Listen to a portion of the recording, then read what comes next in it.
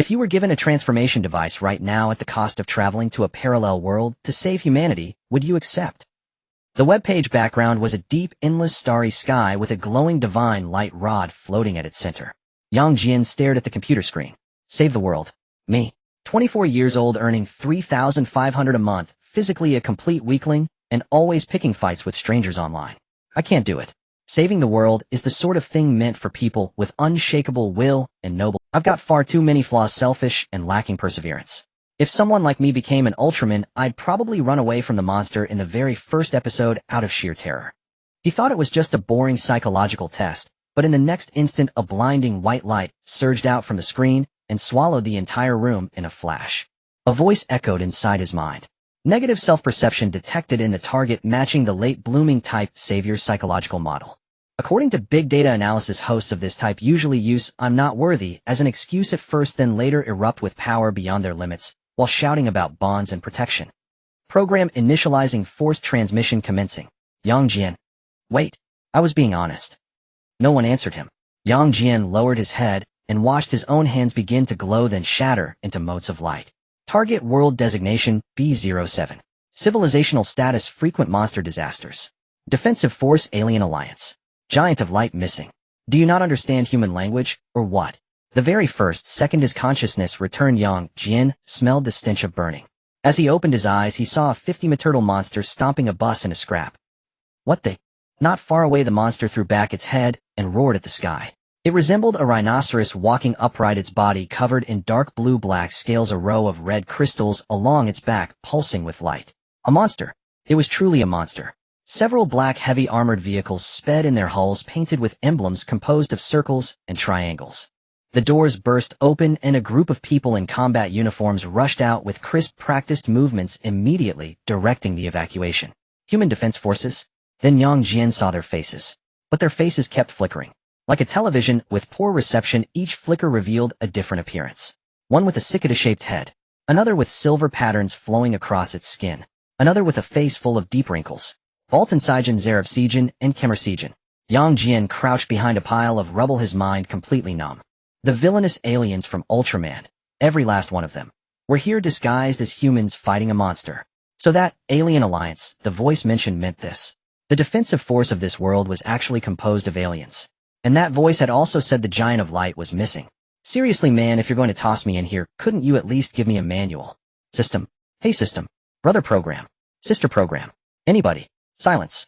The voice that had thrown him here had vanished completely. Jian patted his pocket. A hard object was lying quietly inside. He pulled it out. The divine light rod. Damn. Boom. An explosion erupted barely 10 meters away. The monster's sharp horn fired a dark red beam that pierced straight through an armored vehicle.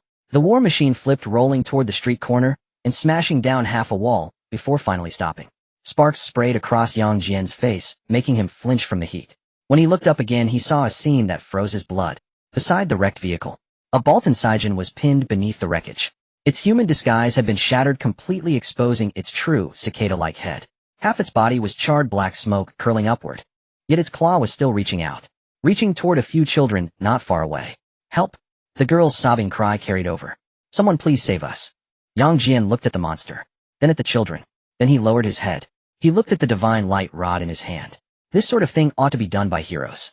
There was no time left to wonder whether he could do it. Diga. Pure sacred white light shot up into the heavens. When the radiance faded, Diga Ultraman stood tall upon the ruins. Jian lowered his head, looking at his silver red and purple body, then at the people cowering at his feet.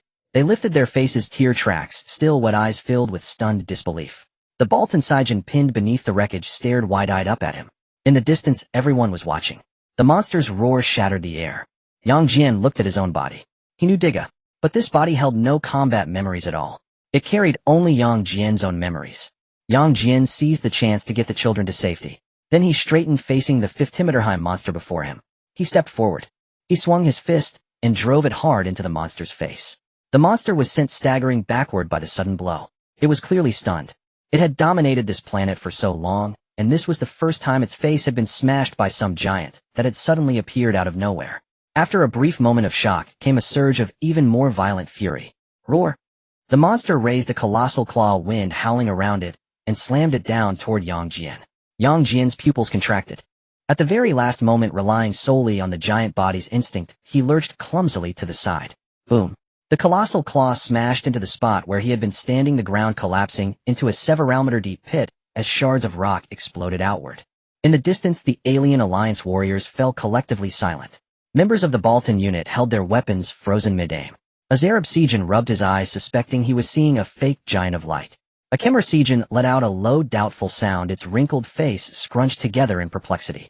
This was the legendary giant of light. Why was it so different from what they had imagined? How could the giant be sent tumbling on his backside by a single swipe of the monster's claw? Yang Jian climbed out of the pit, his face burning. Humiliating. Utterly humiliating. He set his stance, Wing Chun Diga. Relying purely on the giant's strength, vastly superior to the monster's, he charged forward, raining fists one after another onto the creature's body. Left hook. Right straight. The monster was battered, relentlessly forced back again, and again, roaring in fury, yet unable to break free from the storm of wild punches. The disparity in strength was obvious. Every punch Yang Jian delivered made the monster's entire body shudder, its scales cracking. Roar. Driven to desperation, the monster lowered its head and lunged, trying to stab the tip of its horn into Yang Jian's abdomen. Yang Jian's eyes snapped wide open. Horn strike. Diga uses a hand chop to cleave it. He instinctively lifted his hand. But his movement lagged half a beat. The horn drove solidly into his stomach. Ugh! Pain surged through him. Yang Jian grunted as he was shoved backward again, and again, stumbling so hard, he nearly fell a second time. In the distance, the Baltan Sijan pinned under the wreckage struggled, emitting a faint rasping cry. It watched the giant being driven back by the monster, its eyes filled with anxiety. Humans and aliens around them held their breath. Yang Jian clutched his abdomen, gasping for air. He stared at the monster charging at him again, his mind in complete turmoil. Light beam technique. Right, the Zypherian ray. He remembered the pose. Arms in an L shape, gathering luminous energy. Yang Jian immediately raised his arms, straining to recreate Diga's iconic light beam stance from memory. But nothing came out. His mind, I know how to do this. His body, you're dreaming. The monster had already reached him. Yang Jian steeled himself. If the beam won't fire, then it won't fire. He lunged forward, wrapping his arms around the monster's neck, using the full weight of his body to drive it down toward the ground. Stay down for me. With an earth-shaking crash, the 50-meter-high monster was slammed brutally into the ground. Dust billowed into the sky. Straddling the monster, Yang Jian unleashed a barrage of heavy, clumsy punches, hammering its head without restraint. Each punch heavier than the last. Each punch harsher than the one before. The monster's struggles grew weaker and weaker, the red crystals on its back slowly losing their glow. In the distance, the aliens. The human survivors. The process was hard to describe politely, but somehow it looked like they had won. Breathing hard, Yang Jian looked at the motionless monster and finally lowered his fists. He was about to strike one of Diga's classic poses to salvage his image when his foot twisted and he nearly fell over again. Yang Jian. He stiffly drew his foot back, straightened up with a blank face, and pretended that move just now was a post-battle pose unique to a giant of light. As the radiance dissipated, Yang Jian collapsed into the pile of rubble, his heart still pounding wildly. The more humiliating that battle had been, the more guilty he felt now.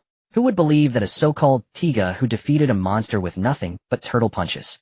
Welcome, Giant of Light, to the group chat. Spiritual link has been activated. A line of pale blue text surfaced directly in the depths of his consciousness. Immediately after the member list refreshed. De Gu Ming run AI Luan Amia. Yang Jian fell speechless. What kind of cross-dimensional dream collaboration was this? Before he could recover from his shock, a message popped up within his consciousness. Mingren, huh? A newcomer just joined. Mingren, welcome, welcome. At last a new friend had arrived. Even through the link of consciousness, he could feel that hot-blooded energy in the lively tone. Yang Jian recognized at once that this was definitely the Ming Ren he knew so well. Soon another message appeared quietly. De Gu, hello, welcome to the group. AI Luan, a giant. What kind of giant is this now? Giant of Light, I'm not the man-eating kind of giant from your side. I'm a giant of light specializing in defeating monsters and protecting humanity. Although today was my first transformation and the fight was a complete mess, at least I didn't hurt anyone. AI Luan, you can control it. Giant of Light, I think so. At least I didn't lose control. I just can't fire any beams. I rely entirely on turtle punches and grappling throws. Ming Ren, what powerful fist technique is turtle punch? Amiya, welcome, new friend. If you encounter difficulty, De Gu, hello, welcome to the group. I also just joined not long ago and still don't quite know how to use this chat. System prompt, new member detected. All group functions are now fully activated. Cross-world transmission function has been enabled. Accumulating 1,000 points allows one traversal. Points can be obtained through interacting in the group, helping group members, and completing system tasks. Yang Jian froze for a moment. 1,000 points. Traversal. So once he saved up enough he could go to their worlds. And they could come to his. Mingren points. Traversal. What does that mean? Amiya, it seems we can go to each other's worlds. Dagu, if there is real danger perhaps we can help one another. Yang Jian silently committed this setting to memory, then closed the chat interface, and lifted his head. In the distance a group of aliens were gathered together discussing something before a screen. Among them stood a Mephiles star being black-bodied with golden stripes positioned in the very center, clearly the leader. Yang Jian got to his feet, patted the dust from his clothes, and walked straight toward them. When he reached the group of aliens, everyone stared in stunned silence. The Mephiles star being had just opened his mouth, not yet managing to speak. I want to join you. Mephiles' mouth remained hanging open. Oh, you're a defense force, right? The kind that fights monsters. The surrounding Baltan star beings exchanged glances. Mephiles was stunned for 2 seconds. You know who we are. You fight monsters here, I also fight monsters here, our goals are the same. The details can be discussed slowly. I'm unfamiliar with this place, and want to find somewhere that covers both meals and lodging. Interesting. Come on, let's talk somewhere else. I am one of the directors of the Star Alliance, you can call me Lao Mei. Along the way Yang Jian saw more aliens. Pit star beings disguised as medical staff were bandaging injured Baltans. Gut star beings disguised as workers were clearing the roads. 20 years ago the Beto Star people and I founded the Star Alliance, Lao Mei said as they walked. By then Earth had already become a gathering place for cosmic refugees. Outside the Empera Empire and the Juda Empire, those two great powers were bombarding each other. Countless civilizations dragged into the fray. Many of those who managed to escape ended up on Earth. Why Earth? Because Earth is off to the side, remote in position, mediocre in resources with little strategic value. At that time humanity was still in the stage of not knowing aliens existed, which made it easy to stay hidden. Lao Mei pushed open a door revealing a temporary command post inside, its various screens flickering. So we reached an agreement with the human governments. We help deal with monsters, and they provide us a place to live. GUTS is the joint defense force between humanity and the Star Alliance. And the monsters? Where do they come from? From the destruction summoning entities, the spheric parasites, and biological weapons overlooked in those imperial wars. Earth is now a no-man's zone where all manner of demons and ghosts flee. Every alien who arrives on Earth is weakened by some unknown force, gradually losing the ability to grow gigantic. All we have left to fight with are conventional weapons and biological weapons. He turned to look at Yang Jian, his gaze meaningful. Until today, when you appeared. Yang Jian felt his skin crawl under the stare. So you are our only giant-class combat power. Lao Mei handed him a card. Report to GUTS headquarters tomorrow. Even though you've already said you want to join, we still have to go through the formal process. Yang Jian took the card. A set of coordinates was printed on it. Alright. Lao Mei studied him for a few seconds. The way you fought just now didn't quite resemble the legendary giant of... Although we've never seen a true giant of light, the ancient records say they were warriors of exceptional prowess in both close-quarters combat and beam techniques. Whereas I only know turtle punches. Yang Jian finished for him. Lao Mei laughed. Those are your words. Yang Jian shrugged. It's the truth. I really don't know anything else. Then how did you win? By crushing them with raw strength. Yang Jian looked at his own hand. This body's power is immense, so great that even wild flailing blows can kill a seasoned master. But that's all. Next time I meet an enemy that requires beam attacks, I'm done for. Lao Mei was silent for a few seconds, then said, interesting. Report in tomorrow and we'll arrange tests for you. Perhaps we can help you figure out how to use it. Yang Jian nodded, then naturally added, by the way, I don't have a place to stay yet, and I still need to eat. Help arrange that for me. Lao Mei fell silent. He opened his mouth, closed it, then opened it again. Several Baltan star beings nearby quietly turned away, pretending to study the screens. In the end, Lao Mei spoke first. Fine. Come on, I'll take you to get something to eat. Yang Jian followed. By the time they left the command post, the sky had already darkened. Rescue teams were still busy amid the ruins, lights flashing. Standing at the doorway, Yang Jian watched those bustling silhouettes in the distance. A young man in a GUTS uniform was standing beside an armored vehicle, head lowered as he looked at something. The light fell across his profile, softening his features. Yang Jian's steps came to a halt. That face. He knew it too well. Yuan Dagu.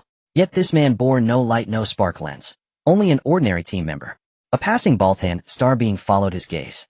Oh, Yuan Dagu, a new GUTS recruit. Today is his first time on the battlefield. He did alright, just far too nervous. You know him? Something like that. The next morning, Yang Jian took the vehicle to the GUTS headquarters. The ruins outside the window had yet to be cleared, and occasionally rescue teams could be seen moving debris. Yang Jian leaned back in his seat. A thought crossed his mind. In the depths of his consciousness, the interface of the chat group appeared before his eyes. Giant of Light brothers, let me show you something. Naruto, what is it? Yang Jian did not reply and began to operate in his mind. The chat group's features were quite comprehensive, supporting file transfers. He organized the memories in his mind and started uploading them one by one. File upload. Naruto. Giant of Light. Naruto, this is yours. Naruto. Mine. What is it? Giant of Light, it's the entire story of your world from your birth to becoming Hokage, over 700 episodes. Naruto. Giant of Light. Yeah. Take your time to watch it. File upload. Attack on Titan. Giant of Light. Aaron, this is yours. Aaron. Mine. Giant of Light manga chapter 139, 4 seasons of the anime. I suggest you prepare yourself mentally before watching. Aaron. Okay. File upload. Arknights. Giant of Light. Amaya, this is yours. Amaya, thank you. File upload. Ultramantiga. Giant of Light. Daigu, this is yours. Daigu. Mine. Giant of Light. Yes. 52 episodes plus 1 movie. The protagonist is named Daigu. Daigu. Giant of Light, you all can watch it. You'll understand once you're done. The vehicle continued to move forward. Yang Jian closed his eyes to rest. After about 5 minutes, a message popped up in his consciousness. Naruto, is this my story? Giant of Light. Yes. Aaron also spoke up. Aaron, I finished it. Giant of Light, that was fast. How do you feel? Aaron. Silence. A long silence followed. Aaron, I originally thought that the Titans were just enemies. If we eliminate all the Titans, humanity would be free. Aaron, I became the greatest murderer. Giant of Light, that is the path chosen by your future self. Aaron, I know. Silence returned. Giant of Light, you can change it now. Aaron, thank you for telling me this. Giant of Light, you're welcome. Amaya, the future me, will keep moving forward. No matter how difficult it is, I must keep going. Daigu remained silent. Yang Jian waited for a while. Giant of Light. Daigu, have you finished watching? A few seconds passed. Daigu, I finished watching. Giant of Light, how do you feel? Daigu, I don't know, can I really do it? Giant of Light, you will. The vehicle stopped. They arrived at Guts' headquarters. Yang Jian opened his eyes. In his consciousness, the group chat was still lively. Yang Jian retracted his consciousness and took a deep breath. He pushed open the car door. A giant base embedded in the mountain stood before him. Yang Jian retracted his consciousness and took a deep breath. He pushed open the car door. A giant base embedded in the mountain stood before him. 2 disguised Baltan aliens were standing at the entrance. Yang Jian walked over and handed them his ID card. The Baltan on the left took the card, scanned it, and his compound eyes flickered. Identity confirmed. Giant of Light. Yang Jian. Please enter. The door opened. Yang Jian walked inside. At the moment he pushed open the defense team's door, he thought he had entered the wrong set. In the command room, over a dozen people turned to look at him in unison. Yang Jian stood at the door, almost losing control of his expression, because he saw several familiar faces. Kamai K stood up from her seat. You are Yang Jian, the Giant of Light. Yang Jian nodded. Yes, it's me. Kamai K nodded, glanced at the people in the room. Everyone is here, let's introduce ourselves. She pointed to herself. I am Kamai K, the captain of Guts. Then she pointed to a middle-aged man with a square face and a serious expression next to her. Vice Captain Suga Morihito, frontline commander. Suga nodded at him. Shinshiro, ace pilot. A young man who looked passionate and cheerful raised his hand. You're welcome. Rina, also a pilot. A girl with short hair and a gentle smile, nodded. Kawada, technical expert. A round-faced, slightly chubby man grinned. Feel free to ask if you need any inventions. Yasui, data analyst. A shy boy wearing glasses waved his hand. Yamanaka, an experienced veteran. A middle-aged man with a stern face only glanced at Yang Jian without speaking. Kamai K paused for a moment, her gaze shifted to the 2 individuals standing in the corner. These 2 are special operations team members transferred from other branches. A man leaned against the wall dressed in a black jacket with a gloomy demeanor. Next to him stood a short-haired woman, her face cold, as if someone owed her 8 million. Go Ryamitsu. Nagi Nishijo. Yang Jian could only think of one thing in his mind: what a divine lineup. There wouldn't be any alien beasts here, would there? Nagi Nishijo scanned him from top to bottom, then coldly spoke. You are the Giant of Light, who couldn't fight yesterday. Yang Jian. How should he respond to that? I've heard about it. Nagi Nishijo walked over each step, carrying a sense of pressure. After transforming, you couldn't even emit light, chased by monsters, and ended up winning with a trick. Yang Jian's lips twitched. Your intelligence is quite good. Nagi Nishijo ignored his sarcasm, her gaze becoming colder. Are you really the Giant of Light? Kamai K approached. She means no harm. In her eyes, light should be perfect and powerful. Oh, is she a fan of the Giant of Light? Nagi Nishijo stared at him for a few seconds. Then she turned and walked back to the corner, saying nothing more. Kamai K cleared her throat, breaking the awkwardness. There's one more advisor who is not here today. As soon as she finished speaking, the door was pushed open. A middle-aged man dressed in an advisor's uniform with a gloomy expression walked in. He walked straight towards Kamai K. Captain Kamai K, I have something to say. Please go ahead. Kawanto turned and looked at Yang Jian. I oppose letting him join Guts.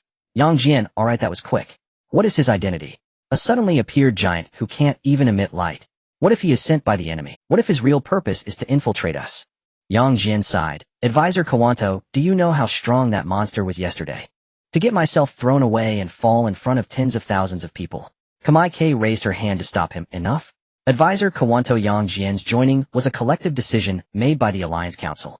If you have objections you can follow procedures, but don't make it like this at the first meeting. Kawanto snorted coldly and turned to slam the door behind him. The room fell silent again. Sugu spoke up. He isn't targeting you, he's against all aliens. Yang Jian was taken aback. Kawanto is a hardliner always opposing cooperation with aliens. Yamanaka Ikaru spoke for the first time.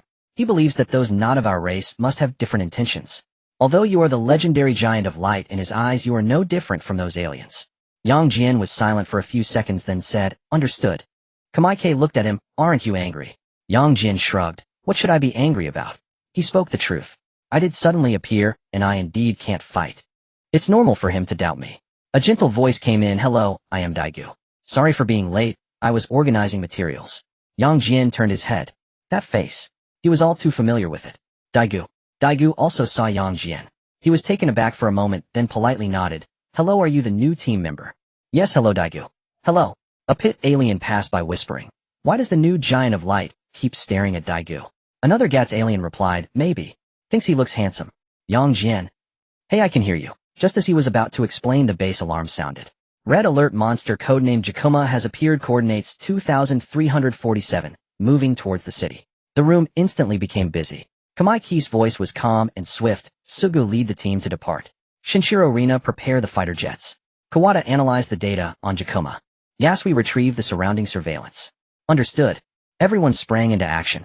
Yang Jian was stunned for half a second. What about me? Kamaike glanced at him. You follow us to the scene. Yang Jian nodded. All right. The transport vehicle sped along the road. The atmosphere inside the cabin was tense. Juejing held onto the terminal, his brow furrowed.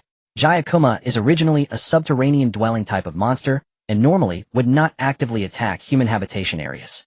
But the energy fluctuations from this one are clearly abnormal, especially around the nape and back, as if it has been provoked by something extra. Could it be another biological weapon?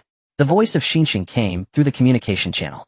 It's possible, and its surface rock layer density is exaggeratedly high, though conventional firepower may not be able to penetrate. Upon arriving at the mining area, the ground was already in chaos. Jayakuma was lowering its head, repeatedly ramming its horn against the energy wall provided by the Star Alliance. Workers were desperately fleeing under the cover of the rescue team. In the sky, 2 flying swallows began to circle at high speed. Xinxing Lina suppressed from the right side, do not let it advance further. Zhongfang quickly issued the order. Received. Understood. Several beams of lasers swept down from the sky, striking Jayakuma's shoulders and back, erupting in a shower of sparks. Jayakuma suddenly raised its head, roaring in anger, its back spines shaking off debris. Juejing watched, his lips twitching. It's that hard. Ground troops deploy. Prioritize covering personnel's evacuation. Understood. The mixed team immediately spread out. The Baltan aliens disguised as humans set up heavy firepower, while the Zarab aliens continuously guided the workers to retreat. Yang Jian stood on a high slope staring at Jayakuma. Zongfang's voice echoed in his headset. Yang Jian, do not rush to transform, first confirm its attack pattern. Alright. In the next moment, Jayakuma seemed to be thoroughly provoked by the disturbances in the sky. It suddenly raised its head, and its horn shone with a gray-white light. Yaro's voice changed. High energy reaction. Petrification ray. Quickly disperse. A gray-white beam instantly swept out. Half of the rock slope ahead was instantly petrified into a gray-white rock layer, along with an abandoned mining cart that did not have time to be removed, turning into stone. Everyone's expressions changed. Xinxing cursed directly in the channel. The petrification strength of this thing is way higher than recorded. The abnormal energy at the nape and back is rising synchronously. Juejing stared at the terminal, speaking quickly. This is not natural evolution, it has been artificially enhanced. Zongfang gritted his teeth. We cannot let it get closer to the evacuation channel. Yang Jian stared at the monster, exhaling. He more or less understood. Thick skin. Still a melee type. Isn't this just right in front of his gun? Deputy team, am going in. Zongfang paused for half a second. Beware of the petrification ray. Receive. A white light shot up into the sky. In the next moment, a giant of light in silver, red, and purple appeared over the mining area. The workers still evacuating on the ground nearly instinctively paused looking up at the towering figure. It's that giant from before. It really is the giant of light. Jian looked down at his hands, slowly clenching his fists. Power surged from his limbs. Everything in his field of vision became extraordinarily clear. The trajectory of the monster's muscle power, the direction of the rolling debris, all was crystal clear. Why does it feel like I've become stronger again? Roar. Jian charged forward first. Its massive body stomped the ground, and its horn directly collided with Jian's chest. Jian, be careful, Lena warned. Jian did not evade. He raised his arms, his legs sinking fiercely, meeting the charge heat-in. Boom. A huge explosion erupted. The shockwave sent debris flying in all directions. Everyone stood dumbfounded. Because Jian charging in was forcefully stopped. Even in the command room, Jiken's expression slightly froze. Yaru's voice was dazed. He took it heat-in. Xinqing exclaimed, what kind of monstrous strength is this? Jian gritted his teeth, letting out a low growl, and with force from his waist and abdomen, he suddenly heaved to the side. Jian's massive body was actually thrown off balance, crashing heavily against the side rock slope. Boom. The entire area of debris collapsed. Beautiful. Zhongfang exclaimed. Jian did not give it a chance to rise, directly pouncing on it. Bang. A punch after punch landed heavily on its head. Bang. Bang. Bang. There were no fancy moves. Just straightforward hard hits. Each punch shattered the rock armor, sending stone chips flying. Jian roared in anger, swinging its claws to counterattack, but Jian grabbed its wrist, twisting it back, and violently thrust his knee upward. Boom. The monster's head snapped back violently. Jian nearly slid off his chair. This is not any combat technique recorded in the data of the Giant of Light. Xinqing shouted, is this not fighting? Jian was evidently stunned from the blows, its back spine suddenly glowing, and its limbs exerting force as it attempted to drill into the ground. Trying to run. Jian's eyes narrowed, grabbing its tail. Everyone in the mining area witnessed an absurd scene. The Giant of Light forcefully yanked back a monster that was about to drill underground. The ground was dragged out into a deep trench several dozen meters long. Jian struggled frantically, its horn glowing with gray-white light. Be careful of the petrification ray, Yaru shouted. Jian raised his left arm to block. Sizzle. The gray-white petrification energy brushed past his arm, quickly covering the surface of his silver-purple arm with a layer of gray-white stone. A tingling pain spread along his arm. Jian frowned. It hurt quite a bit. But that was it. In the next second, his right fist struck out fiercely. Bang. This punch landed solidly on Jian's face, directly deflecting its petrification ray, the beam skimming past the distant rock wall. Jian shouted at the data. There are abnormal metallic echoes at the nape. There is something there. Jian charged up, wrapping his arms around Jian's neck, using his momentum to sink his body, twist, and exert force. Over shoulder throw. Boom. A monster weighing 58,000 tons was lifted by him and slammed heavily to the ground. The ground collapsed and dust shot skyward. Jian directly mounted it, aiming his right fist at the abnormal protrusion at the nape and striking down hard. The first punch cracked the rock armor. The second punch deformed the metallic shell. Bang. The control device was smashed, sparks and fragments bursting out. The red light on Jian's back suddenly extinguished, and its massive body began to convulse violently. Yaru immediately reported, abnormal control signal has disappeared. Petrification fluctuations are decreasing. Jian suddenly looked up, excitement on his face. Effective. The additional amplification within it is collapsing. Zhongfang was about to give the order to retreat. Jian was also just preparing to breathe a sigh of relief. In the next second, Yaru's voice suddenly changed tone. No. A new reaction is appearing in the sky. Super high-energy cosmic fluctuations approaching. Everyone instinctively looked up. Above the mining area, an unknown blue-white light appeared. Zhujing's face turned pale. Sphia. What? Xinqing was taken aback. The blue-white light flowed like liquid, directly merging into Jian's still convulsing body. Jian's remaining body suddenly surged upward. The previously dimmed spines on its back instantly brightened again, but this time it was not red light, but a strange blue-white crystalline glow. Clusters of crystals grew densely along the edges of its horn. Large areas of translucent crystalline patterns appeared on its rock armor, and its eyes turned cold blue. The entire monster emanated a chilling aura that did not seem biological. Jian. He looked at the monster that stood up again, momentarily blank. Then he couldn't help but curse, what the hell? There's a second stage? Before anyone could react, the fused Kakuma of Sphia suddenly kicked off the ground, launching itself like a cannonball. Jian was momentarily stunned. What happened to that bulky wrestler?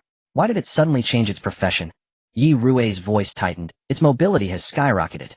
Its speed has increased at least threefold.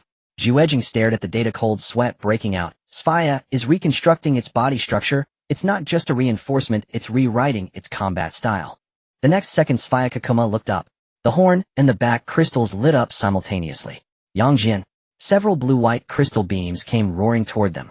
Boom, boom, boom. The ground exploded in succession, with large crystal spikes erupting from the explosion points like a wildly growing crystal forest. Jian immediately dodged to the side, but ultimately was not agile enough. A beam struck his shoulder. Bang! Jian staggered back a few steps, sparks bursting from his shoulder armor. This hit was much more severe than the petrification ray earlier. Why did this monster suddenly turn into a ranged one? Jian gritted his teeth, watching the rapidly gliding Sphaya Kakuma in the distance, feeling a pang of bitterness. Damn, it felt like you just knocked over a heavy tank, and the opponent suddenly took off into the air, transforming into a mage that could cast kites. What again? Sphaya fused Kakuma once more launched itself into the air. It no longer faced Jian directly, instead it continuously used the complex terrain of the mining area to dart back and forth at high speed.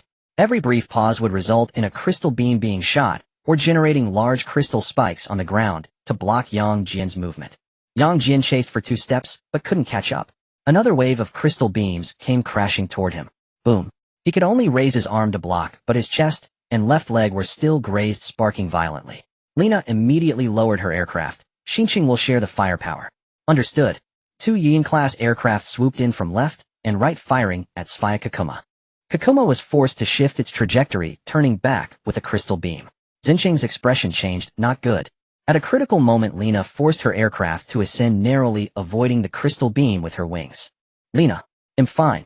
Zhongfang quickly adjusted on the ground. Don't engage it in firepower, disrupt its movement route. Yi Rui analyze its turning points. Understood.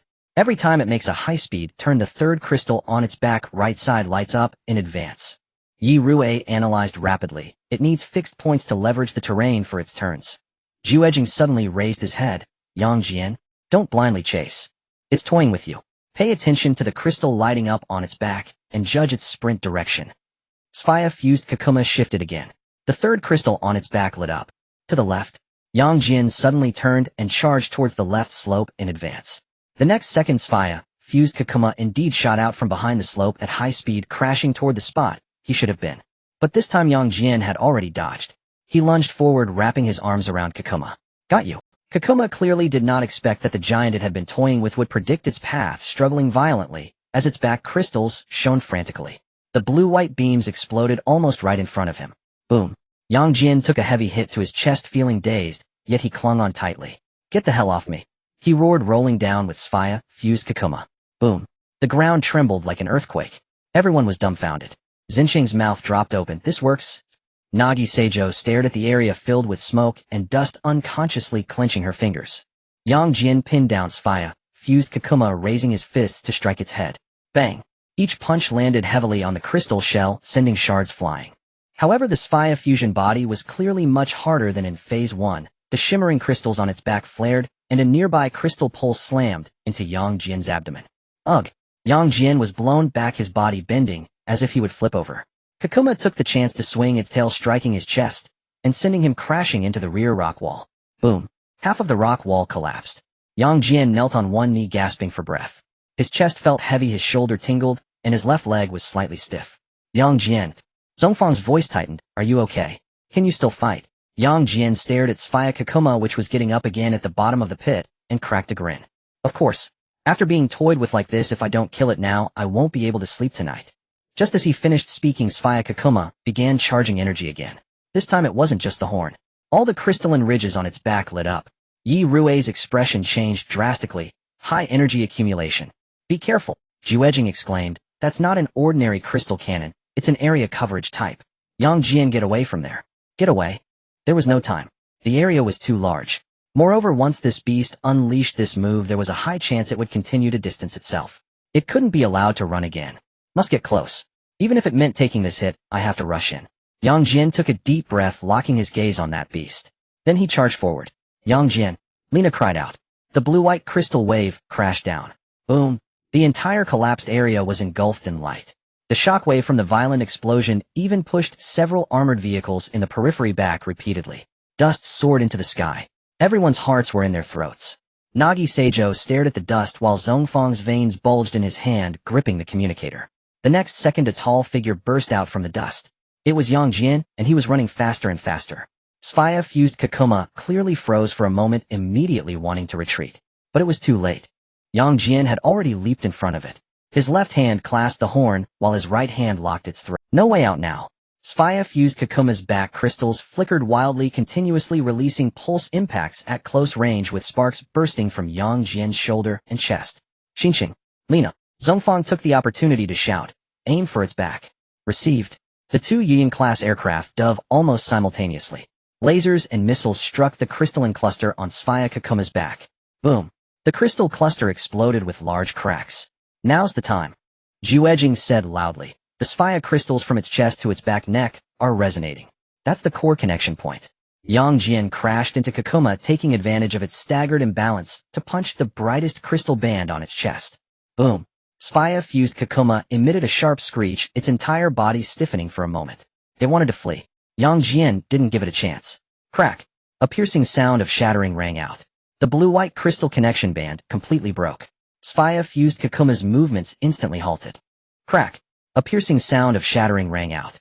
The blue-white crystal connection band completely broke. Spia-fused Kakuma's movements instantly halted. Yang Jian panted heavily, staring at the immobilized beast, muttering under his breath, "Are you dead or not?" Then he delivered the final punch. Bang! His fist pierced through the completely cracked crystal core on its chest. Blue-white crystal light exploded from the cracks, scattering in all directions like shattered glass. Spia Kakuma's massive body crashed to the ground. On the ground, all Guts and Star Alliance members remained frozen in their actions, unable to regain their senses for a long time. We won. Xinqing was the first to recover this. This is too hardcore. Lina let out a long breath, her voice still trembling. Did he just charge in while taking that attack? Juejing looked down at the terminal, then up at Yang Jian, almost losing his mind in excitement. This body performance is incredible. Zhongfang looked at the figure standing in front of the monster's corpse, silent for 2 seconds, simply saying, "Well done." Nagi Seijo stood still, not moving. She had always thought that this so-called giant of light was different from her imagined light. Not sacred, not perfect. But now, looking at that upright figure, she suddenly found herself unable to voice a single doubt. Because that guy could truly endure. The light faded. Yang Jian fell back to the ground, his legs going weak, almost losing his balance this time. A Baltan alien beside him quickly helped him up. "Your Excellency, be careful." Yang Jian panted, "Thanks." The Baltan alien looked at him, its eyes shining. "You are really strong." Yang Jian chuckled wryly. "I almost got toyed to death by it. But in the end it was you who won." The Baltan alien said seriously. At this moment, Zhongfang, Xinqing, Lina, Juejing, and others hurried over. Xinqing scrutinized Yang Jian, his expression quite complex. "Was yesterday really your first transformation?" "Yeah." "Is your adaptability a bit excessive?" Yang Jian thought for a moment. "Maybe I'm just tough." Xinqing. Lina couldn't help but chuckle. Juejing had already crouched beside the scattered crystal fragments, and monster remains, his face a mix of excitement and lingering fear. Spia not only took over Kakuma, but also directly reconstructed the combat style. If you hadn't held onto it, no one could have stopped it this time. Zhongfang nodded, his expression becoming serious. The issues exposed this time are obvious. He looked at Yang Jian. "Your close combat suppression is extremely strong, that's beyond doubt. But against high-speed ranged enemies, your means of response are too limited. Today, if it weren't for Yi Rue's predictions, Xinqing and Lina helping suppress the back crystal, and Juejing finding the core, you would have been in even greater danger." Yang Jian nodded. He did win today, but he was indeed disgusted. Had he not stubbornly endured that last big move, he would probably still be chasing the monster around that mining area. At that moment, a cold voice devoid of any emotion came from behind. "The evaluation is correct." Everyone turned around. At some point, a woman with waist-length silver hair and dressed in a white lab coat approached. She held a tablet in her hand, her pale purple eyes scanning the battlefield from the scattered crystal fragments on the ground to the wreckage of the Gakuma, finally landing on Yang Jian. Her gaze was as calm as if she were examining a set of experimental data. High-strength, high-impact resistance, and strong close-range explosive power. The drawbacks are rough displacement prediction, near-zero mid to long-range handling ability, extremely low energy invocation efficiency, and significant waste of combat movements. She walked in front of everyone with a flat tone. Conclusion: excellent hardware, but the software is defective. Yang Jian. The Beta Star people. Zhongfang coughed lightly. Celine, you arrived just in time. I didn't come to make small talk. The woman interrupted directly, her gaze still fixed on Yang Jian. I am here to take over the subsequent evaluation and training program formulation. She looked down and swiped twice on the tablet. Starting today, your combat data will be jointly organized by me, Juejing, and the Barton Training Group. She paused. I want to record the combat section of the Sphy fusion body completely. Yang Jian's lips twitched. Do all you researchers like to stab in the back right after a fight? Celine glanced at him. It's not a stab in the back, it's a fact. You won today partly due to physical strength and partly due to luck. The next time you face a similar target, there may not be such terrain and auxiliary conditions. Her gaze swept across his body. So immediate training is required. Yang Jian, you really give no room for buffer in your speech. Buffer would affect efficiency, Celine replied flatly. After saying this, she turned and walked towards the research vehicle. After taking 2 steps, she paused without looking back. Also, your combat data is very valuable for research. Yang Jian felt an inexplicable chill. This statement sounded odd. But before he could ask, Celine had already opened the car door and got in. The white research vehicle quickly drove away, leaving a group of people and debris behind. The voice of Yu Rui came through the communication channel. Captain, the preliminary sorting of combat data has Yang Jian's frontal strength, explosive power, and impact resistance are all exceedingly high, but his energy release efficiency. There was a pause in the earpiece. Then Yu Rui used a very mild term. There is significant room for improvement. Yang Jian, does that mean it's pretty bad? Shinjo immediately chimed in. Not bad, it's bad in a very stable way. Yang Jian. Fine. He'll remember you. On the large screen in the command room of the base, the battle from today was being replayed continuously. Some segments had been separately cut out and played in slow motion. For example, the moment he braced himself against the Gakuma's charge. For instance, when he was led around the mine by the Sphy fusion body. And another scene where he charged in while bearing the brunt of the crystal's powerful attack. Yang Jian stood at the door, watching himself on the big screen hit by the crystal light beam, sparks flying everywhere, yet still pushing forward, feeling a bit dazed. Public execution. Still in high-definition replay mode. Zhu Jian, who stood in front of the screen, arms crossed, her expression as calm as ever. Everyone take a seat. Let's have a brief review. Everyone took their seats. Just as Yang Jian sat down, Juejing slammed a stack of documents on the table, his eyes shining with excitement. Let's start with the conclusion. Mr. Yang Jian's physical baseline performance far exceeds our original expectations. Strength, speed, impact, resistance, and recovery ability are all very high. Especially the close-range suppression ability, but it's not just excellent, it's exaggerated. At this point he changed his tone. However, here it comes. As soon as this, however, came out, Yang Jian knew he was going to be criticized. Juejing flipped to the next page of the data. Your problems are also significant. Very significant. Extremely ridiculous. First, the energy invocation ability is low. You clearly possess light, but you don't know how to mobilize it. In other words, you can only fight using your body and not in the way of the giant of light. Second, the mid to long-range combat capability is nearly non-existent. Facing a high-speed long-range enemy like the Sphy fusion body, you were at a disadvantage the entire time. Third, there is significant waste in your movements. A lot of your force relies on brute strength, leading to rapid exhaustion. Yang Jian listened attentively. He indeed learned a lot from the latter half of today's battle. He was not afraid of close combat.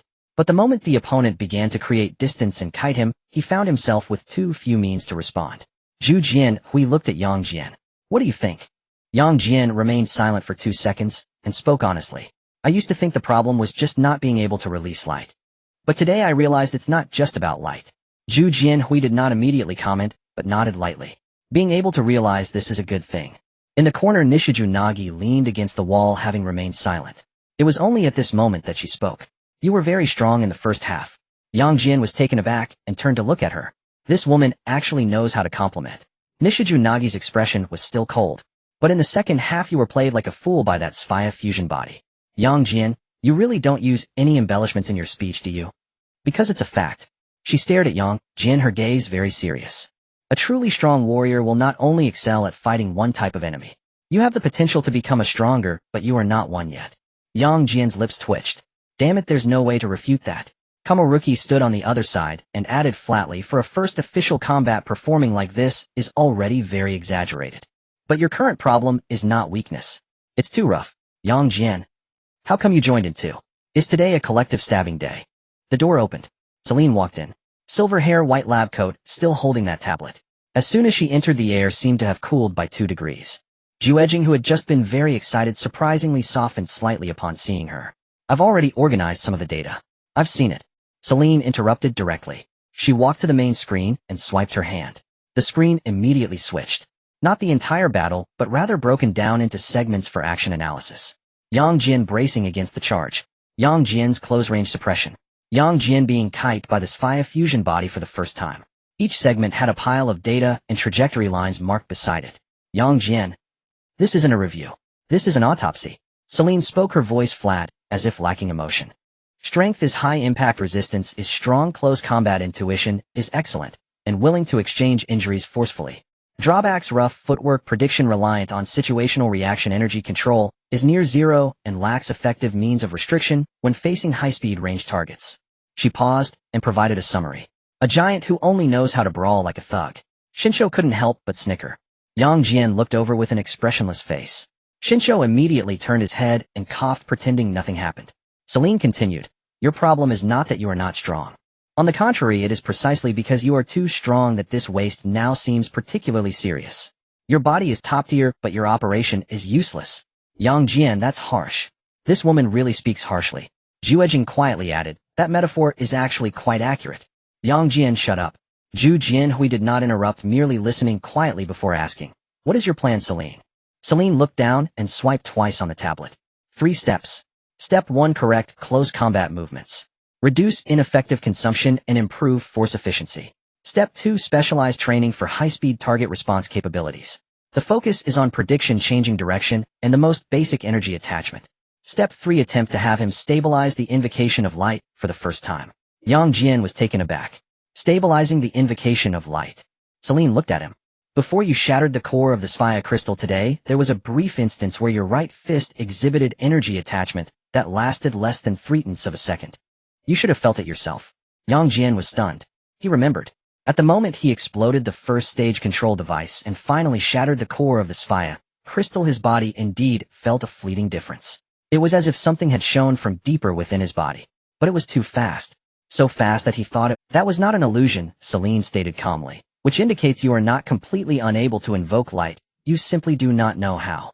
Not knowing and being unable are two different matters.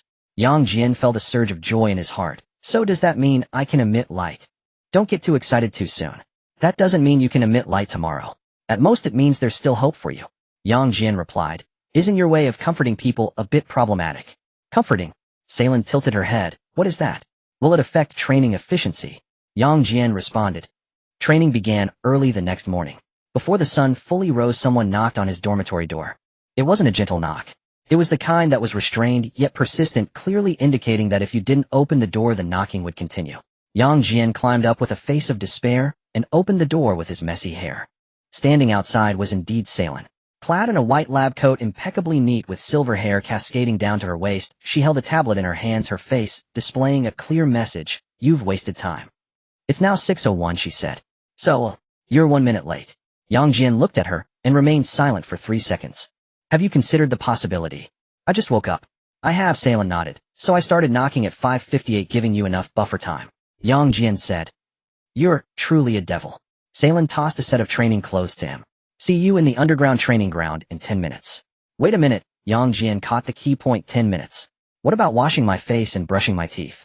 Personal hygiene doesn't affect combat effectiveness. Celine turned and walked away, but being late will affect training progress. This person shouldn't be from the Baltan race. They should be from the Zhou Poppy race, right? The underground training ground. When Jian arrived, the Baltan training team was already there. They were all wearing simplified training gear, standing with a posture so standard it looked like they were carved from the same mold. Beside them stood a whole row of bizarre equipment. High-speed moving targets, trajectory projectors, gravity suppression rings, energy sensing pillars. There was also a huge spherical training device that looked as if it would make you regret entering. Jian stood at the door, suddenly feeling a sense of foreboding. Celine stood in the center of the arena, not looking up from her tablet. First, we'll do basic tests. The first item is close combat movement correction. The second item is dynamic tracking. The third item is energy awakening. Jian looked at her and instinctively asked, what if I don't want to do it? Celine looked up at him. Her tone was calm without a hint of fluctuation. Then I'll edit the video of you being kite-flyed by the Sphia fusion body yesterday, cutting it into 8 angles, and looping it, playing it in the Guts cafeteria for an entire day. Jian hiss. The three Baltan training team members' compound eyes flashed simultaneously. It seemed like they were holding back laughter. Jian took a deep breath. Come on. I don't care how I die, but it can't be social death. Salen lowered her head and noted something on her tablet. Emotional state qualified. Then let's begin. The first training item, close combat movement correction. Then Jian understood why Salen said yesterday that her movements were severely wasted. Because he quickly discovered that while his fighting style yesterday was effective, it was indeed wasteful. Movements that could be resolved with a single punch, he added half a power exertion phase. Clearly able to use leverage to throw his opponent, he preferred to take it hidden. After the first round of practice, Jian was already starting to sweat. The second item was high-speed target dynamic tracking. This item was even more excessive. In the venue, more than a dozen high-speed moving light spots would simultaneously pop up, their trajectories entirely random. What Jian needed to do was within the shortest time determine which was the truly threatening target, then rush up to intercept it. In the first round, he missed 8 times. In the second round, he missed 6 times.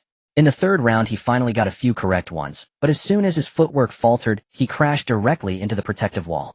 Bang! The sound was very loud. Jian held his head and stood up, his face numb. Salen calmly recorded beside him. Error: reason upper body reacts faster than lower body. Pursuit awareness exceeds interception awareness. Jian gritted his teeth. You really explain things in a way that's easy to understand. Thank you. I wasn't complimenting you, but I took it as a compliment. Alright, you win. When it came to the third item, energy awakening, Jian finally experienced what it meant to be abstract. In the center of the training ground stood 3 energy sensing pillars. Salen's requirement for him was extremely simple: stand here and find a way to bring out the light. Jian fell silent. Is this it? This is it. What about the specific method? Figure it out yourself. Jian looked at her in disbelief. Aren't you the technical head? Is your training method this idealistic? Salen replied calmly.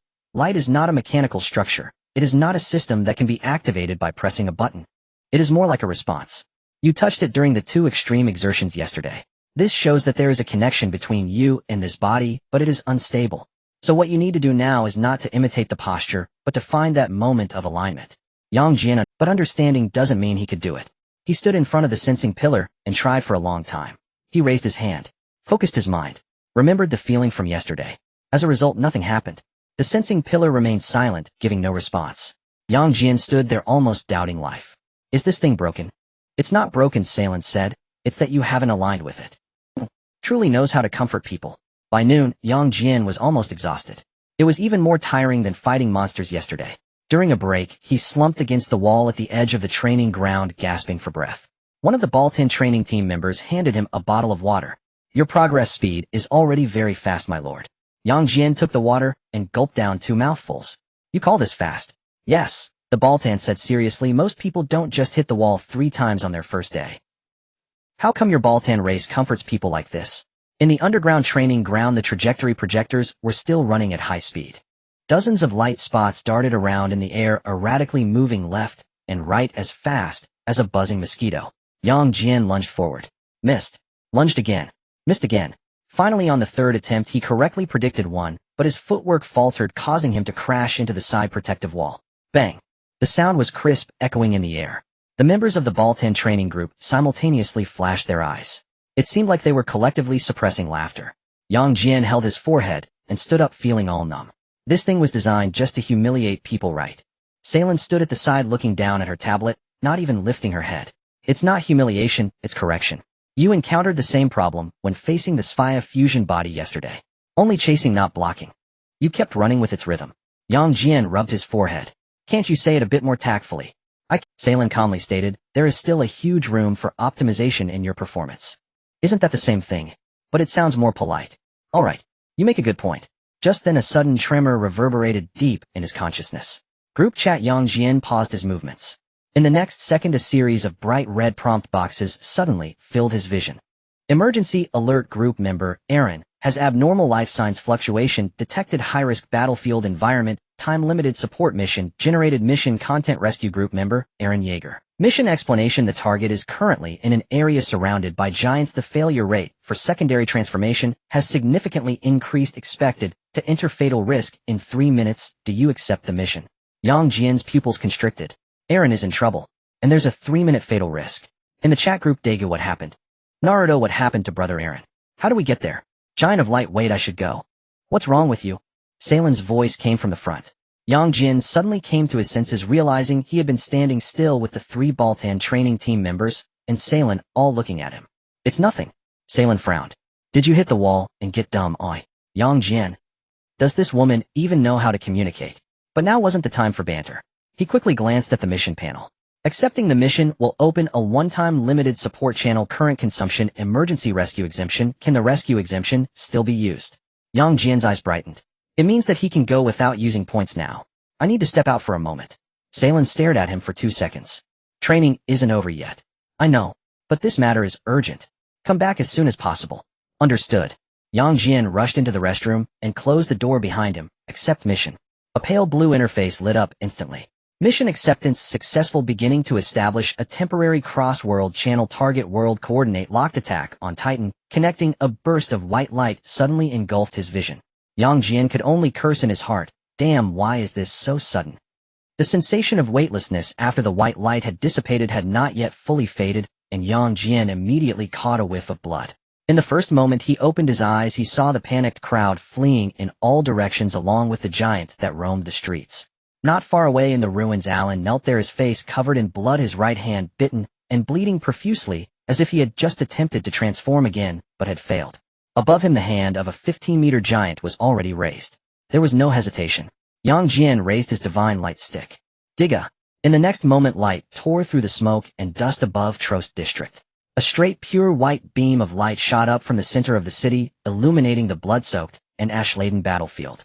Everyone fleeing instinctively looked up at that moment. All the soldiers leaping between the rooftops involuntarily slowed their movements by a beat. Mikasa had just landed on a shattered eaves, her gaze subconsciously drawn to the white light, and she froze in place. Armin stood on the other side, still catching his breath. What is that? No one answered him. Because in the next second what appeared in that light had surpassed everyone's understanding. A massive figure woven from silver red and purple rose from the white light. The towering light giant seemed to descend directly from another world into this hell. Boom. At the moment it landed, the entire block in the center of Trost district shook. The 15-meter giant, which was about to swat Alan to death, hadn't even completed its motion. Digos' left hand had already crossed in front, firmly blocking the descending wrist. Time seemed to be forcefully halted at that moment. The giant's palm stopped in midair, unable to press down any further. Meanwhile, Digos' right hand opened wide and effortlessly lifted Alan from the ruins. Alan hadn't even processed what had happened when his body was already off the ground. He was completely frozen. The crumbling bricks around continued to roll downward, the giant's roar still ringing painfully in his ears, yet those sounds seemed to be suddenly muted.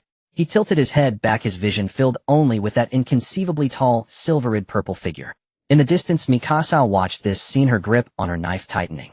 She stared in disbelief as the 15-meter giant's attack was intercepted midair, watching the massive being emerging from the white light directly take Alan away from the ruins. The shock even made her momentarily forget to continue charging forward. Armin stood at the edge of the rooftop, feeling as if he were nailed in place. His mouth opened, but no sound came out. He had seen giants before. Throughout his life they had always lived in the shadows of giants. But the being before him was not a giant in any sense they understood.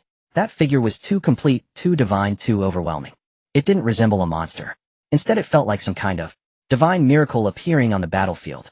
As the fleeing civilians on the ground witnessed this scene, their reactions were even more immediate. Some stopped in their tracks, staring blankly upward. Others, holding children, froze in place, forgetting even to cry. Some trembled as if wanting to say something, yet only managed to mumble incoherently. A giant? No, that's not right. That is not a giant. The 15-meter giant that was stopped clearly did not understand what had just happened. It hesitated for a moment, then let out an angry growl, exerting all its strength to try and pull its hand free from Digos' grasp. It did not succeed. Digos stood there without even swaying. His left hand simply exerted a slight force. Crack! The sound of bones breaking suddenly rang out. The entire arm of the giant twisted at a grotesque angle, and its massive body was thrown off balance, stumbling sideways. In the next second, Digos lifted his foot and kicked. Boom! The 15-meter giant was struck as if hit by a rapidly approaching mountain, its entire body flying backward, crashing into 2 already half-destroyed buildings. The thunderous sound momentarily silenced the entire block. Alan held in Digos' hand, watched in close proximity as the giant that had nearly driven him to despair was kicked away, his mind blank. It was too easy. So easy it felt almost unreal. As if that was not a monster capable of driving humanity to the brink, but rather just an obstacle casually kicked aside. Before anyone could recover from this scene, another abnormal titan had already moved. It was on all fours, propelling itself off the walls at high speed, moving as fast as a shadow, darting across the rooftops, aiming directly at Diga's neck. Behind you. Almost instinctively, Mikasa and Armin spoke simultaneously. But that tall figure did not even turn its head. It simply raised its hand in a reverse motion. Slap. The high-speed attacking abnormal titan was precisely caught by the head, as if someone had pressed down on a wildly thrashing beast in midair. Everyone on the street was stunned. They didn't even see how that thing had lunged at them, let alone how Diga had raised his. They only saw that the abnormal giant, whose speed had made it impossible for soldiers to react, had been caught with one hand in the next moment. The abnormal titan struggled madly, limbs flailing, emitting a piercing screech from its throat. Yet in Diga's hand that struggle appeared utterly powerless. His fingers tightened. Bang! The entire head exploded in midair, splattering blood everywhere. Armin was completely speechless. Mikasa stared intently at that figure, her gaze finally breaking free from pure combat mode, revealing a near-dazed shock. And further away, those ordinary giants that had originally been rushing towards the civilians also slowly turned their heads due to the commotion. They saw that presence taller, more complete, even cloaked in light than themselves. For the first time, they instinctively stopped in their tracks. Diga looked down at Alan in his grasp. Then he raised his hand and gently placed him on a nearby rooftop that was still relatively intact. When Alan's feet touched solid ground again, he was still somewhat dazed. He looked up at the enormous figure so close to him, opened his mouth, but nothing came out. Jian did not turn back to see his reaction, because the giants in the district were already gathering more towards this side. He simply took a step forward. The ground cracked thunderously. The few ordinary giants that had been approaching while growling lost their balance from this step. In the next second, Diga bent down and threw a punch. Boom. The 10-meter giant in front did not even have time to react. Its head and upper body exploded on the spot. Another one tried to flee. Diga grabbed its neck as if lifting a torn burlap sack and swung it towards the street corner. Crash. In that moment, everyone in the Central Trost district who witnessed this scene was left speechless. This was no longer a battle. This was one-sided slaughter. Jian, this is the proper way to open up a crossover. Alan came back to his senses. Is this how the light giant fights? So powerful. Jian. Not really. Armin looked up, his voice shaking so softly it was almost inaudible. What exactly is that? Alan stared at that tall figure, and after a while he finally managed to exhale slowly. It's one of us. Mikasa turned her head, glancing at him. But Alan did not continue to explain, because he himself had not fully recovered from the shock. Knowing in the group chat was one thing.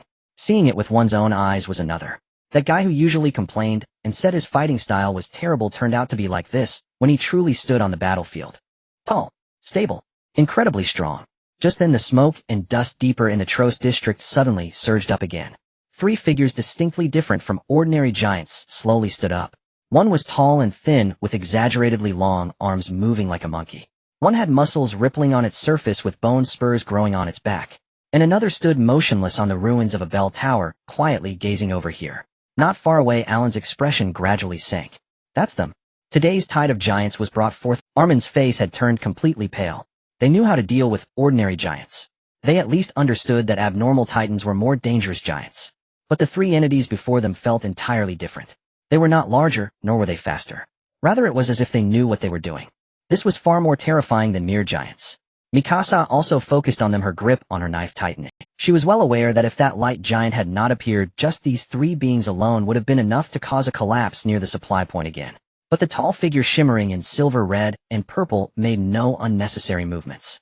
Diga simply stood there, glancing at the three abnormal giants, as if seeing three targets that were finally somewhat worthy. Then he moved. There was no probing, he simply took a step forward. Boom. The entire block shook violently. The three abnormal giants almost simultaneously looked up. They clearly realized the danger.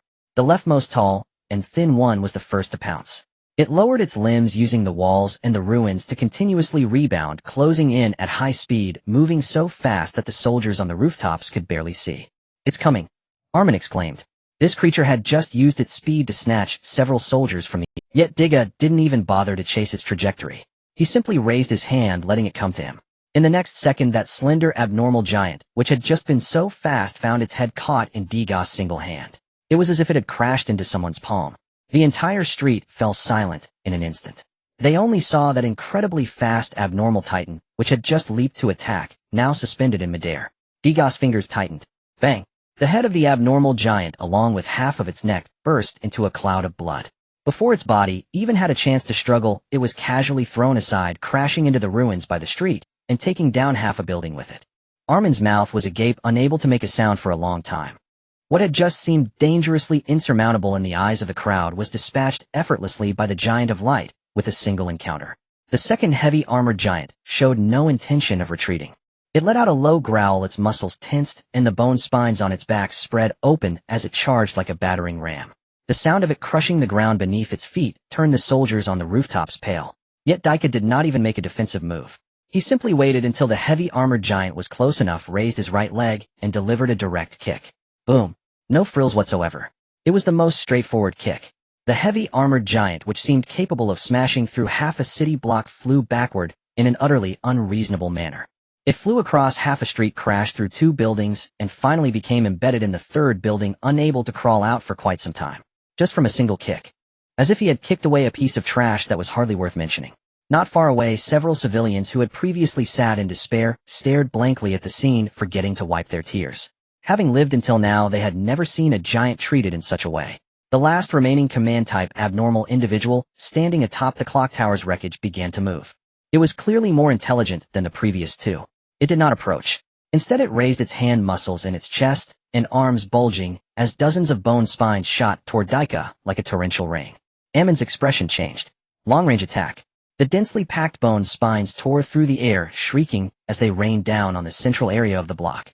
With such coverage, it would be impossible for human troops to evade. But Daika simply raised his arm, casually blocking the attack. Oh, you actually aren't running away. Those attacks didn't even make the tall figure retreat a single step. Mikasa watched the silver-red purple figure remain motionless amidst the storm of bone spines, her throat feeling as if it were blocked. She was all too aware of what such an attack meant for humans. Yet against the Giant of Light, it couldn't even make. This was no longer about being strong. It was an existence on an entirely different level. Just as the command-type abnormal individual was about to raise its hand for a second round of attack, Daika had already stepped forward. The abnormal individual attempted to retreat, but it was too slow. Daika raised his hand and slapped down. Boom. The entire clock tower wreckage along with the surrounding rooftops collapsed. The command-type abnormal individual was slapped deep into the ruins, its complete form no longer visible. The central area of Trost district fell eerily silent, as if no one remained. The 3 abnormal giants that had just made Eren, Mikasa, Amin, and all the soldiers feel so tense that they were chilled to the bone had collectively not even managed to drag the battle into a second round. One was killed instantly upon contact. One was kicked into uselessness. One was slapped away. There was no so-called back and forth. It was a complete and utter annihilation. Eren looked up at the tall figure standing amidst the ruins and the remains of giants, his chest feeling as if it had been struck hard. This was true power. Just standing there was enough to make the enemy understand what despair truly meant. Amin opened his mouth, his voice strained and nearly unrecognizable. Is this the Giant of Light that Eren spoke of? No one answered him, because everyone was still reeling from the shock that had completely shattered their understanding. Those giants that had once felt like natural disasters in their eyes were before this existence emerging from the light, hardly even counted as dangerous. Not far away, the heavy armored abnormal giant that had been kicked away finally struggled to prop itself up from the rubble, half of its body raised. Its chest was completely caved in, steam pouring out madly, its movements more than twice as slow as before. Yet even so, it had not died. Eren's expression darkened. It's still alive. Hearing this, Daika turned his head to take a look. Then he bent down and lifted a large piece of broken building debris from his feet, casually throwing it away. Boom. The heavy armored abnormal giant, which had just propped itself up, was obliterated along with the surrounding rubble. In the distance, it was unclear who knelt down first. Then came the second, the third.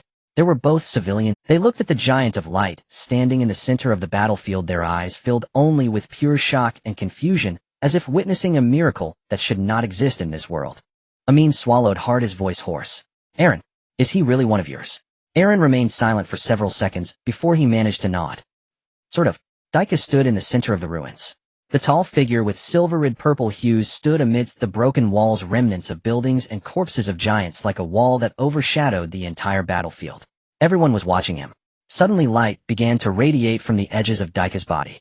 His entire tall figure gradually transformed into countless tiny particles of light, slowly scattering in the wind. Ammon's voice was hoarse. Is he disappearing? In the next moment, the scattered light did not completely fade away, but instead gathered back on the ground. In the end, all the points of light landed on the shattered streets of Trost district. When the light faded, that 50-meter-tall giant of light was no longer there. Only a black-haired young man remained standing amidst the debris and corpses of giants. He turned back into a human. A human? That giant of light just now was a human. What had originally been an existence that could only be viewed with awe and confusion suddenly stood there in the form of a human, bringing a shock that was even more bizarre than the earlier scene of annihilation. Because it meant that the power that had nearly upended the entire battlefield's understanding was not some untouchable natural disaster, nor was it another larger monster. It was a kind of power that could be mastered by humans. Meanwhile, young Jian raised his head and glanced at Eren and the others. Then his first words were, "You guys fight dirty." "What? Eren? Mikasa." The divine and oppressive feeling that lingered in the air inexplicably shattered by half.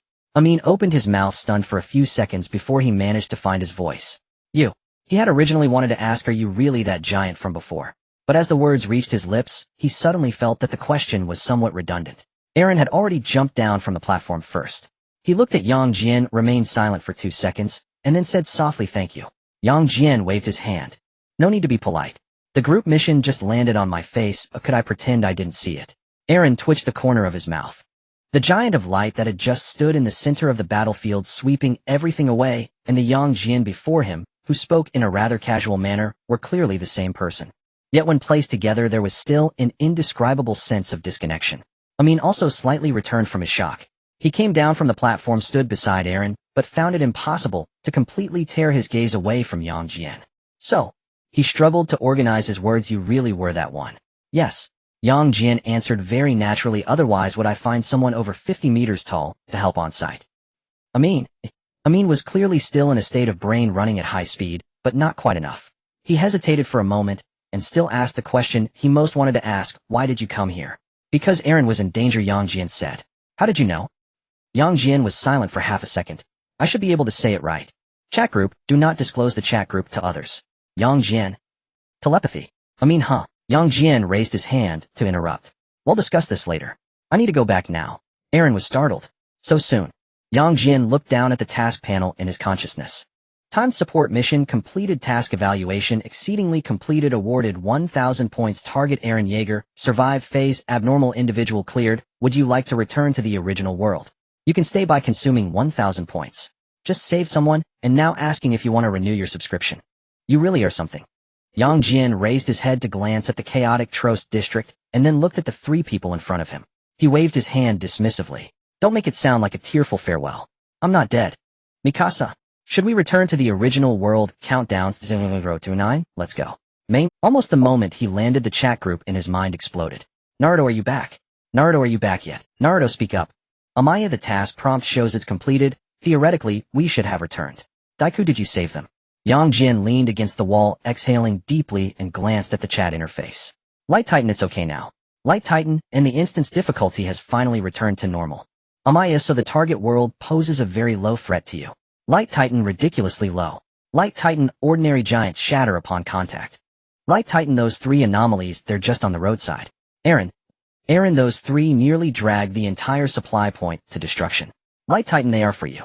Light Titan, for me, they are just roadside nuisances." Daiku fell silent for a few seconds before sending a message. "Daiku, did you take care of those giants?" "Light Titan, I did. Light Titan, and for the first time, I truly experienced what it's like for a max-level character to enter a novice village." "Eren, you're not wrong about that. Naruto, I want to save people like that too." Yang Jian was about to say something when a familiar sound of footsteps suddenly came. Yang Jian's eyelids twitched. "Damn, almost forgot. There's still a hidden boss outside." The next second, a cold voice from Celine came from outside the door. "Yang Jian, 5 minutes and 27 seconds. You better give me a reasonable explanation." Yang Jian. "Light Titan, the real boss has appeared." "Eren, what? Is there danger?" "Amaya, be careful, is it another monster?" "Light Titan, it's that evil scientist who trained me." "Eren." "Amaya, good luck." Celine stood at the door. In a white lab coat with silver long hair, still holding that tablet, her expression remained as emotionless as ever. Yet Yang Jian inexplicably felt that something was wrong. Something was indeed wrong. Because her light purple eyes were no longer looking at a person. It was as if she were looking at a severely abnormal experimental report. 5 minutes. Celine spoke. Yang Jian instinctively replied, "What 5 minutes?" "The time you left." Celine looked down at her tablet. "To be precise, it's 5 minutes and 27 seconds. I gave you 2 minutes. Yang Jian. "Humans have 3 urgent needs you can't possibly." "I can." Celine calmly interjected, I can accept 3 urgent needs. But I cannot accept that 3 urgent needs would cause a person's heart rate to reach extreme sports levels within 40 seconds, muscle tremor frequency to be abnormal, and adrenaline levels to remain elevated with energy reaction curves showing a brief interruption. She raised her eyes to look at him. So who did you fight with in the restroom? Jian. His mind raced, finally squeezing out a sentence, perhaps I have a unique constitution. Oh. Celine nodded, special enough to go missing for 5 minutes and return in a state as if you just fought a high-intensity battle. Jian. Too accurate. Footsteps came from outside again. A member from the Baltan training group peeked half ahead in their compound eyes flashing. Lord Celine, do you need us? No need. Celine didn't even turn her head. Leave. Understood. The air grew overly quiet. Jian suddenly began to miss the giants from earlier in the attacking world. At least the giants wouldn't hold a tablet and confront you. Celine took 2 steps forward, stopping not far in front of him. Explain. I went missing for 5 minutes during training. Lost connection.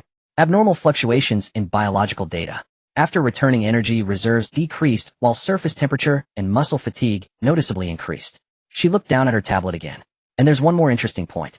Your wrist's temporary life signal recorder recorded a significant data gap between the 37th second and the 5th minute. Jian's eye twitched. The recorder. Right, there's this thing too. He instinctively glanced at his wrist. The silver-white ring was still on it, looking unchanged on the surface. But now it was clearly evidence from the crime scene. Celine followed his gaze and also glanced at it. The things I make usually don't malfunction for no reason. Unless it ended up in an environment where local rules cannot record normally. Jian's heart sank. This woman wasn't just suspicious. She was close to guessing it. And Celine continued, so there are 3 possibilities. First, there exists some kind of spatial transfer mechanism on you that I'm unaware of. Second, you are deliberately concealing a high-priority ability. Third, she lifted her gaze to look at Jian. There's another source of information behind you independent of GUTS, the Star Alliance, and my cognitive system. The corridor fell silent for 2 seconds. Jian couldn't help but speak up. Do you usually chat like this? Yes. Celine replied, it's more efficient this way. But you'd kill someone with this kind of conversation. If the other party's heart function is normal, it won't. Jian leaned back against the wall, raising a hand to rub his face. Celine looked at him and suddenly spoke. You're contemplating how to fabricate a version of a lie. Jian looked up. How do you know? Because your left eyelid just twitched. Celine said calmly, your expression management is poor when you're trying to Jian. Seriously, you can see that. Do you observe people this closely all the time? Not observing. Celine corrected, its recording. She paused and added another jab. Your level makes it easy to record. He thought for a moment and simply changed his approach. After a few seconds, she spoke, not being able to discuss something is different from it not existing. So it does exist. Jian, after a few seconds, she spoke, not being able to discuss something is different from it not existing. So it does exist. Jian, who did you learn this line of questioning from? I didn't learn it. Celine replied, you're too easy to coax. Jian truly felt like calling the police. Celine lowered her tablet slightly, no longer pressing for answers, but changed her angle. I won't ask about the source, nor the specific mechanism. I only ask one thing. She looked at Jian, her light purple eyes devoid of emotion, yet somehow made it impossible to easily deceive her. Does this threaten Earth? Jian was momentarily taken aback. This question was lighter than he had anticipated. No. This time he answered quickly, and very seriously. Celine raised the tablet again and swiped down. Good. Jian was momentarily stunned. Is that it, eh? That's it. Aren't you going to ask more? Will you say anything? No. Then asking more would just waste time. Jian. That's reasonable. But before he could relax, Celine's next statement came. Starting today, your training records and physiological monitoring will be upgraded. All departures must be reported. After saying this, she turned and walked away. After taking a few steps, she paused again. Also, your condition when you returned just now was more relaxed than after finishing the battle with Fuyuki. Jian's heart skipped a beat. No way. More. Just as he was about to speak, Celine did not continue to inquire, but calmly stated, this indicates that the target you encountered in those 5 minutes posed less threat than the monsters you faced in the main world. Yet your emotional fluctuations were higher than when you left training, even approaching the excitement threshold. She turned her face, her silver hair cascading down her shoulders.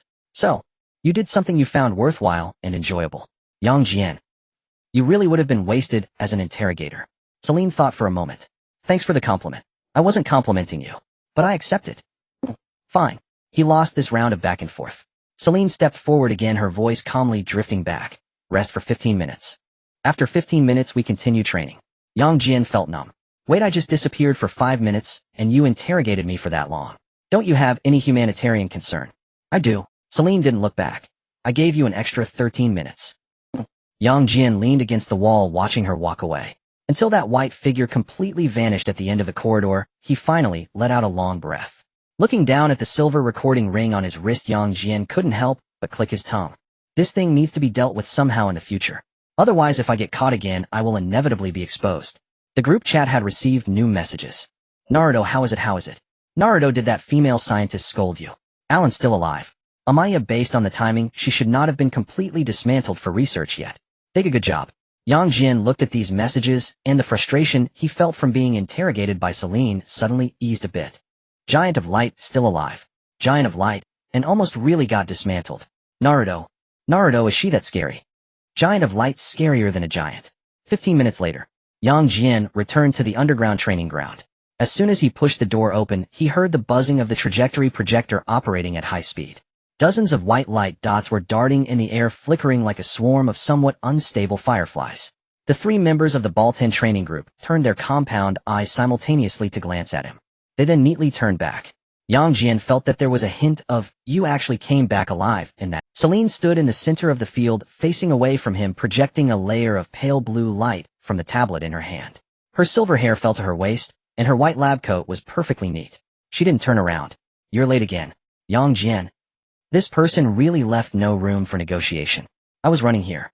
As Jian walked in, he spoke up. And you clearly said 15 minutes, now it's at most 15 minutes, and 15 minutes and 11 seconds. Celine completed for him. I said 15 minutes of rest, not counting the time you spent dazing at the door. Jian, you count that too. Because you were wasting time. Celine said calmly, and wasting reduces training efficiency. Were you married to efficiency in your last life? No. Celine finally turned around, looked at him.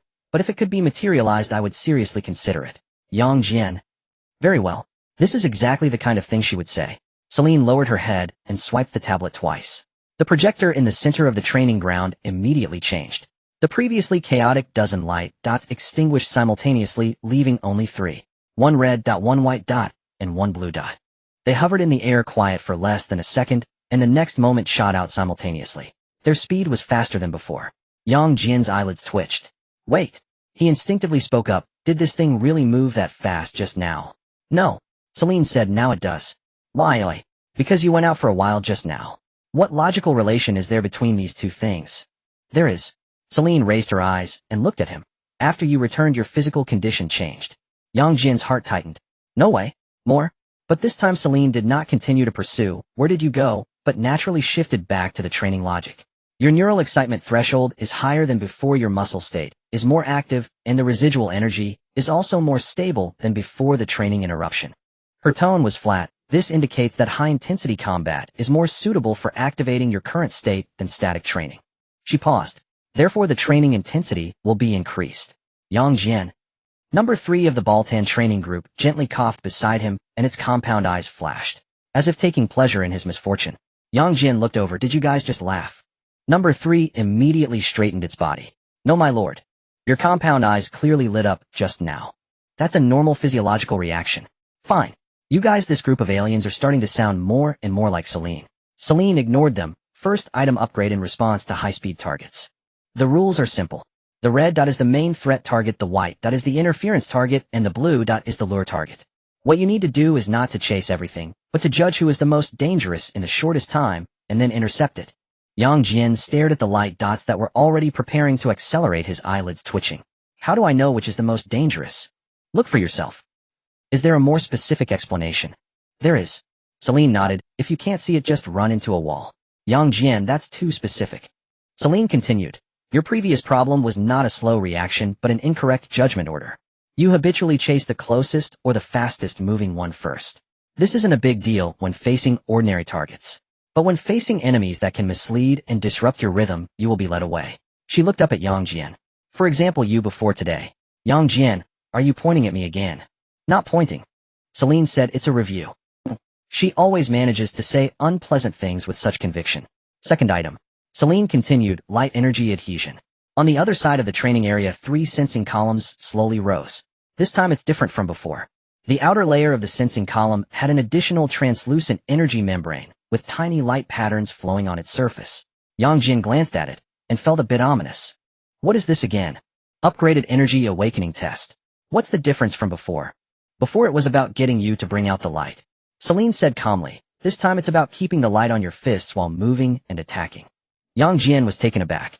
While moving? Yes. While attacking? Yes. Aren't you overestimating me a bit? No. Celine said nonchalantly. I merely adjusted the estimate based on the fluctuations in your state from those 5 minutes you just spent outside. Jian twitched his mouth. That statement sounds like you're still interrogating me. Because you feel guilty, Celine said. Fine. I'm not going to discuss this with you. Jian forcibly shifted his attention back to the training project. So what is the current objective? First intercept the red dot. Then at the moment of contact attach the light to your hand, Celine said. As long as you succeed, once the sensing column will respond. What if I fail? Keep practicing. You designed this failure cost quite simply. Thanks for the compliment. I didn't. I know. Celine interrupted, but I still accepted it. An hour later the training ground door opened again. Jian laughed heartily as he could finally shine a little, instinctively turning his head at the sound. Then he saw the American followed by 2 Baltans and a Zareb carrying several large boxes. Selin, you came at the wrong time. That means the news I bring isn't good either. Let's hold off for a moment. The American walked to the center of the training ground, glancing at the still-lit projectors and sensing pillars, then looked at Jian. First let's talk about the good news, he said. Earth is still relatively safe. Jian breathed a sigh of relief. The next sentence from the American quickly dashed that hope. The bad news is the safe zone has started leaking things. The training ground fell silent for a moment. The three-eyed Baltan training team blinked simultaneously. Jian frowned. What do you mean? It means the outside battles are still ongoing. Earth hasn't become a battlefield yet, but the things that should have perished outside are now starting to fall in. 2 refugee routes have been cut off, and the outer interception points have recently encountered a multitude of uncontrollable weapon remnants. Sphia's reactions have also begun to appear repeatedly on some drifting debris. Selin looked at the things they brought. So what are these? New equipment, the American replied. He raised his hand, and the 2 Baltans promptly pushed the boxes forward, the locks popping open. As the lid opened, there were neatly arranged items inside. Silver patches, black anchor nails, folding nets, and several square modules. Jian took a glance. What is this? The American picked up a silver patch. Sphia reaction detection patch. He then picked up an anchor nail. High-energy incineration anchor. Inserted into a corpse to quickly burn it clean. He then lifted the folding net. Phase blockade net. Used to seal wreckage, preventing abnormal fluctuations from escaping. Lastly, there are those square modules. Interference resistance module. Recently, the amount of junk from outside has been increasing, making communication prone to disruption, so we need to prepare in advance. Jian understood most of it by now. So in the future, when battling creatures, we can't just think about killing them. Exactly. The American nodded. In the past, killing was the end. But that won't work anymore. He put the incineration anchor back in the box, his tone still flat. The most troublesome part now is that many of these aren't even monsters when they're alive. It's like you kill it, but it still refuses to die properly. Selin interjected lightly. Sphia. Exactly, the American said. That thing loves to pick up the scraps. If you leave it a complete corpse, it dares to give you an extra life. Jian immediately thought of the incident with Jakoma. So the process has changed from now on, the American continued. Knocking it down is just the first half. The second half requires detection, sealing, and incineration, confirming that it is truly dead before it's considered finished. Jian nodded. Understood. In the future, monsters must be cremated. Pretty much. Just as he finished speaking, the warning lights above the training ground lit up.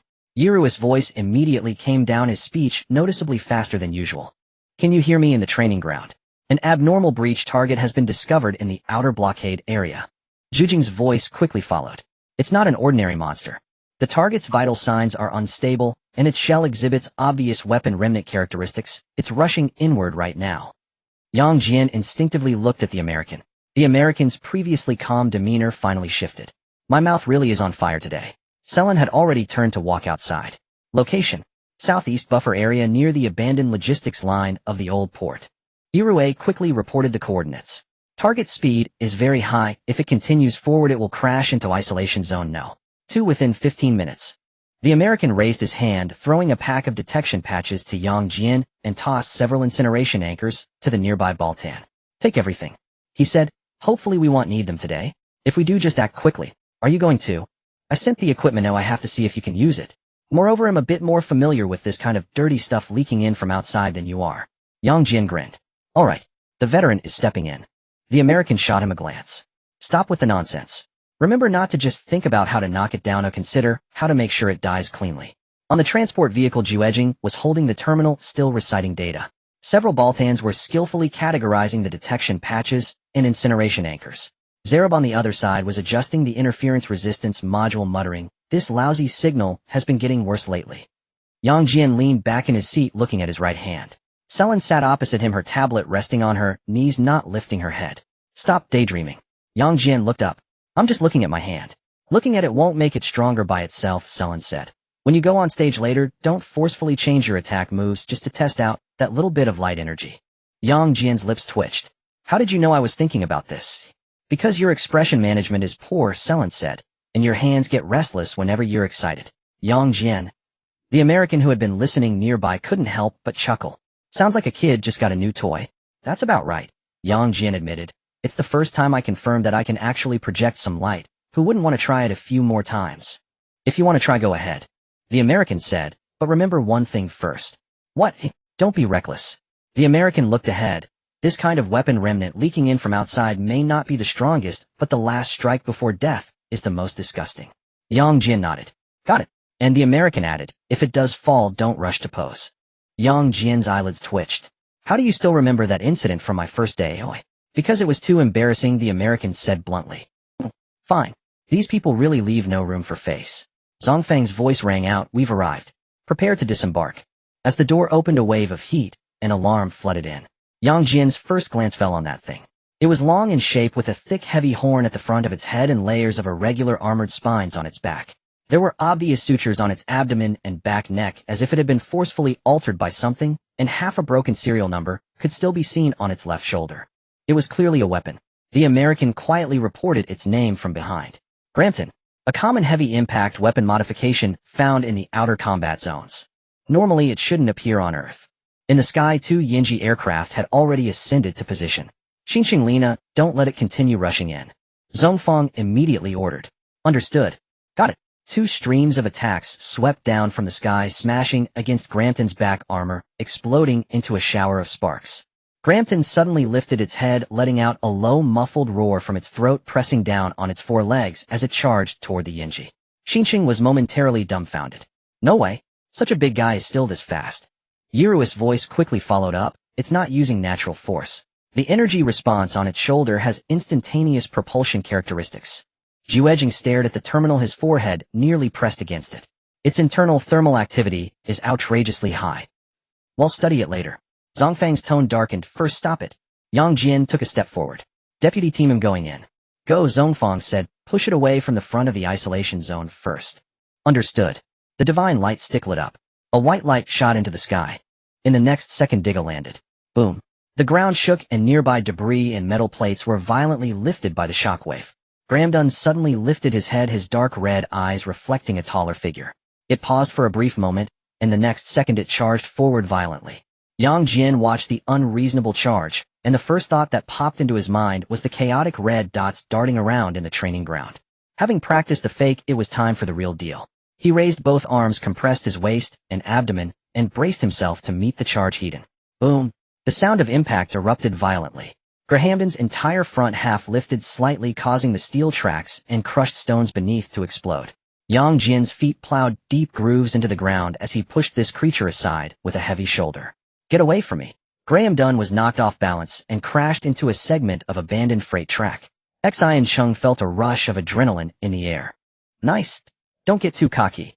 The American's voice cut into the channel immediately. "It's not an ordinary monster. Don't stop until it's dead." Yang Jian had already pounced at him. Bang! The first punch struck the side of Grahamden's head. Bang! Bang! Bang! The second punch. The third punch. The fourth punch. The heavy armor cracked with large fissures, shards of armor, and sparks flying everywhere. This creature was indeed harder than any monster he had faced before. But it was only slightly harder. Grahamden was pushed back repeatedly, suddenly letting out a roar as its long, thick horn aimed at Yang Jian's waist. Yang Jian twisted away, but still got grazed, causing him to step back a few paces. Before he could stabilize himself, the creature kicked off with its 4 legs and charged again. Coming again. This time Yang Jian did not confront it directly, but sidestepped to let it rush past him. In that instant he grabbed the shoulder armor and pressed it down. Boom. Grahamden's entire head smashed into the ground. The onlookers gasped in unison. Xian Chung shouted over the channel. You can press it down like that. Stay away. The American's warning arrived immediately. It'll go wild just before it dies. As soon as he finished speaking, a bright red glow ignited deep within Grahamden's throat, and it opened its mouth to release a scalding hot stream. Yang Jian reacted quickly, but still felt a sweep across his arm and shoulder, a burst of sparks exploding, causing his arm to go numb instantly. This thing was truly dirty. A melee weapon can spew fire. Jian was monitoring the data, his voice nearly soaring. Its internal thermal core is going berserk. Yang Jian, we can't delay any longer. Yang Jian heard this, glanced at his arm still sparking, then looked at the Graham Dunn crawling out of the pit. Then let's speed it up. Graham Dunn threw back its head and roared, its chest and back glowing with dark red heat patterns. It crouched down again, preparing for a third charge. Yang Jian took a deep breath, sank his arms, and instead advanced to meet it. As he charged forward, the layer of heat sensation on his right arm and fist elongated. Yang Jian was momentarily stunned. The next second, the light at the tip of his fist exploded outwards. That beam of light pierced through Grahamden's chest, abruptly halting its forward momentum. Grahamden's massive body suddenly froze, the armor and flesh on its chest bursting apart, hot air and fragments spraying from its back. It maintained its forward motion, stumbling 2 steps before crashing down. The entire old port shook as if in response. The channel fell silent for a moment. Lina's voice softened. Was that just light? Jian had already activated his terminal, speaking so fast, it was like he might bite his tongue. It's not a standard release. But the energy went out. He just didn't simply attach it was projected outward. Yang Jian stood still, glancing at his right hand, and then at the motionless Grahamden, feeling a bit blank. Does that count as light? The American ignored this remark and directly returned to the point. Don't dawdle. Move. Deploy the containment net. The detection patches went on. Prepare the incineration anchors. Everyone snapped back to attention. Bartan and Zarabu rushed out holding equipment. Jian and Yuri began scanning the wreckage for fluctuations, while Zhongfang quickly re-established the containment line, pushing all engineering vehicles and surrounding crowds back. Yang Jian initially wanted to examine his hand further, but upon hearing that they were wrapping things up, he quickly moved forward to guard against any last-minute surprises. Detection patches were applied one by one. Red lights flashed. Scanning began. Yurui's voice was the first to sound, no signs of a Sphia parasitic response. Jian breathed a sigh of relief. Good. While we have the chance, burn it. 3 incineration anchors were driven into Grahamden's corpse by the Bartan. The next second, the anchor points lit up simultaneously, and the entire wreckage zone felt as if it had been placed in a high-temperature furnace. Flames surged, and Grahamden's massive body began to collapse, disintegrate, and carbonize rapidly. Yang Jian watched from the side, feeling an oddly reassuring sense of stability within him. The American walked over beside him, together observing the pile of debris being incinerated, his tone still very calm. Remember this. Winning against a monster now only counts as the first half. After defeating it, we must ensure it is truly dead. Yang Jian glanced at him. Is the experience of your Star Alliance bought with lives? Pretty much, the American replied. After fighting outside for a long time, everyone knows that a lot of the real trouble comes after it falls down. Yang Jian did not respond. He just lowered his head to look at his right hand again. The palm was still warm. The beam of light that had burst out earlier had already dissipated significantly, but the sensation remained. The American followed his gaze and glanced at that hand. How does it feel to actually project light for the first time? Yang Jian remained silent for 2 seconds, his mouth curling up slightly. Pretty awesome. And I declare, he clenched his fist, and the faint, nearly invisible particles of light flickered in his palm. I am no longer just a pure brawler. The American shot him a glance. Strictly speaking, you still are. Yang Jian. In the distance, Salen had unknowingly arrived at the edge of the containment line. Her silver hair was gently blown up by the port's wind. She looked down at her tablet, her face still devoid of expression. After 2 seconds, she spoke calmly. Conclusion revised. You are now a brawler with a hint of light.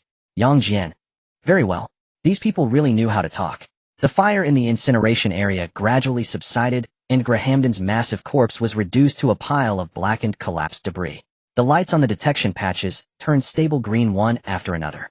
Yurui confirmed over the channel. High-risk active remnants have disappeared. No signs of Sphia infestation. Zhongfang finally breathed a sigh of relief. All right, let's regroup. The American did not move immediately. He stared at the pile of burnt debris for several seconds, his expression slightly darkening for the first time. Yang Jian noticed this and asked, what's wrong? The American looked up, gazing towards the outer boundary of the old port that had turned black. This thing didn't just crash in by itself. Yang Jian furrowed his brow. What do you mean? The American paused for 2 seconds before slowly replying. What I mean is this planet has become even more dangerous. On the way back to the base, Xian Chung leaned against the seat, occasionally glancing at Yang Jian's hand. Yang Jian felt uneasy under his scrutiny. Xian Chung said seriously, I was thinking, will you emit a particularly handsome light in the future? For example, when the enemy first appears, you raise your hand. Boom, gone. Yang Jian imagined it for a moment and found it quite beautiful. It's possible. Dreaming is faster, said Celine, without looking up, pouring cold water on him. With his current control precision, if he forcibly releases it from a distance, the likelihood is that he will lose balance first. Yang Jian. Xian Chung suppressed a laugh and turned his head, pretending to look out the window. Lena sat on the other side, looking at Yang Jian thoughtfully. After a few seconds, she suddenly spoke up. However, today does feel different from yesterday. Yang Jian tilted his head to look at her. What's different? I can't quite put it into words. Lena frowned slightly. Previously, when you were fighting the monsters, it felt more like you were just brute forcing it. But today you seem to have finally started to connect with that body. Zhu Jing raised his head while holding the terminal. That description is quite accurate. It's not just about becoming stronger, it's about improving coordination. Yang Jian looked down at his own hand again. He actually felt the same way. It wasn't that his strength had increased significantly. Rather, it felt less like I'm controlling an Ultraman body and more like this is my own body. In the underground training ground. As soon as the door opened, Yang Jian first heard the nerve-wracking humming sound of the trajectory projector. Dozens of white dots were darting around in midair, moving as fast as a group of very unstable fireflies. Celine stood in the center of the field, her silver hair cascading down to her waist, her white lab coat perfectly neat, and the tablet in her hand still glowing with a soft blue data stream. She did not look up. Slower than I expected. Yang Jian replied, I already ran back. Your running form is not standard, you're wasting strides. You have to nitpick everything, don't you? Because you are indeed wasting energy, Celine stated calmly, and wasting will decrease training efficiency. Yang Jian twitched the corner of his mouth. Fine. It felt familiar. As he walked into the training area, he moved his wrist a bit. The residual heat from that punch's energy release seemed not to have completely dissipated, and his palm felt faintly warm. Celine glanced at him. Don't get distracted. I'm not distracted, I'm experiencing my state. Your state won't optimize just because you're staring at your hand. Yang Jian. The third member of the Baltan training team blinked almost like it was laughing. You definitely laughed just now. No, Your Excellency. The third member stood straight. That was a normal physiological reaction. Celine lowered her head and swiped twice on the tablet, and the projector in the center of the training field immediately switched modes. Because you just finished a practical battle, your neural excitation threshold is higher, your muscle state is more active, and the energy residuals are more stable. She didn't look up. This indicates you are suited for higher intensity stimuli. Yang Jian, translate that for me. Increased training intensity. Fine. He shouldn't have asked that one extra question. Rules remain unchanged. The red dot is the primary threat target, the white dot is a distraction target, and the blue dot is a lure target. What you need to do is not chase everything, but to judge who is the most dangerous in the shortest time, and then stop them. Yang Jian stared at the 3 light points that were preparing to accelerate, taking a deep breath. Let's go. During a break, Yang Jian slid down against the wall, his chest still heaving. The third member of the Baltan training team handed him a bottle of water. Your Excellency, your progress speed has been quite fast. Yang Jian took the water and tilted his head back to drink a couple of gulps. You call this fast? Yes, the third member said seriously, the number of times you've run into walls has decreased significantly. Yang Jian. He twisted the cap back on the bottle, closed his eyes, and leaned against the wall, focusing his thoughts. In the depths of his consciousness, the chat group interface automatically appeared. Then Yang Jian froze for a moment. In the upper right corner, 99. Yang Jian. I just left for a while, and the group exploded like this. Amaya, so we can confirm one thing now.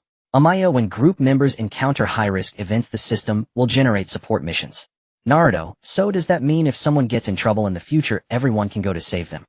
Eren, sounds like it. Daegu, if that's the case, then that's indeed great. Daegu, at least. It won't be one person struggling alone. Naruto, yeah. Eren, wait a minute. Eren, if it's only tasks triggered by danger, does that mean?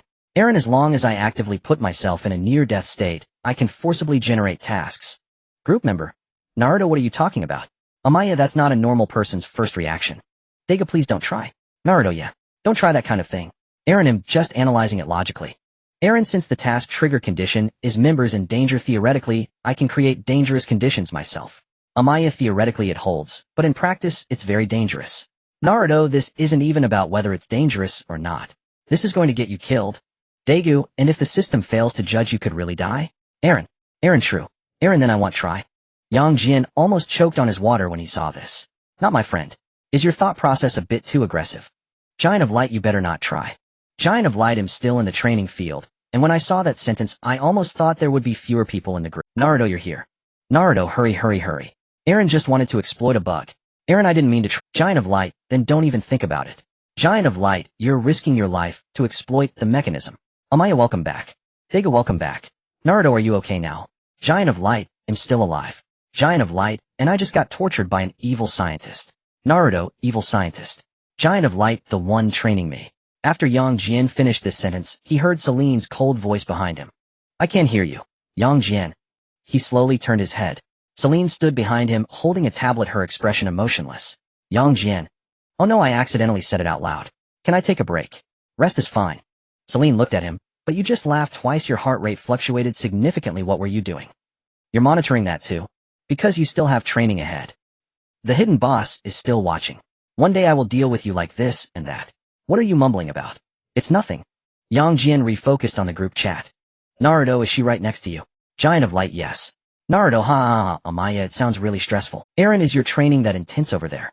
Giant of Light, it's okay. Giant of Light, mainly her words are harsher than the training. The group fell silent for a few seconds. Then Dagu sent another message. Dagu, it seems something has happened on my end. Giant of Light, what happened? Dagu, I just came out of the command room. Dagu, the TPC's subordinate survey area reported an abnormal life response. Dagu, Juejing and the others are analyzing it. Dagu, it might be a monster. Naruto clearly didn't understand what the term monster meant to Dagu. Naruto, are monsters strong? Eren, they should be quite dangerous for their world. Dagu, right now I'm just an ordinary team member. Dagu, besides, even if it really comes to me, I don't know if I can handle it. Yang Jian stared at the screen. He knew all too well what was going to happen next. Gores and Melba, the pyramid, the slumbering statue of light. That was the initial disaster. The group fell silent again for a few seconds. Then Dagu sent another message. Dagu, to be honest, I'm a bit scared. A person who is just an ordinary team member suddenly has to face monsters and the destruction of the world. Possibly becoming the one who saves everything. Anyone would be afraid. Yang Jian's fingers moved slightly, just about to say something. Dagu sent a blurry photo first. The photo seemed to have been taken hurriedly in the corridor of the base. The image of, on the big screen, a monster covered in rough rock layers with a massive horn structure on its head slowly raised its head from the shadow of the mountain. Gorzen. The group fell silent instantly. Naruto, is this the monster? Eren, it looks really terrifying. Amaya, its size and oppressive presence are both very high. Giant of Light, wait a moment. Naruto, what's wrong? Eren, is something wrong? Giant of Light, I now have 1,000 points. Naruto. Amaya, so you can actively open a cross-border. Eren, no need to wait for a mission. Giant of Light, yes. Giant of Light, the points you gave me for saving you are just enough. Dagu, do you want to come over now? Giant of Light, Dagu, but aren't these points very precious? Giant of Light, points can be Giant of Light, but sometimes being a step late could mean a person is lost. Eren, so it's not just when there's danger that you will come. Yang Jian saw this line and tugged at the corner of his mouth. Giant of Light, that kind of situation is called a life-saving situation. Giant of Light, this kind of situation is called preemptive life-saving. Naruto, cool. Amaya, the logic holds. Dagu. Dagu, thank you. In reality, Celine suddenly spoke. Your state fluctuation has changed again. Yang Jian looked up. Celine was standing not far away, calmly watching him. Is there another issue? Yang Jian stood up. Another world is having a situation. Celine's brow twitched slightly. Are you going over? This time it's not an emergency mission. Yang Jian stretched his wrist. I'll be going myself. Estimated duration. I don't know. Come back and submit the battle record. Are you starting to worry about data already? Because maximizing efficiency is important. Celine paused, and you look like you really want to go. Yang Jian smiled slightly. Indeed. Celine was silent for a moment, but ultimately did not stop him. Then go. But she suddenly turned serious. Remember, you absolutely cannot die out there. Yang Jian was taken aback and then laughed. Are you concerned about me? No. Celine said, it's just that the loss of samples will affect subsequent training. As she spoke, she took out a silver metallic device and handed it over. Wait, leave a bit of light. For what? Yang Jian tightened his fists warily, worried I won't come back and leave a backup in this world. It's just research. Fine. Yang Jian's fist began to glow, a little bit of light entering the... You won't use my light for something, will you? Celine. It's nothing. It's just ordinary research. Yang Jian. Has anyone told you that you can't lie? Is it? Yes. Yang Jian. Alright, as long as it's not used to make a machine giant of light. After all, machine giants of light can easily fail. Don't worry with Sophia here, I'm not that foolish. Alright, I'm leaving now. Jian lowered his head, consciousness sinking into the chat group interface. The crossing option had already lit up. Do you want to consume 1,000 points to open the cross-border passage to the world where group member Dagu is located? Yes, no. Jian did not hesitate. Yes. The next second, a light blue screen completely unfolded in front of him. Points deduction, successful cross-border passage is being established. Target world locked. Ultraman Dinah connecting on the other side. In the underground laboratory, Celine walked to a giant device and merged the light into it. Within the device, a massive black shadow lay dormant. She gazed at the shadow, whispering softly, "The Earth cannot rely solely on one giant of light. Hurry up and grow Jedidin." Jian opened his eyes and found himself standing at the edge of a mountainous area where he could see transport planes flying across the sky. Alarm sounds faintly coming from a distant direction. And further away on the horizon, two huge figures were moving.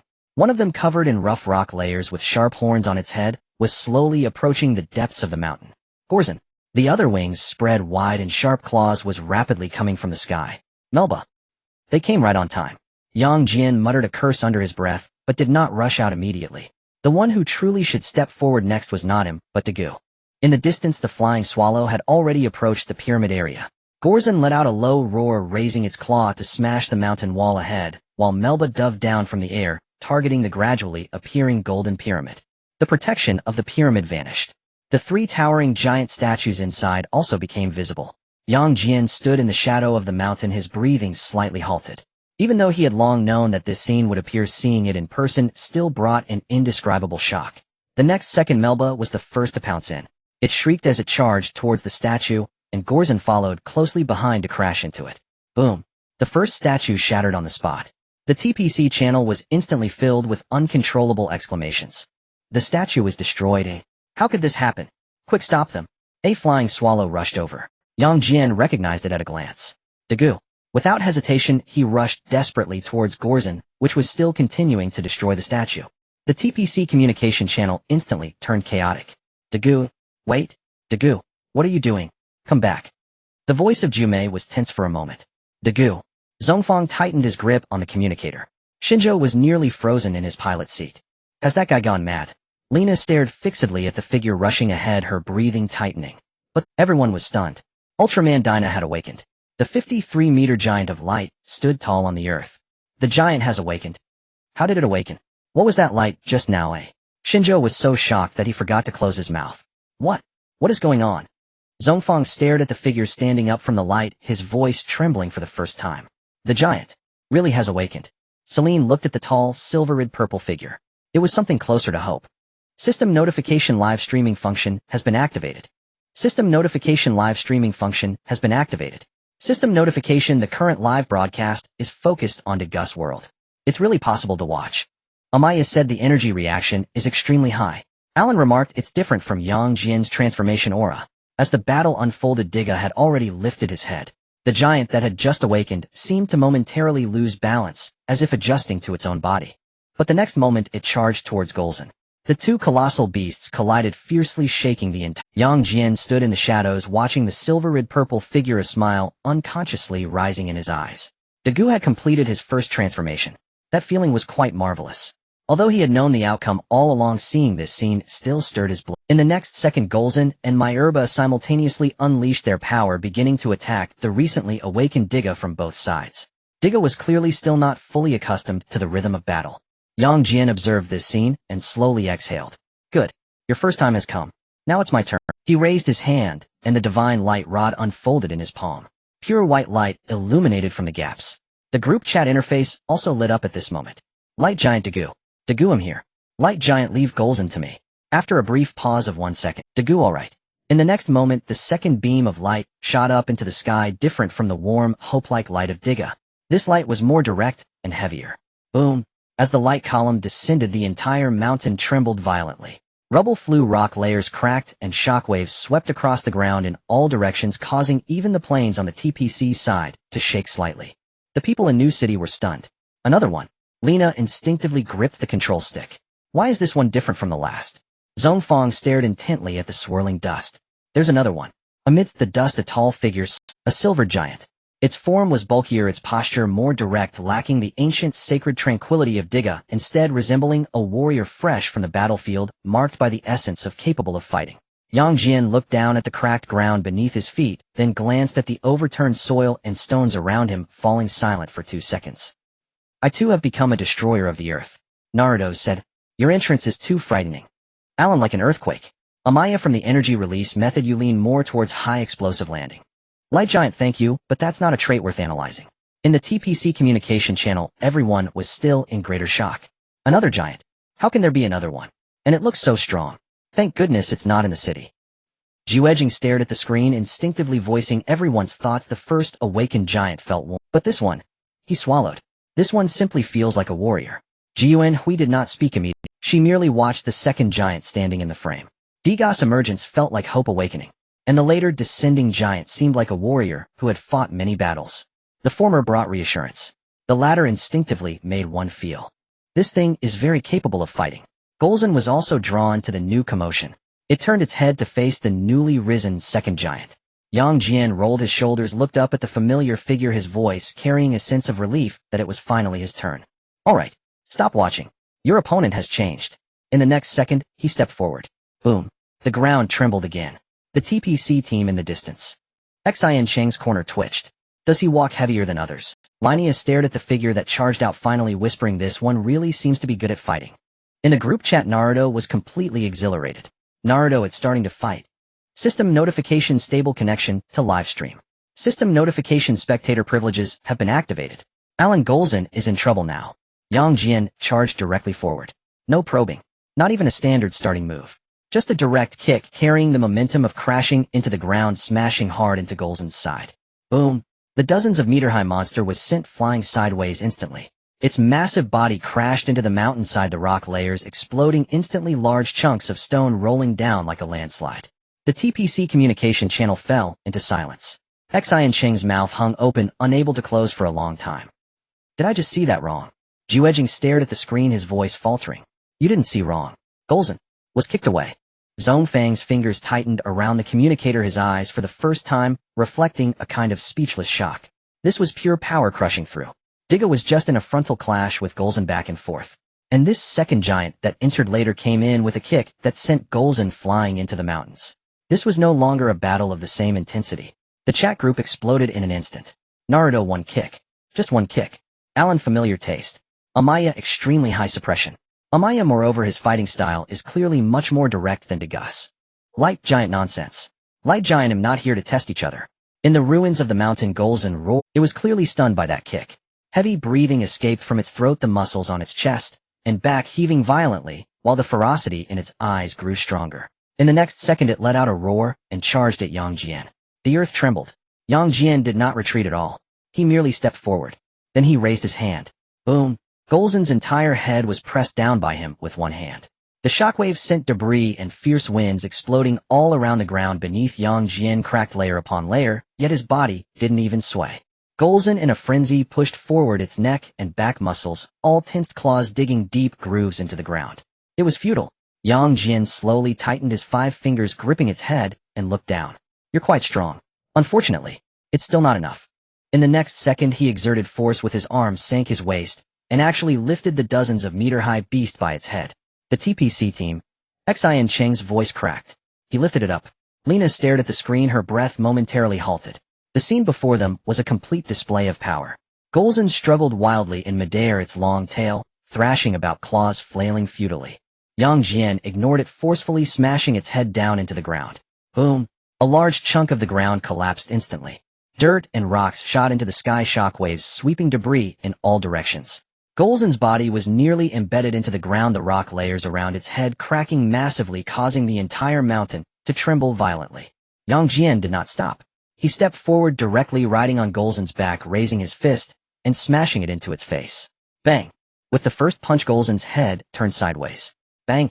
With the second punch, its nasal bridge and forehead rock layers shattered, debris flying. Bang! The third punch was even fiercer, causing Golzan's roar to change pitch as if the breath was knocked. One punch after another. No fancy techniques. No elaborate fighting styles. Just pure close-range hard-hitting. Golza thrashed wildly, its thick forelimbs slamming hard into Jian's shoulder, sparks exploding on impact. Yang Jian didn't even flinch. Stop hitting, and crack. And the punch landed squarely on Golza's jaw, snapping its head violently backward. A pained, guttural shriek tore from its throat. In the group chat, Naruto stared dumbfounded. Amaya, target has entered full suppression state. Indigo.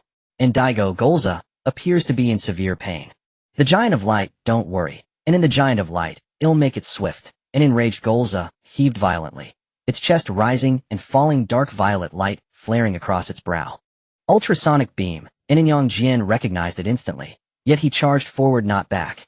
And at the very moment the beam fired, his left hand seized Golza's lower jaw, while his right drove upward. Snap! And he wrenched Golza's skull sideways with brute force.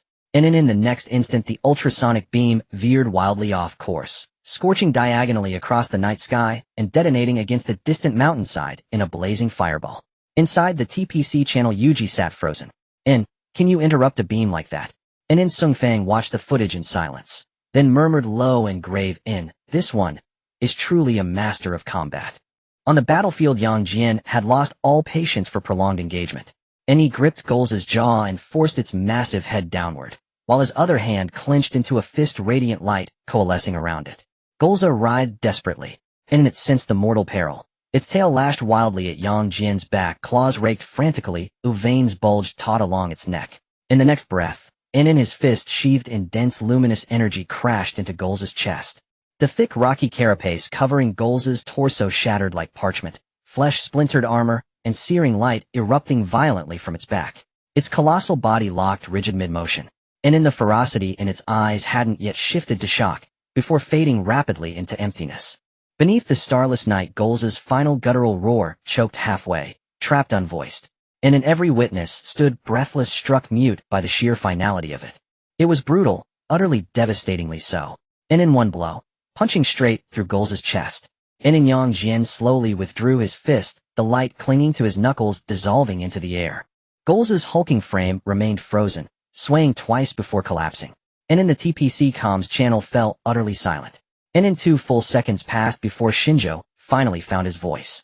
Is it dead? And Yuji stared at the bio readings, sweat glistening on his forehead. Vital signs have ceased. And Golza was killed outright, by direct frontal impact.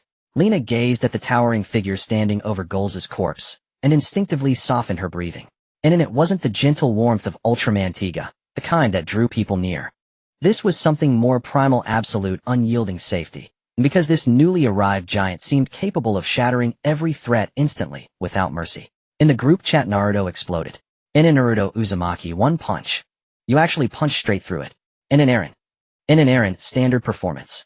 Amaya, from a tactical standpoint, this transcends suppression. It is execution. And Indigo, incredible. The Giant of Light, acceptable. And in the Giant of Light, it simply stood too still, made my strike effortless. And Sungfang exhaled deeply at last. Golza confirmed deceased, vital signatures terminated. And the second giant neutralized the target independently. And Shinjo kept staring at the feed, still dazed. That's beyond exaggeration. And Yuji whispered, awestruck, and now I understand why that giant's arrival didn't feel like hope. It felt like soldier. On the battlefield, Yang Jian shook his hand, flinging off the last traces of Golza's tissue, then lifted his gaze toward the sky beyond. Meba still hovered above, and Antiga had regained his footing. The silver-rid purple giant tilted his head upward, eyes locked on the airborne beast spiraling high overhead. His movements still slightly stiff, unrefined, but his presence now radiated unshakable authority. Yang Jian watched, and a faint wry twist lifted one corner of his mouth. And then he planted his foot and surged forward. And then boom. And the mountain range trembled once more, just as stillness had settled. TPC personnel. And Shinjo covered his face with one hand. And does he have to treat every step like he's demolishing terrain? Mid-sprint, Yang Jian sent a brief message to the group chat. And in the Giant of Light, Golza, eliminate. The Giant of Light, now assisting Daigo with the aerial target. Naruto Uzumaki, go. Go. Go. And in system alert, live viewership surging. In system alert, spectator count stabilized. And in Yang Jian. This damn system really is treating us like a broadcast show. And in the next heartbeat, Yang Jian shot skyward, vanishing into the night. Meba spread its wings wide, yellow beams igniting in its eyes, aiming for preemptive suppression midair. And in crash. And in the beam struck Yang Jian's raised forearm, sparks erupting in blinding bursts. Yang Jian didn't slow, not even a fraction. And then he closed the distance under fire, seized Mebaz's grotesquely elongated face in one hand, and slammed it shut. High above the ground, the supersonic sky beast froze, halted dead in flight by sheer single-handed force. NNTPC command. Yuji gaped, speechless, before finally stammering in, "You can fight in midair like that." And then Jian ignored them entirely. And then he gripped Mebaz's face, lowered his center, and swung his arm. Mebaz was hurled downward like a meteor hammer, crashing into the mountainside with cataclysmic force. Dirt shattered, wings, boulders, and splintered trees erupted skyward. And Tiga watched stunned as his opponent plummeted, landing right before him. In an Eren, standard performance. In an Amaya, aerial advantage forcibly nullified. Mebaz shrieked and struggled to rise, wings straining to lift again. In an Yang Jian descended like thunder, planting one foot squarely atop its back, crushing its half-raised body back into the crater. Tum. And he looked down, watched the creature squirm beneath his boot, for 2 silent seconds. And in, "You really do resemble a giant flapping moth." Naruto Uzumaki, ha, in an Eren, honestly. It does. And in Mebaz was truly pained. It rolled free from under Yang Jian's foot, eyes and beak simultaneously blazing with energy, and unleashed a barrage toward the nearest target, Tiga. The silver-red purple giant raised both arms, blocking the blast heat in. Though driven back several meters, he no longer staggered. He stood firm, resolute. Yang Jian stood on the other side, no longer intervening. He did not come to take over the entire situation for Giant of Light Dagu. Dagu, I'm here. Giant of Light, it can't fly anymore. Giant of Light, the rest, Dagu. Alright. Diga charged forward. This time his movements were clearly different. He was no longer just instinctively throwing punches, he genuinely began to feel the essence of giant combat. Bang. A punch missed Myerba's head. Bang. The second hit shoved its wings aside. Myerba roared in anger and raised its claws to retaliate. Diga sidestepped, countering with a knife hand strike to its neck, causing its body to sway. Yang Jian watched from a distance, feeling that subtle sensation rise again. This guy was becoming more and more adept at fighting, while Myerba clearly sensed something was off. It suddenly tilted back with high-energy reactions lighting up its chest, and eyes preparing to create distance for a bigger attack. Diga did not give it the chance. The timer on his chest flickered slightly. The light within his body seemed to flow naturally, following instinct. In the next moment, Diga spread his arms, moving without a hint of hesitation, directly striking a pose of light. Pure light surged forth. Zai Peeli Ao light. Boom. Myerba's half-charged attack was instantly crushed. The next second, the entire monster was engulfed by the light. A massive explosion of flames and debris erupted in midair, and shockwaves swept across the mountains. The TPC communication channel fell silent. No one expected this battle to end so quickly. Gu Erzin was killed in mere moments by the second giant that appeared later. Myerba was taken out by the first giant with a single beam of light. 2 monsters. All down. We won. Zhong Fong slowly exhaled. We won. Lena looked at the 2 giants standing before the monsters, remains her eyes still reflecting lingering shock. In the group chat, Uzumaki Naruto Dagu is too amazing. Eren the Light is indeed cool. Amaya Dagu stabilized and released high-intensity energy skills on his first transformation, showing remarkable adaptability. Yang Jian stood still, looking up at Diga, who had just released the beam of light, and fell silent for 2 seconds. Then he sent a message in the group. Giant of Light jealous. The group fell silent for a second. Then Naruto burst into laughter. Uzumaki Naruto, ha, Eren got through. Amaya, from your battle record, this emotion is understandable. Dagu, huh? Dagu, why? Giant of Light, because when I transformed for the first time, I couldn't release light. Giant of Light, I relied entirely on brute strength and throws. Dagu. Eren, that comparison is indeed a bit cruel. Yang Jian looked up at Diga, who had just released light, and was quietly standing in the night, feeling even more complicated inside. It was also his first time. He could directly release light. What about himself? He rushed in, and threw a flurry of punches, ultimately relying on sheer force to pin the monster down. Thinking of this, he couldn't help but add another comment in the group. Giant of Light, I really envy you. Zhu Jing was still staring at the readings on the instrument, his eyes shining, but his voice was clearly a bit unfocused. Go Erzin and Myerba life signs have completely disappeared. Kijima K stood in the command room watching the images on the big screen, and his expression finally softened. Well done, everyone. But just as everyone was relaxing, Zhongfang's expression suddenly changed slightly. But Dagu. As soon as these words were spoken, the atmosphere in the channel, which had just calmed down, suddenly tensed again. Dagu. Lena held her breath. Zhu Jing quickly looked down to check the last flight and deployment records, his speech hastening. Where is he? Where did he fall last? Zhongfang directly ordered. All units, search the ground. Prioritize confirming Daga's survival. The TPC channel immediately became chaotic again. Dagu, if you hear this, please respond. Dagu, damn. I was entirely focused on the giants and monsters just now, and I couldn't confirm where he landed. New City turned pale. That guy wouldn't. Before he finished speaking, the two massive figures that had just been standing in the center of the battlefield suddenly began to radiate light simultaneously. First was Diga. The edges of his silver-red purple body sparkled with tiny points of light seemingly blown away by the night wind rising gently from his shoulders, arms, and chest. Next was Jian on the other side. His dissolution was even more abrupt than Diga's. His edges appeared to have countless tiny light particles constantly peeling away, as if his entire body was returning to its most primitive form of light. The TPC members were momentarily stunned. The giants are disappearing. Are they leaving? The bodies of the two giants were rapidly transforming into light points. Giant of Light, am leaving first. Uzumaki Naruto, huh? So soon. Aaron logging off. Giant of Light, what else? Giant of Light, stay to give a statement to the TPC. Dagu, that makes sense. On the battlefield, only the remains of the monsters, the shattered mountains, and the lingering smoke remained. A voice suddenly came from somewhere on the ground. Hey, the voice was not loud.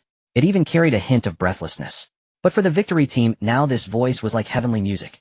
New City was the first to be stunned. Dagu. Behind a half-collapsed rock not far away, a young man, wearing the victory team uniform, was getting up covered in dirt, with a bit of bruising, looking disheveled. Who else could it be but Dagu? Dagu raised his hand to shield himself from the light. His tone even sounded a bit perplexed. Don't shine the light on me. The next second, New City exploded with anger. You scared us to death. Zhongfang's previously tense face visibly relaxed, though his voice was still intentionally heavy. Dagu, report your status. Dagu looked down at himself and honestly replied, I have some scrapes. Everything else should be fine. Lena let out a long breath, unable to help but laugh. You scared us to death.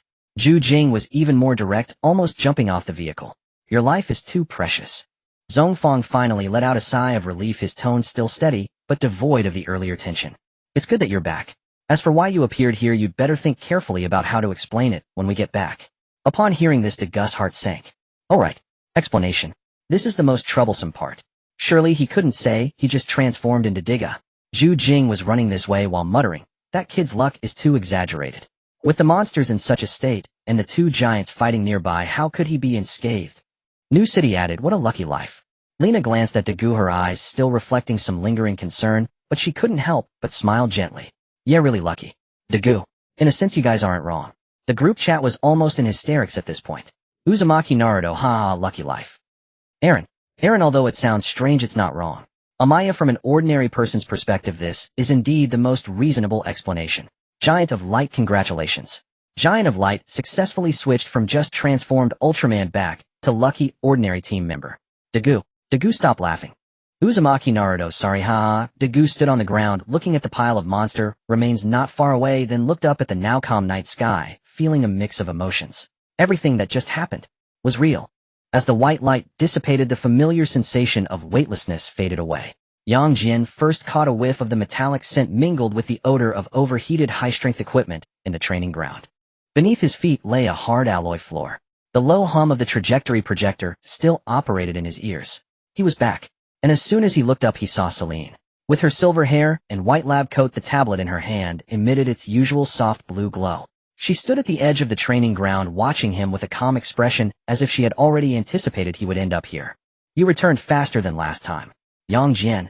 This woman indeed had a welcome message laced with a hint of data analysis. He brushed off non-existent dust from his clothes, twitching the corner of his mouth. What?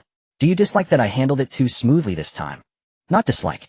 Celine glanced down at her tablet. It's a statement. She paused for a moment and added, moreover, your vital signs upon return are more stable than last time. Jian, how much have you actually installed in me? Just enough, Celine replied confidently. Jian felt a tingling sensation. Wait, I already fought monsters over there, how can you still monitor this? As Jian was about to sit down to catch his breath, Celine had already raised her hand to turn the tablet towards him. Don't rest just yet. Jian, do you have no humanity? I just crossed a world and came back. I do, Celine said, which is why I didn't let you continue with high-speed tracking training immediately. Then what do you want me to do? She swiped the data on the tablet forward. A new set of monitoring curves quickly appeared on the screen. Heart rate fluctuations, muscle exertion intervals, energy mobilization peaks, and even a brief record of high-energy overflow that lasted almost only a moment. Jian felt a tingling sensation. Wait, I already fought monsters over there. How can you still monitor this? Not complete monitoring. Celine corrected, but the comparison of your physical data before and after leaving is enough to explain a lot of things. She pointed at one of the curves. For example, this segment. Although you experienced battle this time, the level of disarray after energy mobilization is even lower than the last time you returned from crossing worlds. This indicates your method of exertion over there was smoother than before. Jian paused for a moment. You can see that too. Is it difficult? Celine looked at him. Your state when you returned last time was like you had just been entangled with an enemy carrying obvious aftereffects from a forced explosion. This time is different. Although you also engaged, your overall rhythm was more decisive and your exertion was more focused. She looked at him, her tone still calm. In other words, you fought more comfortably this time. Jian. She really hit the nail on the head. The previous battle truly felt easier for him compared to his encounters with Sifia Gakuma and Gramton. Golzan was purely close combat heavy, and he stood steady enough. Though he could take a beating, he was also suitable for landing hard hits. Melba could fly, but once he pulled it down from the sky, the trouble level immediately dropped significantly. The key was that this time, he wasn't fighting alone. Beside him was the recently revived Diga. Thinking of this, Jian felt a subtle pang of emotion rise in his heart.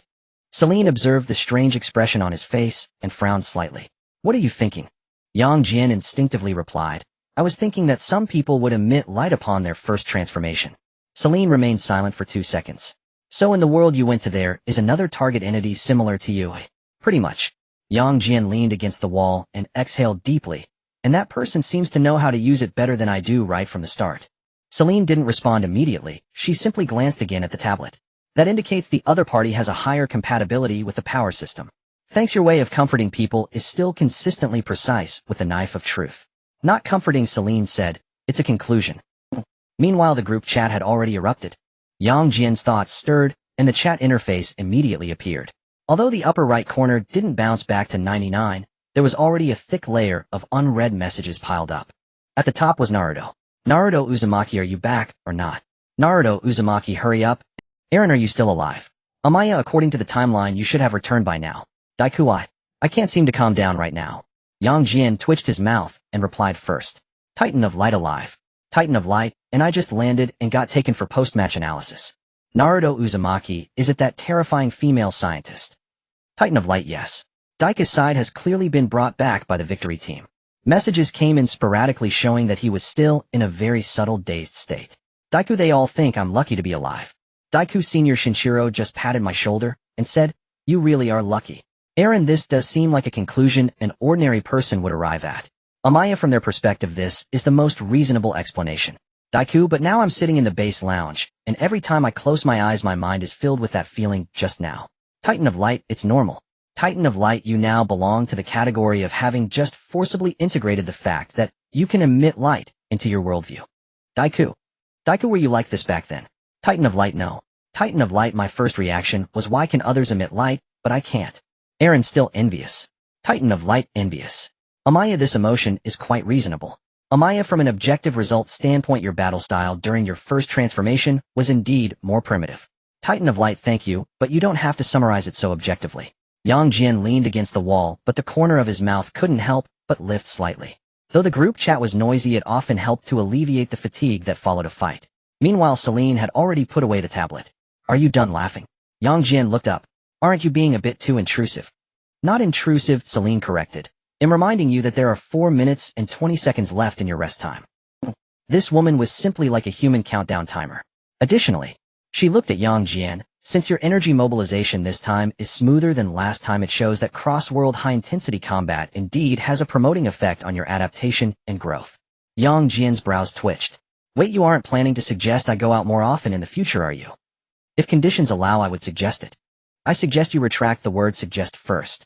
Celine ignored him and continued, but there is one every time you come back, your emotional fluctuations are more pronounced than when you simply fight in this world. She looked at him, her light purple eyes very calm. This time is especially evident. It's not fatigue, nor is it pressure, it leans closer to excitement. Jian paused for a moment. Is there a? There is, Celine said, and it's even higher than last time. She paused. You really enjoy that combat environment. Jian fell silent for 2 seconds, not immediately rebutting, because that statement seemed to hold some truth. Just now in Daika's world, he truly fought with ease and enjoyment, even feeling a bit unable to stop. That feeling was rarely present in regular training. Training is training. Going to actual combat. Thinking of this, he looked down at his hand. The residual warmth in his palm had almost faded, but the subtle sense of vitality deep within his body still lingered. Celine observed his actions and calmly added, "This isn't necessarily a bad thing. The premise is that you—" Jian looked up at her. "You actually said something human for once." "I've always spoken human words," Celine said. "You just have a low comprehension efficiency." Celine suddenly spoke again. "So?" Jian raised his eyes. "So what? So when you went out just now you landed harshly, didn't you?" Jian. "Wait, how did you even guess that?" "Because after you returned, the load characteristics of your lower limb muscles and waist shock-absorbing areas were heavier than with regular combat jumps." Celine's tone was calm, which indicates that your method of entry this time was still very rough. She looked at him, giving her final conclusion. "And most likely it was like an earthquake." Jian. The Baltan training team number 3 couldn't hold back this time, with its compound eyes flashing twice. As if laughing, Jian covered his face. "Now I finally understand what it means to have no secrets at all." Celine pondered for a moment. For researchers this is usually a good thing. Not so much for the subjects of the research. Then you could choose to cooperate a bit more. Celine paused. "At least next time when you land, try not to smash the ground like that." He fell silent for a few seconds, finally managing to say, "All right. Next time I'll try to be a more environmentally friendly giant." Celine looked at him and slightly nodded. "That's acceptable. That's a good interim goal." Jian. Just then a new prompt suddenly popped up at the top of the chat group. System prompt group member Daiku, world relevance, increased system prompt host has established a preliminary anchor point with that world. Note the point cost will be reduced to 900 when traveling to that world again. Jian's eyes brightened slightly. "Oh, this is indeed good news." He was just about to take a closer look when Celine had already closed the tablet. "Time's up, Jian." He barely got to see the good news. Bad news arrived first. "Get up," Celine said. "Continue training." "Wait, I just came back from another world. Can't I take a breather?" "You can." Celine looked at him, "which is why I've let you rest for 5 minutes. Your buffering mechanism really lacks humanity." "Thank you for your evaluation," Celine said calmly. "I will take it as recognition."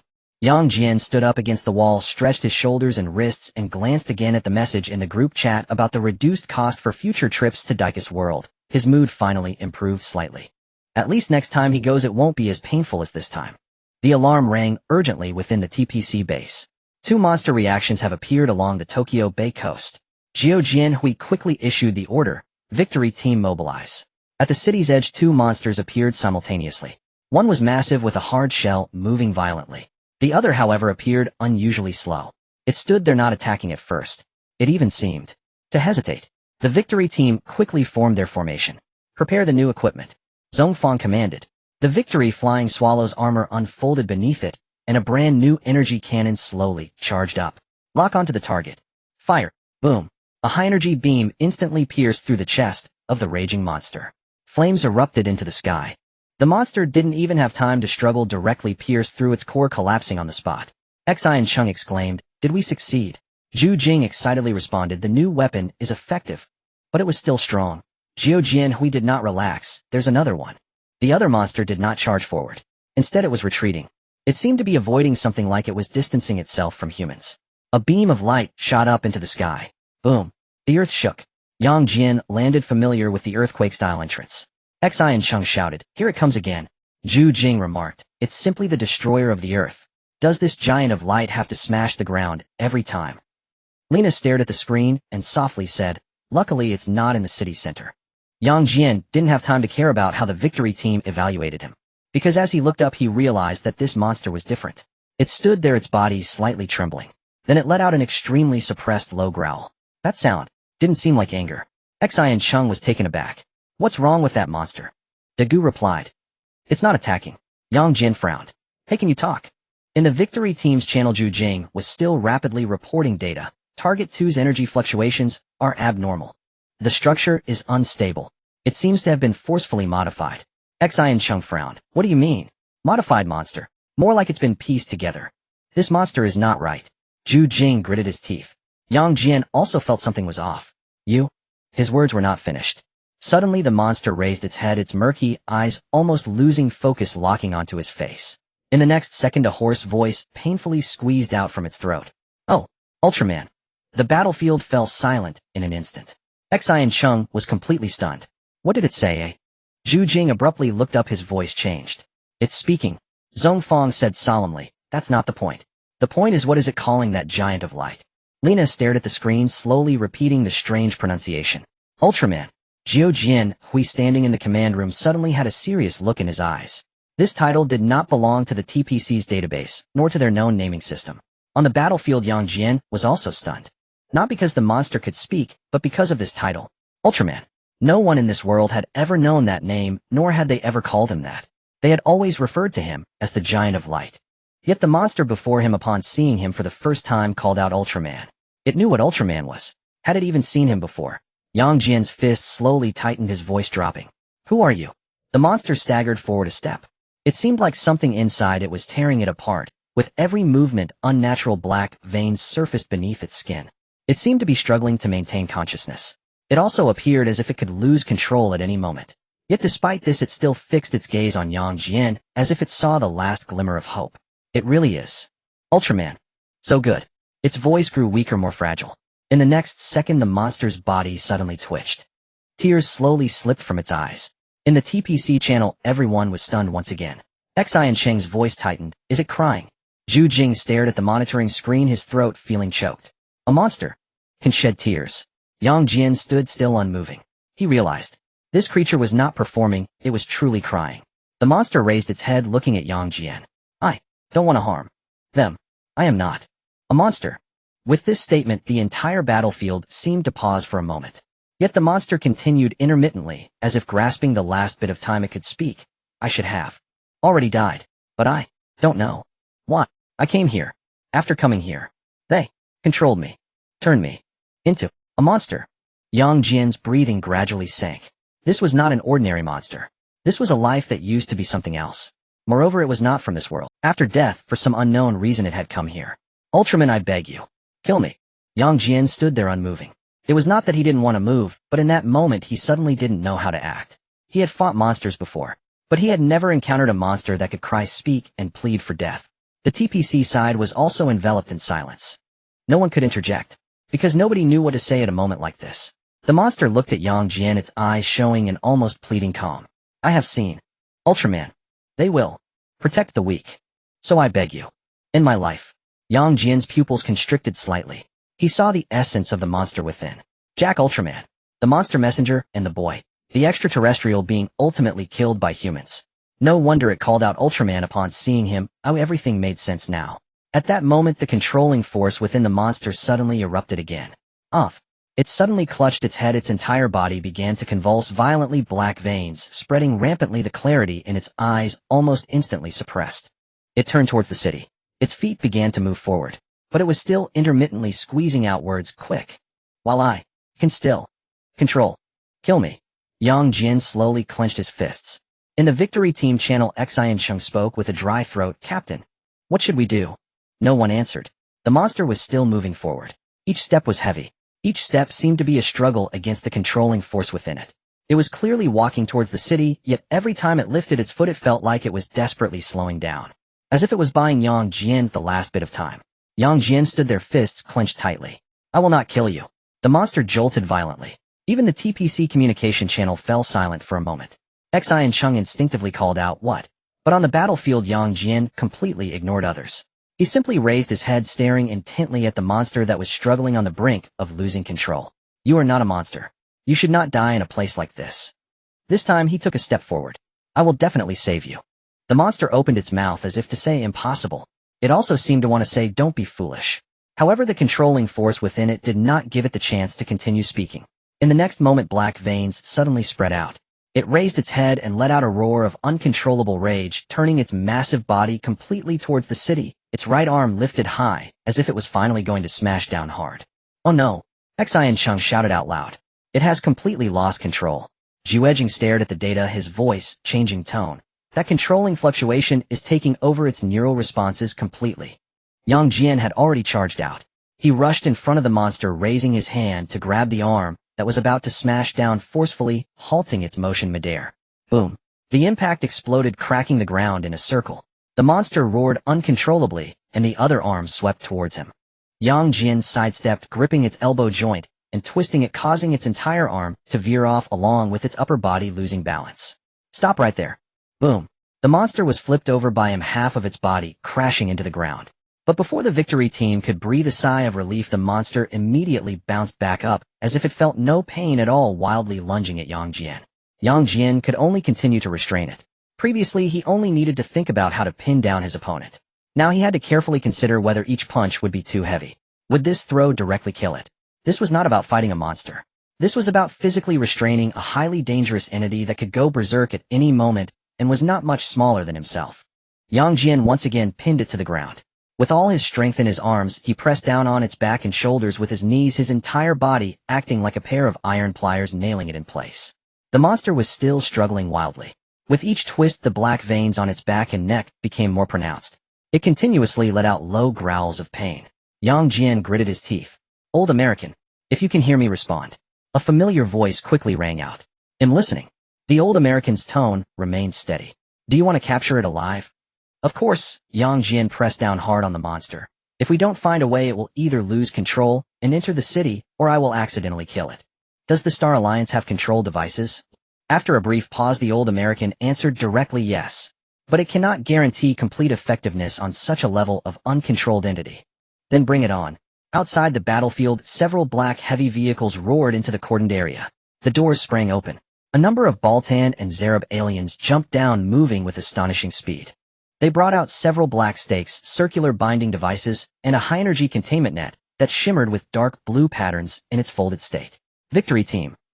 Xian Chung looked at the pile of clearly extraordinary equipment, his mouth twitching slightly. "What exactly does your Star Alliance usually prepare?" The old American quickly issued orders in the channel. "Prepare the suppression anchors. First, target the limbs, do not touch the core. Deploy the containment net, aim to suppress the fluctuations. Hurry." Several aliens acted simultaneously. Whoosh, whoosh, whoosh. 4 phase suppression anchors were shot out simultaneously, precisely embedding into the ground around the monster.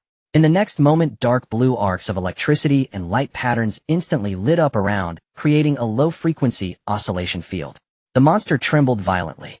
The uncontrollable black veins within it seemed to be disturbed, and their spread rate actually slowed down a bit. Jian's gaze sharpened. "Effective. Don't celebrate too early," the old American said in a deep voice while looking at the data. "The source of control within it is deeper than we anticipated. The suppression can only be temporarily effective." The Zarab and Baltan aliens had already thrown out the containment net. The dark blue net unfolded in midair, directly covering the upper half of the monster, the intricate patterns on the net lighting up layer by layer, as if continuously neutralizing the abnormal fluctuations within it. The monster's struggling momentarily weakened. In the next second, an extremely unnatural black-red pulsation suddenly lit up at its chest. Juda exclaimed, "Not good. The source of control is rebounding." Boom. A terrifyingly strong energy fluctuation suddenly exploded from within it, instantly deforming 2 of the suppression anchors, and the containment net began to tremble violently. "I can't hold it." Jian gripped the monster tightly, his body jolted by the backlash, causing the ground beneath him to crack. But he still did not let go. The monster gasped violently in his arms, and under his knee, the clarity in its eyes being forcibly pushed back a little. It looked at Jian, its voice hoarse. "Why? Why do you still want to? Save me." Jian gritted his teeth, the veins on his forehead throbbing. "Because you are asking for help. And I heard you." A tear slipped from the corner of the monster's eye. "It's unnecessary." Jian turned his head and shouted directly, "Celine. What is it? Is there a way?" Celine did not answer immediately. All that could be heard was the sound of her quickly flipping through data and scanning models. A few seconds later she spoke. "There are 2 bad pieces of news." Jian's eyes twitched. "Just say it." "First, it is not it is a parasitic, deep modification. The source of control has already fused with part of its neural pathways in this body. Second, its life structure is very unstable. Forcibly removing the source of control may tear its body apart as well." Jian's heart sank little by little. "What about the good news?" Celine paused for half a second. "I can give it a try." Jian, "Good, hurry up." "Establish a reverse suppression model," Celine spoke rapidly. "Change the control fluctuations from hard suppression to reconstructive interference, and first try to isolate its original consciousness that hasn't been completely swallowed yet." Juda was taken aback for a moment, and then his eyes lit up. "Are you saying to snatch a temporary control of its consciousness?" The old American also reacted immediately on the other end, replying, "What do you need?" "Bring the research vehicle to the front line," Celine said. "Also call everyone who can perform biological waveform analysis."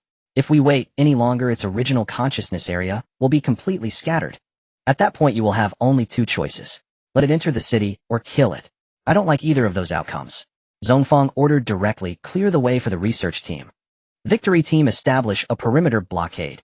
Everyone follow Celine and the Star Alliance equipment team's commands. Hurry. The scene instantly became chaotic. The ground troops quickly retreated and reorganized, pulling out a new safety zone. The engineering and research vehicles of the Star Alliance drove directly into the battlefield perimeter despite the risks, as several Pitterans, Camerons, and Zarab aliens rushed down, with a pile of instruments and modules moving faster than one another. Jian swallowed hard, watching the research team that had started setting up equipment on the scene, muttering, "They've practically brought the entire laboratory here." In the center of the battlefield, Yang Jian was desperately holding down the monster. "Hold on." The creature beneath him gasped violently, tears mixing with the dark veins in its eyes, appearing both battered and in pain. The mechanical arm of the research vehicle had already deployed. Dozens of probes, stabilizers, and temporary waveform arrays lit up simultaneously. Celine stood at the forefront, her silver hair slightly lifted by the wind.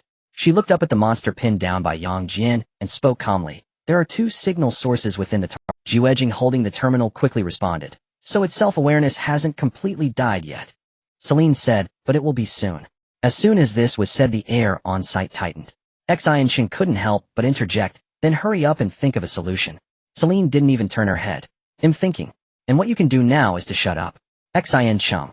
Celine's fingers swiftly glided across the light screen. First team, maintain the stability of the outer suppression field. Don't let the control fluctuations spread to the upper half of the torso. Second team, adjust the temporary suppressor frequency to the 7th interval. If I say stop, stop immediately. A group of researchers responded in unison. Understood. Received. 7th interval is ready to connect. Jian looked at the string of parameters, his forehead almost sweating. What happens if this thing is adjusted incorrectly? Celine answered calmly. At best it will go out of control and rebound. At worst it will explode along with that control source. Celine looked up and directly addressed Yang Jian. "Yang Jian, speak. I need to conduct the first round of separation testing now." She focused on the waveform on the tablet, speaking quickly. It might briefly awaken or become even more frenzied in a moment. No matter which, you cannot let go. "All right," Zhongfang said solemnly. "Turn on all recording devices." Yi Rue immediately responded, synchronized. Kojima stood quietly in the command room, watching the screen. "Let's begin." Celine raised her hand. "First round, connect." Buzz. The surrounding suppression anchors lit up at the same time. The net covering the upper body of the monster also shimmered with a layer of fine blue and white patterns. The monster's entire body suddenly stiffened. Roar. Yang Jian felt a sudden heaviness in his hands, followed by even more frantic struggles. The force was so strong that even the ground beneath him began to crack. "Hold it down," Celine shouted. "I'm holding it down." Yang Jian's temples throbbed. "Is this thing saving it or aggravating it?" "Both count," Celine replied without looking up. "The control source has started to resist." On her tablet, the two previously entangled waveforms were now violently colliding. One was blackered like a serrated edge, constantly eroding and gnawing. The other was much weaker, intermittent, like a white line that might extinguish at any moment. "I found it." Celine's gaze sharpened slightly. "The primal consciousness zone is still there. Increase it by 1 level. Jujing's voice rose. "This is already close to the limit. If we go slower, it will be gone." Celine directly pressed down on the second layer to connect. Buzz.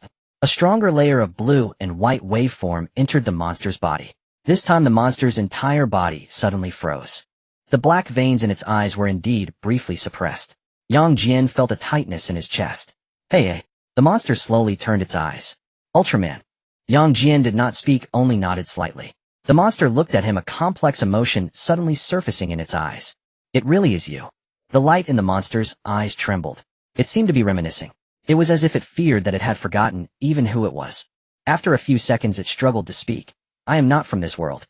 I should have already died." It paused. "I was supposed to already be dead." Daegu stood behind the victory team, his fists instinctively clenched. Just hearing these words sent a chill down one's spine. Yang Jian did not rush him. He continued to press firmly on it, softly asking. And then, the monster's eyes revealed a hint of confusion. "I thought everything was over. But, when I woke up again, I was no longer in the original place." A low, painful gasp escaped its throat. "Modified, stuffed into this body. Made me forget who I was. Only leaving behind anger and destruction." Xian felt his scalp tingle. This damn. He had a curse stuck in his throat, but ultimately did not continue. Because anything further would seem too light. Kojima's expression gradually darkened. So it really is. A life transformed into a monster, Zhongfang added softly. Meanwhile on the battlefield the monster was still trying to maintain its clarity. It looked at Yang Jian, its voice barely audible. But I always remember. Ultraman. I remember. You will protect the weak. Yang Jian's throat felt as if something was blocking it. He said nothing. Just gripping the shoulder of the other party, his hand steadied a bit more. Do you still remember your name? The monster looked stunned. Confusion deepened in its eyes.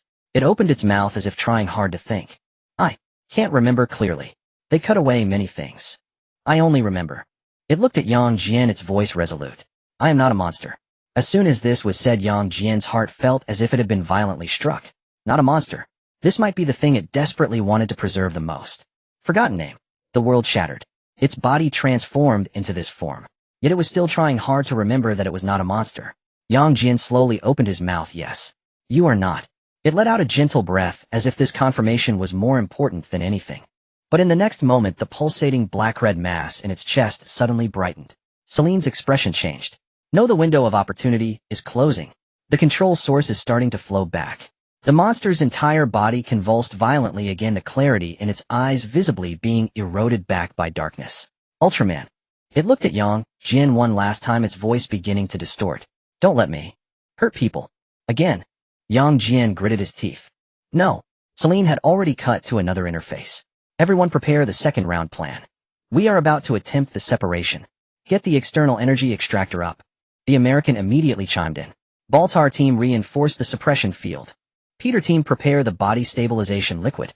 Whoever is slow will get personally scolded by me. Celine looked up at Yang Jian. Can you hold it for 3 more minutes? Yang Jian held tightly onto the monster, which had started rampaging again as the ground beneath him cracked layer upon layer. Just focus on saving it. It won't get out of control from my hands today. All devices lit up simultaneously. A hum echoed as blue and white light patterns surged through the restraining device into the beast, resembling countless glowing chains directly striking at the black-red control source that coiled within its nerves and flesh. Suddenly Celine spoke up. Found it. On the tablet, the black-red main control source was finally extracted from the chaotic fluctuations. The American personally pressed the main separation button. A loud click sounded as the central separator tightened abruptly, a blinding blue-white arc piercing into the black-red core. The beast's entire body went rigid in an instant. This time the sound emanating from its throat was no longer a beastly roar. Celine focused on the data. The control source is starting to loosen. We still need a bit more. Yang Jian lifted its chest up. Yang Jian gritted his teeth, exerting all his strength to pull the upper body of the beast upwards, allowing the main separator some angle. Is this enough? That's enough. Celine's gaze turned cold. One last time. Pull it out. A hum resonated as all devices maximized their power. The black-red core was finally pulled out from the beast's body, suspended in midair like a squirming, grotesque blood tumor, its surface covered with densely packed black tendrils attempting to reinsert itself. New City cursed aloud. What the hell is this thing? Don't let it go back. Jian shouted. Yang Jian did not hesitate at all. The moment he released the beast, he threw a punch behind him. Boom. The black-red control source was obliterated in midair by his fist. It shattered completely. The beast's massive body swayed and then collapsed. Yang Jian immediately reached out to support it. Hey, are you awake? The beast slowly lifted its head. The black veins in its eyes had finally receded entirely, leaving only fatigue and confusion. It looked at Yang Jian as if it had just recognized after a long time that it was still alive. Then it softly uttered, Ultraman. Yang Jian let out a breath. He looked down at his body, which had been transformed into that of a monster, and whispered, I am still alive. Celine glanced at the data, and for the first time did not immediately speak harshly. For now, the consciousness link has been preserved, the control source has been successfully removed, and vital signs are still present. She paused. So consider yourself fortunate. The beast slowly closed its eyes. Only then did the victory team come to their senses.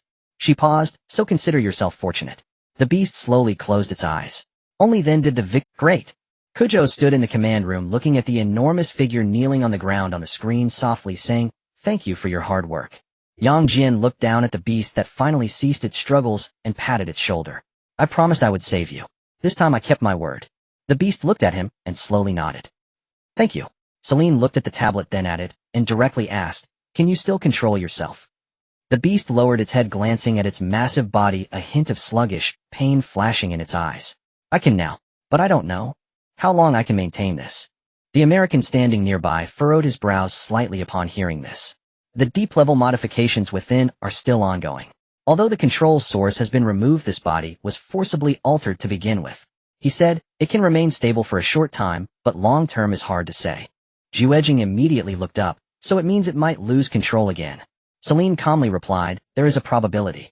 But not right now. Right now what it needs most is isolation, stability, and continuous observation.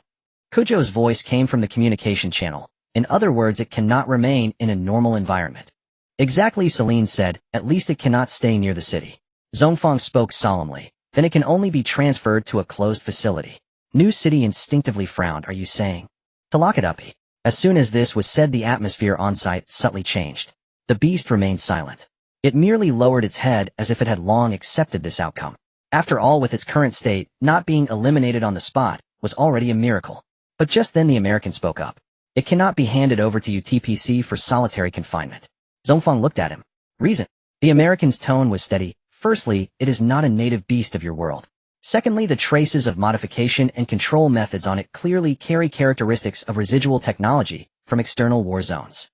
Third, he glanced at that alien, then at the Victory team members. Its current state is not suitable to be treated as loot or a sample. This was said lightly, but the meaning is very clear. It cannot be treated as experimental material, nor can it be casually locked up like an ordinary beast. Jian immediately raised his hand. I want to clarify, I don't mean to treat it as a sample. New City also coughed. Who would suggest dissection at such a time? Celine shot them a glance. I would. The entire room fell silent. Then she added expressionlessly, but on the premise of post-mortem authorization, and if it cannot be saved. Right now it is still alive, so my priority is to keep it alive. The words she spoke carried an oddly convincing credibility. Lena gently exhaled. So what should we do now? The American directly provided the answer. The Star Alliance will take it in. The Victory team fell into a brief silence. Zhongfang frowned. Are you sure? Sure, the American replied. The Star Alliance has taken in quite a few cosmic beings that have drifted over from the external battle zones. Its current situation is difficult to handle within your TPC standard system, but on our side it is not entirely without precedent. At this point he paused slightly. More importantly, it shows a clear stabilizing reaction when it sees the Ultraman. The light giant. This indicates it still has a strong trust anchor. And this anchor is not on your human side. This was already a rather tactful way of putting it. To put it bluntly, it may not trust the TPC. New City instinctively glanced at Jian. So you mean this one will have to follow you afterward? The American nodded. Yes. Kujo fell silent in the communication for a few seconds, and finally spoke. That's fine. Provided that information sharing, status sharing, and risk assessment sharing are in place. If it exhibits uncontrollable signs again, the TPC must be informed immediately. The American said straightforwardly, no problem. Zhongfang did not oppose any further, because ultimately this was already the most reasonable arrangement at present.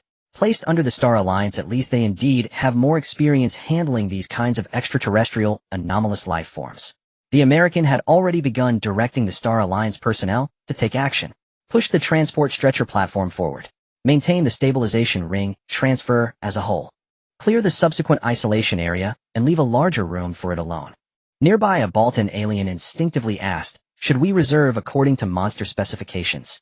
The American glanced at the alien and paused for half a second. Reserve according to patient specifications. The Baltan alien replied, understood. The atmosphere among the Victory team finally eased a bit. New City scratched his head, muttering softly, this development feels increasingly strange. Jian chimed in beside him. Originally we were supposed to fight the beast, but in the end it turned into rescuing the beast, and now we have to arrange hospitalization and shelter. Lena chuckled softly. But it's better than watching it die. Daegu had remained mostly silent. He just stood at the back, quietly observing the alien that was being systematically resecured and prepared for transport by the Star Alliance equipment. It still appeared as a beast. Massive, ferocious, and scarred. It was no longer possible to regard it as just a monster. In the Star Alliance medical quarantine zone, the once uncontrollable beast is now secured in an expanded intensive care isolation room. To be precise, it is still barely alive. Its giant form has been forcibly compressed into a low-activity state, with several connections to the Star Alliance's stabilization devices on its chest, back, and neck. Jian stood outside the glass observation window, watching for a few seconds. How is it? The American beside him crossed his arms. It won't die in the short term, or whether it can stabilize in the long run depends on Celine and that group of scientific madmen. Has it woken up? It woke up once, but fell back asleep shortly after. The American glanced at him, however its first question was whether you were still around. And then the on-duty Barton told it that you were neither dead nor gone. The American spoke flatly, it just closed its eyes and went back to sleep. Jian remained silent, glancing again at the battered silhouette inside through the glass. The American beside him suddenly spoke up. On the list of people taken in by the Star Alliance, many initially didn't believe they could still be alive. Its reaction is considered normal. Jian responded with a sound of agreement. What happens next? Next it will be a slow recovery, a slow observation. The American continued. Whether it can return to human form is uncertain, and whether its memories can be retrieved is also unknown. For now we just need to ensure its survival. He paused for a moment before adding, however, there's one thing you can rest assured about. What is it? As long as it doesn't go out of control here in the Star Alliance, no one will treat it as a monster. Jian finally felt a real sense of relief. That's good. The American looked at him and suddenly chuckled.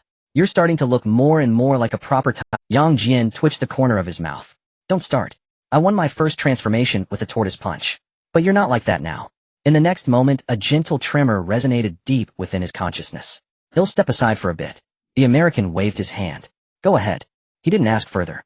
Jian turned and walked to a secluded corner at the end of the hallway, leaning against the wall. With a thought, the chat group interface unfolded in his consciousness. Naruto, how is that person? Eren, is he still alive? Daegu, I want to know too. Titan of Light, he has been taken in by the Star Alliance and is currently undergoing treatment. Naruto, that's great. Daegu, that's good. Eren, they actually saved him. Amiya, the result is better than expected. Jian was about to reply when a new notification suddenly popped up at the top of the chat group interface. System notification, a new member meeting the conditions has been detected. Would you like to invite them to the group? Jian was taken aback. Another newcomer. Naruto, huh? Eren, a newcomer. Amiya, the group. The prompt continued to roll down.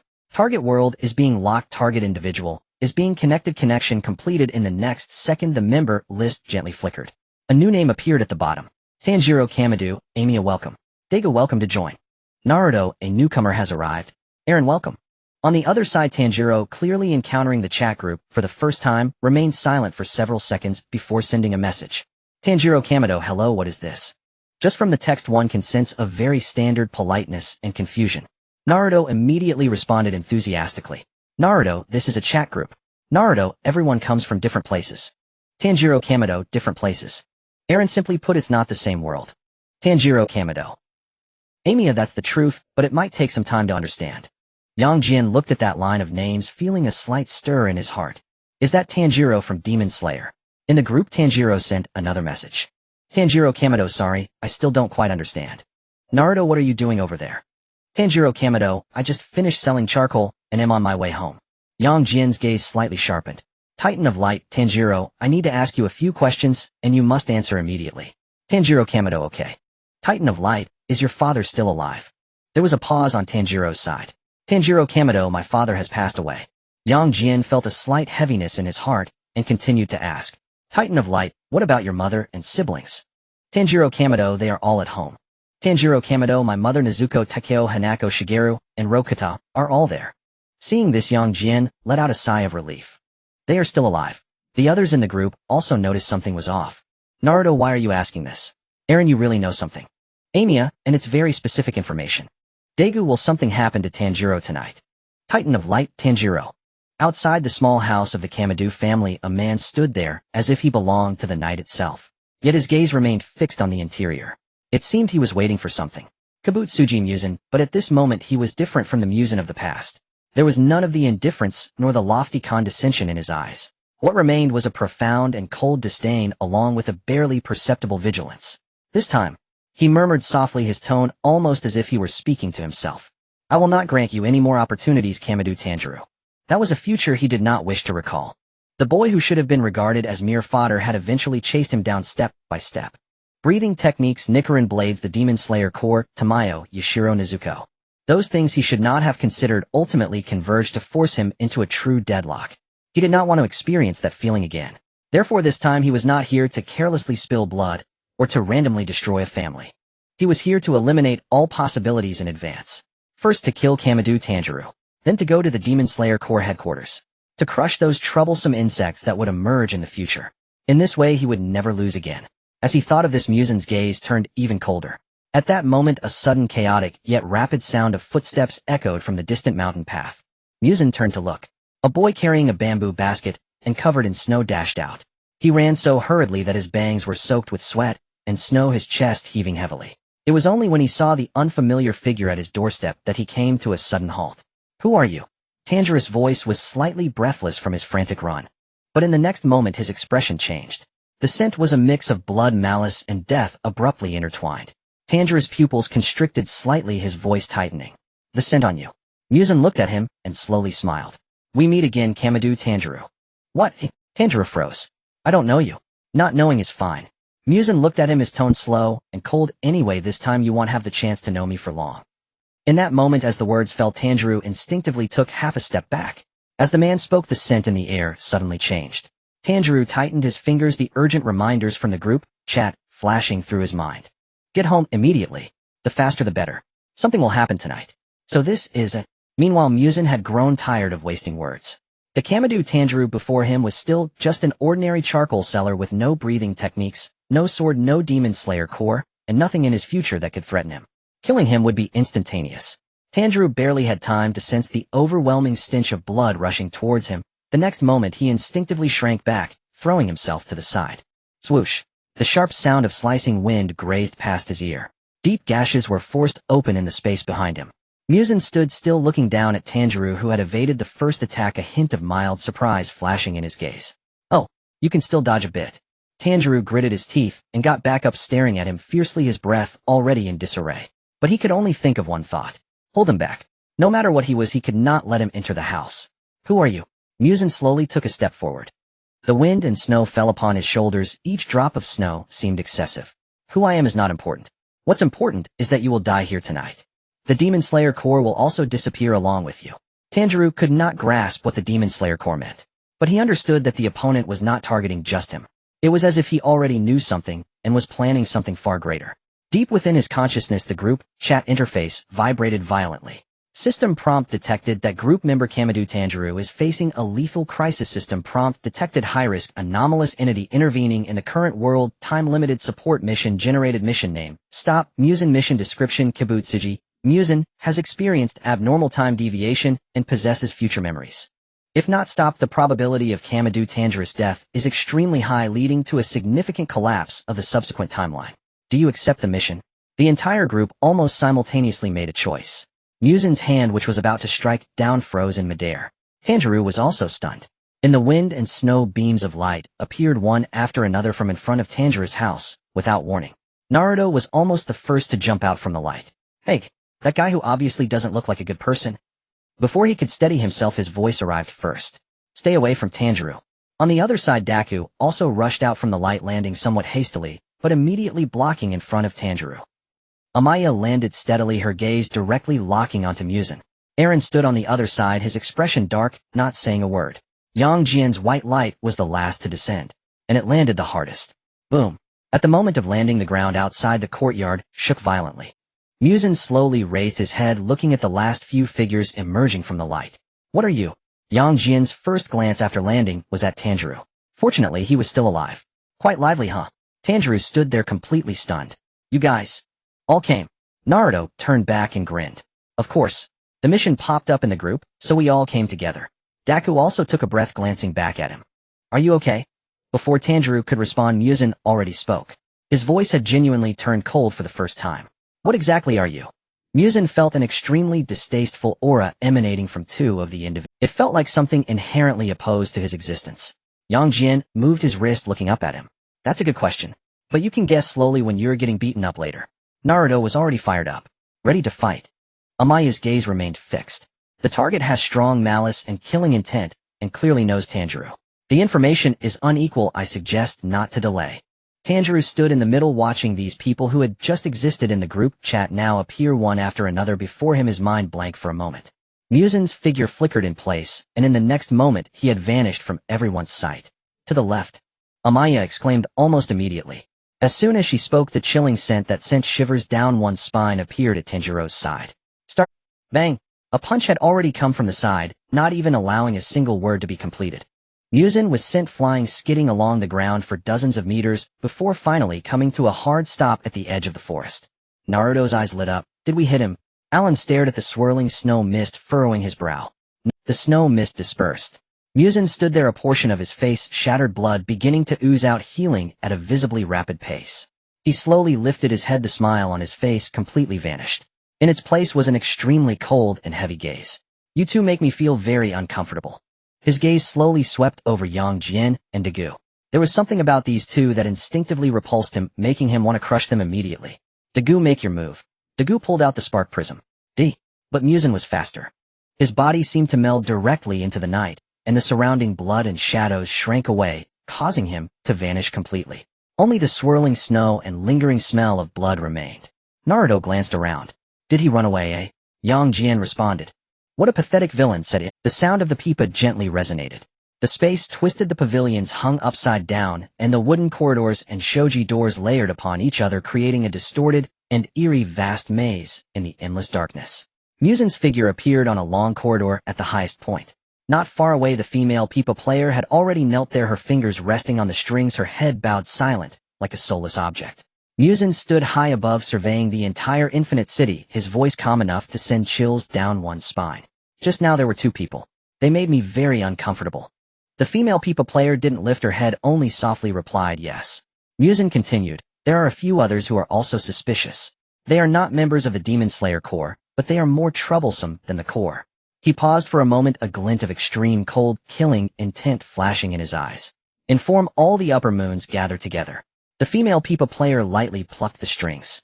The sound of the pipa resonated, and the entire infinite city seemed to shudder slightly. Yes, Muzan continued, additionally prepare yourselves. I will pull all the pillars of the Demon Slayer Corps into this. This time right here in Infinite City, we will eliminate them along with those inexplicable beings. The female pipa player did not ask why. She simply continued to pluck the strings, sending invisible waves spreading deep into Infinite City. Muzan stood high above, slowly lowering his gaze. This time he did not need to wait bit by bit. He would crush them all here at once. Outside in front of the Kamadu family cottage, the snow continued to fall. It was only at this moment that Tanjiro truly regained a bit of breath. He looked down at his shoulder that had nearly been touched by Muzan, his whole body still feeling somewhat stiff. Just a little. So close. Dagu turned back to him. Can you stand steady? Tanjiro paused for a moment, then hurriedly nodded. I can. I'm fine. At that moment the group chat interface also gently lit up again. System prompt main quest has been updated. Quest name Battle of Infinite City. Quest description Muzan Kabutsuji has begun to actively advance the battle process. Please group members contact the Demon Slayer Corps as soon as possible and prepare for battle in Infinite City before it begins. Naruto read it first and exclaimed, Oh. The quest has been updated. Alan frowned. Infinite City. Dagu also murmured, just by the name it doesn't sound like a good place. It wasn't supposed to be good at all, Jian said, diverting his gaze from the system prompt to Tanjiro. After confirming that home is safe, we'll go find the Demon Slayer Corps. Tanjiro's hands trembled as he pushed the door open. The door hinge creaked softly. The room was very quiet. Mother! Tanjiro's voice was tense. The next moment hurried footsteps echoed from inside the room. Tanjiro! A woman almost lunged toward him, her face pale, eyes filled with lingering terror. Following closely behind Nezuko, Takeo, Hanako, Shigeru, and Rokada, all peeked in their faces, displaying clear signs of panic. Tanjiro stiffened for a moment. Still alive, he said softly, his eyes reddening first. His mother had already grasped his arm. Who was that person outside?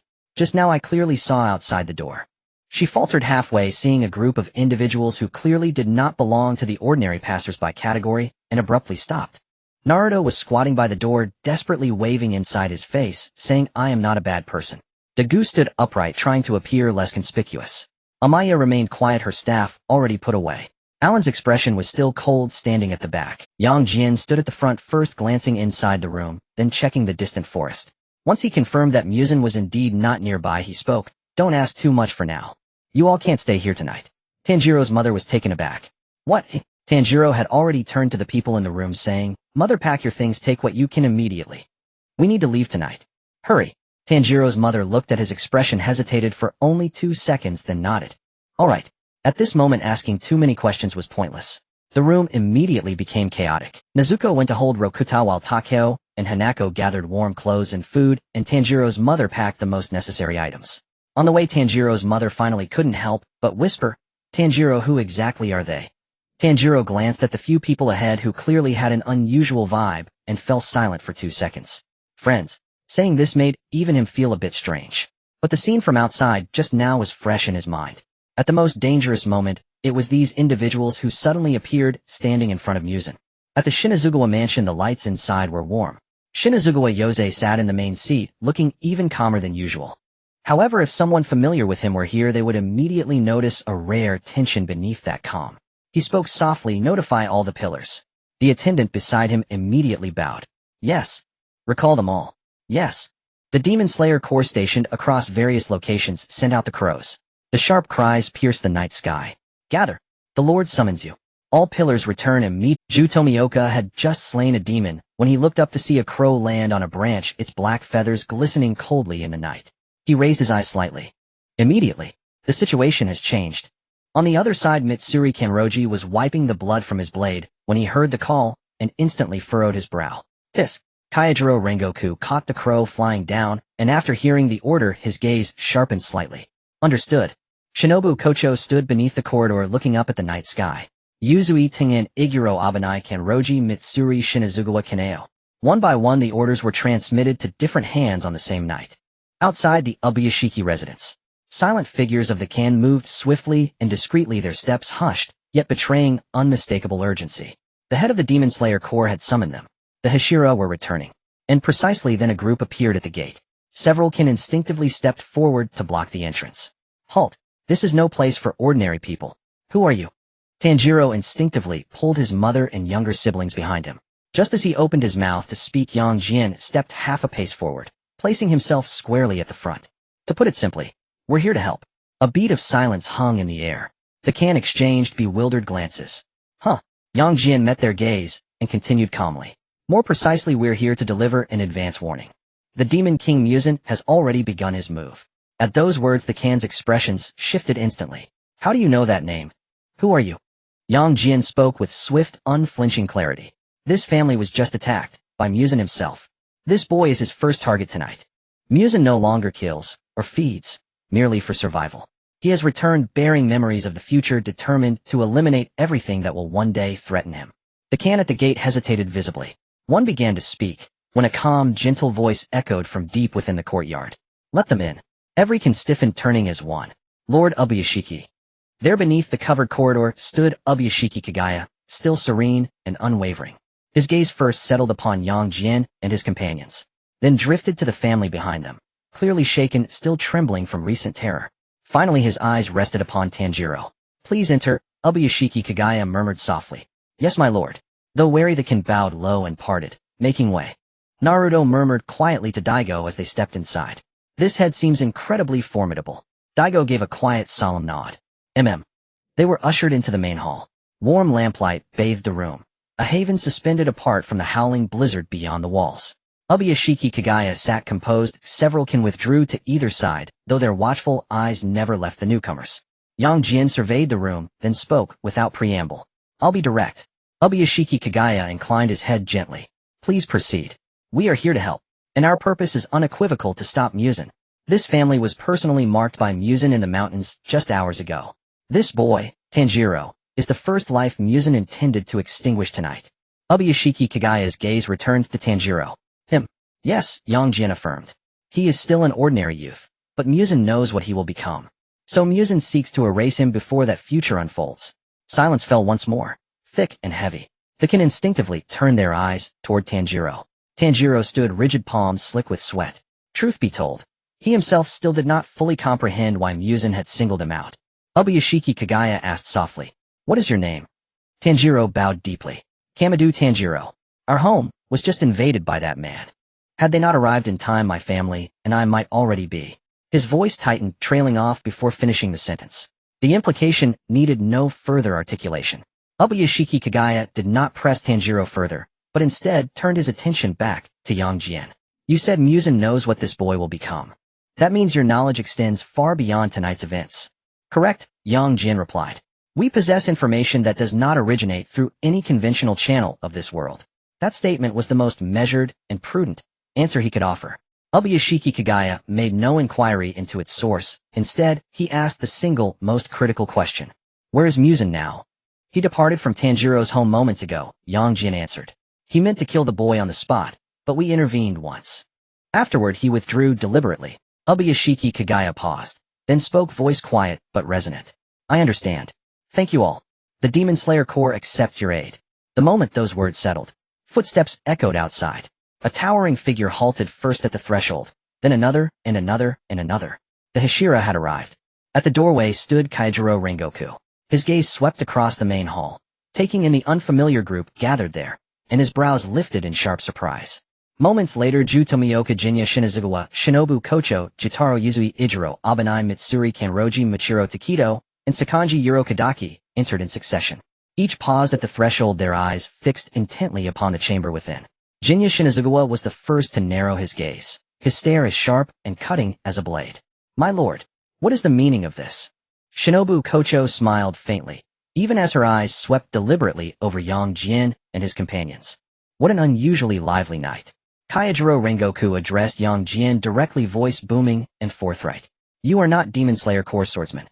Not only are you not swordsmen, your very presence radiates an extravagance bordering on the surreal. Jutaro Yuzui observed them all with narrowed eyes, delivering his verdict in true Yuzui fashion. Naruto offered a cheerful greeting, hello. Daigo instinctively straightened his posture. Amaya subtly drew her staff closer to her side, signaling no intent to attack. Yang Jian remained the calmest of them all. He stepped forward and spoke first. We are indeed not members of the Demon Slayer Corps, but we are here to help. Jinya's eyes hardened. Help, Jinya. Ubuyashiki Kagaya looked upon the assembled Hashira, his tone gentle, yet carrying irrevocable authority. All of you, tonight's summons was not merely for unrest. It is because the final battle may have been Yang Jian glanced outward. Good. They've arrived. This time, he won't escape. Muzan stood before the main hall's entrance. His gaze swept slowly across the room, lingering briefly on the Hashira, on Tanjiro, on Yang Jian, on Daigo, before a subtle chilling smile curled at his lips. How splendid. I'd have had to hunt you down, one by one. Now it saves me the trouble. Jinya's eyes flashed, his blade rising in an instant. Who are you? Be silent. Muzan lifted his gaze, calm, dismissive.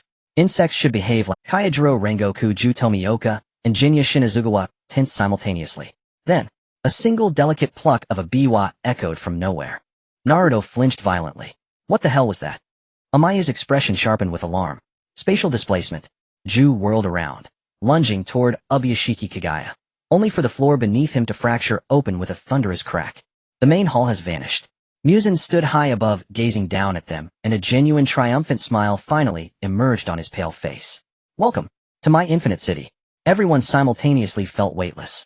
The pavilions hung upside down, corridors intertwined, and wooden doors and tatami mats twisted crazily in their vision. Deep within Infinite City, the ghosts had already raised their heads. They're here. So many. Did Lord Muzan bring them all in? Wait. The feeling from those two guys. It's so unsettling. In the darkness, pairs of eyes began to glow. The upper moons had also turned their gazes. Doma leaned against the high railing, squinting with a smile. Oh my. There are indeed quite a few guests this time. Akaza stood on the other side, his eyes already locked onto the falling figures filled with the spirit of battle. Kokoshibo, on the other hand, was notably quieter. Yet his extra eyes distinctly paused when they saw Yang Jian and Dagu. These two. They are quite unsettling. Yang Jian, in the midst of his descent, had already stabilized his body. He stomped down, shattering a wooden beam that flew horizontally, using the momentum to adjust his falling direction while casually tossing down a few machines. The sealing device of the Star Alliance's alternate space. Meanwhile, Naruto had already grabbed a Gus arm. He'll take you for a bit. With that, he swung hard on a crossbeam, launching himself and Dagu towards the more open lower levels. Eren had already bitten his hand. A massive burst of white steam and explosions erupted in Infinite City. Boom! A giant took shape directly in midair. All the ghosts in Infinite City were momentarily stunned. What? A giant? What is that? Is it a blood demon art? Yang Jian decisively called out Dagu. Dagu barely turned his head while falling. I'm here. You can go up now. In that instant, Dagu's eyes sharpened. Digga.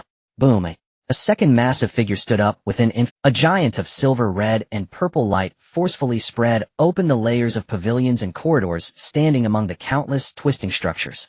In that moment, the entire Infinite City fell silent for a beat. All the ghosts seemed to be held in place by something. It was the primal suppression brought by a higher life form suddenly descending. The smile on Doma's face stiffened. Oh dear. What is this? Akaza stared intently at Digga, his fists tightening. This feeling. A true powerhouse. Kokoshibo slowly lifted his head as several of his eyes constricted simultaneously. Light. And another, a grotesque form purely magnified by flesh and blood. This is neither a ghost nor a human. Just as they were in shock, a third, even heavier sense of oppression descended from the other side of Infinite City. White light tore through space. Boom. A large number of wooden beams, pavilions, and corridors instantly exploded. The silvered giant slowly rose from the ruins and smoke. The king descended from the heavens, furious and fierce. Another one. What a joke. What on earth did Lord Muzan bring in? Why do I feel suffocated? These two glowing things. The ghosts began to stir. The upper moons finally ceased to be mere spectators, because the sense of suppression was too evident, especially after the third giant landed. Naruto landed on a beam, looking at the giant below, filled with excitement. The visual impact was beyond mere shock. The Hashira of the Demon Slayer Corps were also momentarily stunned. Kyojuro Rengoku was the first to regain his senses, his eyes sparkling. What an astonishing reinforcement. Shinjuro twitched his mouth fiercely. What on earth are these? Yoichi said nothing, but his gaze was firmly fixed on Diga and Yang Jian. Shinobu's smile remained, yet her eyes were more serious than ever. Tenjin Yuzui was more direct. This entrance is excessively extravagant, isn't it? Muzan stood high above, his expression entirely devoid of the previous ease. The ghost instinctively felt uncomfortable. This was very wrong. Yang Jian casually raised his hand and waved it forward. Boom. The shockwave smashed through Infinite City like a wall. The ghost in front didn't even have time to let out a complete scream before exploding. Ghosts. Hashira. Naruto stood on a beam, his eyes wide. Wow. This is too. He hadn't finished his sentence. On the other side, Diga had already raised his hand. The giant of silver, red, and purple stood in the center of Infinite City, arms spread wide, the light patterns on his chest, and arms glowing simultaneously. In the next second, a blinding beam of light that nearly illuminated the entire space shot out. Boom! The entire layer of ghosts rushing forward, along with a half-suspended corridor and pavilion, evaporated in the light. No remnants. No regeneration. They vanished completely. Only the intense heat remaining in the air and a whitened void where the light had swept through. Kyojuro Rengoku. Shinobu. Tenjin Yuzui. Shinjuro, who had originally rushed out, suddenly paused midair, his eyes seeming to scold. What a joke. Just as they had taken their stance, the two giants waved their hands, and the ghosts were gone. A massive number had vanished. The ghost horde was in complete chaos. What happened? What is this? Don't go near. Don't go near. If you touch it, you'll die. Yet even if they ran fast, they couldn't outrun the giant's hand. Yang Jian had no interest in picking them off. He raised his hand and directly grabbed three ghosts trying to escape backwards from midair, squeezing them together with a loud pop. With a backhand, he slapped again. Boom. The corridor, along with the walls and ghosts, was turned into a mass of blood and mud. Eren stood on the shoulder of the giant, staring silently at the large area of ghosts that Yang Jian and Dagu had cleared. After 2 seconds, he thought, I suddenly feel like I don't need to transform. No, you're still very cool. The Hashira were utterly speechless. One slap, one large area. A beam of light for every floor. This wasn't assistance. This was a dimensional strike. Akaza was the first to charge out. A true powerhouse. He launched himself like a cannonball from the high ground, directly aiming for Yang Jian's face. Yang Jian didn't even look seriously. He raised his hand. Smack. Just one slap. Along with the entire pavilion behind it, it scattered in the wind. Akaza was dead. Infinite City fell into an instant silence. The smile on Doma's face had completely vanished. Oh dear, Akaza is gone. It was the first time he genuinely felt something was amiss from the bottom of his heart. This was no longer a matter of strength. The upper moons in their hands were no different from ordinary ghosts. Doma had just realized this. Diga had already turned his head, arms spread wide, light converging. Doma was completely frozen. Boom. Doma's entire body evaporated in the light, disappearing without a trace. Shinobu stood below, watching the figure that had been vaporized by a beam of light above. She had originally thought that she would eventually have to take revenge on Doma. Tenjin Yuzui stared at the area that had been vaporized for a long time, finally managing to squeeze out a sentence. This is way too extravagant. Machiro looked up at the two giants, his expression somewhat dazed. This no longer requires us. Kokushibo finally moved. Moon breathing. He hadn't finished his sentence when Yang Jian was already in front of him. With a slap boom, the entire floor, Kokushibo was completely gone. The Hashira of the Demon Slayer Corps. At that moment, Yang Jian raised his head, locking eyes with Muzan through layers of suspended pavilions and floating blood mist and the remains of ghosts. Muzan, what do you consider life to be? Muzan looked at the large area of ghosts that Yang Jian had killed with a slap, vaporized with a beam of light, and stomped to pieces, the corner of his eye twitching fiercely. What do you consider life to be? In a certain sense, these words actually had a point. As Yang Jian progressed, ghosts vanished upon contact, dying with a slap. Even the upper moons were crushed like debris on the roadside. That scene looked nothing like respect for life. Ghosts are not considered life. The moment the words fell, Yang Jian shot up into the sky. The upper levels of Infinite City's pavilions were shattered like paper as he crashed through. Muzan didn't even have time to do anything.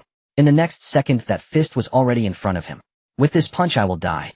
His flesh erupted, and his figure was forcefully pulled back in midair, pushing all his reactions and speed to their limits. Bang! Yang Jian held back this punch. Otherwise Muzan would have evaporated on the spot. Yet even with restraint, this punch was still incredibly heavy. Muzan's entire upper body exploded on the spot, his body smashing through 3 floors like a burst piece of meat, crashing into a massive pillar on the outskirts of Infinity City. The Hashira could only blink in shock. Naruto stood on the beam, nearly crying out. He didn't die. Eren stared at the twisted, regenerating flesh over there. He recovered so quickly, mainly because I held back, Muzan thought, feeling a surge of fear. He looked down at his half-disappeared body, his flesh writhing and reorganizing frantically, but it was clearly slower than usual. That monster. Did he really hold back, just now? Escape. I need to escape now. Forget about Tanjiro and the Demon Slayer Corps for now. As long as I'm alive, I will eventually outlast them. Naruto, get me out of here. The sound of a pipa echoed. Ding. The various towers and spaces in Infinity City twisted slightly. But in the next second nothing happened. Muzan's pupils contracted. What's going on? Sir, the space has been fixed. Yang Jian moved his shoulders, watching Muzan's increasingly ugly expression with an indifferent tone. Do you really think I would dare to enter your territory for no reason? Flesh split apart, whips and blades shot out, while dozens of clusters of regenerating flesh crazily split off, trying to escape, reorganize, and flesh split apart, whips and blades shot out, while dozens of clusters of regenerating flesh crazily split off, trying to escape, reorganize, and relocate from different directions. This was his true life-saving method. Unfortunately, it was meaningless in front of Yang Jian. Yang Jian spread his 5 fingers, directly grabbing hold of Muzan's main body, while his other hand swiftly slapped down, turning the nearby, fleeing flesh clones into ash. Muzan struggled madly, flesh climbing up Yang Jian's arm, spikes, bone blades, and tendrils growing layer upon layer. Yang Jian didn't even bother to dodge. His other hand formed a fist. Bang! Muzan could not evade at all now, and his entire being exploded from the middle. A gruesome rain of flesh fell from the skies of Infinity City, causing everyone to shudder. Everyone. For the first time, the Hashira felt that their blades appeared somewhat elegant in this scene. But Muzan was still not dead. Because Yang Jian had still left that most crucial piece. A core, the most disgusting, still desperately writhing mass of flesh. Everyone watching this scene felt an overwhelming sense of unreality. Is this the Demon King? Is this the nightmare the Demon Slayer Corps has pursued for hundreds of years? Now, like a piece of rotten meat, he is being trampled on the ground. Naruto broke the silence, first, his voice cracking. This is too tragic. Eren looked at the struggling mass and coldly uttered, he got what he deserved. At this moment, Yang Jian turned his head towards the Demon Slayer Corps. He grabbed the core mass of flesh, trying to escape, dragging it over like pulling a dead dog. Slap. That core mass of flesh was violently thrown in front of Tanjiro and the Hashira. The entire Demon Slayer Corps fell silent for a second. Yang Jian looked down at the twitching, nauseating mass on the ground. I'm leaving him to you. Kaneo, sitting in the back, gently closed his eyes. When he opened them again, his voice was soft. Everyone. It's time to send him on his way. Muzan Kibutsuji is dead. The main hall fell silent. The shadow that had lasted for hundreds of years was finally cut off at this moment. Tanjiro gripped his sword, his hands trembling. He stood there looking down at the ash on the ground, his chest rising and falling violently, as if he couldn't fully process it all. It's over. That thing that almost destroyed his entire family is truly dead. Kaneo gently closed his eyes and let out a long breath. You've worked hard. Rengoku was the first to sheath his sword, taking a few deep breaths before suddenly breaking into a bright smile. It's over. Shinobu looked down at the ash on the ground, remaining silent for a few seconds before muttering, finally dead. A bit of her smile returned, but the tears in her eyes were still not completely held back. Ju stood in place silent. But the hand holding the sword finally loosened slowly. Naruto jumped down from the beam, looking around with a slightly lowered voice. Is it really over? Eren replied, looking at the ash on the ground. Yes. It's over. Yang Jian stood to the side, glancing at Tanjiro. Tanjiro still held his sword, his eyes red, his entire being feeling like it had suddenly relaxed after being stretched to the limit. Yang Jian reached out and gently patted his shoulder. All right. This time he is really dead. Tanjiro swallowed hard after a long, while finally managing to utter a little sound. After a few seconds, he looked up at Yang Jian, his voice still a bit hoarse. Thank you. Yang Jian smirked slightly. What for? You've already thanked me several times tonight. Tanjiro looked down at the sword in his hand, whispering, if you hadn't come, my family would have been gone. And the Demon Slayer Corps. This was expected, and it was easy to do. Snowflakes fell back onto their faces. Beneath their feet lay the solid ground and snow. Outside, the night was cold and real. The group stood in the snow, momentarily silent for a few seconds. Muzan is dead. Infinity City is gone. They really made it out alive. Kaneo was supported as he stood firm, looking at everyone with a gentle bow. This time, thank you all. The Lord's voice remained gentle, but everyone could hear the deep seriousness underlying it. Rengoku looked at Yang Jian and the others, his eyes shining with brilliance. What an unforgettable night. We will never forget your assistance. Shinobu smiled gently. I initially thought tonight would be a troublesome battle. Thank you for your help. Shinobu, still holding his sword, glanced down at the ash on it and clicked his tongue. Thank you. Yuzui Tenjin let out a long breath. It ended in a truly spectacular manner. The group chat interface gently lit up at that moment.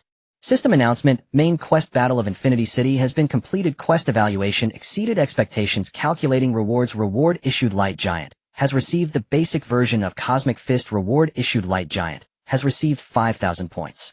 Reward issued: Round Daku has received 3,000 points. Reward issued: Tanjiro Kamadu has received 1,000 points. Reward issued: Amaya has received 2,000 points. Reward issued: Eren has received 2,000 points. Reward issued: Naruto Uzumaki has received 1,000 points. Naruto was the first to jump up. Naruto Uzumaki: why did I only get 1,000? Eren: because you spent most of the time shouting. Naruto Uzumaki: that was important support. Okay. Amaya: from a contribution structure perspective, the system's judgment is not unreasonable. Naruto Uzumaki: even Amaya thinks so. Daku: 3,000. Light Giant: not bad. The system prompt has not yet ended. System prompt: chat group functionality updated. New feature: daily check-in. Explanation: members can check in once daily to receive random points. The feature is now activated. The group erupted in excitement. Naruto: check-in. Is there such a good thing? Eren: finally we have another source of points. Amaya: this will definitely stabilize things a lot. Daiga: check-in. Sounds very peaceful. Titan: this feature has finally become more humane. Just as Yang Jian finished sending a message, another prompt appeared. Would you like to check in immediately? Yang Jian clicked it casually. Check-in successful. Points obtained: 67. Titan: 67. Naruto: I'm coming. Soon the group was flooded with messages. Naruto: check-in successful. I have 103. Eren: 41. Amaya: 89. Daegu: 76. Titan: huh? Can it exceed? Naruto: haha. System prompt: Tanjiro Kamadu: check-in successful. Points obtained: 58. Although the Demon Slayer Corps could not see the system prompts, they clearly sensed the atmosphere around them lightening. Yayoi Shiki looked at them and smiled gently. It seems you all have your own post-war rituals. Yang Jian came back to his senses and smiled as well. That's about right. Just then the system popped up a new prompt. The time is about to end. Please prepare to return. It's time to go. In the snowstorm, the warmth from the recently ended battle was quickly dispersed. Naruto looked up first. Are we going back already? Eren glanced at Tanjiro and then at the members of the Demon Slayer Corps. The mission is over. Daegu also took a light breath. Amaya held her staff, her tone still. At least the outcome is much better than expected. Tanjiro clearly saw the prompt and suddenly became a bit anxious. Wait a minute. Are you all leaving now? Yes. Yang Jian looked at him. But don't worry, the group is still here. If anything comes up in the future, just say it in the group. Tanjiro nodded and suddenly remembered something, quickly reaching into his pocket to pull out a small cloth bag. This? Yang Jian was taken aback. What? Tanjiro said seriously, although it's not worth much. Naruto chuckled first. You're being too serious about this. Tanjiro's ears turned slightly red, but he still insisted on handing it over. I can't offer anything else right now. But thank you, I still want to say it formally. Thank you all. Yang Jian looked at the small cloth bag and finally, alright, then I'll take it. Tanjiro finally sighed in relief. Meanwhile, Yayoi Shiki bowed to everyone once more. The events of tonight will forever be remembered by the Demon Slayer Corps. Take care, everyone. In the snowy night, a white light began to slowly illuminate from everyone. As the white light faded away, the familiar feeling of weightlessness receded. Yang Jian looked down for a moment. He was still standing in the compartment he had left before. The system's return this time was quite considerate, at least it didn't throw him onto a toilet. Yang Jian let out a long breath, rubbed his shoulder, and glanced at the group chat in his consciousness. Messages had popped up again. Naruto, I'm back. Naruto, I just checked in again and realized you can only Eren. Amaya, that's called daily check-in. Daegu, I'm back too. He closed the group chat interface and walked out of the compartment. Then he looked up. Celine was standing outside. In a white lab coat with silver long hair, the tablet in her hand was still glowing with a faint blue light. She leaned against the wall outside the restroom, her expression calm, as if she had been waiting there for a long time. Jian. The air was quiet for 2 seconds. Then he raised his hand to wipe his face, and spoke expressionlessly. So nice. Every time I come back home, there's a beautiful woman waiting. Just next time, can you not wait outside the restroom? Celine glanced at him. Sure. Jian was about to say why was she so agreeable today. In the next second, Celine calmly completed the second half of her sentence. Just don't disappear in the restroom next time. Jian. You aren't always waiting here, are you? Not waiting. Celine corrected. I'm observing the anomaly return point. Your phrasing is even scarier than waiting. But it's more accurate. Jian glanced down at the tablet in her hand, unable to resist asking, what have you monitored again? A lot. Celine said. For example, the muscle fatigue when you return this time is lower than the last cross-border. The energy residual waves are more stable. She paused, her gaze falling on Jian's face. And your mood seems quite good. Jian raised an eyebrow. You can tell that. Your mouth corners just lifted for a few tenths of a second. Celine's tone was calm. For you, that's already quite obvious. In the group chat, Tanjiro Kamado, I just finished reading part of that story. Tanjiro Kamado, so it turns out. Tonight really will turn out like that. Tanjiro Kamado, thank you so much. Naruto suddenly popped up. Naruto, no problem. Amaya, based on the results, this intervention was very successful. Titan minor issue. Tanjiro Naruto, and the check-in. Naruto, the check-in is really amazing. Eren, you look like you just received pocket money for the first time. Naruto, it is the first time. Jian looked at those few messages and couldn't help but chuckle. Celine spoke lightly beside him. You're looking at that external information source again. This time it seems easier than before. Because the outcome this time is good. Celine nodded, not asking further. When they reached the door of the training area, she suddenly stopped. By the way, Jian looked up. What now? Your reward should have arrived. Jian raised an eyebrow. 5,000 points plus a cosmic fist technique. Celine looked at him thoughtfully. The name sounds very fitting for you. What do you mean? It means you can finally upgrade your turtle-holding fist. Jian. He stood still, slowly taking a breath. I find that you really have a knack for stepping on landmines precisely. Thanks for the compliment. Familiar Celine, familiar rhythm, familiar dialogue style that steadily increases blood pressure. Yet for some reason, he didn't feel annoyed tonight. Perhaps it was because he had just finished a tough battle in the Infinite City and felt quite good. Or maybe because coming out of the restroom, he saw a silver-haired beauty waiting outside, which despite the strange location, didn't look that bad. Thinking of this, he suddenly tilted his head to look at Celine. Celine keenly sensed it. What do you think? Jian slowly spoke. I was thinking, since you can block me outside the restroom, doesn't that mean you've calculated my return point quite accurately? About that. Then next time wait somewhere else. Like Jian said seriously, at the training ground entrance, the rooftop, or the cafeteria. If not, the dormitory entrance is fine too. Waiting outside the restroom really kills the vibe. Celine looked at him for 2 seconds. Your standards for vibe seem to have suddenly risen. No choice. Jian shrugged. After all, life needs a bit of ritual. Celine was silent for half a second, and actually nodded. That makes sense. Jian was genuinely stunned this time. Wait, why are you suddenly so agreeable today? Because you just finished a big battle and your emotions are in a recovery phase. Celine said calmly. At this time, appropriately lowering stimulation is beneficial for recovery.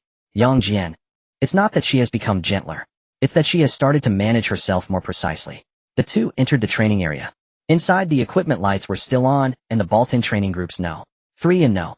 For looked over from a distance, their compound eyes flashing in unison, clearly aware that this Titan, who disappeared from the restroom and returned from the restroom, had safely returned. Jian had not yet had the chance to return to the training area when he received a communication from Zhu Jianwei. Jian, come to the command room. Jian was taken aback. Now, yes now. Zhu Jianwei's voice was as gentle as ever. There's something we need to formally address. Jian glanced over at Celine. Celine was holding a tablet, her silver hair cascading down one shoulder, speaking calmly. Go ahead. The command room was filled with people. Zhu Jianwei sat at the front. Zhong Fong stood beside him. Xian Sheng leaned against the table, and Lina Zhu Jing and Yi Rui were also present. Looking further, Yamamoto, Ichiro Komori Moku, and Seijo Nagi were all there as well. At the very back was Dagu. Jian's gaze lingered on his face for a moment.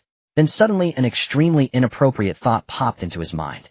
Should I find a way to bring back a Diga statue? A Baltan alien passing by, following his gaze, took a look and muttered quietly, this giant of light is staring at Dagu again. Another Zarab alien immediately chimed in quietly. I said this before, he has a strange fixation on Dagu. Jian. Hey, I can hear you. Dagu himself evidently heard it too, his expression subtly tilting his head. Yang Jian expressionlessly forced his gaze away, trying hard to make his expression appear as if nothing had happened. Zhu Jianhui gently cleared his throat, interrupting the increasingly awkward atmosphere. Alright, everyone is here now. Yang Jian, come over here. Yang Jian walked over. Captain, what's the matter? Zhu Jianhui looked at him, smiling slightly. We officially welcome you to join the victory team. Yang Jian was taken aback. Huh. Starting today, you are officially a special operations member of the victory team. All necessary records, numbers, permissions, logistical allocations, and combat positions will be completed for you. You don't still think you're just a temporary worker with free meals and accommodation, do you? Yang Jian remained silent for 2 seconds. I did think that a bit before. Lena couldn't help but probably only you would interpret the Giant of Light joining the defense team as just having free meals and accommodation. Yi Rui adjusted his glasses and calmly added, from the system's perspective, your temporary status was invalidated yesterday. Today is just the formal announcement. Additionally, your individual combat records, cross-zone transfer permissions, and level 1 access to the armory have all been activated. Yang Jian, that phrase sounds very much like a formal job notification. Zhu Jianhui looked at him, his tone becoming a bit more serious. Welcome to officially join the victory team. Yang Jian looked around. When he first arrived in this world, he was unfamiliar with everything, and his first instinct was to solve the issues of food and shelter. Now in the blink of an eye, he was officially employed. Thinking of this, Yang Jian gently exhaled and nodded. Then I'll trouble you all to take care of me from now on. Yang Jian, your position has already been arranged. From today onwards, you will be assigned to the first combat sequence along with Dagu. Yang Jian instinctively turned his head to look at Dagu. Dagu coincidentally looked over as well and politely nodded. Please take care of me from now on. Yang Jian instinctively thought of finding a way to get a statue. Just as he thought of this, the Baltan alien beside him quietly said, Oh no, this Giant of Light has started staring blankly at Dagu again. Yang Jian. Thank you very much. This time, even Xian Chung heard it and couldn't help but laugh out loud. Dagu, I'm serious, he can't be your fan, right? Dagu, I don't even know what's so great about me that anyone would want to be a fan. Yang Jian finally couldn't hold it in anymore. Let me clarify. I'm just looking at his face and can't help but think of some more complicated things. Xian Chung laughed even harder. Your explanation sounds even weirder. Lena was laughing beside him, and after finishing, she gently shook her head. Alright, stop teasing him. Zhongfang cleared his throat. Since he's officially joined, there are a few things to explain. First, Yang Jian's main role remains as frontline giant combat power. Second, unless absolutely necessary, he does not act alone and must maintain communication sharing with the victory team. Third, daily training will be handled by Celine, but combat command will be unified under the victory team. Yang Jian's eyebrows twitched at this point. Wait, Celine is in charge of daily training. Zhongfang nodded. Yang Jian. Xian Chung beside him showed a sympathetic expression as someone who had been through it. Take care. Zhu Jing nodded seriously. Come back alive. Is this response a bit excessive? Zhu Jianhui looked at him with a gentle tone. Of course, training doesn't mean we'll keep you locked in the training ground all day. Yang Jian. Understood. Victory team, let's formally get to know your new member. Normally something like a formal job induction would be serious, but in the victory team it turned out to be. Xian Chung. Let's go, we must eat something good today. Zhu Jing immediately responded. Agreed. With a formal induction, we have to celebrate. Lena leaned against the side, adding with a smile. And today there happens to be no monsters, no alarms, and no one is immediately dragged back by Celine for extra training. Yang Jian initially wanted to say that he might really get caught. But seeing everyone in the room had already decided to take him for team building, he thought about it, and decided not to be a wet blanket. Alright, then I'll reluctantly give you all a chance to treat me. Xian Chung immediately stared at him. Are you getting it wrong? You officially joined us, shouldn't you be the one treating? Yang Jian raised an eyebrow. I'm just a temporary worker from another world barely getting by, and you all are already thinking of getting me to pay. Zhongfang stood to the side, still looking serious as usual, but finally spoke up. Go ahead, but don't take too long. Understood. Xian Chung responded the quickest. Zhu Jianhui looked at this group, a hint of a helpless smile in his eyes. Since it's a welcome party, let's all relax a bit. Half an hour later, in the side hall of the base cafeteria, Xian Chung sat down opposite Yang Jian with a plate. Today's meal is on the team for you. Yang Jian had just picked up a piece of meat when he looked up at the words. So generous. Mainly afraid that if you just joined we would eat you into bankruptcy. Lena laughed and added. Zhu Jing, holding a large bowl of noodles, mumbled. Also, you're now core combat power, so you need to be well fed. Yang Jian, your logic is surprisingly sound. Yi Rui spoke up from the side. But seriously, how does it feel to officially join? Yang Jian bit into something and thought for a moment. More formal than I expected. I thought at most they would just give me a card so that I could swipe it to get in instead of standing outside waiting. Lena couldn't help but laugh. Isn't your expectation for a formal job a bit too low? There's no helping it, Jian shrugged. My first goal here was just to not starve. Dagu sitting beside him finally couldn't help but laugh a little at this point. Every time you say something like that it makes me forget that you're actually the giant of light. Jian turned to look at him. Should I be more careful from now on, and say it in a more sacred way? Before Dagu could respond, Xian Sheng already burst out laughing. No, you're fine as you are now. If you seriously start talking about guardianship and light, I wouldn't be used. Zhongfang came over holding a bowl of hot soup as he sat down listening to them chat about who faltered first in previous battles, who yelled the loudest, and who charged the fiercest. Shan Zhongyi spoke little but occasionally chimed in just enough to catch Xian Sheng off guard. The others began to relax their smiles, slightly more abundant than usual. Muzan sat the farthest away quietly eating, but when someone mentioned Sophia's incident, he still remarked, if you hadn't charged in last time you might have lost. Jian looked up at him. I know. That's why I'm catching up now.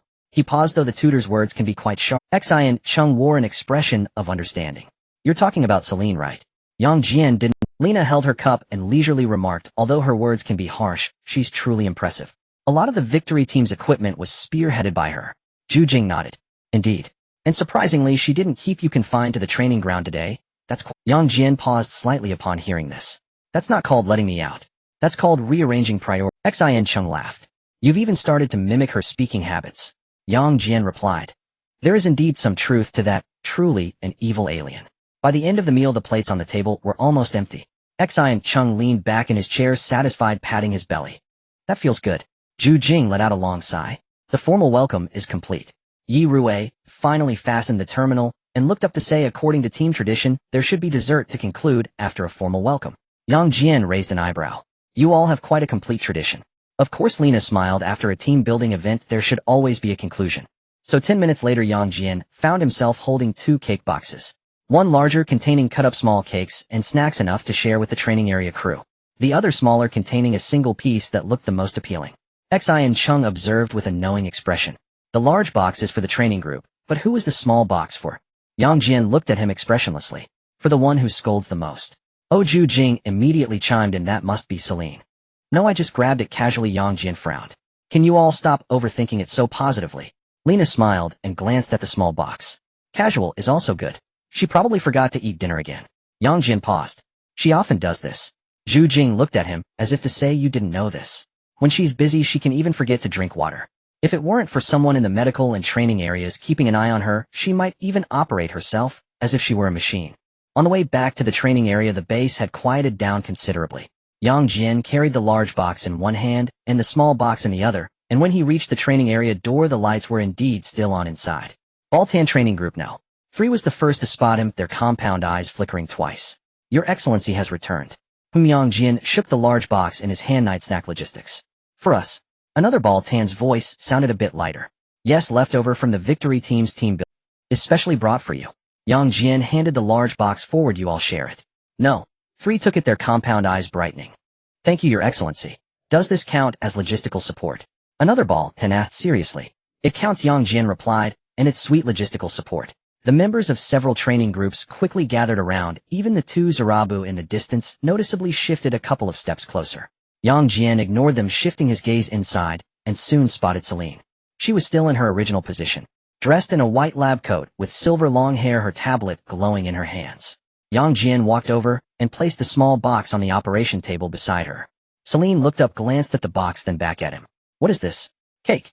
I can see it's a dessert. Celine's tone was calm. My question is, why is it placed here? Jian thought for a moment. Because I figured you probably haven't eaten. Celine fell silent for 2 seconds. Is that a deduction? She asked. Jian leaned against the side. After all, when you get busy you even forget to drink. Celine looked at him. Zhu Jing told you. Sort of. You talk too much. Jian smiled slightly. So are you going to eat it? Celine didn't answer immediately. She simply put down the tablet, reached out to open the box, and looked at the neatly cut piece of cake inside. Why? Jian was momentarily taken aback by the question. Then he naturally replied, because you're all alone. Celine looked at him silent. A few seconds later she lowered her head again, looking at the piece of cake. The logic holds. Jian. This woman even treats receiving gifts like she's verifying something. However, the next second, she still picked up a fork, gently cutting a small piece. Thank you. Her voice was not. It was quite calm, just like usual. Yet Yang Jian slightly raised an eyebrow. Because this seemed to be one of the rare occasions, she sincerely said thank you. You actually said thank you. Celine looked up. I do that sometimes. Not far away ball tan training group no. 3 whispered something to their partner. You actually said thank you. Celine looked up. I do that sometimes. Not far away ball tan training group no. 3 whispered something to their partner. Stood. We were saying that your excellency's adaptability to the team after officially joining is quite high. Speak plainly. No. 3 paused for a second. You're increasingly blending into this space. Yang Jian stood in place, suddenly feeling that today had indeed been fruitful. Officially joining, getting familiar with the victory team, and looking back to see a bunch of training groups sharing cake, while this silver-haired woman, who always clings to her tablet, finally stopped to eat a bite. Thinking of this, he raised a hand to rub his shoulder. So I guess we don't need to train tonight. Celine finished her small piece and picked up her tablet again. I originally wanted you to rest. Yang Jian. That sounded a bit ominous. Celine looked up at him.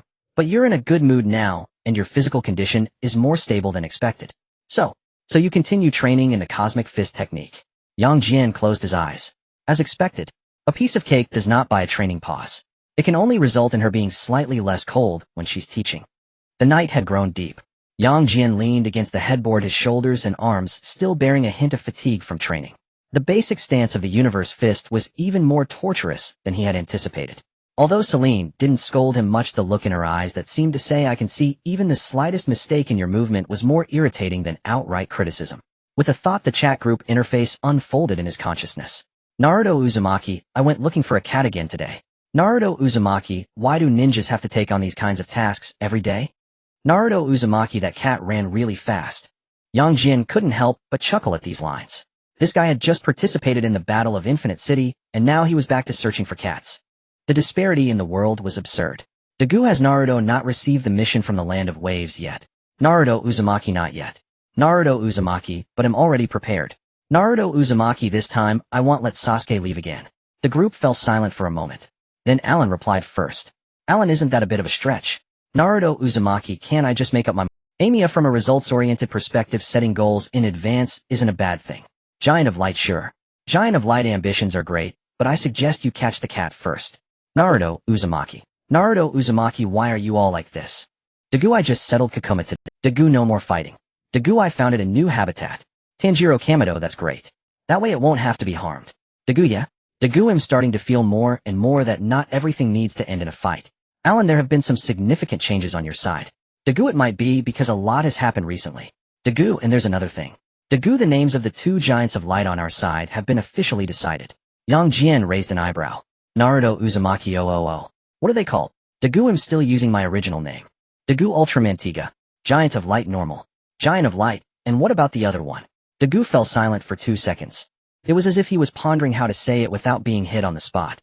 In the end, the message was still sent out. Dagu, the one you transformed into. Dagu, it was named Giant Mountain Superpower. Naruto Uzumaki, Alan. Alan, that name really does sound powerful. Amiya, it does match your fighting style, when viewed literally. Tanjiro Kamado, sounds pretty impressive. Giant of Light. Giant of Light, alright Dagu, I'll remember this grudge. Naruto Uzumaki, ha ha ha ha ha, Naruto Uzumaki, Giant Mountain Superpower. Naruto Uzumaki, it really suits you. Giant of Light, shut up. Dagu, I didn't name it. Giant of Light, I know. Giant of Light, but you didn't stop it either. Dagu, I actually didn't realize it at the time. Yang Jian looked at the string of ellipses and automatically envisioned Dagu's hesitant expression, which made him want to laugh again. But before he could finish his laugh, another name suddenly flashed in his mind. Then he typed a line directly in the group chat. Giant of Light, okay then. Giant of Light, let me ask a question while I'm at it. Giant of Light, Dagu, what about Camilla? Several seconds passed. Finally, Dagu managed to squeeze out a message. Dagu, isn't that question a bit too early? Naruto obviously didn't understand, but instinctively felt there was gossip. Naruto Uzumaki, who is it? Who is it? Alan, sounds like it's not an ordinary teammate. Dagu, let's change the subject. Giant of Light, alright. Giant of Light, then he'll keep a record of Dagu, why? Giant of Light, because you didn't help me with the Giant Mountain Superpower issue. Naruto Uzumaki, ha ha ha ha ha. After chatting with Dagu, Amiya also chimed in. Amiya, all supplies have been counted. Amiya, the batch of medical and basic materials that everyone helped me transport with points last time is now in use. Amiya, thank you everyone. Tanjiro Kamado, am glad to help. Naruto Uzumaki, yeah. Dagu, if you need anything in the future, feel free to say so. Amiya, now that we know the future, we finally have the opportunity to prepare in advance. Alan, I haven't had much change on my side. Alan's still training, clearing giants, dealing with the things inside the walls. Naruto Uzumaki, isn't that too calm?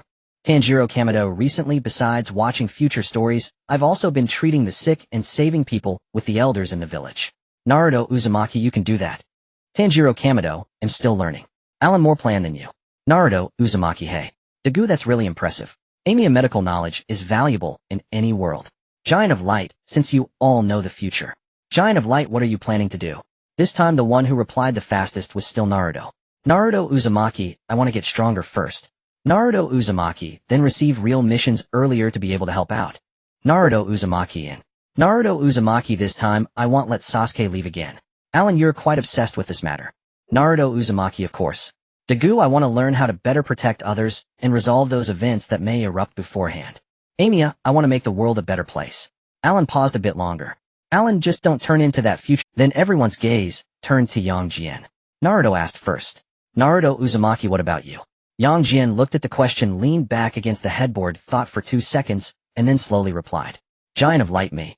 Giant of Light, first, I need to find a way to prevent my earth from exploding. Naruto Uzumaki, huh? Dagu, what's going on over there? Amiya, is the external war escalating? Giant of Light, yes. Giant of Light, the two empires outside are fighting more fiercely. Giant of Light, the Empera Empire and the Zoda Empire are clashing, and the earth is now like a fragile ball caught in the crossfire. Giant of Light, I've been considering one thing lately. Naruto Uzumaki, what is it? Giant of Light, how many points it would take to take the earth and run? Naruto Uzumaki. Naruto Uzumaki, take the earth. Alan, isn't this line of thought a bit too direct? Amiya, from an engineering perspective, this cost would be extremely exaggerated. Dagu, wait. Dagu, are you? Giant of Light, quite serious. Giant of Light, if they keep fighting like this, they'll have to prepare for a wandering earth sooner or later. Naruto Uzumaki, wait a minute. Naruto Uzumaki, what is a wandering earth? Giant of Light, taking the entire earth and fleeing. This time, even Dagu fell silent. Dagu, isn't your plan a bit too grand in scale? Giant of Light, there's no better way. Amiya, if we can't directly resolve the war between the two great empires in the short term, moving the earth away from the battlefield is indeed the most straightforward way to ensure its safety. Dagu, Amiya, why are you starting to analyze this seriously? Tanjiro Kamado, although I don't really understand matters on the cosmic level. Tanjiro Kamado, but if help is really needed, I will also work hard to accumulate points. Giant of Light, then I'll add another line to my group's goals. Naruto Uzumaki, what? Giant of Light, accumulate a fund for wandering earth. Dagu, I can't quite tell if you're joking, or if you've actually started making serious plans. Giant of Light, it's half and half. Yang Jian had just finished chatting with a group about changing fate and the Wandering Earth Fund when a gentle tremor suddenly shook the depths of his consciousness. In the next moment, a system notification popped up. System notification, a new member meeting the criteria has been detected. Would you like to invite them to the group? Yang Jian stared at the line of text for 2 seconds before finally raising his hand to click on it. Yes. The notification quickly slid down. Target world is being locked in. Target individual is being connected. Connection complete. The member list flickered lightly. A new name appeared at the very bottom. Longqi. Yang Jian. His body, which was already half reclining on the bed, abruptly sat up straight. Naruto Uzumaki, a new member has arrived. Alan, welcome new member. Dagu, Longqi. Amiya, sounds like some kind of code name. Tanjiro Kamado, welcome. Similar to the previous times, the newcomer fell silent for a few seconds. Then a message filled with caution and confusion popped up. Longqi, what is this thing? Naruto Uzumaki, a chat group. Naruto Uzumaki, we're all from different... Longqi, huh? Alan, your reaction is normal. Amiya, don't be too quick to leave, you can't exit now. Longqi. Colossal Titan, are you Shinki Chikudo? The response from the other side was almost instantaneous. Longqi, how do you know? The group fell silent. Naruto quickly followed up. Naruto Uzumaki, while the group leader knows again. Alan, looks like you're indeed acquainted. Dagu, is this another person from the story? Colossal Titan, pretty much. Longqi, wait. Longqi, hold on a second. Longqi, who exactly are you? How do you know my name? And what is Longqi? Who gave me such a strange title? Yang Jian leaned against the head of the bed, looking at the flurry of urgent question marks, and his mind connected the person with the timeline. Shinki Chikudo. Mirror World. A wish war fought from start to finish where no one truly won. Thinking of this, Yang Jian rubbed his brow. Colossal Titan, are you just now encountering the monsters in the mirror? Longqi, you all know about. Longqi, I saw something moving in the mirror while I was being interviewed today. Longqi, then I almost got dragged in. Longqi, now I also have this strange card box in my hand. Dagu, sounds very dangerous. Amiya, and it's a high-risk supernatural event. Alan, another life-threatening start. Naruto Uzumaki, there are monsters in the mirror. Longshi, why are you all accepting this so quickly? Longshi, shouldn't normal people first ask if I'm out of my mind?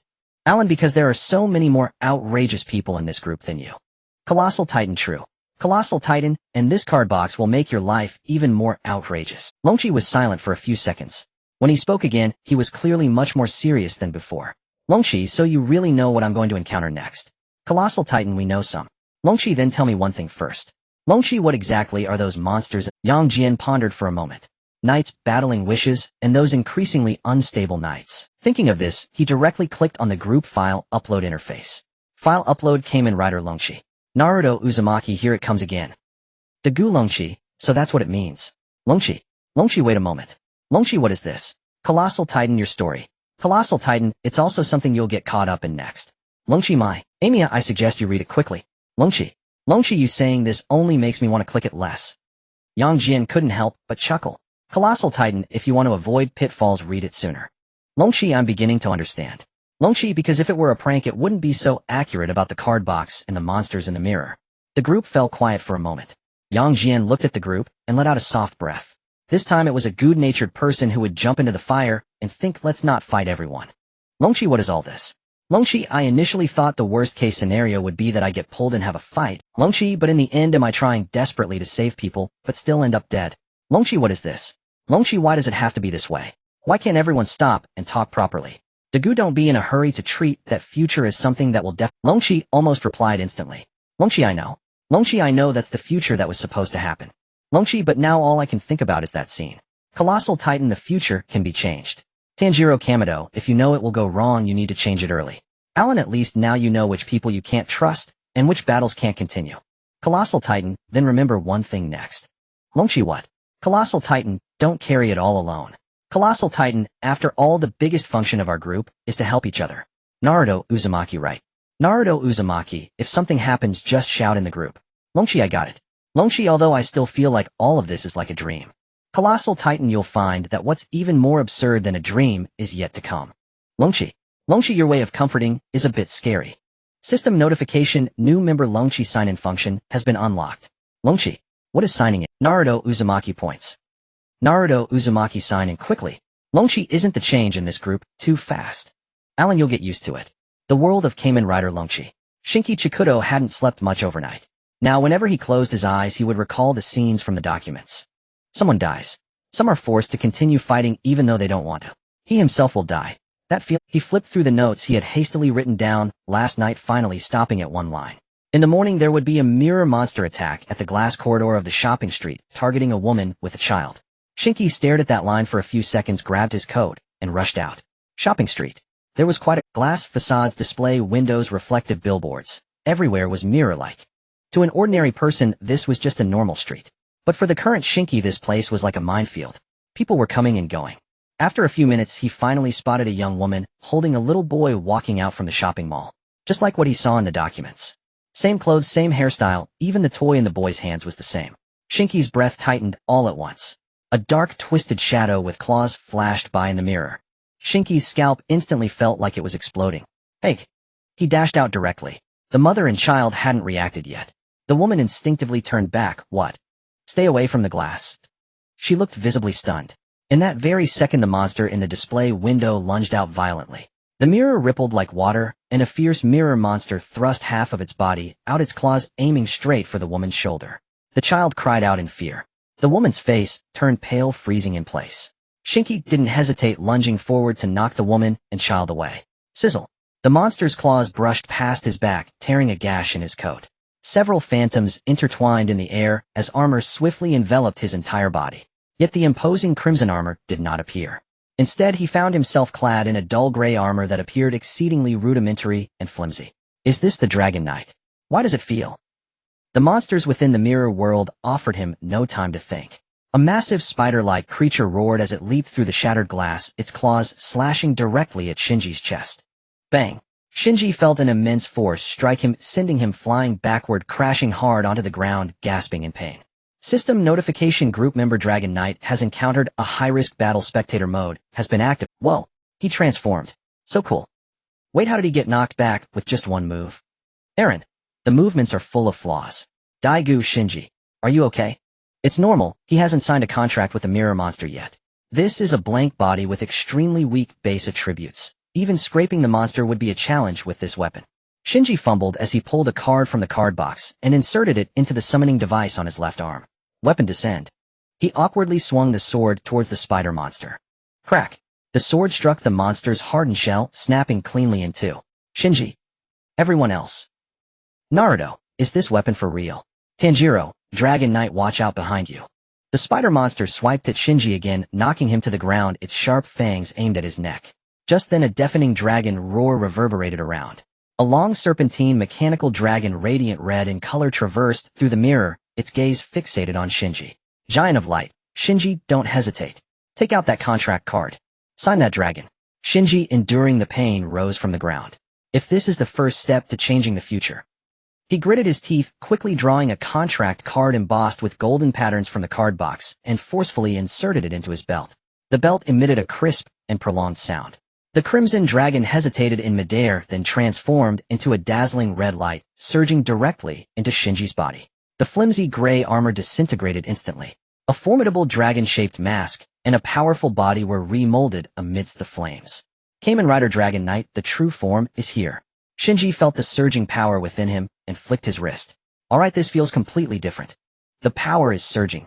He drew another card. Weapon descend.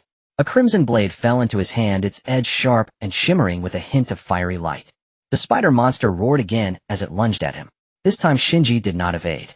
He charged forward, slashing down with his blade, sparks exploding from the monster's chest as the immense force sent it staggering back. Naruto, oh. It turned red, and it became so much stronger. Daigu. The momentum has completely changed. Eren, now's the time, take it out. Shinji took a deep breath and drew the last card. The unmatched dragon roared and circled in the air.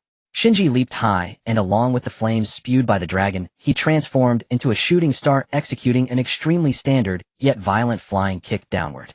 Rider kick. Boom. The spider monster was struck heated, unable to even scream before exploding into a massive fireball, utterly reduced to ashes. In front of the glass curtain wall of the commercial street, Shinji deactivated his transformation, collapsing onto the ground, gasping for breath. His forehead was slick with cold sweat, yet his eyes shone brightly. Giant of light, well done. Giant of light. For a rookie's first battle, that was acceptable. Tanjiro, great. No one got hurt. Naruto, that was so cool. Dragon Knight, phew. Thank you everyone. Just as Shinji prepared to chat a bit more in the group, a figure slowly emerged from the glass curtain wall ahead. Clad in a black leather coat, his eyes cold, holding a dark card box, Akiyama Run gazed at the slumped Shinji, with a slight frown, his tone laden with undisguised mockery. What a lucky fool. To not be eaten by the unmatched dragon and still complete the contract. If it were in the past, Shinji would have immediately jumped up to argue back upon hearing such words.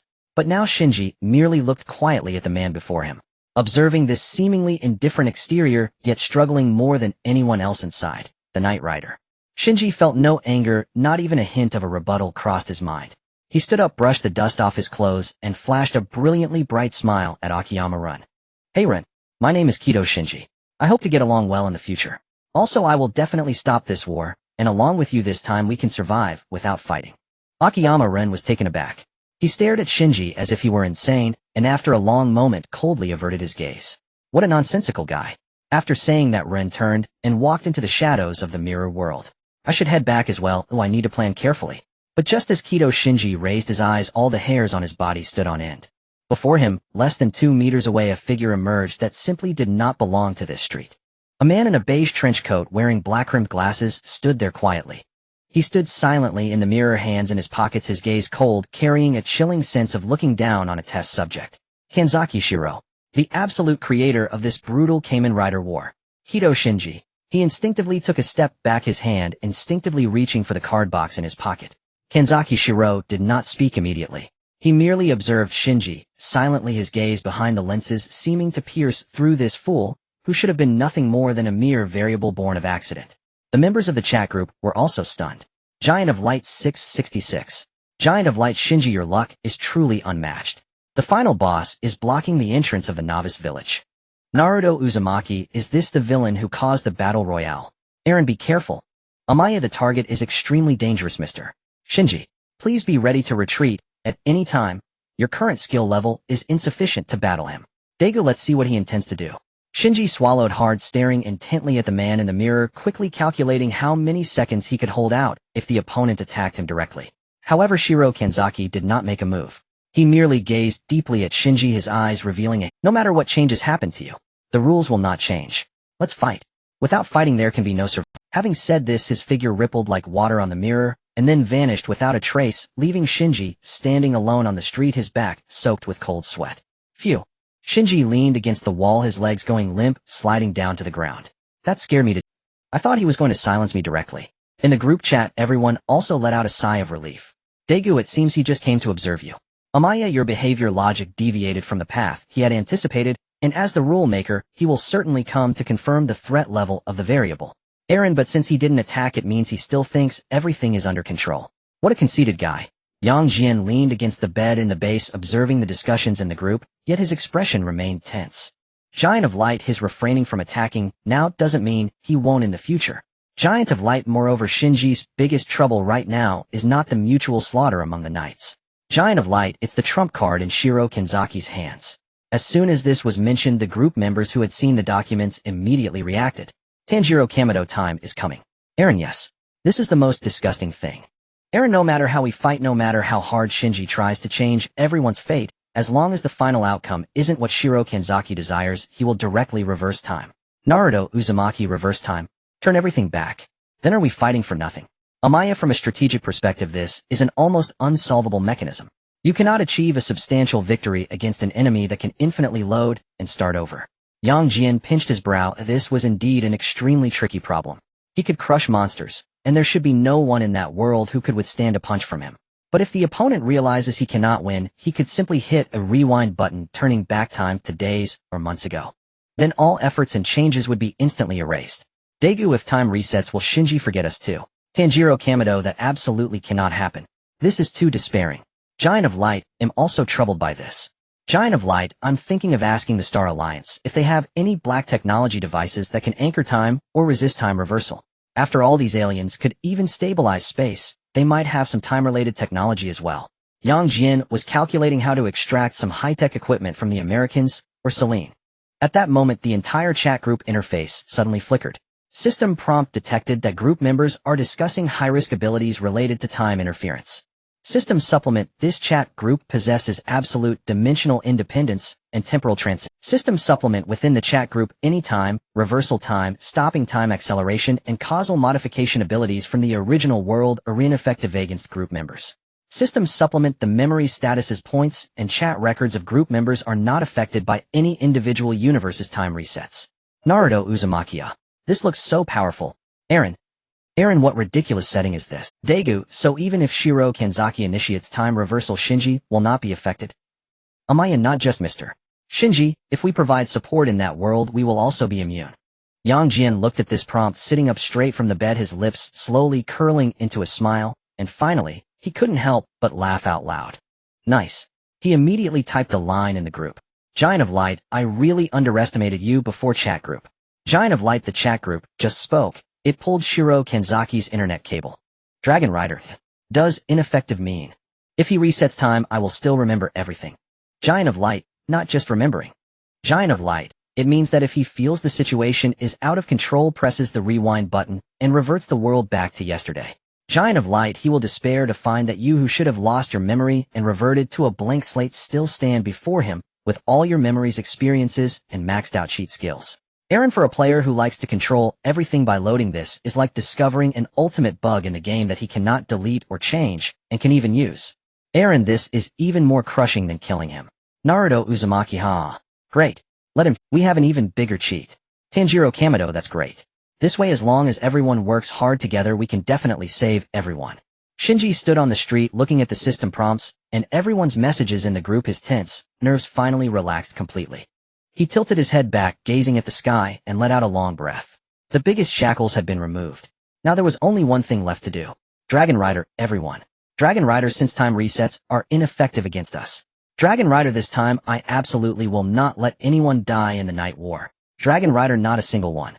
Giant of Light, good, that's the spirit. Giant of Light, go ahead, and act boldly if you encounter those stubborn knights who insist on challenging you. Just reported. Training ground. A dull thud erupted in the center of the arena. Yang Jian's fist struck heavily against the specially designed sensor pillar, causing the translucent energy membrane to ripple violently, bursting forth a dazzling halo. Without pausing, he swiftly turned around, delivering a fierce spinning kick that sliced through the air with a sharp sound, accurately sweeping across the high-speed moving target. With a sharp crack, the expensive moving target was instantly rendered inoperative, shards scattering across the ground.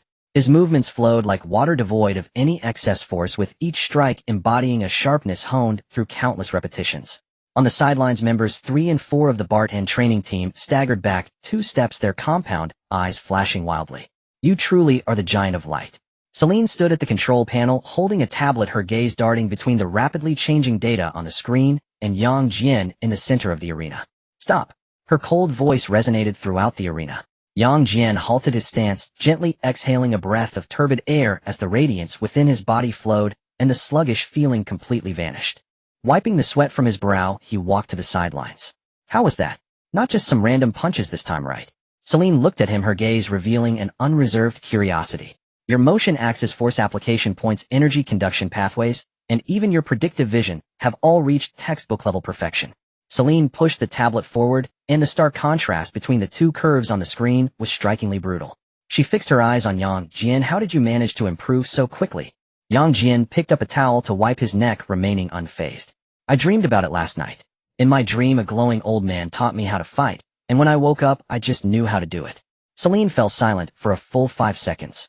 Then surprisingly, she nodded expressionlessly. Indeed, there have been precedents in the universe for higher dimensional consciousness imparting knowledge. Since you are inherently a giant of light, this transfer of energy dimensions is logically sound. A twitch crossed Yang Jian's lips.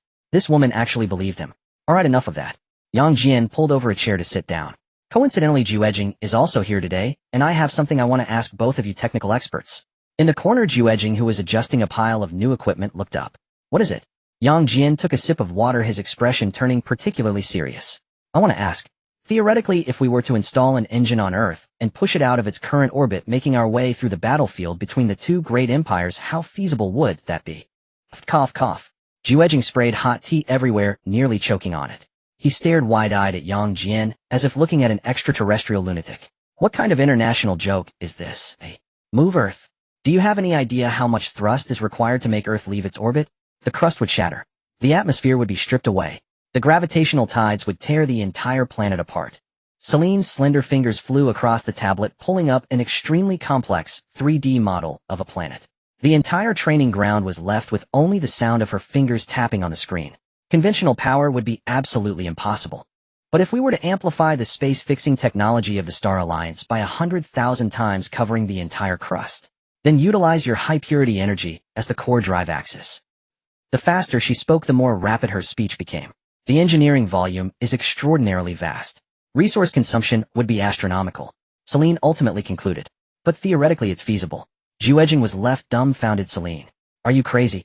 You're actually seriously calculating this? Why not?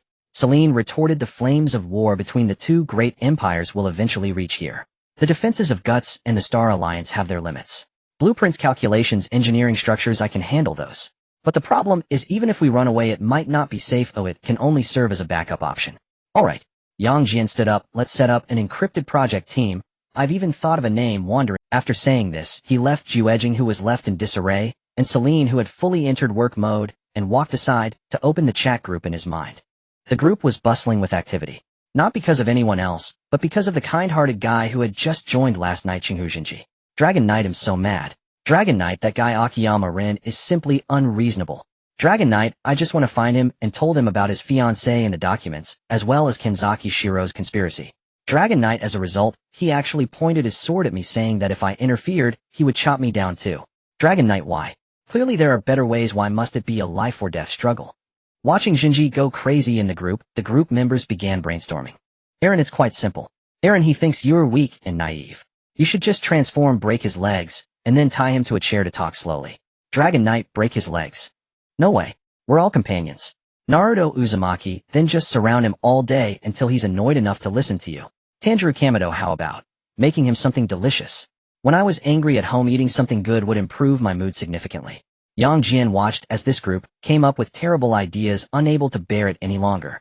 Giant of Light, what kind of nonsense is this? Giant of Light Shinji, when dealing with someone like Akiyama Run who is at Sundara, you can't reason with him. Dragon Knight, then what should I do? Giant of Light, next time you see him, just shove your hands in your pockets and look at him with a very disdainful gaze. Giant of Light, then say Akiyama Ren, I know how to awaken Koharu without killing anyone. But your attitude just now annoyed me, so I don't want to tell you anymore. Giant of Light, after saying this, just turn around and walk away, don't look back. The group fell silent. Daegu, that's brilliant. A dog tugging at your sleeve. The group fell silent. Daegu, that's brilliant. Amiya, a precise psychological strike, completely hitting the opponent's soft spot. Dragon Knight, this is too wicked. It feels like a villain. Giant of Light, whether it's villainous or not being able to save someone, is a good method. On the other side, Shinji seemed to be engaged in an extremely intense internal struggle. At this moment, Naruto's avatar suddenly began to flicker wildly. Naruto Uzumaki, everyone. Naruto Uzumaki, I received it. Finally received it. Naruto Uzumaki protecting the bridge builder old man, Dazna's clever mission back to the land of waves. We are about to set off. The group instantly became lively. Tanjiro Kamado, congratulations. Finally no more cat searching. The world of Kamen Rider Ryuki. Kido Shinji crouched in a corner of the commercial district plaza, dark circles heavy beneath his eyes, clutching a crumpled small notebook. The notebook was densely filled with names and cryptic annotations. Intelligence he had meticulously compiled from the narrative files of Kamen Rider Ryuki. Akiyama Run. He's unbendingly stubborn. I attempted communication yesterday, and nearly got run through with his sword. Temporary withdrawal is advised. Shinji sighed deeply, then drew a bold X across Akiyama Ren's name. Hideoka Shuichi. A terminally ill lawyer obsessed with eternal life, a habitual liar with an abhorrent temperament. Moreover, approaching him now would likely earn me expulsion by his butler. Another X slashed across Hideoka Shuichi's name. Asakura Takeshi. Absolutely out of the question. A pure-blooded murderer. After careful consideration, only one individual remains viable at this juncture, morally upright, inherently compassionate, and willing to halt the Rider War. Tezuka Yumaibe, the Kamen Rider Yura. A fortune-teller who believed fervently in fate, perpetually flipping a coin to divine destiny. That's the one. Shinji sprang upright. He opened the chat group to deliver his daily progress report. Eren finally decided to break Akiyama Ren's leg. And Shinji, no. Breaking legs is absolutely forbidden. Eren, what a pity. And Daigo. And Shinji, today I'm going to seek out Tezuka Yumaibe. He's a man of profound integrity. In the future chronicle, he even sacrifices himself to shield me from Asakura Takeshi's fatal technique. If anyone can be persuaded to join me in ending this war, it is him. An Ultraman, a sound strategy. An Ultraman recruiting allies demands prioritizing those who comprehend human speech. Amaya in survival contests, aligning first with individuals of lawful good alignment yields the most stable alliances. Naruto Uzumaki, go for it Shinji. Win him over with sincerity. And Shinji clenched his fist, tightly buoyed by the encouragement flooding the chat. Scanning the plaza, he followed the timeline and location cues from the narrative. Tezuka Yumaibe should be nearby, offering divinations to passers-by. There beside a bench at the plaza's edge stood a man with medium-length hair and an aura of quiet, enigmatic melancholy. Tezuka Yumaibe. And he idly spun a coin between his fingers as though awaiting a destined encounter. Shinji inhaled deeply and strode forward. Hello. And Tezuka lifted his gaze. His sharp intuition instantly registered a resonance, an echo of his own essence, in this young man before him. The aura of a Kamen Rider. And Tezuka's eyes narrowed almost imperceptibly. Instead of replying, he flicked the coin high into the air. Tink. And the coin tumbled, then settled perfectly into his palm. Tezuka studied its orientation, then spoke. Low, resonant, unshakable. My divinations are infallible, without exception. His gaze locked onto Shinji, deep and fathomless. You are a Kamen Rider too. And my divination reveals your fate, already entangled in this inescapable war, and the path ahead shrouded in uncertainty and the shadow of death. You. Wait. Hold on. And Shinji waved, urgently cutting off Tezuka's signature oracular preamble. Tezuka froze. Ordinarily his words evoked awe or wariness, but never outright interruption. This was unprecedented. Shinji pulled the crumpled notebook from his pocket, took a steadying breath, and unleashed a torrent of rapid-fire revelation. Mr. Tezuka Yumaibe, is that correct? I know your divinations are precise, but mine are more precise. And I know you assumed the mantle of Kamen Rider Yura after your gravely injured friend could no longer bear it. I know your deepest wish is to end this Rider War. And I know what lies ahead. You will entrust me with your survival card. And then, attempting to stop the deranged Asakura Takeshi, you will be struck down by his ultimate technique, Viper Burst Kick, dying in my arms. A soft breeze stirred across the plaza. Tezuka stood utterly rigid, frozen miniature coin still cupped in his palm, eyes widening expression locking into disbelief. In the self-proclaimed seer of fate, whose mystique had always rested upon omniscient foresight, was momentarily paralyzed, his mind utterly blank. What was this? And while he was still performing his solemn mystic prophet introduction, this seemingly naive youth had just exposed his entire tragic arc, down to the manner and perpetrator of his death, even naming the killer, and his ultimate technique. And who precisely was doing the divining here? Shinji, observing Tezuka's stunned silence, extended his hand with earnest sincerity. So mister, since we are both doomed to perish within Shiratori Shiro's fabricated game, a desperate ploy to save his sister, why not form an alliance now? I have allies from other worlds who stand ready to aid us. Together we'll dismantle this wretched game entirely. And Tezuka glanced from Shinji's outstretched hand to the coin resting in his own. His vaunted infallible divination lay shattered in that instant. And meanwhile the chat group erupted in frenzied messages. Naruto Uzumaki And Aaron, unbelievable. And Aaron, I retract my earlier statement calling Shinji a fool. This, bluntly slapping the script onto someone's face, is true dimensional information warfare.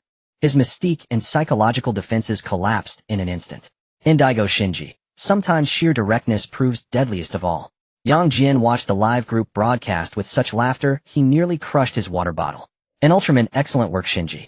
Ultraman, this is magic defeating magic, spoilers dismantling prophecy. And Ultraman, now let us see how resilient the fortune-teller's heart truly is.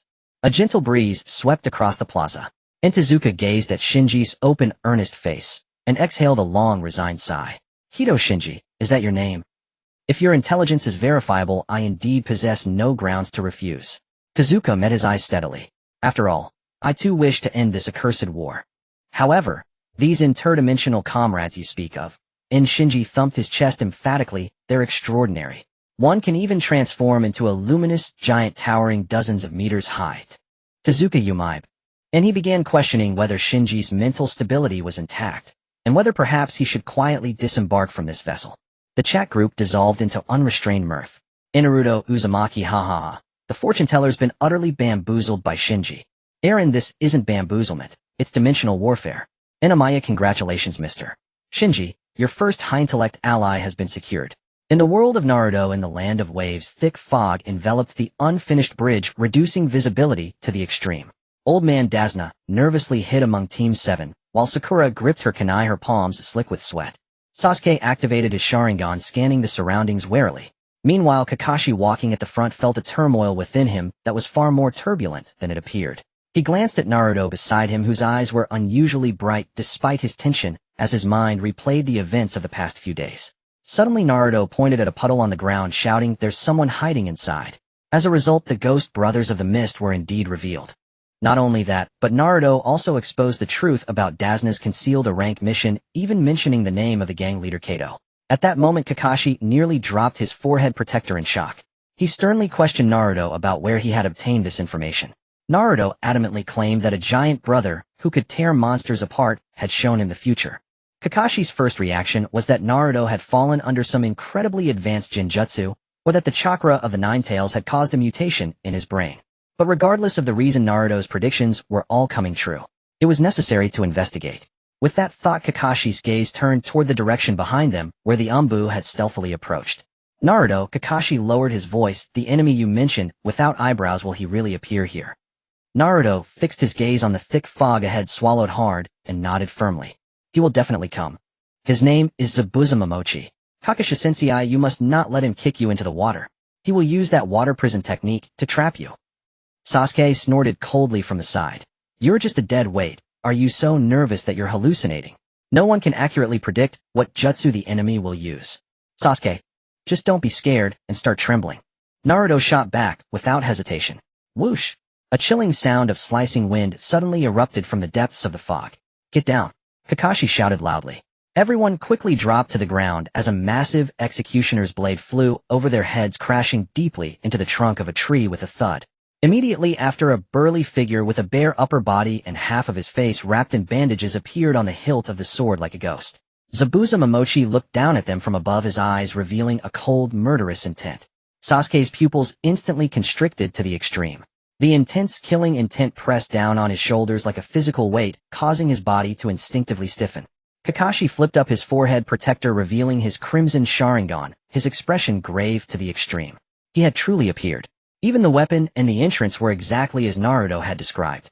Kakashi-sensei, that's Zabuza. Naruto shouted pointing at the person in the tree. Zabuza glanced at Naruto, letting out a cruel sneer. Oh, the kid from Konoha actually knows who I am. However, the game of ninjas is over now. In an instant, battle erupted. In the fog, Zabuza's silent killing technique kept Team 7 on the run. During an intense clash, Kakashi was caught off guard by Zabuza and kicked heavily into the nearby artificial lake. Water prison technique. A gigantic water sphere rose from the ground, trapping Kakashi inside. Kakashi-sensei, you're so useless. Kakashi's eyes widened in the water prison, his mind churning with turmoil. He was actually trapped in the water prison. Naruto's prediction was spot on. Zabuza maintained the water prison and turned to look at the three genin on the shore, a sinister smile creeping onto his face. He formed hand signs with one hand, and a water clone emerged from the surface wielding the executioner's blade, slowly walking towards Team 7. Alright, I've trapped Kakashi. Next I'll send these three kids on their way. The killing intent radiating from the water clone made Sakura collapse to the ground in despair, while Sasuke bit his lip hard to barely hold onto his kunai. The gap in strength was too vast. There was no way to win. However, Naruto, standing at the front, showed no signs of trembling. He fixed his gaze on the approaching water clone, and instead of retreating, a grin spread across his face, revealing a carefree smile. He appeared remarkably composed. Zabuza was astonished. "A little brat, you've got some guts." But in reality, Naruto, Uzumaki big brother. The water prison technique is out. Help all. Guts base underground training ground. Jian looked at the distress signal popping up in his mind, and got up to walk to the side. Where are you going? Celine asked without looking up. To practice my punches. 1,000 points consumed. Target world lock Naruto. Teleportation starting. On the bridge in the land of waves, Zabuza's water clone had already reached Naruto's side. Are you scared, silly little brat? The water clone sneered, raising the heavy executioner's blade high. With a fierce wind pressure, it swung down hard towards Naruto's head. Idiot. Sasuke tried to rush forward, but his body lagged a moment. Kakashi glanced back. No, we can't wait any longer. At that instant, the blade was less than half a meter from Naruto's head. A dazzling pure white beam of light suddenly tore through the thick fog of the land of waves, landing precisely in front of Naruto. The light faded at an astonishing speed. A young man dressed in dark casual wear, tall and upright, stood there without anyone realizing when he had arrived. He casually extended 2 fingers from his left hand. A young man dressed in dark casual wear, tall and upright, stood there without anyone realizing when he had arrived. He casually extended 2 fingers from his left hand. It stopped. The young man had clamped the blade tightly between his 2 fingers. The howling wind came to an abrupt halt. The force attached to the great blade vanished without a trace upon contact with those 2 fingers, like a mud cow entering the sea. The entire area fell into silence. Sasuke's Sharingan trembled wildly, his gaze fixed on the figure of the young man. There was no chakra. There wasn't even a trace of chakra flowing within that person. He caught that huge blade purely with physical strength. What kind of joke is this? Kakashi in the water prison was also dumbfounded. So this is what Naruto meant by the big brother of light. A humanoid monster. Zabuza's water clone was equally stunned, desperately trying to push down the hilt of the sword, but found it was as if the blade were welded to the earth, unable to budge even a millimeter. Who are you? The water clone's voice carried an unmistakable hint of shock. Jian turned his head to glance at the excited Naruto behind him, letting out a light laugh. Am I late? Just in time. Big brother, you're so cool. Aw. Naruto exclaimed excitedly, waving his arms. Jian shifted his gaze back to the water clone of Zabuza in front of him. He released his grip on the blade. I heard your silent killing technique is quite fast. Jian cracked his neck, producing a series of bone-crunching sounds. Then he casually formed a fist with his right hand. Perfect, I learned something new last night. Before his words finished, Jian's figure suddenly blurred in place. Zabuza's water clone didn't even have time to react. Bang! A punch fast to the extreme landed squarely on the chest of the water clone. A pure destructive force that completely transcended the understanding of the ninja world erupted explosively from that fist. The water clone didn't even have a chance to revert back to water. Under this high-dimensional physical pressure, the water molecules constituting the water clone were instantly vaporized. White steam surged into the sky with a loud bang on the bridge. The furious punch transformed into a tangible shockwave, sweeping outward in a fan shape along the bridge. The dense fog that had shrouded the bridge of the land of waves was forcefully blasted aside, creating a vast vacuum passage. Sunlight streamed through this passage onto the bridge. Zabuza's hand, which was maintaining the water prison, trembled violently. The killing intent He prided himself on vanished in that moment as he stared in shock at the young man on the bridge. One punch. Evaporated my water clone. Even the mist was scattered by the punch. What kind of taijutsu is this? Kakashi seized the moment when Zabuza's focus faltered, erupted with chakra, broke free from the water prison's restraints, and performed a backflip onto the water surface. But he didn't rush to attack. Instead, he stared at Yang Jian on the bridge with the eyes of one observing a monster. Yang Jian shook his right hand, feeling the extremely smooth transmission of power in his muscles, and nodded in satisfaction. Not bad, not bad. He casually placed one hand in his pocket, his tone indifferent. Hey, you in the water. That was too fragile, it wasn't even a warm-up. Since you are the main body, dare you come up and take my second punch? Zabuza stared intently at the young man on the bridge, whose posture hadn't even changed much, beads of cold sweat dripping down his forehead.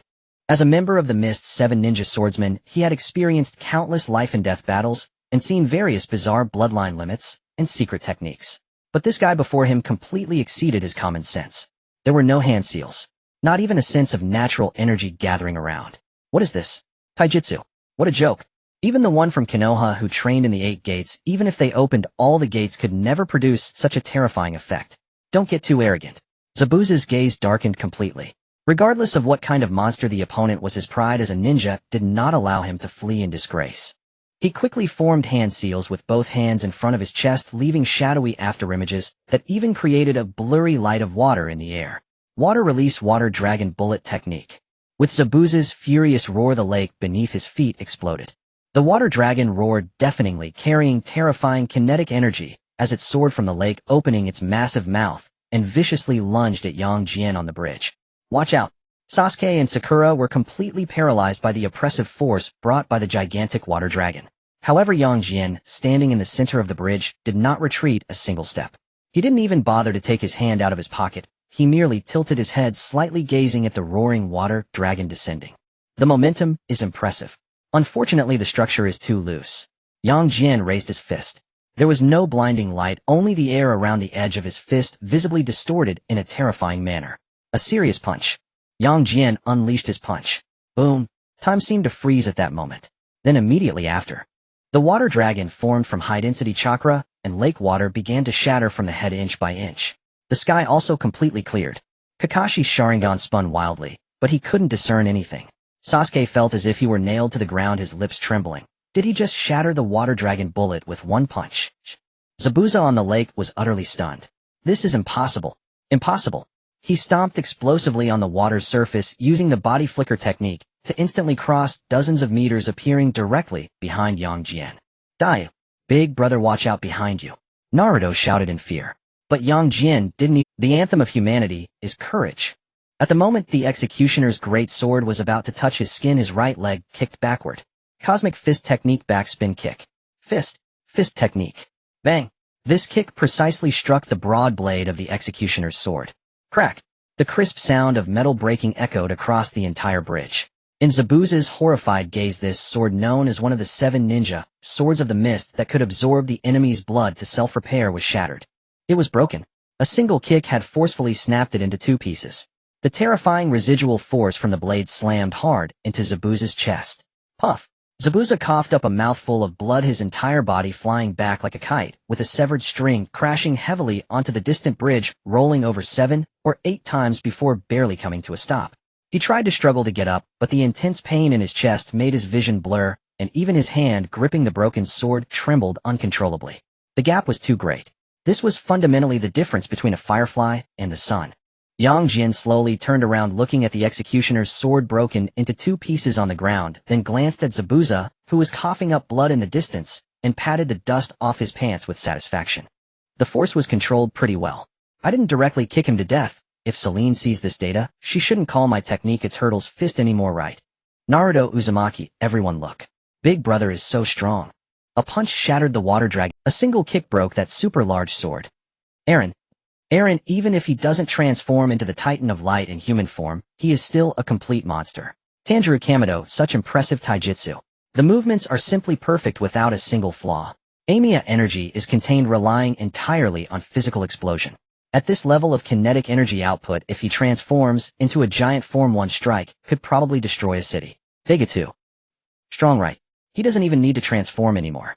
Titan of Light finally, it's not just a turtle's fist anymore. Daegu, have you finally admitted that it's a turtle's fist? Jian ignored Dagu's complaints in the group chat with his hands in his pockets, leisurely walking towards Zabuza. The air was filled with an overwhelming sense of fear. Just as Jian was less than 10 meters away from Zabuza. Swish, swish. Two extremely subtle sounds of air being cut suddenly rang out. Zabuza's body suddenly stiffened, his pupils dilating, and then he fell to the ground with a thud, completely losing all signs of life. A gentle breeze blew by. A slender youth wearing a mist umbu mask appeared on a nearby tree branch at some point. He looked at Zabuza on the ground, and then cast a vigilant and wary glance at Jian on the bridge. Thank you very much. The voice of Bai was androgynous, yet it carried an undeniable calmness. I have been looking for an opportunity to kill this rogue ninja. Thanks to you severely injuring him, I was able to succeed. Kakashi had also arrived on the bridge by now. He looked at Zabuza on the ground, then at Bai in the tree, frowning, but not immediately exposing him. Sasuke and Sakura were completely stunned by this series of changes. Jian paused, looking up at Bai. He certainly knew this was a feigned death, but he didn't point it out. No need to thank me. Jian shrugged his tone casual. Take him away. And that broken iron piece, it can't even withstand a kick from me. It's embarrassing to take it out. Bai's eyes twitched slightly beneath the mask. That was the executioner's sword, one of the 7 ninja swords. How did it become a broken iron piece in your mouth? But he didn't dare to retort. This monster before him, who didn't even have chakra, was simply not someone they could provoke right now. I will. Bai's figure flickered, landing beside Zabuza, lifting his heavy body and broken sword, then using the body flicker technique instantly vanished from the spot. The thick fog finally dissipated. It was only at this moment that the members of Team 7 seemed to have regained their rhythm of breathing. We are saved. Sakura set her legs, giving way as she collapsed onto the ground. Sasuke gritted his teeth, fixating on Jian's silhouette, his Sharingan still activated. Yet in despair he realized that even with his eyes wide open, his muscles and bones could not execute that kind of force. That was a physical dimension that transcended human limits. Kakashi took a deep breath, pulling his forehead protector down to cover his Sharingan. He walked to Jian's side, his hand gripping the kunai tightly, not fully relaxing. As a seasoned umbu and elite jonin, it was impossible for him to be without vigilance in the face of an unknown, unfathomably powerful, super-strong individual. As for the hidden umbu members witnessing this display of power, they did not dare to move, not even a little. Your strength is astonishing. Kakashi began cautiously probing, but it seems the ninja world has never heard your name. May I ask who exactly are you? His question remained unfinished. Big brother. A yellow figure charged in like a cannonball, wrapping its arms around Jian's arm. Naruto, flushed with excitement, pointed at Jian and loudly declared to Kakashi and Sasuke, Kakashi-sensei. Sasuke, haven't you been asking me where I got that intel? Look closely. This is the one I told you about before, the one who can tear apart monsters with his bare hands. The legendary Giant of Light. Naruto's voice rang out powerfully, echoing across the entire Kakashi, Sasuke, Sakura. Jian turned to look at the still highly excited Naruto. Huh, yes. What can I do for you, big brother? Naruto stood straight. Next, just follow your teacher closely for your training. Jian raised his hand, casually resting it on Naruto's shoulder. But before we go, I need to greet the tenant inside you. Naruto was taken aback. Tenant. Kakashi and Sasuke were equally puzzled. Before they could react, a faint white light sparkled at Jian's fingertips. In the next moment, Jian's consciousness pierced through the layer of the 8 trigram seal, plunging into a dark and damp sewer. Ahead there was a gigantic iron barred door that seemed to reach the heavens. A talisman with the character seal was affixed to the door. In the darkness, 2 enormous, beastly eyes glowed like red lanterns, filled with a nearly tangible, terrifying malice and brutality, fixated on the uninvited intruder. It suddenly opened its massive jaws, and the crimson chakra of the strongest tailed beast transformed into a fierce wind mixed with pure killing intent, rushing toward. It suddenly opened its massive jaws, and the crimson chakra of the strongest tailed beast transformed into a fierce wind mixed with pure killing intent, rushing toward the tiny human standing before the cage. It wanted this ignorant fool to experience what true fear was. Jian merely released a bit of the Giant of Light source energy within himself. In that moment, the entire dark, damp spiritual world was completely illuminated. The Ninetales' crimson slit pupils suddenly shrank to the size of a needlepoint. That was not chakra, nor was it natural energy. In the face of this power, its prideful, strongest tailed beast chakra was like a matchstick in front of the sun. The Ninetales' orange fur instantly bristled.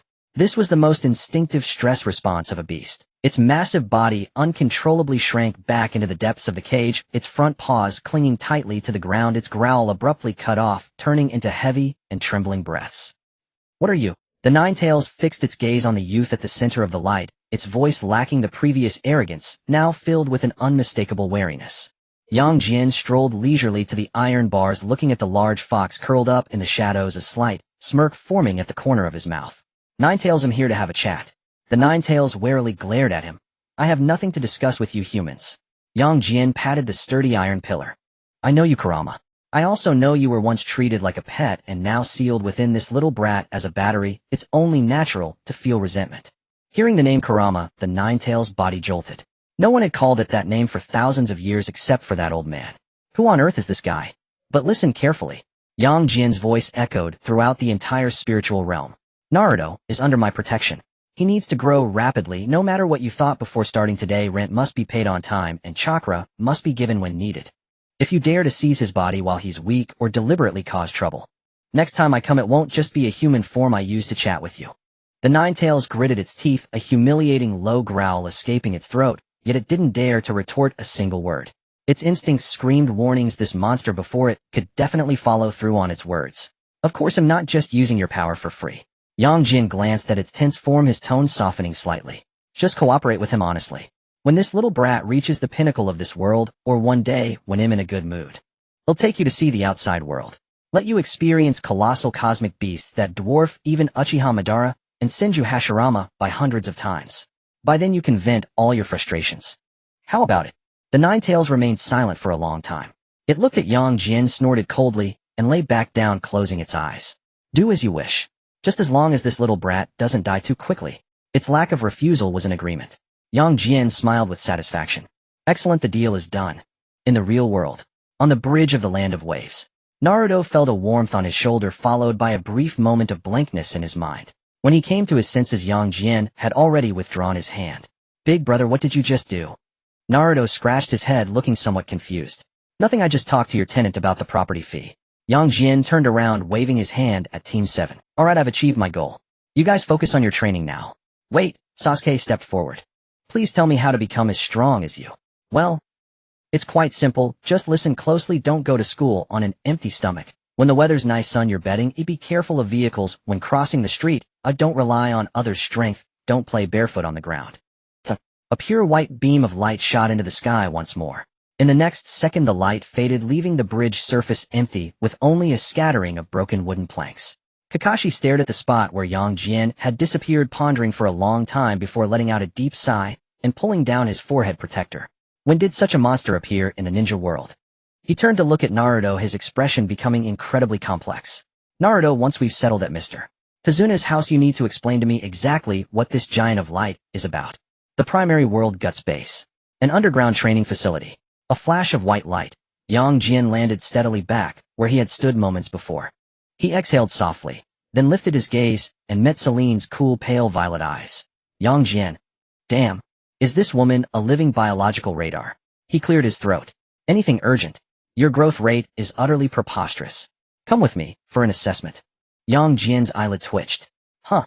Now yes. Now." Celine was already striding toward the exit in Sharfield boots, her tone brooking no refusal. Immediately. Without delay. 1 hour later. F4 Mega Open Air Experimental Field, jointly established by TPC and the Stellar Alliance. Originally designed for testing heavy monster weaponry and warship main cannons, its expanse was staggering. Its perimeter bristled with dense arrays of energy-sensing towers, high-frequency velocity analyzers, and gravitational capture nets. At that moment the spectator stands were already filled to capacity. The American delegation sat on the left, flanked by several senior Stellar Alliance technicians, some even cradling steaming cups of tea. Captain Kyoko Kurabayashi and the victory team occupied the right side, all wearing expressions of eager anticipation. "I heard this young man's growth metrics," startled Celine herself. Shinjo rubbed his palms together, exhilarated. "I wonder just how formidable he's become. This is first-hand live data from a light giant at absolute physiological limits." Yuichi clutched a stack of terminals, eyes gleaming. A scientific jubilation. At the field's center, Jian surveyed the extravagant setup and sighed helplessly. "Fine. Get it over with. Sooner the sooner I'm liberated." Then, A blinding pillar of white light erupted skyward, scattering clouds above the experimental grounds.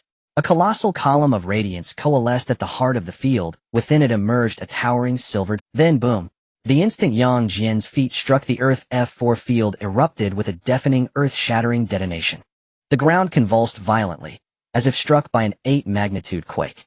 A furious tempest of dust engulfed the entire arena. Spectators caught unawares choked on thick, acrid ash.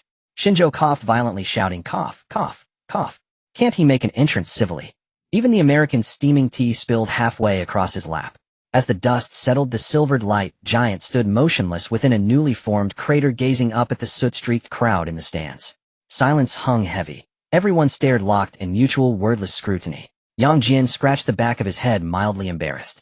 "It's not my fault. The inertia built into this body upon landing is simply that immense." On the observation deck, Celine stood before the massive central control screen. Her silver hair fluttered in the wind, yet her gaze remained riveted to a unique waveform, surging wildly across the display. "This isn't entirely his doing." Celine's crystalline voice resonated across the field through the loudspeakers. A collective pause. Yang Jian himself blinked in surprise. Had this sinister scientist just defended him? Energy spectral analysis and geotectonic gravity wave readings confirmed the kinetic energy he released upon descent alone could not account for such devastation.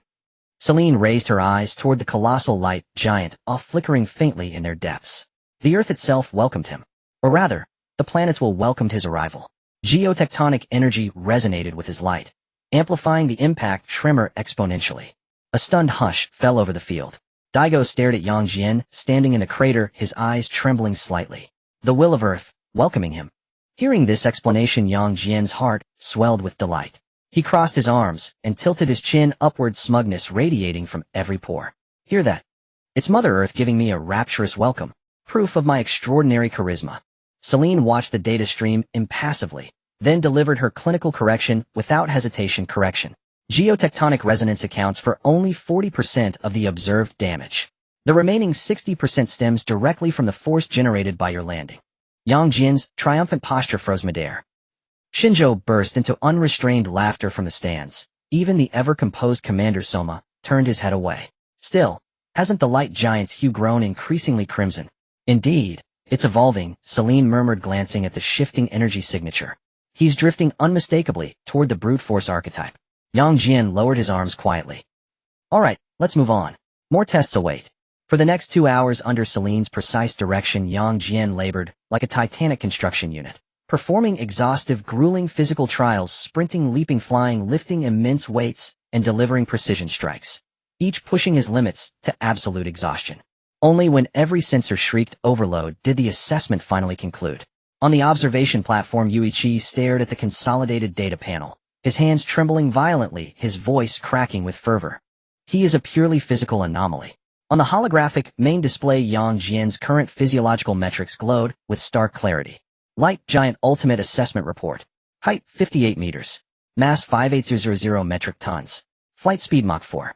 Running speed Mach 3. Vertical leap 2000 meters. Arm strength 2000 metric tons.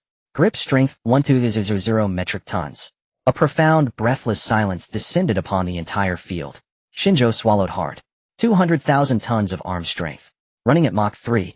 If you charge me full speed, and threw one punch, you'd dissolve into subatomic mosaic fragments, Yuriko added coolly beside him. The American delegate drew a sharp, involuntary breath. That raw power, those mass metrics, any close-quarters engagement would be fatal. His growth trajectory defies ordinary comprehension. What heights might he reach? Celine studied the screen, her eyes shimmering with quiet satisfaction. A flawless higher-dimensional though his beam-based techniques remain underdeveloped, this frame, and that terrifying arm strength, are sufficient to overwhelm most kaiju outright. At the field's center, Yang Jian, now reverted to human form, plopped onto the ground, drenched in sweat, gasping raggedly for air. He calmly accessed the chat interface in his mind.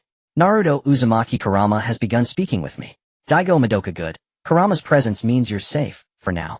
Tanjiro Kamado wonderful. You can communicate with your inner partner now.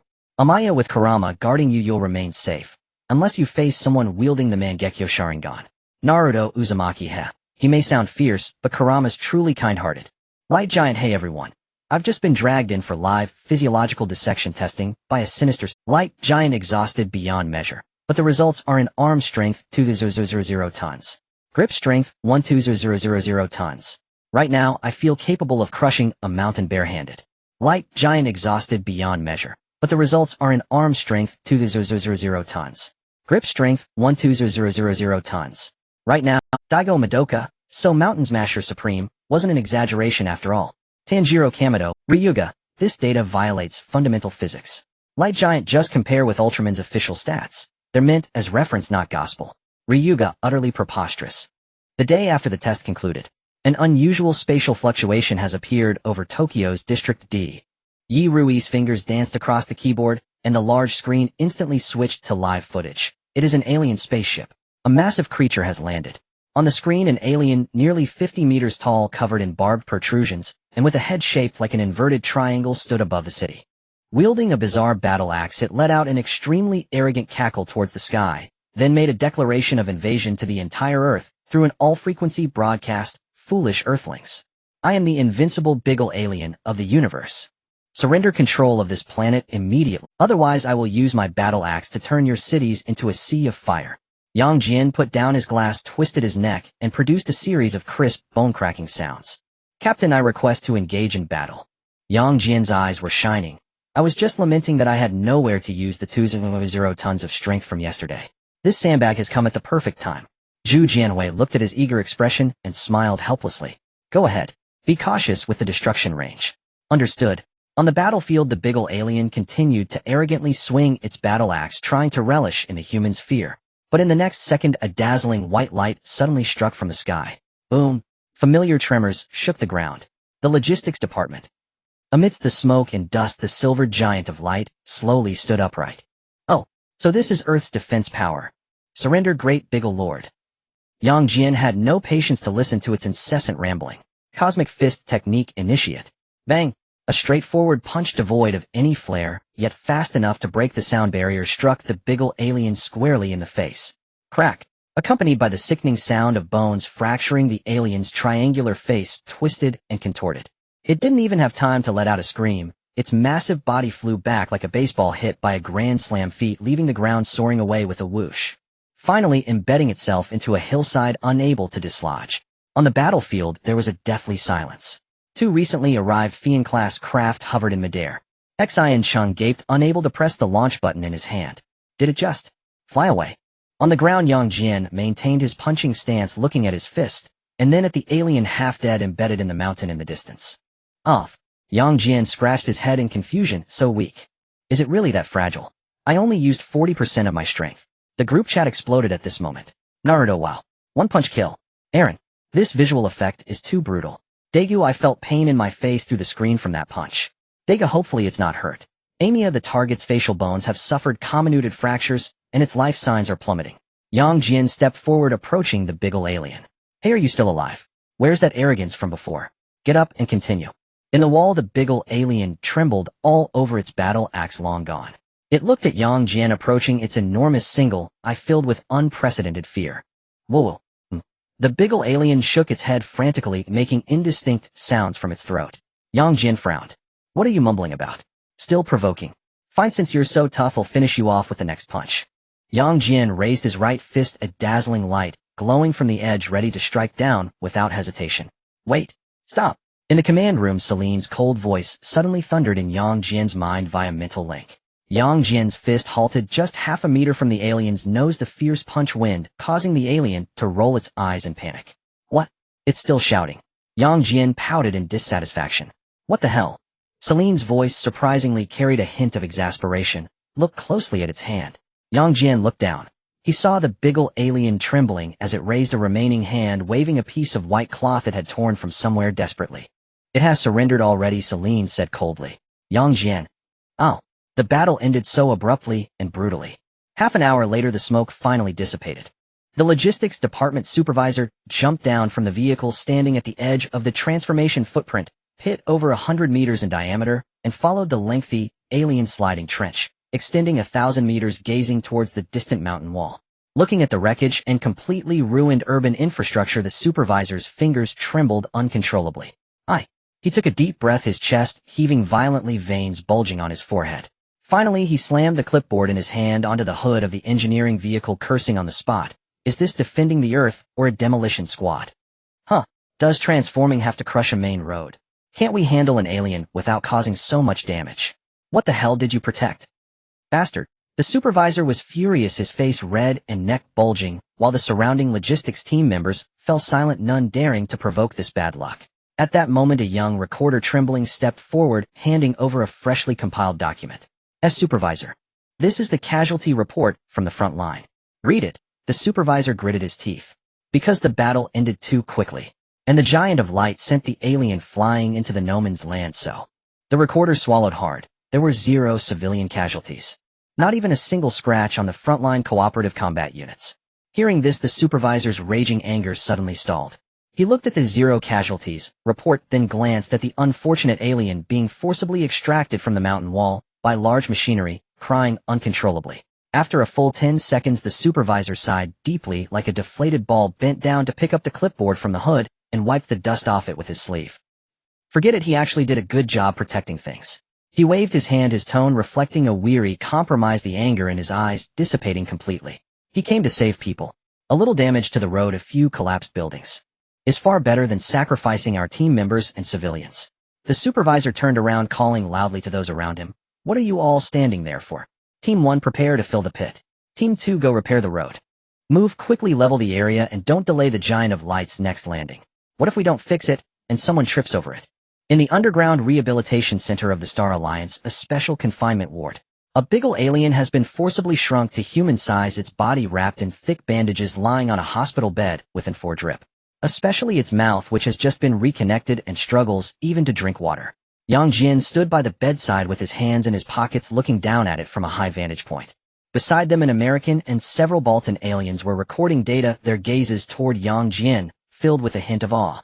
Whoa, how brutal. You Earthlings are too ruthless. Shouldn't we have talked things over first?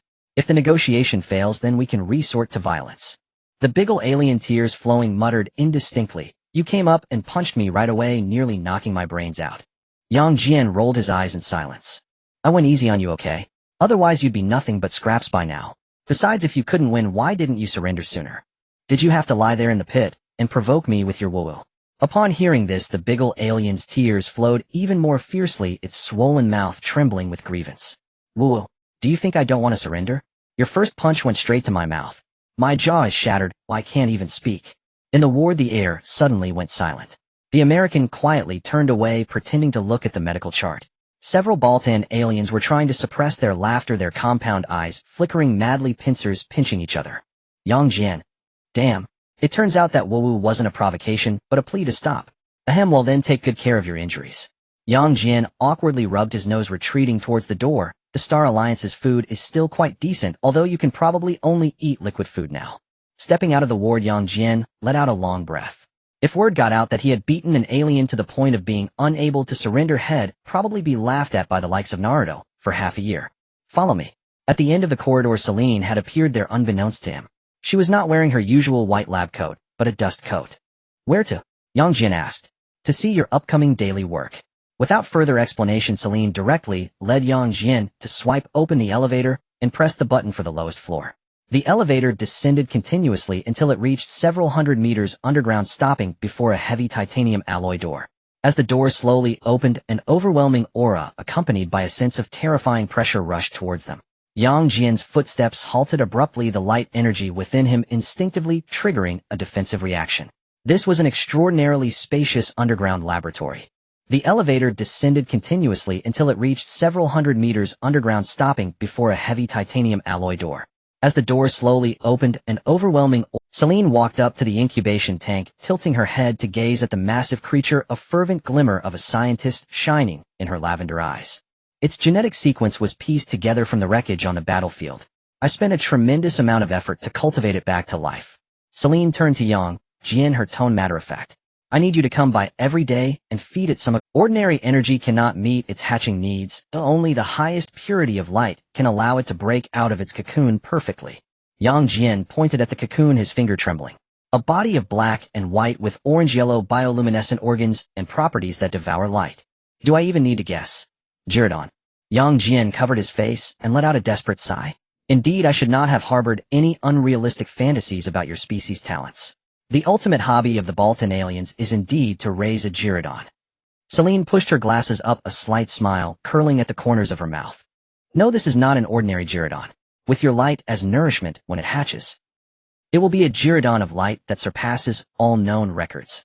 Jian stood expressionless before the massive incubation tank, raising his right hand, pure light glowing in his palm. As the light poured in, the Gyrodon, which symbolized the Ultraman killer, emitted a pleasant cooing sound akin to a baby. Celine stood beside, watching the rapid increase in hatching progress and energy purity on the display, nodding in satisfaction. Perfectly brilliant. Its cellular activity has increased by 12 compared to yesterday, and it has developed a remarkably high affinity for your light energy. The system even determined that it has regarded you as a mother in a certain sense. Jian's mouth twitched violently, suddenly retracting his hand. Mother, my ass. I'm a man, and a giant of light. Coming down to the basement every day to feed a Gyrodon. If this gets out, how can I still face the Ultraman community? Celine adjusted her glasses, her tone pragmatic.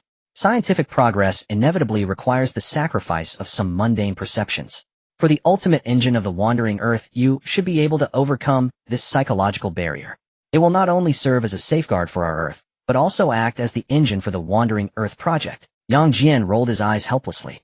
In the chat group, Giant of Light, brothers, my glorious image is up. Giant of Light, can you believe it?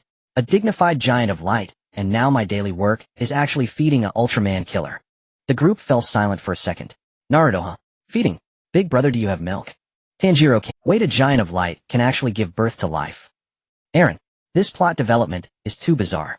Daegu was clearly the only one who grasped the point, and he was completely thrown off. Daegu, wait, did you just say? Ultraman killer. Giant of Light, yes, the first monster to kill Ultraman on Earth. Gyrodon.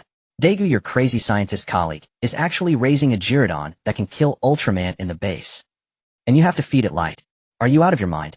Giant of Light, not only is she raising it, but she also wants to cultivate it into a Gyrodon of light to serve as a planetary engine to push the Earth.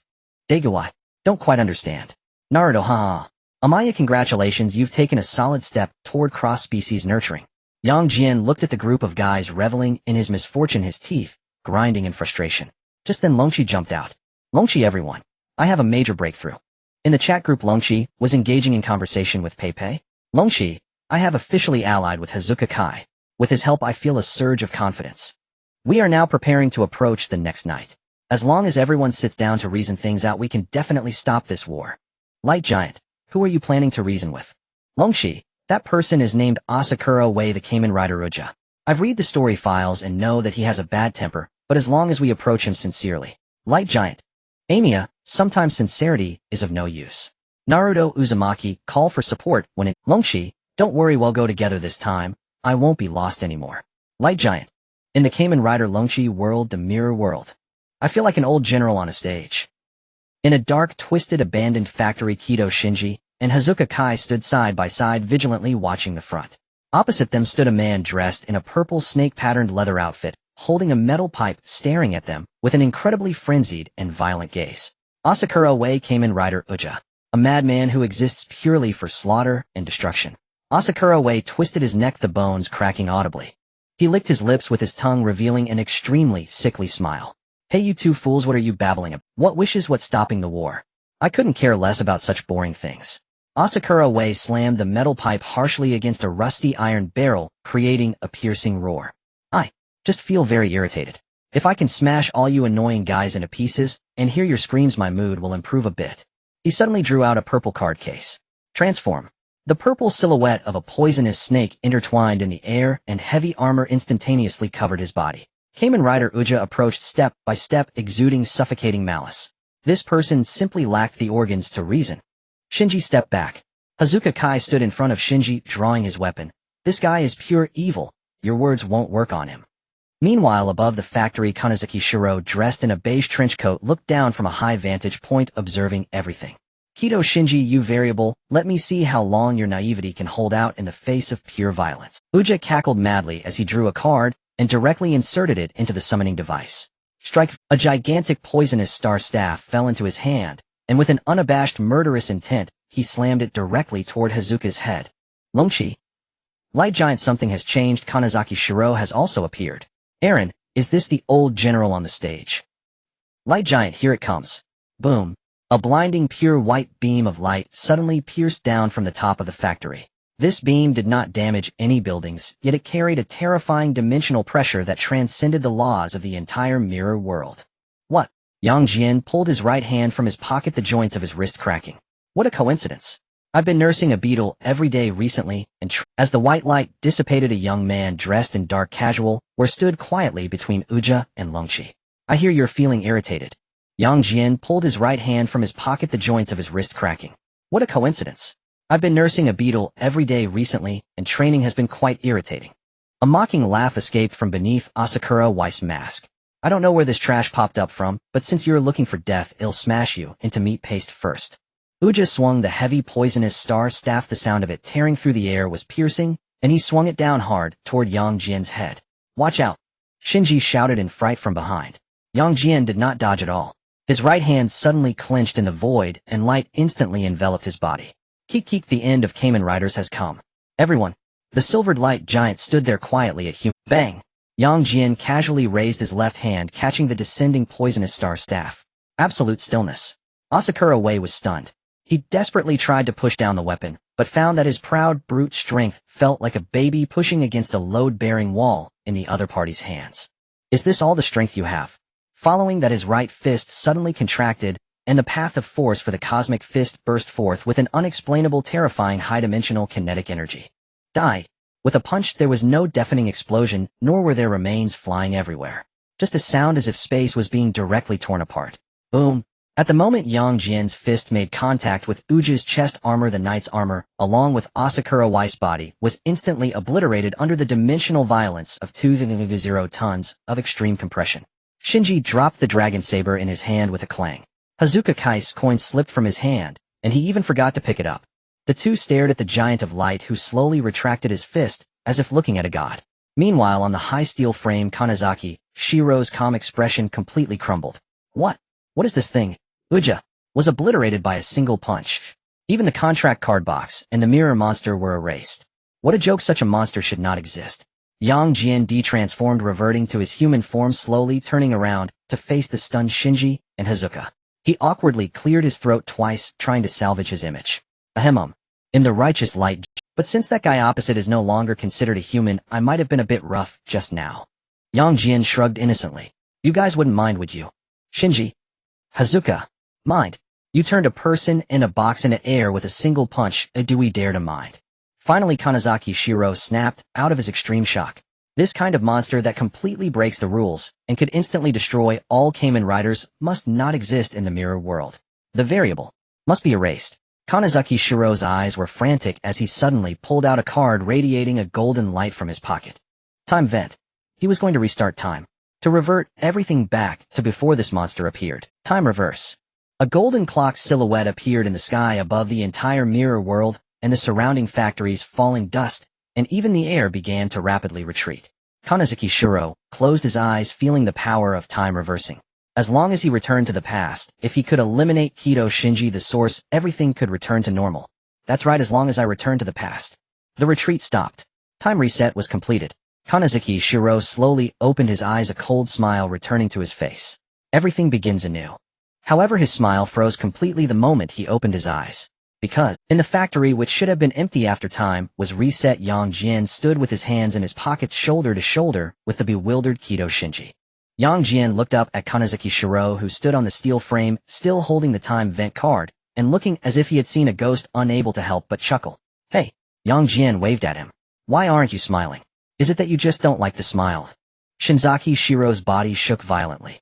His gaze darted frantically between the card in his hand and the two people below, the face that always maintained its coldness and composure, now marred by cracks of disbelief. Impossible. Time has indeed reversed. The state of this area has returned to the past. Why haven't you lost your memory? Jian moved his wrist and looked up directly at Shinzaki Shiro. Don't waste your breath, Shinzaki Shiro. Your so-called time reset is only useful for the small fish and shrimp in your individual fishbowl. My network connection exists in a dimension far beyond yours. Even if you reverse time back to the Cambrian period, I will still be standing here. Shinzaki Shiro gritted his teeth, a hint of frenzied madness flashing in his eyes. No matter what kind of monster you are in the mirror world, I am the absolute rule. Odin. With Shinzaki Shiro's roar, countless golden feathers began to fall from the sky. Kamen Rider Odin, the agent of Shinzaki Shiro, the ultimate knight, with absolute power, descended in an instant amidst a swirl of distorted light and shadow. However, Jian didn't even glance at him. Enough, put away your golden bird feathers.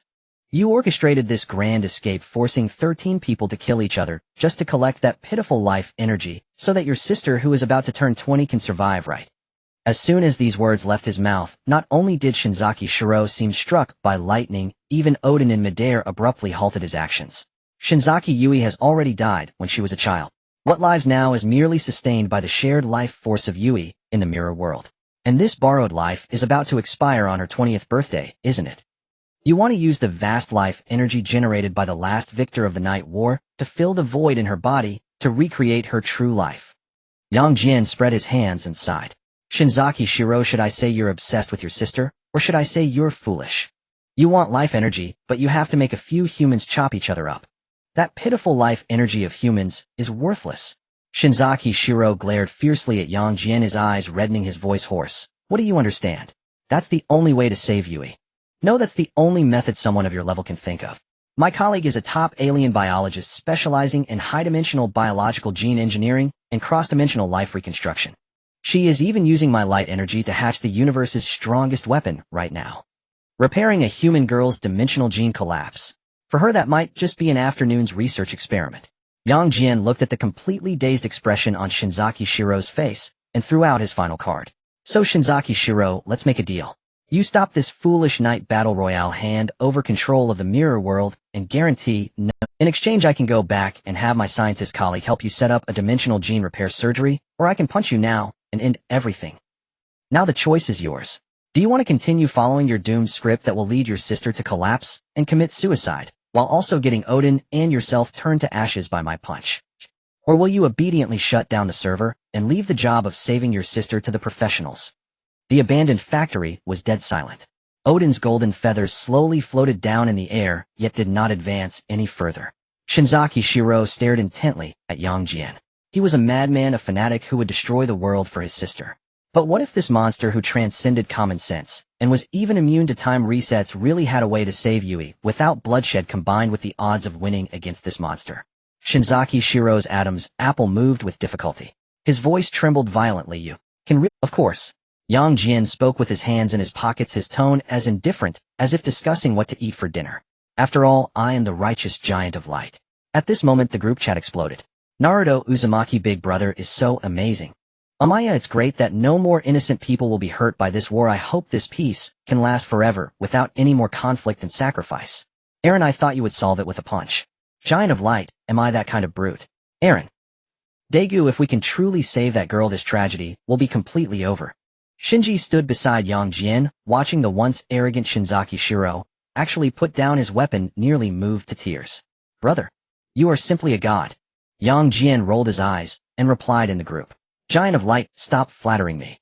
Giant of light, now that this deal is done, I still have to think of a way to ask that evil scientist Celine for help. Giant of light, if this woman knows I casually took on a cross-dimensional difficult problem, she will probably want to draw a pint of my blood. At the Guts base, in the bottom-level secret laboratory of the Alliance. A flash of white light, Jian landed steadily in front of the giant cultivation tank. Inside the tank, the juvenile version of Light Jedon seemed to sense his return, emitting a joyful doo-doo sound again. The group chat had now entered the settlement phase. System notification, the world high-risk node of group member Dragon Knight has been eliminated. System notification, the main storyline of the Night War has undergone a fundamental shift. Mission evaluation perfect without bloodshed. Settlement reward, Giant of Light receives 3,000 points, Dragon Knight receives 2,000 points. Although it wasn't the 5,000 points given from defeating Muzan last time, it was all the more effortless. Just a few words and a punch settled it, an extremely high cost-performance ratio.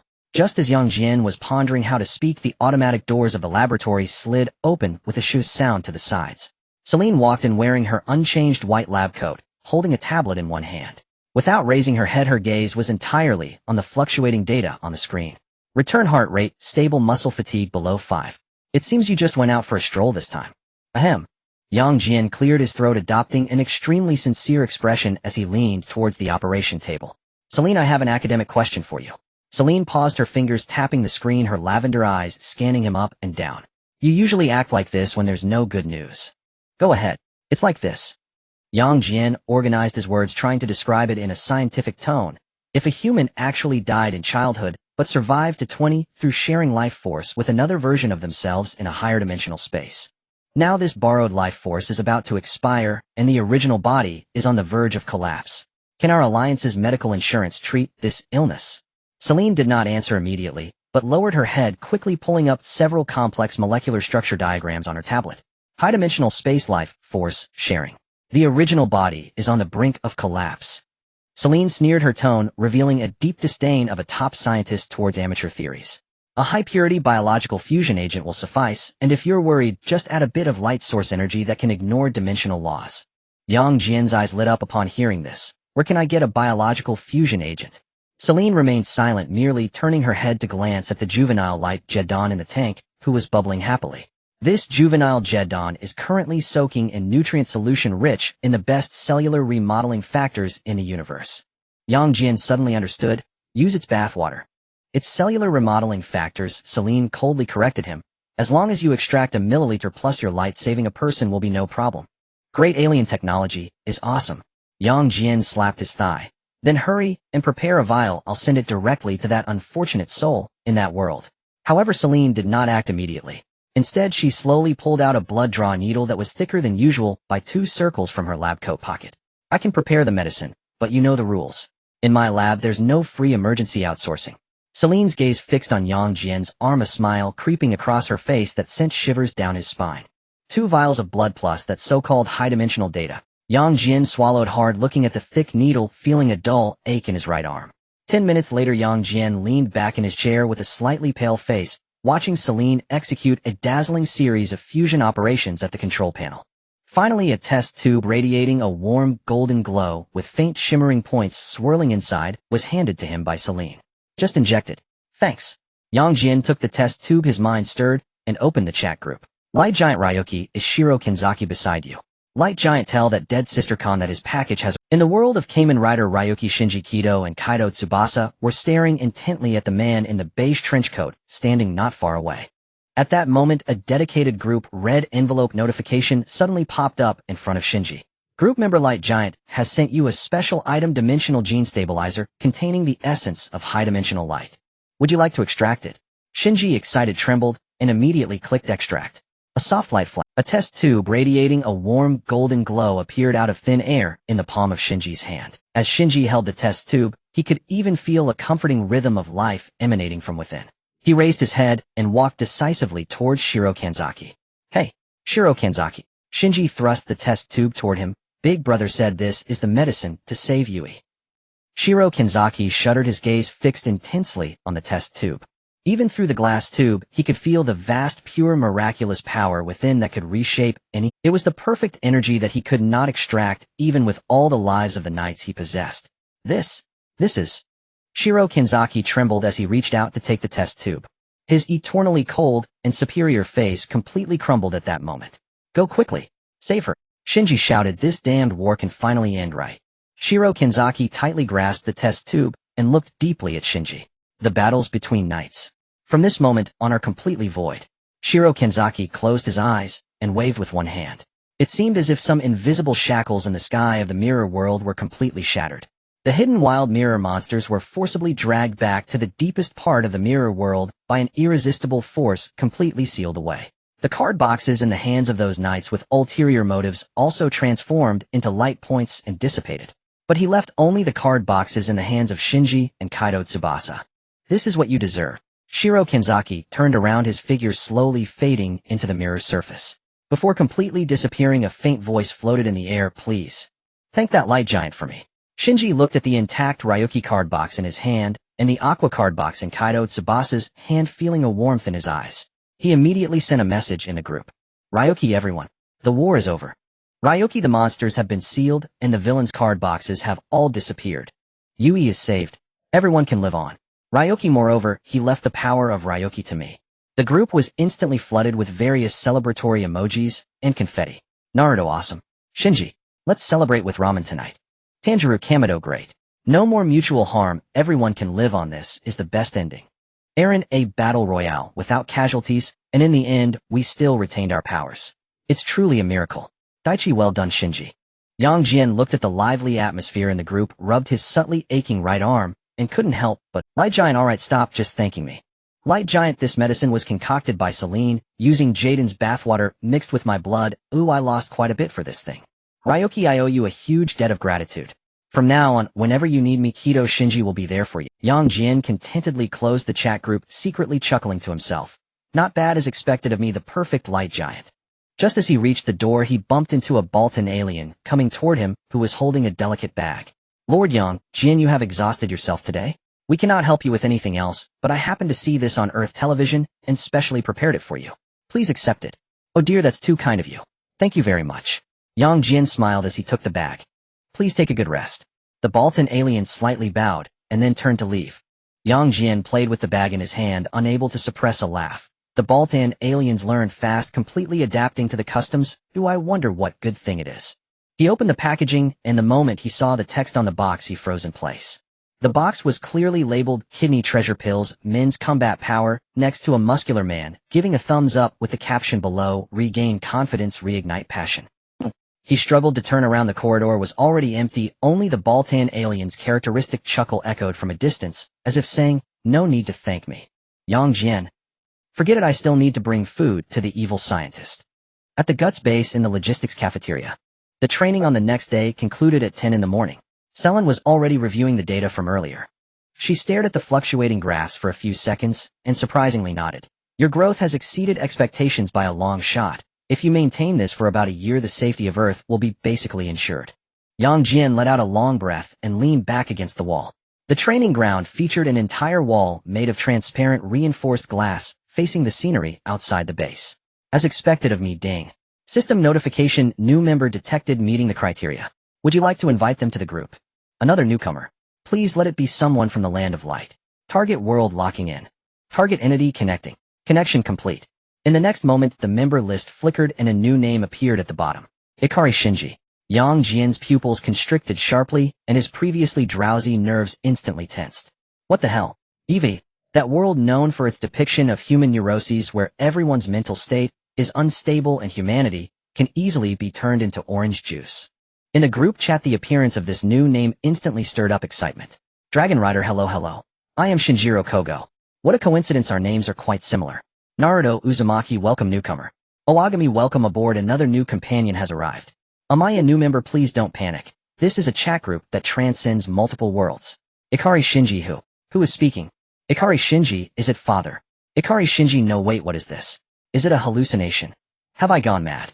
Ikari Shinji, I can't do it. Ikari Shinji, why must I pilot this terrifying Ikari Shinji, I've never even seen it before, how could I possibly do it? I don't want to die. Eren monster. You have the power to control and fight, yet you are here crying and saying you don't want to die. Eren, stand up. Fight. If you don't fight, you won't survive. Dragon Rider. Owagami, Eren. Don't be so harsh. Owagami, he sounds extremely scared, and may be facing a crisis beyond his psychological endurance. Owagami Shinjikin, take a deep breath. Where are you now? What do you see in front of you? Tanjiro Kamido, yeah. Calm down first. If you encounter danger, we will definitely help you. At this moment in the world of Neon Genesis Evangelion. In the underground headquarters of NERV in Tokyo 3. The massive purple multipurpose humanoid battle weapon Unit 01 was soaking in a pale yellow LCL liquid. Those cold giant eyes, seemingly bearing some kind of biological gaze, were fixated on the small boy standing below. 14-year-old Ikari Shinji trembled all over, clutching his hair tightly, tears streaming down his face. On the platform behind him stood his father, NERV Commander Gendo Ikari, wearing his signature white gloves, looking down at him with an utterly cold gaze, as if he were an object. Go pilot Unit 01. His father's icy words pierced Shinji's heart like a knife. A deafening explosion and violent tremors echoed from the ceiling. That was the third angel wreaking havoc on the surface, causing the entire underground city to shake from the angel's assault. Shinji frantically typed in the group. Ikari Shinji, my father. My father wants me to pilot that giant purple robot. To fight against that creature outside called Angel. Ikari Shinji, but I can't do it at all. He called me just to use me as a tool. If I don't go, he'll make that injured girl go to her death. Ikari Shinji, Naruto Uzumaki, what? Naruto Uzumaki, how can a father force his son who doesn't know anything to fight monsters? Naruto Uzumaki, that's too much. I'm so frustrated. Dragon Rider, that's too excessive. How can they make a middle school student bear the responsibility of saving the world? Dragon Rider, is that monster called Angel really strong? Is it stronger than mirror monsters? Tanjiro Kamado using an injured comrade to pressure his own child. Unforgivable. Yang Jian did not participate in the criticism, but directly opened the upload interface for the group files. File upload Neon Genesis Evangelion Giant of Light. Take a look. Giant of Light, this is the world he faces. Giant of Light Ikari Shinji, don't worry, many parts will be blurred out. Ikari Shinji wa. What? The group members immediately opened the file. A few minutes later, unprecedented anger erupted in the group. Eren. I'm sorry, Shinji. I take back what I just said. Eren, your father is a complete jerk. He treated you as a disposable tool for his own purposes. Naruto Uzumaki, I can't take it anymore. Naruto Uzumaki bro. Owagami, can you go help him?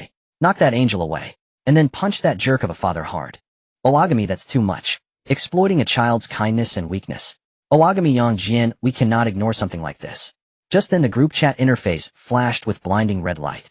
System notification, high threat level detected for group member Ikari Shinji. Threat source, third angel water angel. Threat assessment possesses extremely powerful A.T. Field absolute terror field conventional weapons are completely ineffective. Ikari Shinji the ceiling. The ceiling is cracking. In the EVA world, the massive beam from the third angel directly penetrated the surface armor layer, and the enormous blast wave knocked down countless steel debris, crashing down towards the direction of Unit 01 and Shinji. In order to protect Shinji, Unit 01 instinctively broke free from its restraints and extended its massive mechanical hand to block the falling debris. This scene completely shattered Shinji's last psychological defense. He collapsed helplessly to the ground. Yang Jian stood up and stretched his neck. What's up? Selen bit into a sandwich and looked up at him. Is there something new again? Yang Jian shook his right hand. Just right, I didn't get enough practice at the shooting range today. There's a monster out there several dozen meters tall, with an absolute terror defense field that even a nuclear bomb can't take down. I plan to test whether my 20,000 tons of strength can smash that so-called defense into sharp. Selen paused her action, her eyes lighting up. Defense field. When you come back, give me the combat data. Okay, Giant of Light Shinji. Ikari Shinji, I'm Giant of Light, you don't want to pilot that purple Unit 01, right? Ikari Shinji, I can't do it. I really can't do it. Giant of Light, then don't force yourself. Giant of Light, fighting monsters is a profession suited for me. Giant of Light, leave it to me. Target world locked Neon Genesis Evangelion. Transporting. In the city of Neo Tokyo 3, the third apostle, the water angel, wreaked havoc like an unnameable death god, ruthlessly destroying the surrounding buildings. Military tanks and armed helicopters unleashed a torrent of firepower, and the explosion of N2 mines sent massive mushroom clouds rising into the air. However, when the dust settled, the water angel stood unharmed, a layer of octagonal golden glowing transparent force field shimmering around its body. The at-field absolute terror field is an absolute barrier that rejects all physical and energy attacks. Inside the NERV underground command center, Maya Ikari gritted her teeth. It's useless. Conventional weapons are nothing but scrap metal in the face of the at-field. Jindo Ikari, with his hands crossed under his chin, coldly inquired, what is the status of Unit 01's activation? Shinjiken refuses to board. Maya Ibuki reported anxiously. Moreover, the radar has detected an abnormal reaction. Is it a high-energy reaction from the Apostle? Winter asked. No, it's not the Apostle. Above Neo Tokyo 3 there is an unknown and extremely massive mass reaction. Maya's voice trembled. What energy level is this? On the surface, the dim sky darkened by the explosion of N2 mines was suddenly torn apart. A blindingly brilliant pure white beam of light thundered through the thick clouds. The point of impact of the beam perfectly blocked the path of the third apostle, the water angel. Boom! With a roar more terrifying than an N2 mine, the ground of Neo Tokyo 3 trembled. Torrents of earth and air surged outward in a massive circular wave. On the large screen of the NERV command center, the dazzling white light forced everyone to close their eyes. As the light faded, when everyone's gaze refocused on the large screen, the entire NERV command center fell into a deathly silence. Even Jindo Ikari, who was usually as cold as ice, had his pupils suddenly constrict at this moment. Amidst the swirling dust, a gigantic figure over 50 meters tall, interwoven in silver and red, slowly stood upright. It lacked the eerie sense of mechanical and biological fusion that Unit 01 possessed. What radiated from its body was pure, filled with an overwhelming sense of power, light. The Giant of Light had descended. Yang Jian flexed his wrist, glancing at the oddly shaped apostle opposite him and the flickering golden at field before it. I heard. This thing is called absolute defense. Today I want to see if it can really be absolute. In the NERV underground command center, silence fell so thick, one could hear a pin drop. Misato Katsuragi, Ritsuko Akagi, and even Jindo and Kozo Futsuki on the elevated platform all stared intently at the central screen. Biological reaction. Confirmed. Maya Ibuki's voice broke the silence, but it trembled violently. It's not mechanical. It is a purely biological entity. But there are no mechanical structures inside, and the energy readings cannot be calculated. Ritsuko Akagi's fingertips dug tightly into the table, her brow furrowed into a knot. This is impossible. How can there exist a gigantic humanoid life form unrecorded by NERV on Earth? Is it an apostle? The pattern is not blue. Maya reported loudly. It's neither an apostle nor a human. This is a completely unknown, independent life form. Misato Katsuragi swallowed hard. No matter what it is blocking the apostle. The third apostle, the water angel, seemed to sense this unexpected guest. The instinct of an apostle told it that this luminous entity was extremely dangerous. Without hesitation, the water angel's right arm shot out, transforming into a sharp, high-energy spear of light piercing through the air with a shrill whistle aimed directly at Yang Jian's chest. Danger! Shinji shouted involuntarily while watching the screen. However, the scene on the large screen caused everyone in the NERV command center to hold their breath. Yang Jian did not even dodge. He simply raised his left hand and casually swiped outward. Smack! The apostle's light spear, which could easily penetrate multiple layers of composite armor, was swatted aside like a fragile plastic tube by Yang Jian, grazing his shoulder and shooting toward the mountains behind him, exploding and flattening half of the mountain. Yang Jian shook his wrist. The force is decent, but the speed is too slow, the movement too stiff. He lowered his head, looking at the water angel, his legs slightly bent, presenting an extremely standard and imposing posture of a cosmic martial arts stance. Come, let me see how tough the specialties of your world are. The water angel emitted a strange hiss, sensing the deadly threat. Its body immediately expanded into an octagonal golden transparent shield. This is the apostle's absolute defense, the heart's wall that isolates all physical and energy attacks. In this world, aside from another EVA equipped with an ET field that could neutralize it, no conventional weapon could break through. Even the N2 mines could only explode uselessly outside. Inside the NERV command center, the apostle has deployed its ET field. Maya shouted, but that unknown giant has no field reaction. Futsuki squinted slightly. Without an ET field, it is impossible to touch the apostle's body. But in the next moment, their proud common sense was utterly shattered. Yang Jian moved. With a body mass of 5.800 tons propelled by explosively powerful thigh muscles, he instantly broke the sound barrier. A massive white sonic boom cloud burst forth, and several surrounding buildings were toppled by the shockwave generated as he took off. In almost an instant, Yang Jian was already in front of the water angel. His right fist tucked at his waist, the light energy flowed perfectly along his muscles, and then, accompanied by a low, cold shout, he struck out fiercely. Boom! Yang Jian's glowing fist smashed solidly against the layer of golden ET field. Crack! Dense cracks radiated from Yang Jian's fist like a spiderweb, spreading wildly outward. On Maya Ibuki's screen, warning lights flashed in a pool of crimson. This is impossible. Maya screamed, uncontrollably staring at the terrifying values that had surpassed the limits of her instruments. The ET field. The ET field has been torn apart on a physical level. It was shattered by pure physical mass. Jindo Ikari suddenly stood up. His trademark hands, which always crossed over half his face, were now firmly pressed against the table, his eyes behind the lenses filled with extreme shock. The absolute terror field was shattered by a single punch. How is this possible? Physical strikes cannot break the ET field. This completely overturned the prophecies of the Dead Sea Scrolls. Where did this rule-breaking monster even come from? Boom! With a final explosive sound, the water angel's ET field shattered into countless golden light particles like cheap glass. Yang Jian's fist continued unabated, driving straight through, delivering a powerful blow to the water angel's face. Thud! The water angel's massive body left the ground on the spot. Its head was struck back at an extremely odd angle by this punch. Its entire body flew backwards like a cannonball, crashing through 5 or 6 rows of skyscrapers before finally smashing into a heap of ruins. The group chat had completely erupted. Naruto Uzumaki smashed it. One punch smashed that turtle. Eren Yeager, so brutal. Is this the worth of 2,000 tons? Dragon Knight, Big Brother is mighty. What absolute defense is just made of paper? Daegu, the cosmic martial arts truly enhanced the power output terrifyingly. Amaya, the target biological stance has collapsed. Although it's scientifically impossible to break it physically, this might just be the giant of light.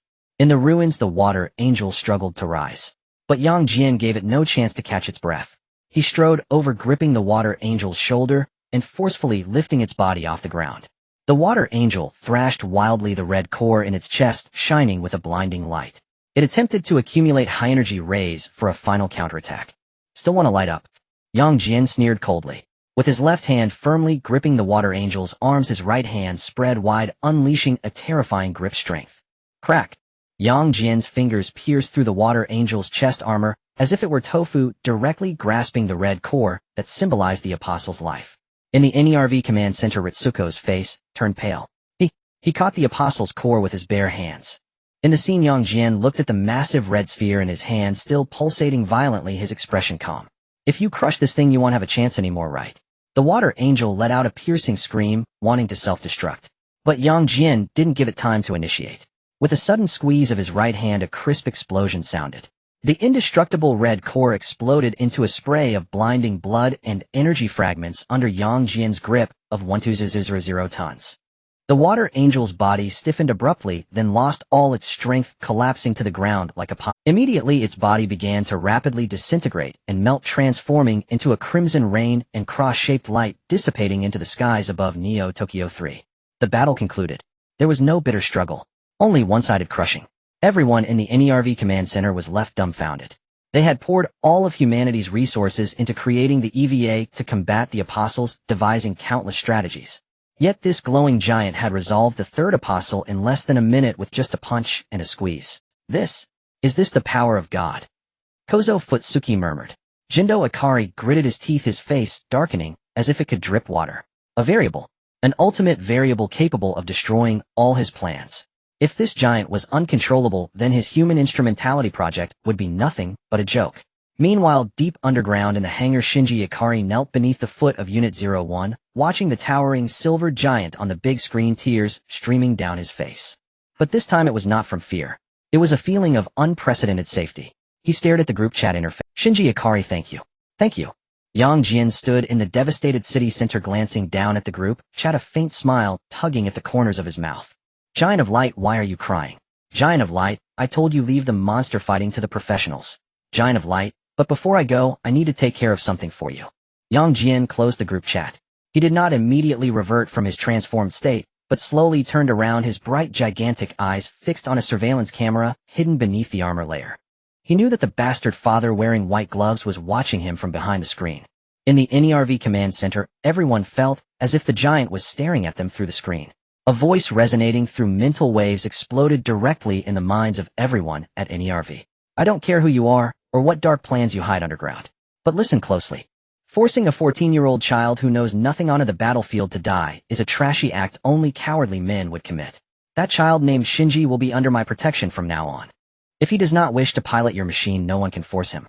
If I find out that you dare to use the life of any companion to threaten him, I will punch your so-called NERV underground city into scrap metal alongside your ghostly plans. Inside the command center, even the sound of breathing stopped. No one dared to respond to this statement, because the monster on the screen that had crushed the apostle's core with its bare hands had already proven that it could indeed do so with absolute strength. The warning was delivered. Yang Jian's energy was spent.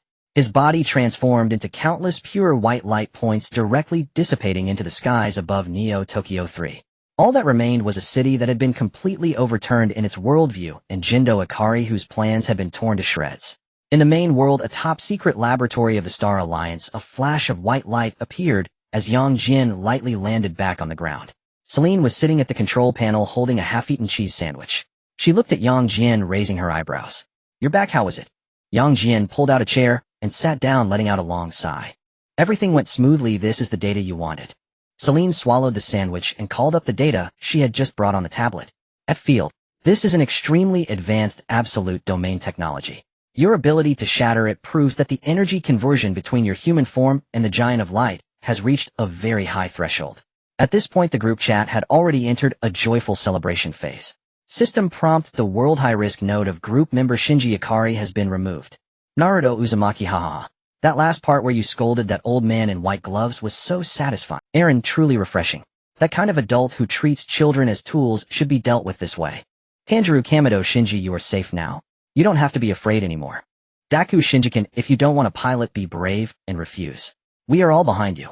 In the EVA world, Shinji sat in a corner of the underground hangar looking at the warm words from everyone in the group, tears once again welling up. But this time they were tears of emotion. He raised his head, watching Miss Misato rush toward him, tightly clenched. Shinji Ikari, thank you. Thank you all. Giant of Light, if another apostle comes, just shout in the group. Giant of Light, anyway, I also need to accumulate points for the Wandering Earth, so it's like I'm doing daily quests. System prompt detected that the total points pool of group members has reached the threshold. System prompt group chat function upgraded. New feature module dimensional exchange mall. Explanation: group members can spend points to exchange skills, bloodlines, technological blueprints, recovery potions, and special weapons from the multiverse. Yang Jian's eyes lit up in the laboratory. Finally, the true function of the chat group had arrived. Naruto Uzumaki Mall.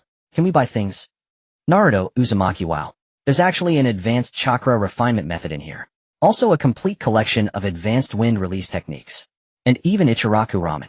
Aaron, your focus is always so absurd. Amiya, this is a complete inhibitor for, or disease. In the Star Alliance laboratory, Yang Jian slammed the core prototype of the stellar obliteration cannon, radiating a ghostly blue light, along with a thick roll of blueprints, onto Celine's workstation. Celine's fingers, which were typing on the keyboard, suddenly froze as she picked up the items to examine them for a moment. Where did you get this and the blueprints? Yang Jian raised an eyebrow in pride.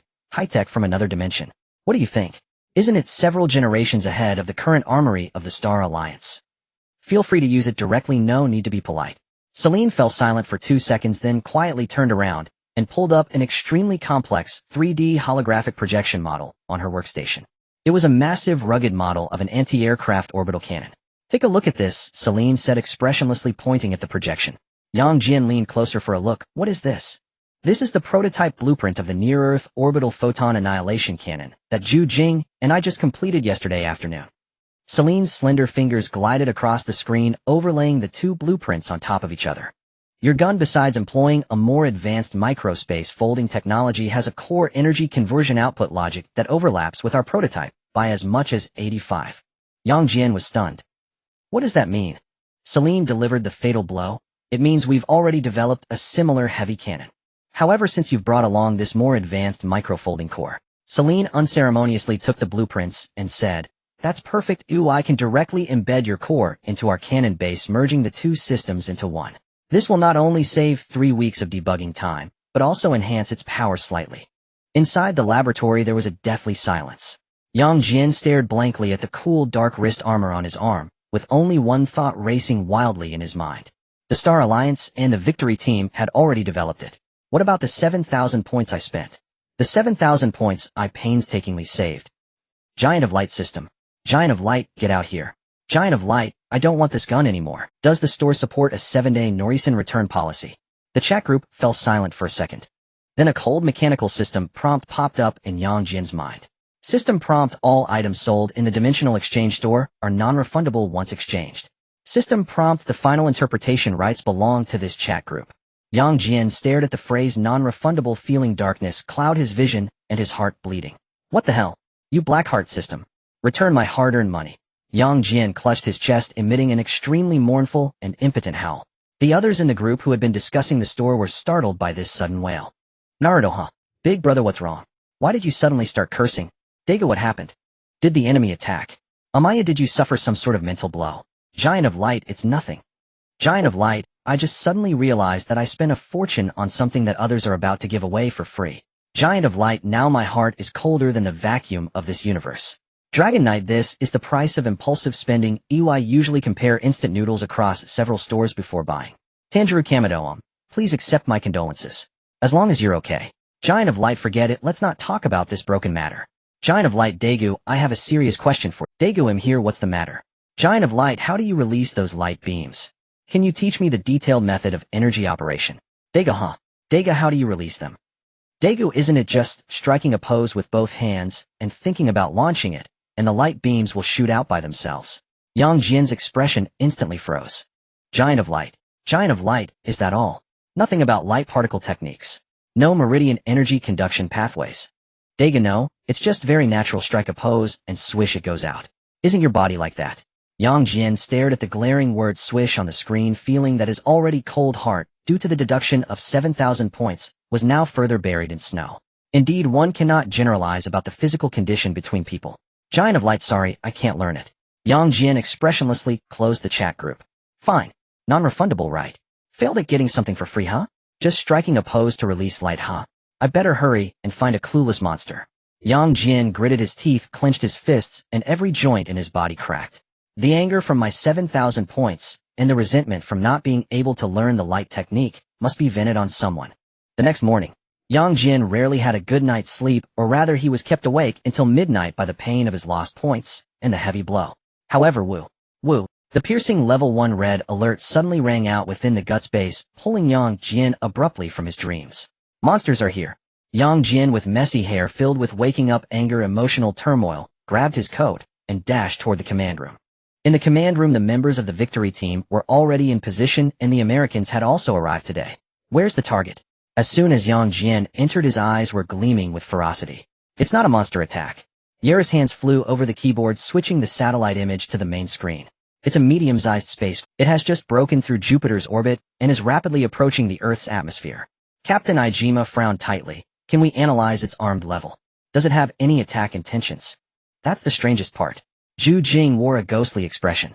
The weapon systems of the spacecraft are completely shut down, and its shields are even set to the lowest level. It hasn't performed any attack locks, but instead it is broadcasting a message on a universal frequency. Munakata immediately ordered, bring the broadcast in. Ziz, zzz.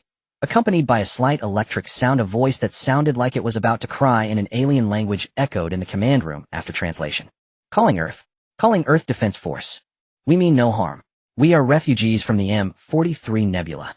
Please do not fire. We have come to seek refuge with the Giant of Light. Please let us land.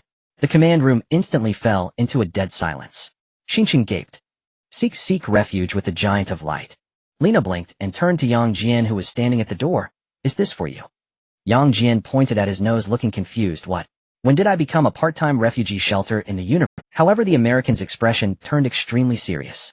With the two major empires battling outside, it was absolutely not as simple as just admiring. Let them land. Guide the landing coordinates to the 7th Defense Zone on the outskirts of the Star Alliance. Victory team, prepare for ground reception. In the 7th Defense Zone of the Star Alliance, a vast, desolate wilderness lay before us. A worn-out spacecraft with black smoke billowing from its left engine descended awkwardly onto the ground. The hatch opened. Dozens of upright walking lizard-like aliens staggered out of the spaceship, supporting each other as they stumbled forward. Guts armored vehicles and Star Alliance guards were already on high alert around them. Jian, an old American, stood at the forefront. The lizard alien leader, upon seeing the formidable array around him, felt his legs weaken with fear. But when its gaze swept through the crowd and landed on Jian, its eyes widened in shock. Although Jian was in human form, to the keenly perceptive aliens, the vast and pure energy of light radiating from within him was as glaring as a searchlight in the night. Although Jian was in human form, to the keenly perceptive aliens, the vast and pure energy of light radiating from within him was as glaring as a searchlight in the night. The dozens of alien refugees behind it followed suit, kneeling in unison and crying out in despair. Great Giant of Light, please grant us your protection. The rumors are true. There really is an unbeatable giant on Earth who treats monsters like playthings. Wait. Don't kneel yet. Jian was taken aback by this sudden display of reverence, and took half a step back, his lips twitching uncontrollably. Jian quickly raised his hand to stop the mournful aliens. What do you mean the rumors are true? How do you all know about this? The lizard alien leader wiped its tears and replied, trembling. How could we not know? The refugee circles are in a frenzy over it. They say on the edge of the battlefield between the Empera Empire and the Zodan Empire, there is a blue planet. It was once a backward and remote area, but now it is home to a notoriously irritable Giant of Light. The rumors say that this giant doesn't even need light. Any monster or alien that dares to wreak havoc on Earth will be smashed into a pulp by his cosmic martial arts. Old American covered his face, barely stifling his laughter.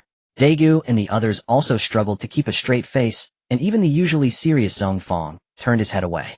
Jian looked expressionlessly at the group of refugees. Your rumors, though somewhat crude in wording, contain surprisingly accurate core data. So you traveled all this way to this remote place just to find me as your bodyguard? No, it's not just for protection. The leader's eyes were filled with extreme despair and fear, tightly grasping its scales while trembling violently. Sir, you must prepare in advance. The vanguard fleet of the Empera Empire has gone completely insane. They are not merely engaging in combat, they are conducting a purge. Our home planet was pierced through by their battleship in one strike. We barely escaped with this damaged spacecraft. It suddenly looked up at Jian. The general leading the expedition has issued a statement. They have heard the rumors of the wild giant of light on Earth, and see it as a provocation to the Empire's dignity. This time they have deviated from their main route, and are heading straight for Earth with a fully equipped fleet. At that moment the winds in the wilderness seemed to come to a halt. Old American's brows furrowed deeply. The regular army of the Empera Empire was indeed aiming their guns at Earth. How far are they from here? Old American asked sharply. I don't know. Our radar is broken. But at their jump speed they will reach Earth's orbit in 2 to 3 days at most. Old American clenched his teeth, his face pale with fear. As a high-ranking member of the Star Alliance who had wandered the universe for many years, he knew all too well the despair represented by the words, Empera Empire. Jian Hu's fingers were tightly clenched. Humanity had just begun to adapt to the presence of monsters, and now they were to face the dreadfully powerful Imperial fleet from the cosmos. This was nothing short of a hopeless dimensional strike. Jian looked at the trembling alien refugees, and turned to see Selen, who had just arrived on the scene with a data tablet in hand. It seems I don't have to go looking for punching bags, they have delivered themselves to my doorstep. Selen ignored the terrifying descriptions of the Imperial fleet from the refugees, and walked directly to Jian, speaking, in an extremely calm form and tone perfect. The first phase of the Wandering Earth underground excavation project is struggling without enough laborers adapted to high-pressure environments. Let's give them the dual foundation project of the Starry Sky Annihilation Cannon from last night. These lizard aliens have decent scale hardness and appear resilient.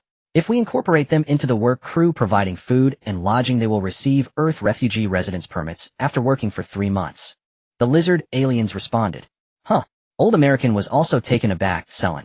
The Empera fleet is coming. You still want them to work. As long as Earth hasn't blown up, the project cannot stop, Selen replied without looking back. Jian sympathetically patted the leader's shoulder, witnessing these refugees who had just escaped a wolf's den only to enter the jaws of a capitalist tiger. As night fell, the entire Guts base and Star Alliance refuge entered the highest state of alert. Red warning lights flickered silently in the corridors, and everyone's footsteps carried an overwhelming sense of oppression. Although the news of the impending arrival of the Imperial fleet was strictly confidential, the eerie silence weighed heavily on everyone, suffocating them. On the rooftop of the base, Jian leaned on the railing with both hands, gazing down at the brightly lit city below. Tap, tap, tap. A faint sound of footsteps approached from behind. Jian did not turn around from the rhythm. He knew who it was. In the middle of the night, the chief scientist isn't monitoring your experiment, but came here to blow cold air. Selen walked beside him, not wearing a lab coat, only draped in a thin jacket. Uncharacteristically, she did not have a tablet with her, nor did she start with a string of data that would give one a headache. The two stood side by side for a while, watching the distant lights of thousands of homes.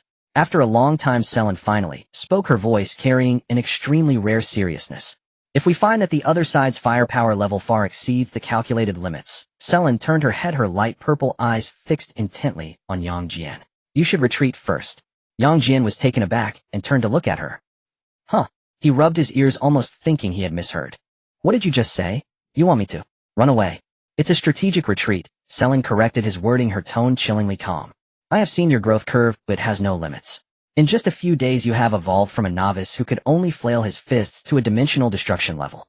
This extremely absurd rate of growth means that as long as given enough time, you will eventually possess the power to single-handedly overturn the entire empire. Therefore, sacrificing your life in the Earth defense battle right now provides a very low return on investment. This losing venture cannot be undertaken. Jian. This woman actually cares about him. Though her concern was wrapped tightly in extremely blunt terms like return on investment and scientific analysis, Jian still detected an unusual heaviness beneath her words. If I run, what will happen to Earth? Jian looked at her. What about you? We won't die immediately. Selen shifted her gaze towards the city below. Currently, a large number of alien refugees from across the universe are gathering on Earth, and there exists a ready-made organizational structure from the Star Alliance.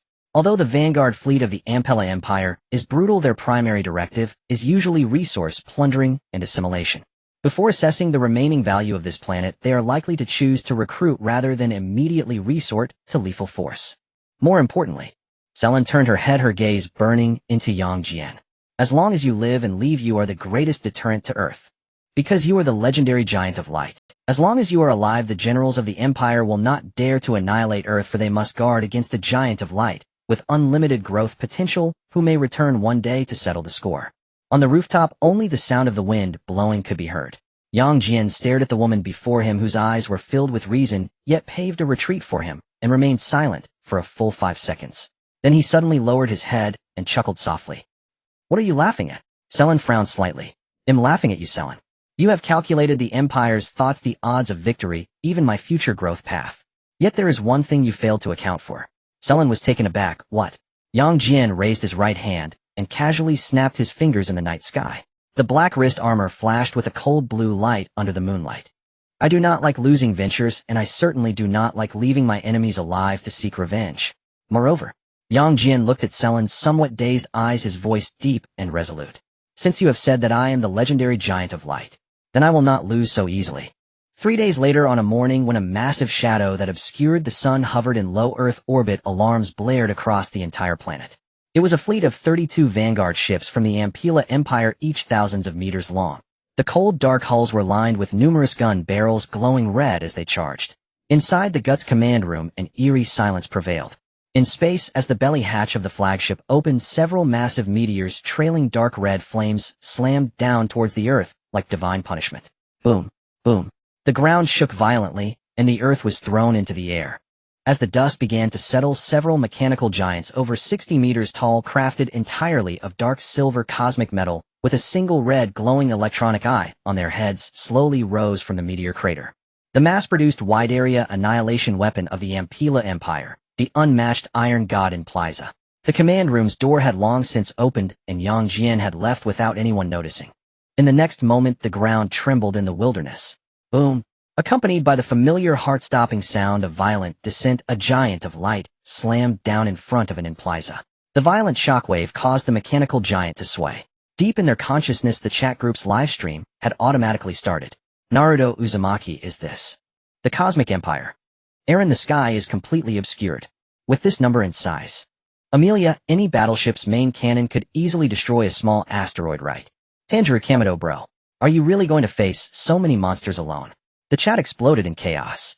Naruto Uzumaki, am coming to help. I have thousands of shadow clones. Aaron, am going to, even if it's just to be a meat shield for a little while. Dragon Knight, count me in. Giant of Light, don't move. Giant of Light, this is not something you can interfere with. You're just coming here to get yourselves killed. Yang Jian's tone was unequivocal. He understood clearly that while these group friends might hold their own in their respective worlds, they were still far too fragile in the face of true interstellar warfare. Dagu, I'm going. Giant of Light, this is not some fool like Golzin, who can only spit ultrasonic waves. Dagu, I understand now, it's my turn to help you. A system message popped up in the group.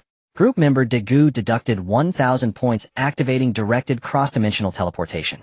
A dazzling pure white beam of light suddenly tore through the Earth's sky. This beam of light did not carry the violent tremors that accompanied Yang Jian's landing. Instead, it radiated a divine warmth, as if capable of dispelling all gloom. Whoosh! With a crisp sound of air being sliced, Dagu transformed into Ultraman Dyna and delivered a fierce flying kick, sending another in Plaza, which was preparing to fire at the city, staggering backward. Inside the Guts command room, everyone gasped in unison. T2 giants. Nishikawa's voice. Ju Wei rubbed his eyes in disbelief. How could another one appear? And the only difference is the color. That new light feels so warm. Dagu stood before the large screen, watching the newly appeared giant of light, his heart racing with a sensation that seemed to resonate from the depths of his soul. Hey, you got here pretty fast. Yang Jian turned his head to glance at Dyna. Dagu nodded and assumed a battle. We'll each take half of these metal lumps. Dagu faced an Emplaza without any hesitation. He crossed his arms over his forehead, and the crystal on his forehead flashed red. Form switch, power type. The red Dyna let out a battle roar, charging straight into the fire from the Emplaza, wrapping his arms around the waist of the mechanical giant. The energy of light erupted in his muscles, and he forcibly lifted the metal behemoth weighing several tens of thousands of tons over his head and slammed it down onto the ground. Meanwhile, Yang Jian faced two Emplaza firing at him simultaneously. He raised his arms in front of him, braving the onslaught of the Empire's mecha's firepower, striding forward. Is this the extent of your firepower? It's barely enough to tickle me. Yang Jian reached an Emplaza and grabbed the Gatling gun mounted on its shoulder. Crack! A sound of metal distorting echoed as the special alloy cannon barrel was bent 90 degrees by Yang Jian's sheer strength. Immediately after, Yang Jian's right hand formed a fist. Bang! With one punch, he pierced through the thickest armor layer of the Emplaza. His arm penetrated through its back, ripping apart its energy core. Disdainfully, he kicked the wrecked mecha aside and turned to face another one. With one step forward, he locked his hands around the head and shoulder of the Impliza. You lie down, accompanied by an ear-piercing sound of metal tearing. Under the terrified gaze of his friends, and the entire world, Jian, relying solely on pure physical strength, tore the Empire's proud killing machine in half right then and there. Inside the command room, Nishikawa watched the scene, his mouth twitching as he uttered this damned sense of security. Lean-ass eyes fixated on the two massive silvered figures on the screen, her tone carrying an unreal sense of disconnection. Though it looks violent, it truly feels secure. A member from the mountain team slammed a document on the table with a long sigh. After so many years in this base, it's the first time I've felt that being a protected waste is quite nice.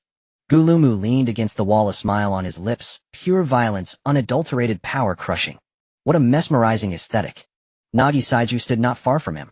Indeed, just then the space in the sky twisted again. Boom, boom, boom. Dozens of thick, dark red high-energy lasers poured down like a cataclysmic downpour upon the two. Dagu raised his hand, and the Ultraman barrier instantly unfolded in midair, firmly blocking the first wave of orbital bombardment. The violent explosions rippled outwards from the barrier, the intense heat warping the surrounding air. This firepower is a bit fierce. Dagu gritted his teeth, the indicator light on his chest flashing rapidly, just as their barrier was about to be torn apart by the overwhelming lasers.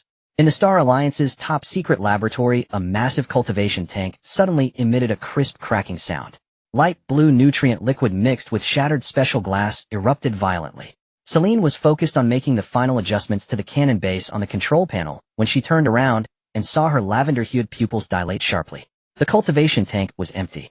Meanwhile, in the barren wilderness on the surface right in front of Jian and Dagu, the space suddenly twisted in an extraordinarily strange manner.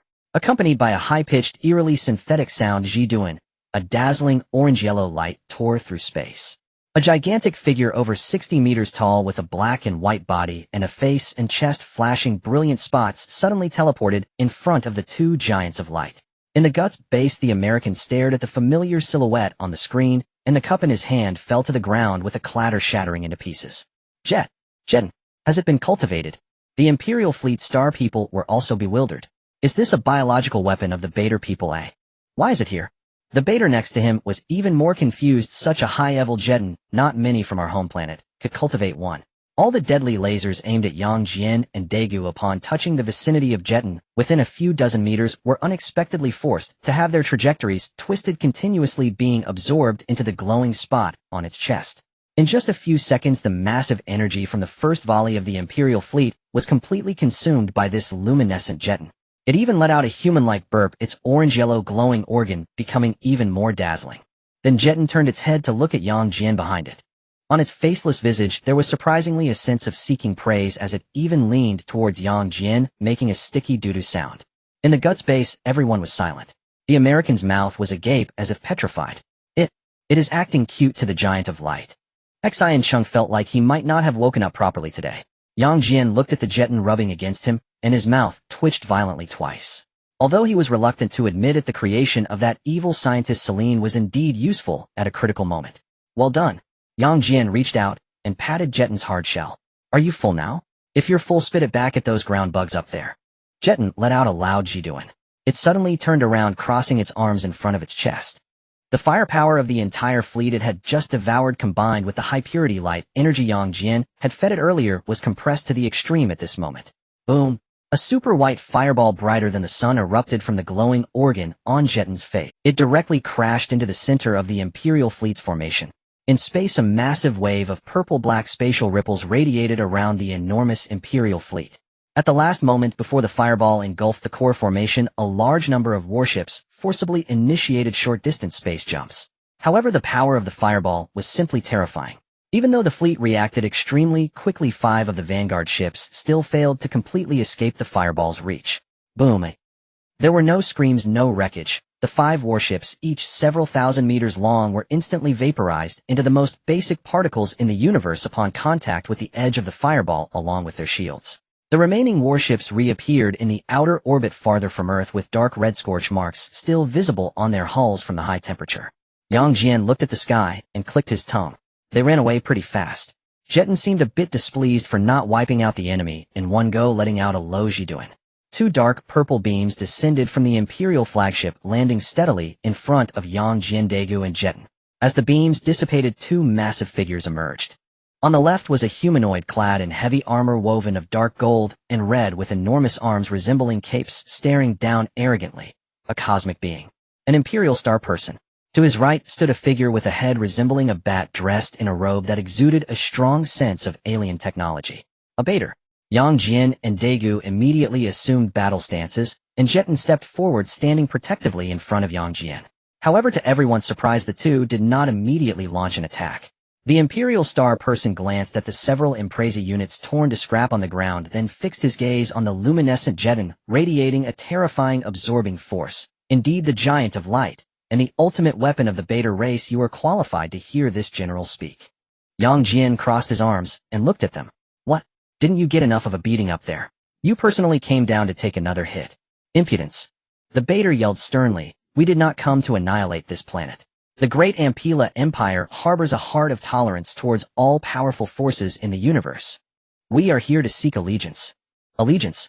Upon hearing these two words, not only Yang Jian and Daegu, but even the people in the Guts command room were stunned. Yang Jian raised an eyebrow, suddenly finding it somewhat amusing. These guys came here with such a fierce momentum, and after getting a fireball from Jian, they actually began to talk about tolerance. Allegiance. Aren't you the Empera Empire claiming to be the overlord of the universe? How did you end up here in this remote star region seeking allegiance from us natives?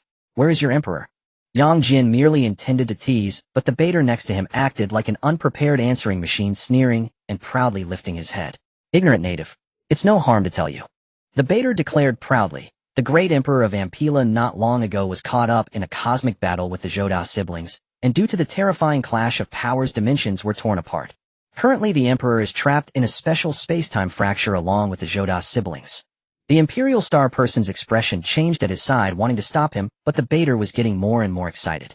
Our Imperial Expeditionary Force is currently scattered throughout the universe, frantically scavenging resources and constructing cross-dimensional traction arrays to bring back our emperor.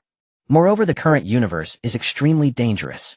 The baiter pointed at the starry sky. Due to the dimensional rifts, all sorts of terrifying monsters are rampaging through the universe. There are even indescribable evil gods drifting through the star sea. Even the Imperial fleet must remain on high alert. Although your planet is backward, the combat power of your two giants of light barely meets the standard. More importantly, the baiter glanced at Jian in front of Yang Jian, his tone filled with a fervent sense of recognition. There is actually a genius of my Beta race hiding here. To cultivate Jian to such a mutated form is undoubtedly a rare talent. So join me. This is your only chance to survive in this chaotic universe. The baiter laid bare the Empire's bottom line, the current state of the universe, and even their true purpose for coming here. The Imperial star person. Damn, a pig teammate. The scene fell silent for a second. Yang Jian silently mocked Daegu and Celine underground through their mental link. Giant of light, is this baiter an idiot? Daegu. He just revealed their emperor's disappearance, the urgent need for resources, and the monsters and evil gods all over the universe. Celine. This indicates they are currently strained in military power and are unwilling to engage in a hard battle with the two giants of light and a mutated Jian on Earth that would surely incur heavy losses. Buy me some time. Yang Jian suddenly felt reassured. He stroked his chin deliberately, putting on a contemplative expression, and turned to look at the Imperial star person and the baiter. It sounds like the conditions you offer are quite tempting. The Imperial star person thought Yang Jian was moved, snorted coldly. At least you have some sense. But Yang Jian shifted his tone and sighed. Such a major matter as allegiance isn't something I can decide alone. There are various high-level officials and defense forces on this planet. We need to hold a meeting, follow the proper procedures, and discuss it. Discuss? The Imperial star person got angry. The Empire offers you an opportunity, and you still want to hold a meeting. No choice, Earthlings have many rules, you see. Yang Jian spread his hands. And you've seen it, if it comes to a real fight, those few broken ships of yours might not fare well. If we all take a step back and give us some time to consider, it would be beneficial for you, as well, wouldn't it? The Imperial star person stared at Yang Jian, then glanced at the Jian, continuously warning them, with Jiduan gritting his teeth. He was very clear that the previous battles had proven this planet was not a soft persimmon. If they were to attack forcefully, the Vanguard fleet would definitely suffer heavy losses. Now that the Emperor was missing, every warship was an extremely valuable resource. Fine. The Imperial star person waved his cape fiercely. This general will give you time. Earth time 12 hours. After saying that the Imperial Star person and the Bader transformed into two dark purple beams shooting back into their spaceships. The fleet slowly retreated, docking in Earth's synchronized orbit. On the battlefield, Jian and Dagu transformed back, landing as two beams of light on the ground. The light hero also reverted to a mass of light particles and returned to the underground laboratory. She had forced her way out and now needed to rest. 1 hour later, in the highest joint conference room of Guts, the atmosphere was extremely tense, yet amidst this tension, there was an oddly unsettling shock and confusion.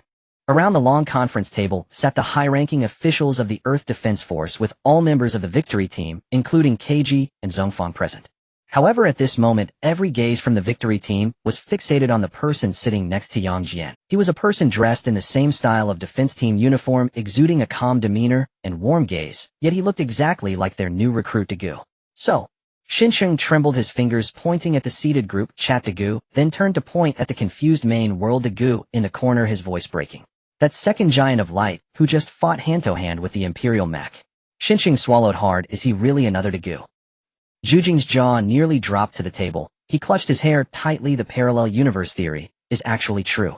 In the other universes, Dagu not only joined the defense team, but is also the legendary giant of light. Lena covered her mouth, glancing at this Dagu, and then at that Dagu, feeling her brain was utterly overloaded. The one most impacted was undoubtedly the main world Dagu himself. He stared blankly at the person who Are you truly me from a parallel world? Group chat Dagu smiled, gently stood up, and nodded slightly. Hello. I am Yuan Dagu from the TPC victory team of another universe. Nice to meet you. Please take care of me. Take care of what? Xinsheng slammed his thigh, heartbroken, as he looked at the main world Dagu. Look at him. How come in another universe you are so accomplished? And he can transform into a giant of light. Why does our Dagu only crash and randomly shoot with a small broken gun when encountering monsters? Main world Dagu's face turned bright red, waving his hands in panic. Xinsheng. It should be you who keeps crashing. Shanzhong glanced at the two of them. Are we both crashing together? Xinsheng. It's really strange. Clearly there were no issues during training, so why is it as soon as we go into action? Perhaps this is the fate that was meant to be. Jian, sitting at the head of the table, chuckled lightly, interrupting the victory team's collective existential crisis. Though they look the same, their account levels are different. Bang. Just then, TPC's advisor Kondo slammed the table, forcibly dragging the atmosphere of the conference room back to the cold reality. Enough. This is not the time to discuss parallel universes and the authenticity of Dagu. Advisor Kondo's face was pale. The battleships of the Empera Empire up there haven't left. They only gave us 12 hours. We must quickly decide how to fight. He stared intently at Jian and Dagu. You two giants of light, what exactly did you discuss with those aliens outside? What does that so-called empire really want? Jian put away his joking demeanor, leaned back in his chair, and lightly tapped the table with his fingers, recounting the information the Beta aliens had disclosed without missing a word. The Emperor of Empera and the Juda siblings have breached the time-space rift. Now the universe is in chaos, not only with rampaging supermonsters, but also with some evil gods drifting in the Star Sea. This fleet appears to be here to negotiate, but in reality they are a group of star pirates who have lost their backbone and are frantically scavenging for resources. Hearing this, a low murmur arose in the conference room. Advisor Kondo gritted his teeth. Even if they are pirates, they are a regular fleet armed with planet-destroying weapons. So if we don't surrender in 12 hours, Earth could be destroyed. He looked at the two giants of light. Though you are strong, that is over 20 star battleships. Can you guarantee to annihilate them all without letting a single main cannon shell hit Earth? Group chat Dagu fell silent. He clenched his fists. He could fight desperately, but he truly couldn't guarantee that he could block all orbital bombardments aimed at Earth when facing an entire fleet in space. If we can't guarantee that, perhaps we should. Another high-ranking official wiped the cold sweat from his forehead, his voice trembling. Falsely accept the negotiation, hand over control of Earth, and prioritize saving human lives. Bang. Before that high-ranking official could finish speaking, Celine, who had been sitting quietly next to the old American, slammed her tablet heavily on the table. Put away your foolish and pathetic weakness. Celine stood up, her light purple eyes sweeping over the high-ranking official who had just proposed surrender, as if looking at a brainless single-celled organism. The negotiation from the Empera Empire is synonymous with slavery. Once we surrender, all resources on Earth will be drained and young adults will become experimental subjects for biochemical weapons. Do you think kneeling will ensure your survival? No, kneeling will only lead to a death without dignity. Then what do you suggest? Fight hard. What do we have to fight with? Just two giants of light. Advisor Kondo fumed. Humanity absolutely cannot surrender to aliens who dying together is also acceptable. Of course we cannot surrender, and we do have ways to fight with firepower. Celine sneered lightly, tracing her fingertip across the tablet. In the center of the conference room's holographic projection table, a model of a terrifying giant cannon, with a striking mechanical aesthetic and exaggerated cannon barrels, instantly appeared. Heavy antimatter annihilation cannon dual fusion version. Everyone, let me introduce this. Celine's eyes gleamed with the arrogance unique to a passionate scientist. This is a near-orbit anti-aircraft main cannon that I and the technology department of the Star Alliance, using some cosmic technology given by Jian, worked tirelessly to create overnight in the underground. It just needs another 10 hours of charging. Celine leaned on the conference table, her gaze sweeping across everyone present. The firepower we will have might be able to match them. The 12-hour countdown hung over humanity like a guillotine. As the horizon welcomed the dawn's light, the fleet of the Empera Empire remained a silent steel jungle in the outer atmosphere, exuding a palpable sense of oppression. Two dark purple beams descended. The Imperial aliens and the Bait aliens arrived punctually for their meeting. The Imperial aliens stood with their arms crossed, looking down from a height at Jian and the formations of the Human Defense Army on the ground. The 12 hours are up. The Imperial alien let out a low, cold laugh, his voice echoing like rolling thunder over the wilderness. Have you discussed with the legendary giants of light and the natives of this planet? He suddenly swept his massive cloak aside, his tone filled with unparalleled arrogance. In this chaotic universe, only by attaching yourselves to our great Emperor Empera can you qualify to continue living. Surrender the control of the planet, and we can incorporate you. This is your last act of mercy. Jian slowly took a step forward. We had a meeting about it. Jian lifted his head, looking at the Imperial aliens with a harmless smile. Sorry, but everyone disagrees. The air froze in that moment. The cold smile on the Imperial alien's face stiffened quickly, transforming into rage. Dare to play with us? What audacity! He suddenly raised his arm, pointing directly at Jian. Since you refuse to show respect, all ants obstructing the Emperor's ambition must be utterly exterminated. The main cannon of the fleet. Virum. Before the Imperial alien could finish his command to fire, the ground of the 7th Defense Zone erupted with a terrifying resonance of energy. A dazzling white light shot up from the ground, and the Giant of Light instantly transformed into a silverid purple Diga Ultraman, heavily landing on Jian's right side, with crossed arms ready to unleash a high-temperature energy beam. Immediately, click, click, click. The concealed installations at the back of the wilderness suddenly split. Under the joint control of Guts and the Star Alliance, a colossal weapon larger than Ultraman, with cannon barrels glowing with abyss-like blue antimatter, slowly emerged from the surface. That black hole-like cannon directly locked onto the Imperial flagship in space. And it wasn't over yet.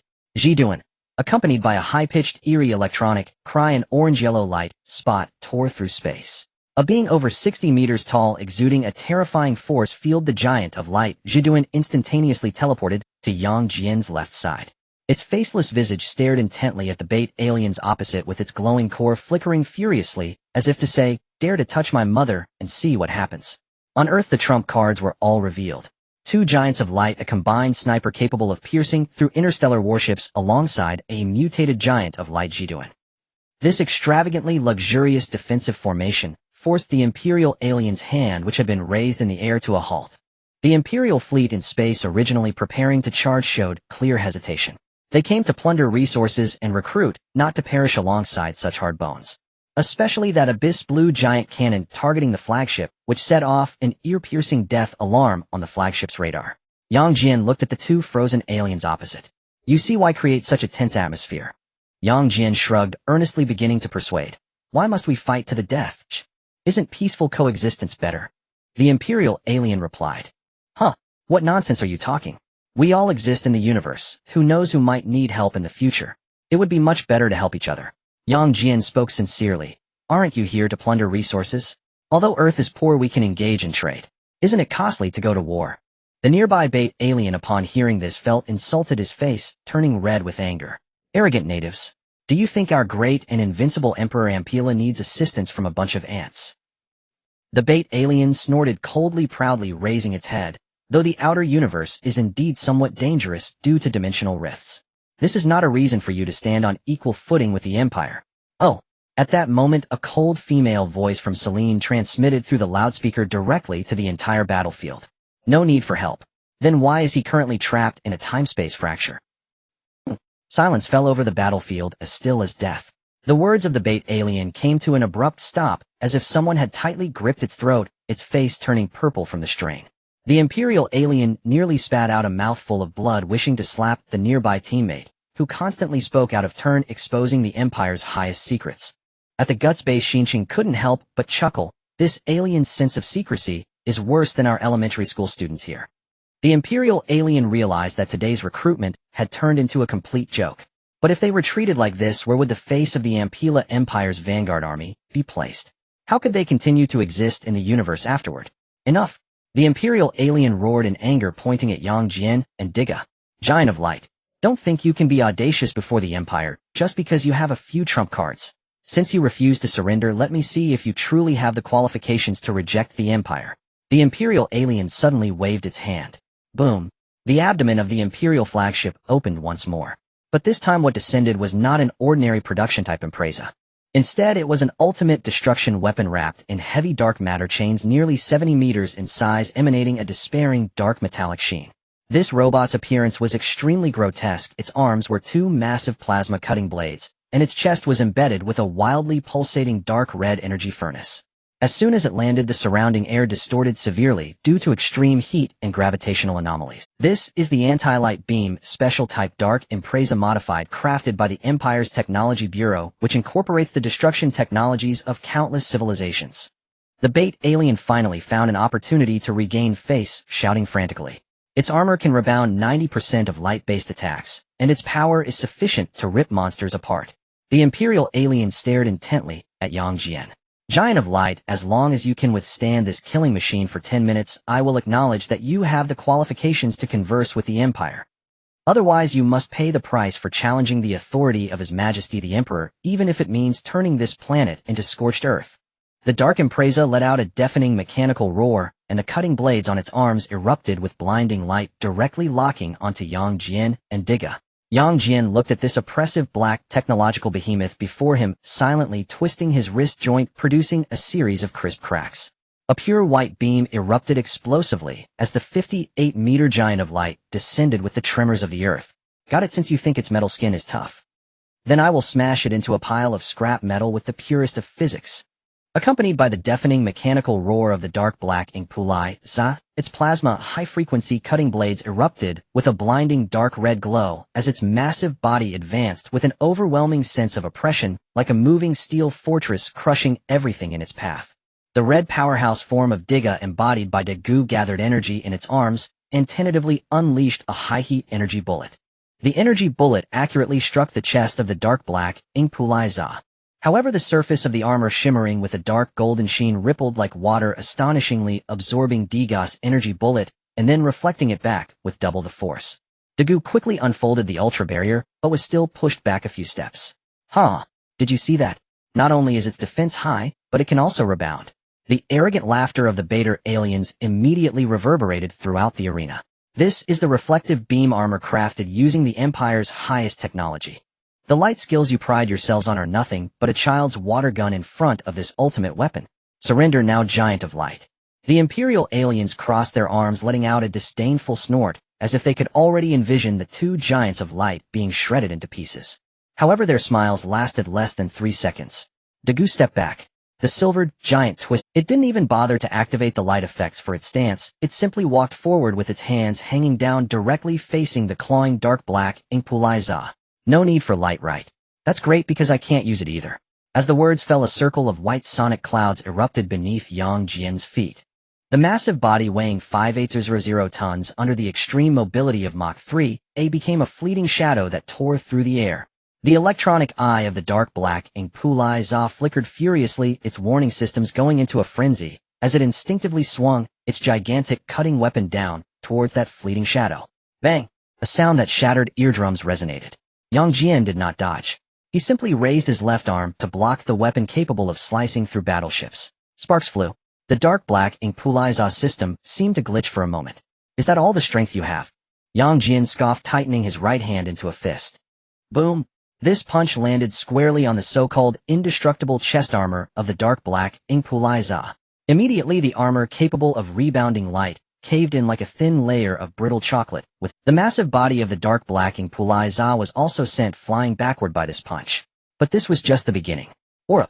Yang Jian followed up with a fierce elbow strike, smashing it hard against the featureless mechanical face. The mechanical head tilted at a 90-degree angle. Aura, aura, aura. Yang Jian mounted the dark black ink Pulai Za, raising his massive fist to unleash a brutal barrage on the chest of the so-called strongest killing machine of the Empire. Bang, bang, bang, bang, bang. With every punch the ground shook violently. The heavy reflective armor was smashed to pieces and intricate mechanical parts flew about amidst the sparks. In space, the Imperial fleet, which had prepared to watch the spectacle, fell into a deathly silence. Thousands of Imperial soldiers stared at the screen, showing the extreme brutality, their jaws nearly hitting the ground. Is this the Giant of Light recorded in history? Whose Giant of Light fights like this? In the guts base the command room. Everyone stared in disbelief at the big screen. Xian Chung gulped nervously, his voice trembling. That Yang Jian seems to have gotten stronger again. Zhu Jing held his head in disbelief. It's too violent. This is just too violent. This isn't even a fight, it's a one-sided dismantling. The reflective coating of that robot was nothing more than a joke against absolute physical attacks. Lena covered her eyes, but couldn't help peeking through her fingers, murmuring, "Suddenly, I feel a bit sorry for that Empire weapon." The once proud face of the beta alien was now completely twisted. No, that can't be right. Aren't the Giants of Light in the records supposed to cross their arms and pose to unleash light at the last moment to determine the victor? Why isn't he even firing a single light beam? The beta alien pointed at Yang Jian, who was riding the robot below and frantically outputting damage as their worldview shattered. Our Empire invested countless resources to create the ultimate resistant armor specifically to combat light enemies. The nearby Imperial alien remarked. This once invincible Imperial Vanguard general was now utterly speechless. He watched as Yang Jian's final punch completely pierced the energy furnace, exploding into a mass. Wasn't it supposed to last for 10 minutes? From the moment this ultimate weapon landed to being dismantled by that barbaric Giant of Light, it took less than 30 seconds. Damn it, it's been countered. I should have brought out those melee-type robots instead. The exploding flames gradually. Yang Jian slowly stood up, casually brushing off the mechanical debris on his wrist. He didn't even break a sweat, merely raising his head, his enormous bright eyes mockingly gazing at the Imperial aliens and beta aliens in the sky. 10 minutes. Yang Jian flicked his hand, letting out a sneer. Isn't the shelf life of your scrap metal a bit? So how about it? Do you have any tougher toys? Hurry up and throw them down him in a hurry. The Imperial aliens stared intently at the two Giants of Light, wondering how strong the other giant was. Nearby, a watchful light Jedouin was also present. Cold sweat broke out on both of them. As seasoned Imperial generals, the Imperial aliens, though arrogant, were certainly not fools. If they continued fighting, it was likely that they would perish alongside this planet. Especially during a time when the Emperor was missing and the Empire's military forces were stretched thin, to sacrifice an entire Vanguard fleet for a fringe planet was an unwise trade. This deal was a complete loss. Giant of Light.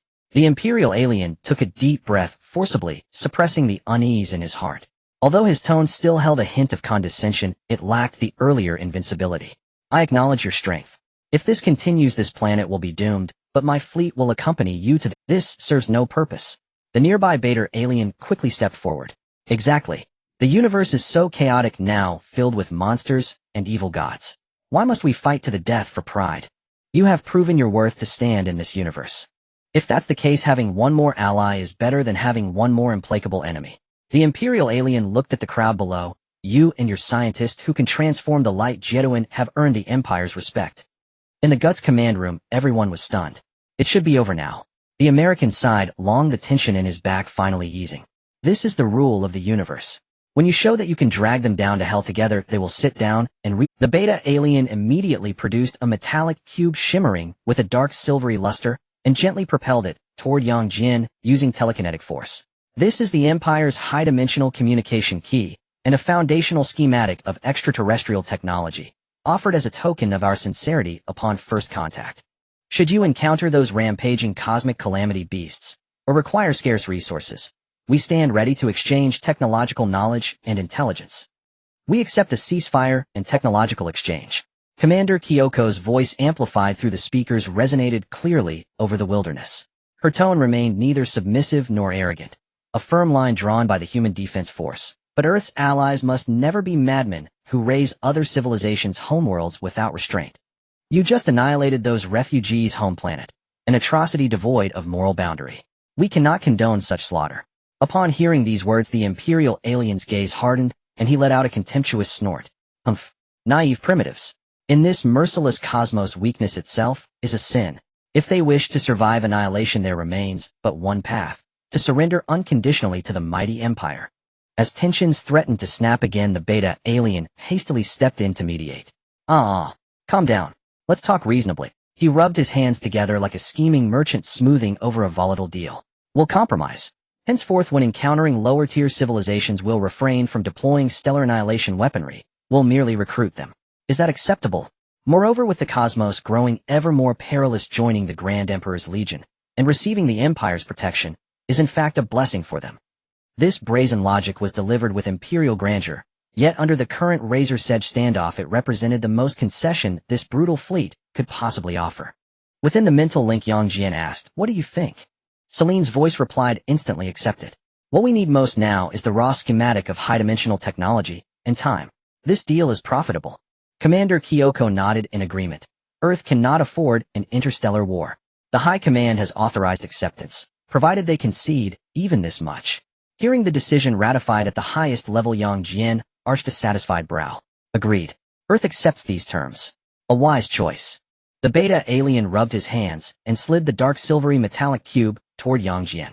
To further demonstrate the Anbila Empire's value as an ally, he then produced a palm-sized radar-like precision instrument. Light, giant. Now that we are allies, I shall as a gesture of goodwill assist you in eliminating a minor hazard. Puffing with pride, the beta alien adjusted the device to resonate with Earth's geomagnetic frequency while boasting, "Your planetary early warning system is archaic." With dimensional rifts tearing across the cosmos, eldritch horrors and unspeakable entities now roam the star seas unchecked. This is the Imperial military's highest grade sentinel detector. Should any high-tier aberration or nameless entity lurk within this planet or its adjacent star systems, it will sound the alarm instantly. The Imperial alien scoffed coldly, arms crossed, attempting to reclaim lost gravitas. Be grateful, primitives. With this you gain at least a measure of foresight. Beep, initiating scan. The beta alien pressed the activation button. A low resonant hum emanated from the device as its previously dim screen flared into brilliant blue light. In the Guts Command Center, everyone held their breath, eager to witness the alien Blacktech's true capability. Jian and Daigo stood motionless, eyes fixed on the instrument in the beta alien's hands. Yet, the very instant the detector powered on, beep, beep, beep, beep, beep, a piercing blood-crimson alarm shrieked forth from the tiny device with unbearable intensity. The screen's blue glow vanished, replaced by a suffocating crimson wash as a skull emblem denoting extreme threat flashed violently. The beta alien jolted, nearly dropping the device in shock. The Imperial alien whirled around, eyes bulging. What's happening? In the Guts Command Center, Shinjo clapped his hands over his ears and shouted, "What infernal racket is this? Why does it scream like it's about to detonate the moment it powers on?" On the battlefield, Jian frowned and pointed at the shrieking instrument. "Hey, does your Imperial Armaments Division cut corners? Is this thing malfunctioning? Why does it error out the second it boots up?" "Impossible." The beta alien broke into a sweat, frantically slapping the detector. "This is the Academy's crowning achievement, built with cutting-edge tech. It has never failed before." A profoundly eerie silence descended upon the entire scene. If it wasn't broken, then this planet must currently harbor something so terrifying. Even the Empire's own radar classified it as a high-dimensional threat. In the command center, Celine's fingers blurred across the keyboard as she forcibly hijacked the alien detector's signal band, projecting its reversed coordinates onto the main display screen. Coordinates acquired. For the first time, Celine's voice paused, distinctly. Her lavender eyes locked onto the world map, where a searing red beacon pulsed relentlessly. South Pacific. South Pacific. At the phrase, Jian's eyelid twitched violently, and his mind flashed to an ultimate nightmare, a head-down monstrosity, writhing with tentacles capable of petrifying even Ultraman Tiga. Jian drew a slow, deep breath, his lips faintly quivering. "I believe I know what lies buried beneath." Almost simultaneously, in the chat group, Daigo typed, "So do I. Relaya ruins. The Elder God. Katanathor." Two alien generals, accustomed to dominating the cosmos, exchanged a glance, each seeing in the other's eyes pure, unadulterated horror, the kind reserved for stepping barefoot onto a live landmine. Two roguelite giants plus one light Jedin was already absurd enough. Yet beneath Earth's seabed slept a living Elder God. What kind of toxic planet is this? Ahem. The Imperial alien coughed stiffly, then whipped his cloak and spun away, so abruptly his motion left afterimages. "All right. We've just recalled the great Emperor Anbila awaits rescue within a temporal rift. As loyal servants of the Empire, we must immediately rally surviving forces deep in the cosmos. No time can be wasted here. The beta alien hurriedly echoed. Yes, yes. Farewell. May you Earthlings preserve yourselves well. Whoosh, whoosh. Without ceremony, even omitting the customary launch ritual, the two figures rocketed straight toward their warship in outer space at maximum velocity. Then, roar. Beyond the atmosphere, the Anbila Empire's flagship Vanguard vessels roared to life, their engines overdriven to blinding, incandescent fury. They deployed spatial folding technology not for conquest, but for flight. In precisely 3 seconds, the entire fleet, like phantoms fleeing a specter, tore open reality and vanished without uttering a single threat. They fled with astonishing decisiveness. Jian tilted his head back, gazing up at the empty azure sky, silent for a full 5 seconds. Then lowering his gaze, he sighed resignedly. Now that external threats have receded, shall we proceed with Project Wandering Earth? Pushing a planet harboring a slumbering elder god across the cosmos. She adjusted her glasses, a question echoing from the deepest recesses of her soul. Pushing a planet harboring a slumbering elder god across the cosmos. She adjusted her glasses, a question echoing from the deepest recesses of her soul. Are you planning to pilot this world across the stars, crashing into civilizations everywhere? Jian, that metaphor is deeply infernal, yet oddly exhilarating. Piloting Earth, carrying an elder god, crashing into civilizations across the void. The entire Guts command staff stared blankly, speechless. The crisis had passed, yet the entire base buzzed with even greater urgency. The dark silver metallic cube left behind by the Betons became the highest level classified secret shared only between Selene and the Star Alliance's technical division. Jian did not join the commotion. Instead, he slipped back to his dormitory with practiced ease. He flopped onto his bed and opened the chat group embedded within his mind. Its atmosphere now felt heavier, even more oppressive, than during the alien fleet's imminent assault moments earlier. For Daigo had just delivered a chilling exposition in the group chat what exactly the red dot in the South Pacific truly was. It is Gitanathor, Daigo wrote, the sovereign of darkness, the malevolent deity who brings ultimate despair. In the original timeline, I was pierced by its beam, turned to stone, and sank into the ocean depths. Tanjiro Kamado, it turned Mr. Daigo into stone. Nurin Jaeger if it can slay even a light giant. Such a being has been lurking on Earth all along. Ryuki, I cannot even imagine what that scene must have looked like.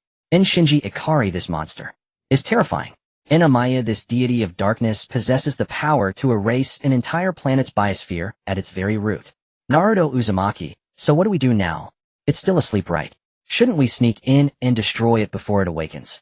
Jian shook his head with quiet amusement at Naruto's fearless bullheaded bravado. Ambush, the light giant typed. Its carapace is orders of magnitude harder than the armor of that dark machine we just fought. Moreover, it emits a black mist aura, one that absorbs light and energy indiscriminately. To provoke it now would be tantamount to detonating Earth's own doomsday device prematurely. Indigo Jian is absolutely right. Even with me and Jian combined, a reckless descent into the abyss to confront it would end in certain defeat. Indigo's words still carried the visceral tremor of dread inherited from that desolate future. Light Giant Daigo, do not panic. Light Giant, the future is meant to be rewritten, not feared. When we grow stronger, or when a mysterious fourth awakening to your entity arrives, rest assured, it will find no sweet fruit awaiting it. Indigo, you're right. Worrying now changes nothing. Naruto Uzumaki, then once we've grown stronger we'll all go together. In Shinji Ikari, I'll do everything I can to help. At that moment Jian's communicator chimed. It wasn't Selene, but Koji, eyes gleaming with unrestrained excitement, clutching the recently captured metallic cube salvaged from the Betons. Jian, incredible news. In Koji's dark circles resembled those of a panda, yet his eyes blazed with electric intensity. Selene has just cracked the first layer of encryption inside the cube. Guess what's inside? Jian paused thoughtfully. Surely not Emperor Ampula's private photo archive. What on earth are you imagining? Koji thrust his terminal toward Jian, pointing emphatically at a newly translated sequence of alien code scrolling across the screen. It's energy array technology. With this we can directly harness Earth's existing geomantic nodes to construct a globally distributed resonance field. Koji took a deep shuddering breath, his voice trembled with exhilaration. Given sufficient core energy, we could monitor the entire planet in real time. A planetary-scale surveillance network. Exactly. Koji nodded vigorously. And it's not just early warning. We could even generate a planet-wide anti-gravity shield.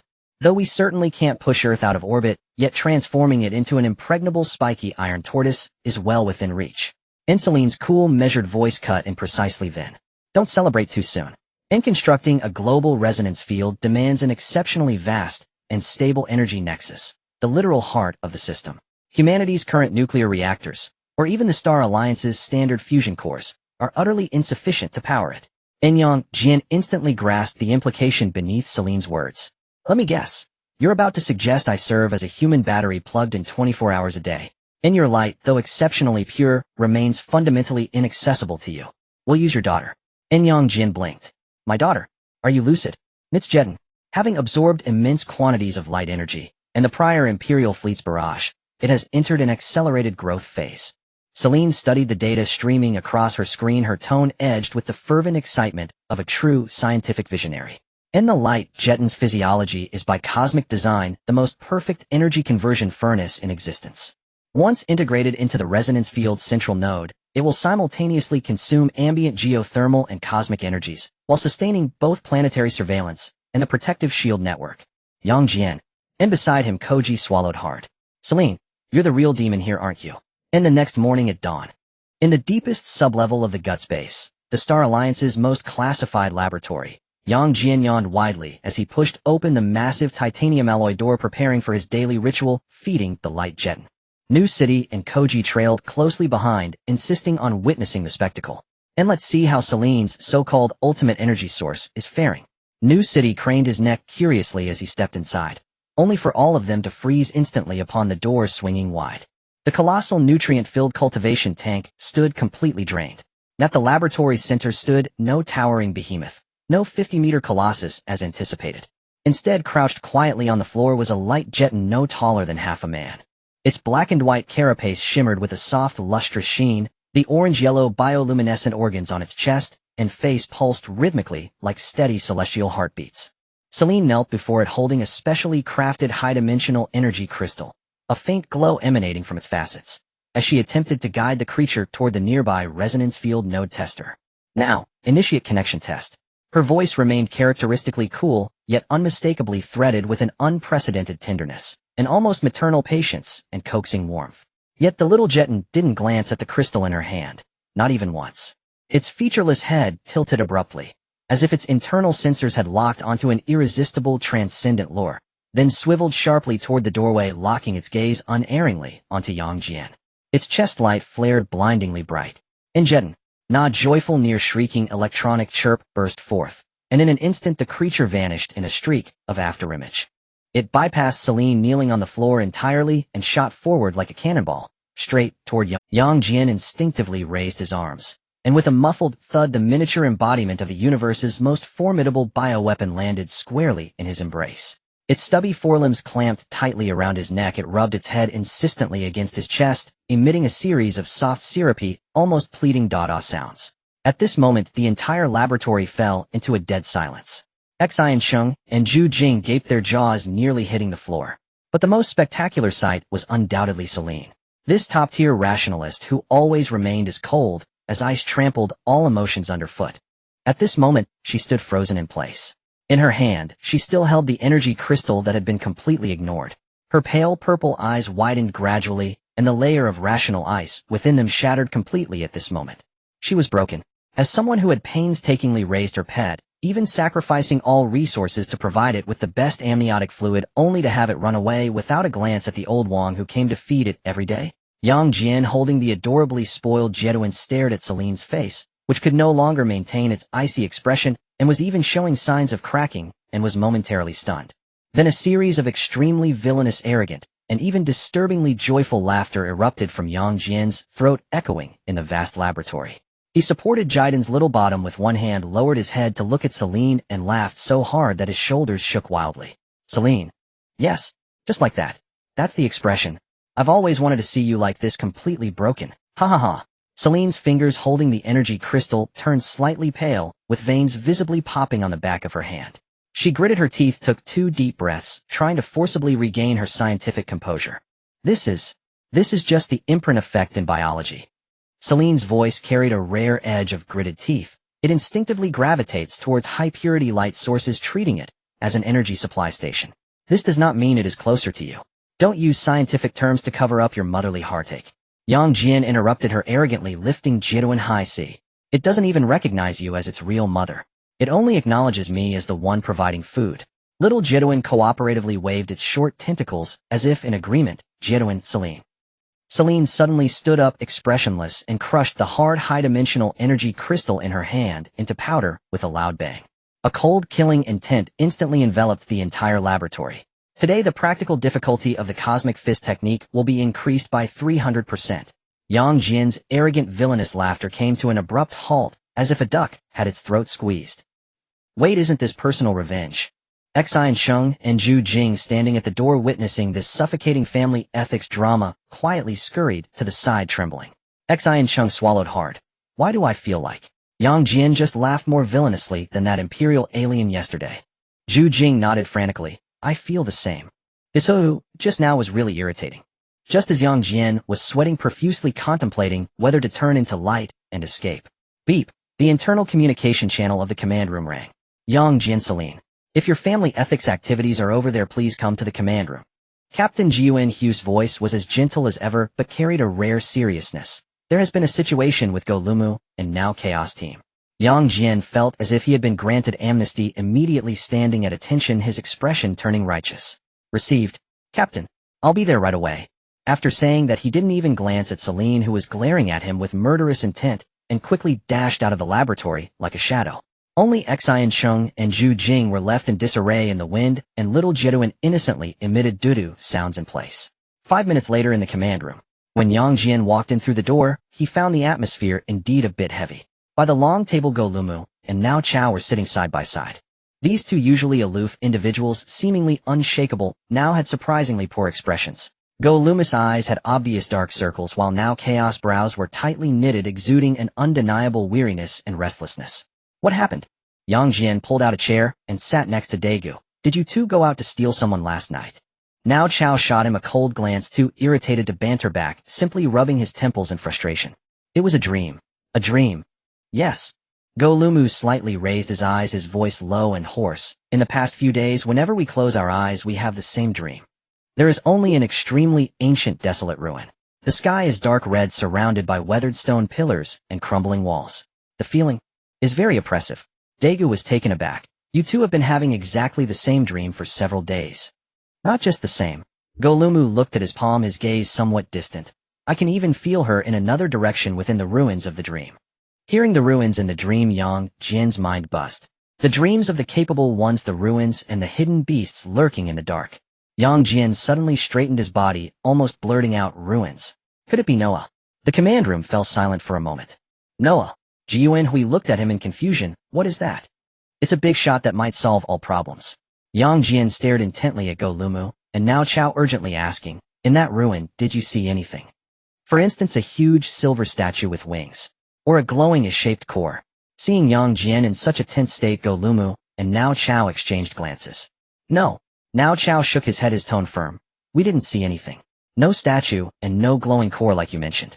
We could only keep walking inside. Go Lumu added, only endless wreckage and some extremely unsettling shadows as if writhing in the darkness. No statue. Yang Jian frowned slightly.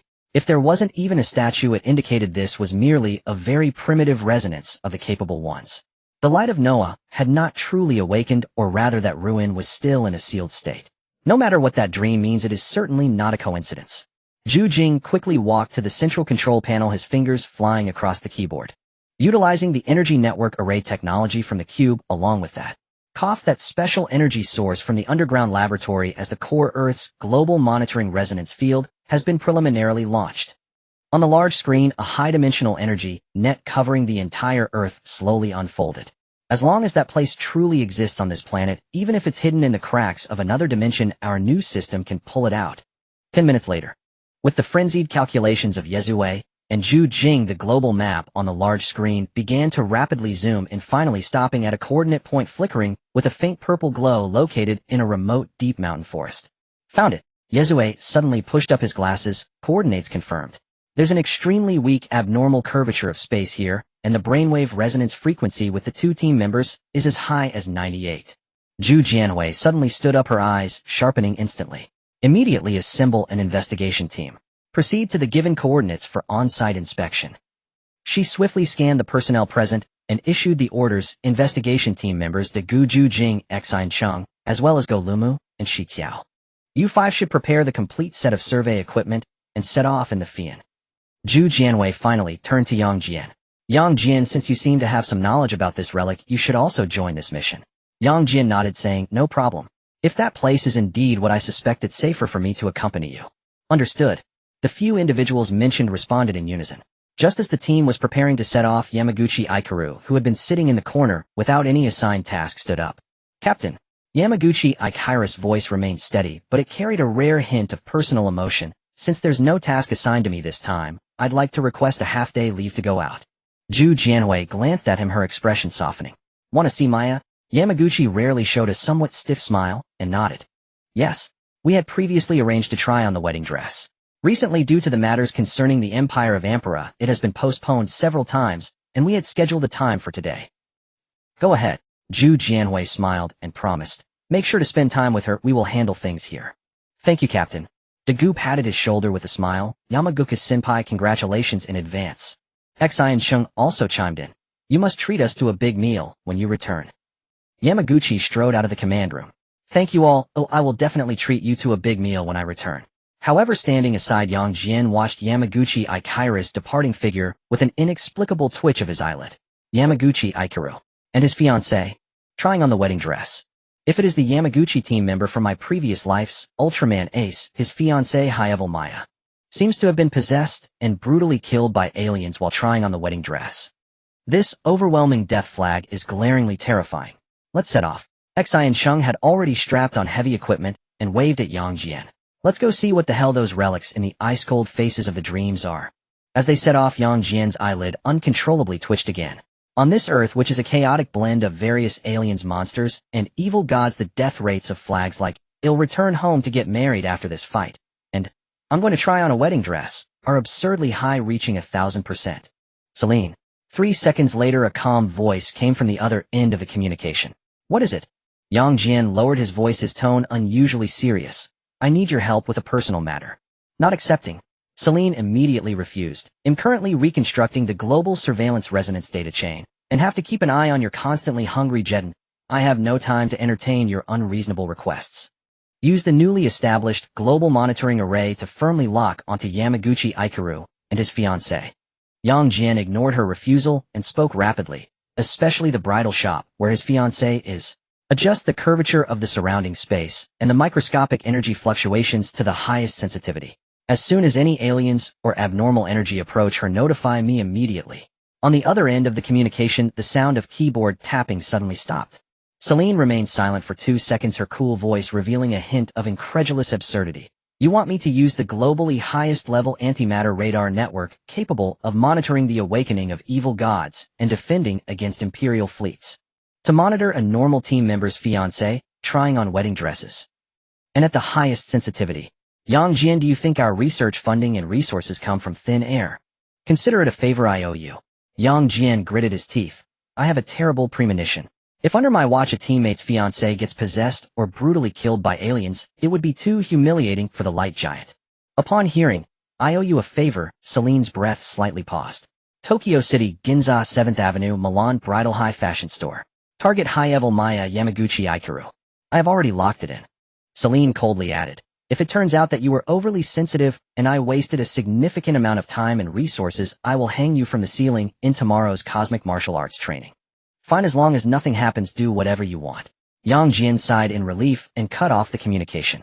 10 minutes later, the victorious Fian tore through the skies above the base, racing toward the deep mountain coordinates. In the chat, light giant, this time we're going to a place, if it really is Noah's relic. The matters on Earth may not even be significant anymore. Dagu Noah. Is he also a light giant? Yang Jian gazed at the clouds rushing past outside the window. Light giant, he is a light giant. Light giant, but he is not just an ordinary light giant. Naruto Uzumaki-ha. Is he even more formidable than you, big brother? Aaron, if he makes someone like you who can punch with 2.0 tons of force feel strong, then this Noah must be a monster. Yang Jian remained silent for a second before giving an extremely hardcore evaluation. Light giant, how should I put it? Light giant, it's a 3-7 split. Light giant, he can kill me 7 times in 3 seconds. Dagu. Naruto, Uzumaki 3. 7 kills in 3 seconds. Aaron, I can't even imagine someone who can make Yang Jian say such things. Light Giant, he is considered a god of the multiverse. Dagu. There are actually such relics of existence sleeping on Earth. Amaya, if there exists a being that can be called a god, at the multiverse level that would be a good thing for us. But if that's true, we'd all be wiped out the moment we encounter a strange species. With only 2 hours and needing to search for clues, I don't think we— If this deep mountain really hides Noah's relic, it means that along with the relic awakening there will definitely be those extremely disgusting beings that feed on human fear, the otherworldly beasts. Moreover, the most troublesome part is that Go Lumu and Shi Tiao in the original work are thoroughly dark adapters and tragic carriers. He tilted his head and glanced at the two sitting opposite with their eyes closed and brows furrowed, contemplating how to deal with the otherworldly beasts if they really encountered them. I need to keep an eye on them. Half an hour later, the Fian aircraft landed on an open space in the deep mountains. The cabin door opened and Dagu and Xian Sheng were the first to disembark, followed closely by Go Lumu and Nagi Nishishio. Yang Jian was the last to land, his eyes scanning the surroundings. It was an extremely primitive forest, but strangely, there wasn't a single sound of birds or insects. A suffocating silence enveloped the air. The radar shows that the coordinates are approximately 500 meters straight ahead. Juejing looked at the terminal in his hand, his brows tightly furrowed. But it's strange. The magnetic field is in complete chaos, even the compass is spinning in place. No need for a compass. Nagi Nishishio suddenly spoke, staring intently into the depths of the forest, her voice tinged with an instinctive tremor. I can feel it. It's that direction. Go Lumu, without saying a word, drew his sidearm and strode purposefully toward that direction. The others immediately followed. The further they went, the more the surrounding trees withered and twisted, turning the once lush forest into a desolate wasteland of dead wood. When they pushed aside the last layer of withered vines, all of their footsteps came to an abrupt halt. What appeared before them was an extremely vast and shockingly ancient ruin. Giant stone pillars lay broken and collapsed, and the remnants of walls were covered in ancient runes that were indecipherable. But what was most chilling was the sky above the ruins. Although it was still bright daylight outside, the sky above the ruins was a nauseating dark red, as if the entire space were isolated by a semi-transparent membrane of blood. This looks so much like a dark version of the meta-domain. Yang Jian gazed at the dark red sky, his expression turning icy. What is that? Xian Sheng pointed at a massive stone platform in the center of the ruins, his voice slightly hoarse. In the center of the ruins stood a towering stone platform. However, just as Nagi Nishishio and Go Lumu had seen in their dreams, the stone platform was empty, without any glowing statues. Yet at the moment Go Lumu and Nagi Nishishio stepped into the ruins. Buzz! Their brains seemed to be struck by a heavy hammer, and they painfully clutched, their heads collapsed. Ah! Go Lumu screamed in agony, a strange black-purple light beginning to flicker in his eyes. Go Lumu! Nagi! Dagu exclaimed in shock, wanting to rush over to help them. Shushu! A sound like a viscous liquid dragging across the ground came from all directions of the ruins. Juejing suddenly raised the life detector in his hand, and on the screen countless red dots were frantically surrounding them from all sides. There are biological reactions. And a massive number. Fire! Xian Sheng did not hesitate to draw his gun and shoot. The laser struck the dark corners with a dull thud. Then under the dark red light, ugly monsters, their bodies resembling rotting mud and covered in tentacles and disgusting flesh tumors, crawled slowly out of the shadows of the ruins. They had no eyes, only gaping maws filled with sharp teeth that dripped corrosive slime. Alien, what are these disgusting things? Xian Sheng looked at the monsters that kept splitting and merging, his scalp tingling. Don't use regular laser guns. This thing can split and regenerate. Just as Yang Jian was about to unleash a massive attack using 200 tons of pure physical shockwave to obliterate these disgusting mud monsters, a rare voice filled with urgency from Celine resonated in his mind through the mental link. Yang Jian, there's a problem. The coordinates on Ginza 7th Avenue that you had me lock onto have been violently torn apart. An energy entity with extremely strong interdimensional characteristics has already descended in that wedding dress shop. Damn it. The most feared flag has in fact come true at this critical moment. Yang Jian suddenly turned his head, looking at the swarm of alien beasts surging forward, and at Go Lumu and Nagi Nishishio, who were struggling on the ground, as if being summoned by some force. On one side was the awakening ruins and countless alien beasts. On the other side, his teammate's fiancée was being possessed by aliens and about to perish. Giant of Light Dagu. Urgent. Dagu, I'm here. What happened? Giant of Light, Tokyo City, Ginza 7th Avenue, Milan Wedding Dress Boutique. Giant of Light, an interdimensional alien, is trying to possess my teammate's fiancée. I am currently stuck in Noah's ruins. You must teleport there immediately to intercept it. Giant of Light, an interdimensional alien, is trying to possess my teammate's fiancé. I am currently stuck in Noah's ruins. You must teleport there immediately. Yang Jian cut off the group chat and slowly exhaled. With the crisis diverted, he could now focus entirely on dealing with the pile of disgusting mud in front of him. Yang Jian, these monsters can't be killed. They are still splitting. Xian Sheng and De Gu frantically pulled the trigger while protecting Go Lumu on the ground, their voices filled with urgency. There are too many of them, and the magnetic field in this sky is draining our stamina. Put away the guns against these soft-bodied trash that feed on fear. Laser guns are no different from fire sticks. As Yang Jian spoke, he stepped past Xian Sheng and De Gu, standing alone in front of the wave of Pedron. Boom! The Giant of Light descended once more. A simple unadorned punch. The moment the punch struck a massive Pedron in the front line, terrifying kinetic energy erupted like a tsunami. The disgusting soft monster didn't even have a chance to split, being smashed into an extremely fine blood mist on the spot. The shockwave continued unabated, sweeping outward in a fan shape. Boom! The Giant of Light descended once more. A simple unadorned punch. The moment the punch struck a massive Pedron in the front line, terrifying kinetic energy. With one punch, a fan-shaped area of over 100 meters was cleared in front of him. Xian Sheng and Zhu Ejing sat on the ground, forgetting to raise their guns. De Gu also looked on in shock at the figure that was slaughtering the monsters like cutting vegetables. In Tokyo City, Ginza 7th Avenue. High-level Maya stood in the wedding dress shop's fitting room, looking at herself in a pure white wedding dress in the mirror, a happy smile on her face. Yamamoto Ikaru was waiting outside. Just thinking about how he would see her soon filled Maya's heart with sweetness. However, the image in the mirror suddenly began to distort eerily. Maya was stunned for a moment, and before she could react, a terrifying alien face as horrific as a demon appeared in the mirror. Maya screamed in terror, but her body was pinned in place by that force, unable to move. Outside, Yamamoto Ikaru heard the commotion, his expression changing dramatically. Maya, what's wrong? He hurriedly twisted the doorknob, only to find that the fitting room door was seemingly welded shut, unable to open at all. Maya. Yamamoto was frantic, drawing his sidearm to break down the door. Just at that critical moment, inside the fitting room, a blinding white light exploded without warning. This light was warm and sacred, instantly dispelling the chilling alien mental fluctuations. In the white light, the towering figure of Diga Ultraman appeared out of thin air. With a swift motion, his right hand reached out and grasped the shadow that was about to retreat back into the mirror. No! Accompanied by an ear-piercing scream, the dimensional being's spiritual form struggled violently for less than 2 seconds under Diga's radiance, before being completely purified into nothingness. The mirror returned to normal. The cold atmosphere in the fitting room was swept away. Maya's legs went weak, and she fell to the ground, gasping for breath, still in shock. Amidst the light, Diga transformed back into Daiku. He looked at Maya on the ground and smiled gently. It's all over now. Wishing you a happy wedding in advance.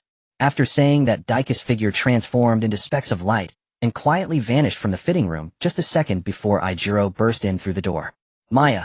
Ijiro rushed in from the mountains, scooping up his fiancée on the ground, his face filled with anxiety. What happened? Are you hurt? Maya leaned against Ijiro, looking at the empty fitting room, her eyes still holding a trace of confusion, but the feeling of dread had completely vanished. I am fine. Just now Daiku saved me. In the chat group, Daiku Yang Jian, the situation, Daiku, that dimensional being, has been purified by me. The fiancé of the mountain team is safe and has not sustained any injuries.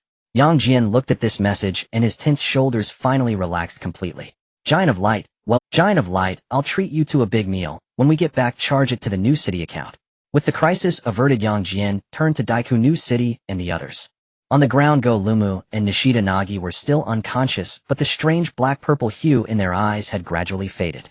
Let's go take them back to the base first. Yang Jian glanced at the ruins still shrouded in a dark red sky and those otherworldly beasts that hadn't died completely. When I bring equipment that can blast them into molecules, you won't have it easy. I'll blow this wretched place to pieces. However, just as he finished speaking, a resonating sound erupted. The originally dark red sky was completely swallowed by a thick, almost malevolent pure darkness. This was an absolute darkness that could forcefully devour light, sound, and even the concept of space. What's happening? Shinjo exclaimed, but he found that his voice could not escape, as if it were being tightly muffled by some invisible force in his throat. Immediately after, with a thud, Shinjo and Kurii both rolled their eyes and fainted. Go Lumu and Nishida Nagi, already weak, could not even struggle and fell into a deep slumber. In the scene, only Yang Jian and the main world Daiku, who was gritting his teeth to hold on, remained conscious. Yang Jian's expression changed, and he immediately wanted to contact Selen. Selen, is there a response from the radar? Can you lock onto the exit coordinates? ZZZZ. ZZZZ. The signal was completely cut off. Even the high-dimensional communication frequencies of the Star Alliance were forcibly blocked. Yang Jian cursed quietly and quickly opened the chat group in his mind. Fortunately, the chat group's connection, independent of time and dimensions, remained steady. Giant of Light, damn it, what on earth is this? Giant of Light, Dark Zaki. Is there really such a strong residual dark energy in this place? It can't be that Dark Lucifer has resurrected directly, right? Daiku, what's wrong? Did something happen on your end? I'll come over immediately. Giant of Light, don't come over yet. Giant of Light, the situation here is unclear. The space and external signals are completely sealed off. If you come over and get controlled, and if the Imperial Army comes back for a surprise attack or more monsters arrive, I'm worried Daikuin won't be able to hold on alone. Naruto, Uzumaki, big brother. Then we'll come over. There are more of us. Eren will help you. Amaya Road's island operators are on standby anytime. Giant of Light, this is not an energy field that can be solved by just having more people. I can handle it. Giant of Light, the chat group can take people through, right? Ding 1,000 points and cannot leak the chat group. Cutting off the group, Chat Yang Jian took a deep breath. Thank goodness, thank goodness. In the underground laboratory of the Guts base, Selen stared at the coordinates on the screen that had instantly turned into a blind spot, her light purple pupils contracting sharply. Signal lost. Space curvature has collapsed. Selen's fingers frantically struck the keyboard, but no matter how she tried to force her way in, that area seemed as if it had been forcibly excavated from the earth with no feedback whatsoever. She gritted her teeth and a rare glimpse of panic flashed in her usually calm eyes. But soon she forced herself to calm down. He has that unknown high-dimensional teleportation method. If it really comes to an irretrievable deadlock, he can use that miraculous method to leave directly. Thinking of this, Selen's racing heart stabilized a little. But she still decisively slammed down the red highest permission button on the control panel. Jadian, go to the coordinates. Jidan. In the depths underground, the Giant of Light, Jadian, let out a furious roar, transforming into a burst of orange light and instantly disappearing from the spot. In contrast to the tension outside, the unconscious Go Lumu and Nishida Nagi had entered a dream. They stood in a void where they couldn't see their hands in front of their faces. Go Lumu, are you there?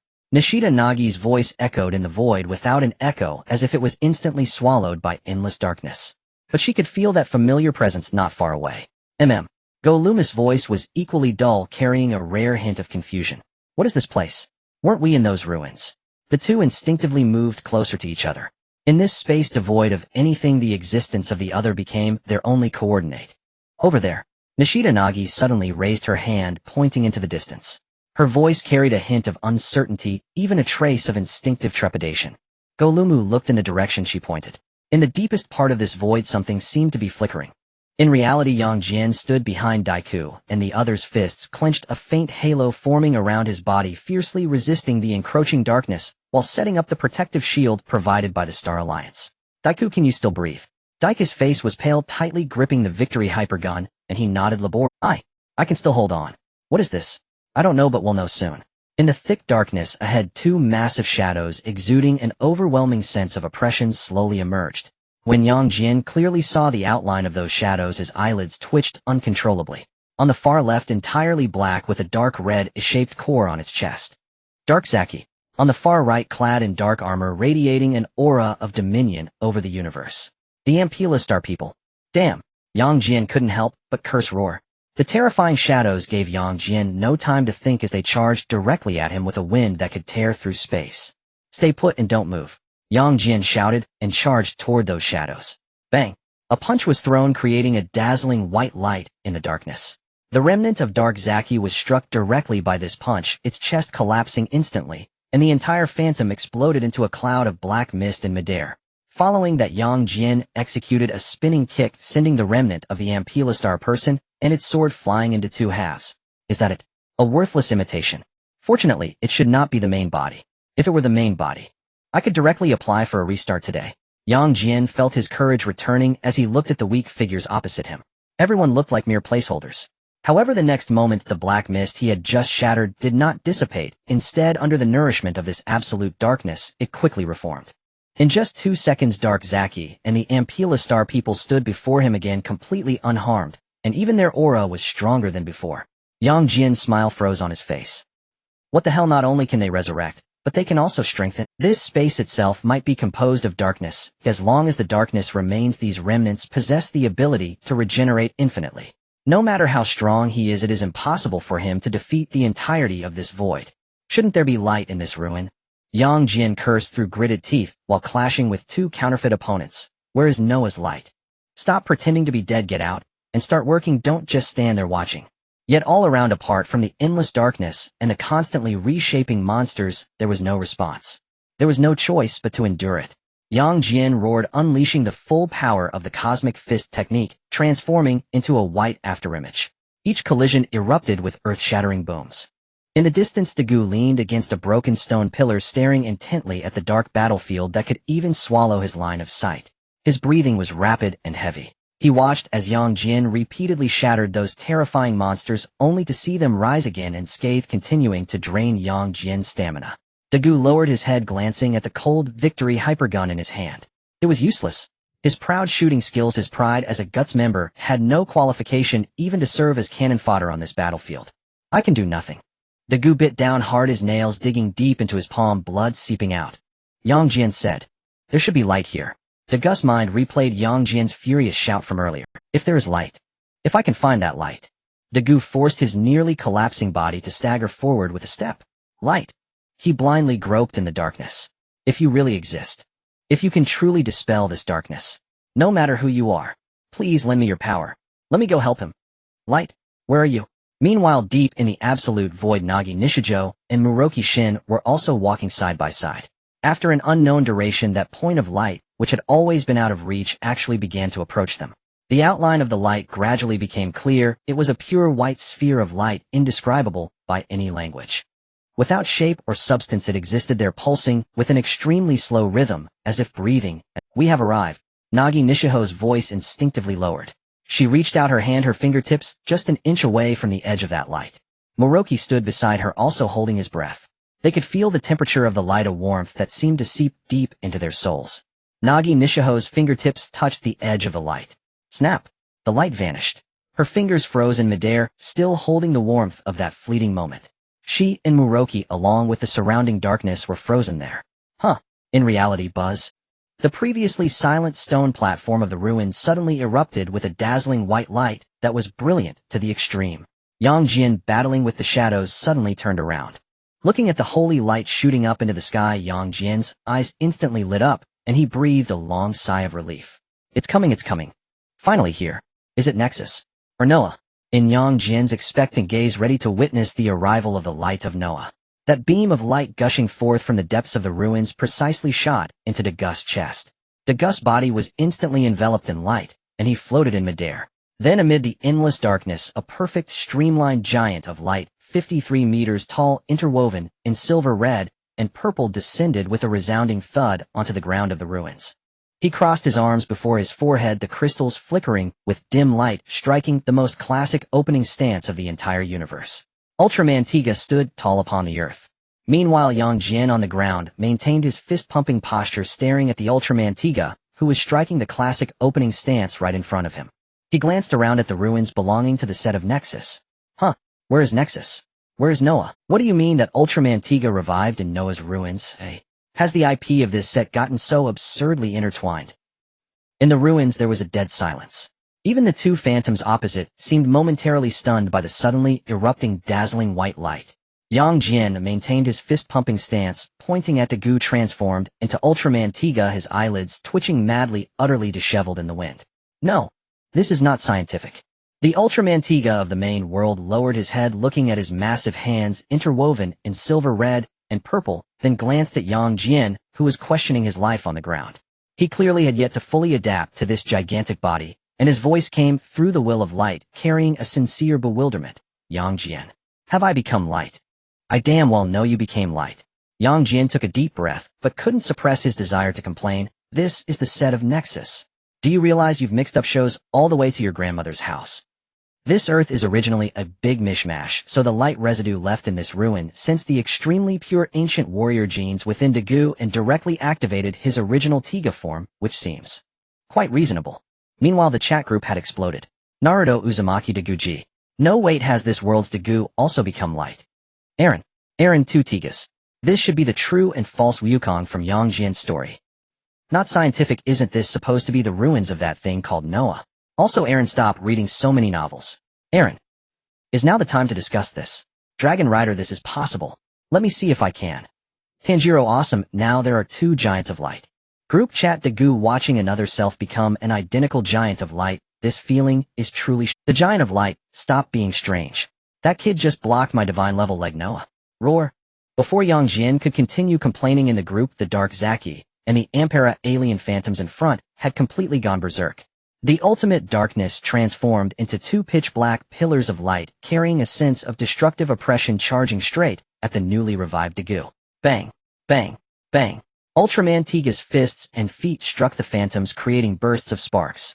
But Dagu quickly realized that these monsters, formed from pure negative energy, had no physical sense of pain. Even if he severed one of their arms with a knife hand, the next second the black mist rolled, and that arm regrew in Yang Jian. Physical attacks won't work on them. They are absorbing the darkness of this space and regenerating infinitely. Dagu shouted anxiously. Yang Jian smashed half of the Dark Zaki phantom with a punch, watching as it reassembled. His expression turned cold. This damned place's space is locked. We must use absolute light to completely purify these dark substances. Yang Jian turned to look at Dagu. Dagu, can you emit light? The main world. Dagu was taken aback and instinctively replied, I think I have that memory in my head. Alright, you focus on outputting, and I will hold them down. The moment his voice fell, Yang Jian stomped his right foot fiercely, instantly appearing between the Dark Zaki phantom and the Empera alien phantom, as if teleporting. Stay put, you two. He firmly gripped the neck of the Dark Zaki phantom with his left hand and grabbed the shoulder pad of the Empera alien phantom with his right. He forcefully pressed these two false dark bosses down, rendering them immobile. Two dark shadows struggled frantically as the pitch-black energy wildly eroded along Yang Jian's arm. Yet Yang Jian stood firm against the corrosive darkness, unmoving. Dagu, go all out. Dagu looked at Yang Jian, who stood between the two monsters, and said, but you're still there. The Zipili AO beam will hit you too. Stop talking. My body is much harder than this broken relic. Fire. Dagu gritted his teeth, no longer hesitating. He crossed his arms sharply in front of his chest, and then spread them to the sides, as dazzling white light particles wildly gathered in front of him. Zipili AO beam. A blindingly pure white beam shot out towards Yang Jian and the two dark shadows, causing the surrounding darkness to dissipate. Yang Jian. So strong. Is this the rookie protection period? At the same time, a crisp sound resembling fabric being torn echoed from the thick crimson dome above the ruins. A trillion-degree superheated fireball seized the opportunity to tear open the sealed space. Jiduan. Accompanied by a high-pitched cry, the massive form of the light Jiduan forced its way through the crack. Its orange glowing organ in the chest spun wildly, as if it had seen the most delicious feast, instantly covering the area with a terrifying swallowing force field. Celine's cold voice, laced with suppressed anger, reached out. Yang Jian, the spatial blockade has been lifted. I let Jiduan in to feast. Yang Jian grinned. Perfect timing. Dagu's Zipili AO beam was unleashed without reservation on the two dark phantoms that Yang Jian held down.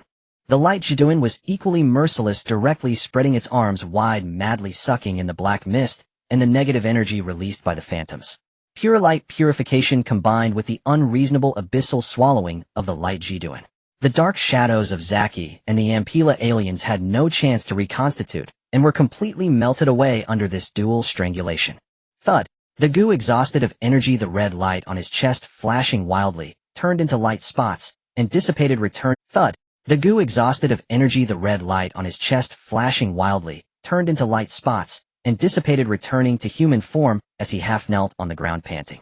Yang Jian stood still, shaking his somewhat numb wrist. Not bad. He turned his head to look at the satisfied light Jiduan beside him, making pleasant doo-doo sounds and even letting out a satisfied belch, and slapped its shell with mild annoyance. Alright, that's enough eating. If you eat more, you'll burst. In the chat group, Naruto Uzumaki, brother, this tactic is simply invincible. Aaron, being tough on oneself. Enduring the beam to control the monsters, this physical quality can't even be described as monstrous. Dragon Knight, Mr. Dagu's beam is so cool. To Dagu, double the joy. Yang Jian closed the group chat and walked over to Dagu, pulling him up. Not far away, Shinjo and Juejing, who had been unconscious, gradually opened their eyes in a daze as the dark magnetic field dissipated. Ouch! My head. Shinjo rubbed his temples as he sat up, looking at the thoroughly transformed ruins and the blinding sunlight, utterly confused. What happened? Where are those monsters? Next to them go Lumu and Nagi Seijo, also slowly awake. The dark purple light in their eyes had completely vanished, replaced by an unprecedented clarity. Nagi Seijo looked at Yang Jian and Dagu, who stood in the sunlight with an extremely complex gaze. Yang Jian walked up to them. I formally announce to you all. From today on, the Guts team not only has me, the light giant, who only knows how to punch. You now have another true light savior. A true light savior. Shinjo rubbed his still dizzy head, following Yang Jian's gaze to the panting, dust-covered Dagu beside him, and became even more confused. Yang Jian stopped joking. Dagu just couldn't even kill a mud monster with that little broken gun. You expect him to be a savior. Who is he saving? The wildflowers on the roadside. Could it be? Jian suddenly realized something, his gaze fixed intently on Dagu. Dagu took a deep breath. He did not hide it. Since he had already made a choice, since the light had chosen him, there was no point in hiding anymore. He slowly opened his right hand. The divine light stick lay quietly in his palm, its brilliance subdued, yet the sacred aura still gave everyone present an instinctual warmth. It's me. Dagu looked at Shinjo, and Jian, his tone calm. I just became the light giant. Shinjo dropped the victory hypergun he was holding to the ground. His mouth gaped open, and his finger pointing at Dagu trembled violently. You are the light giant. The rookie who couldn't even keep the flying swallow from crashing? Shinjo held his head, letting out a scream of existential doubt. What has happened to this world? Weren't we supposed to crash together? Why did you leave me behind? No. Jian rushed up, wanting to examine Dagu from top to bottom, his eyes shining with the same scientific fervor as Celine. Incredible. So incredible. Humanity's DNA can really convert with light quanta. Dagu, how did you become so big? Looking at these two clowns, the originally heavy atmosphere was instantly swept away. Meanwhile, Nagi Seijo was grinding his teeth in frustration. Go Lumu said nothing, but the gloom in his eyes had completely dissipated, replaced by a sense of relief after surviving a disaster. Alright, stop with the emotional stuff. Yang Jian waved his hand, looking at the fully restored blue sky above. Let's head back. Back at the Guts base in the command room. When Yang Jian and the others pushed open the command room door, the atmosphere inside was strangely eerie.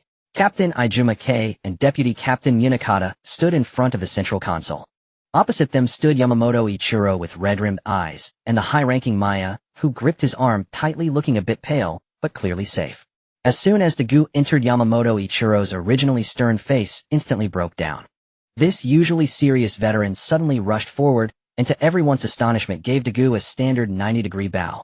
Dagu. Yamamoto Ichiro's voice was filled with unmistakable excitement and gratitude. Thank you. Thank you so much. Just after finishing a battle with monsters in the ruins, the main world, Dagu was momentarily stunned by a deep 90-degree bow.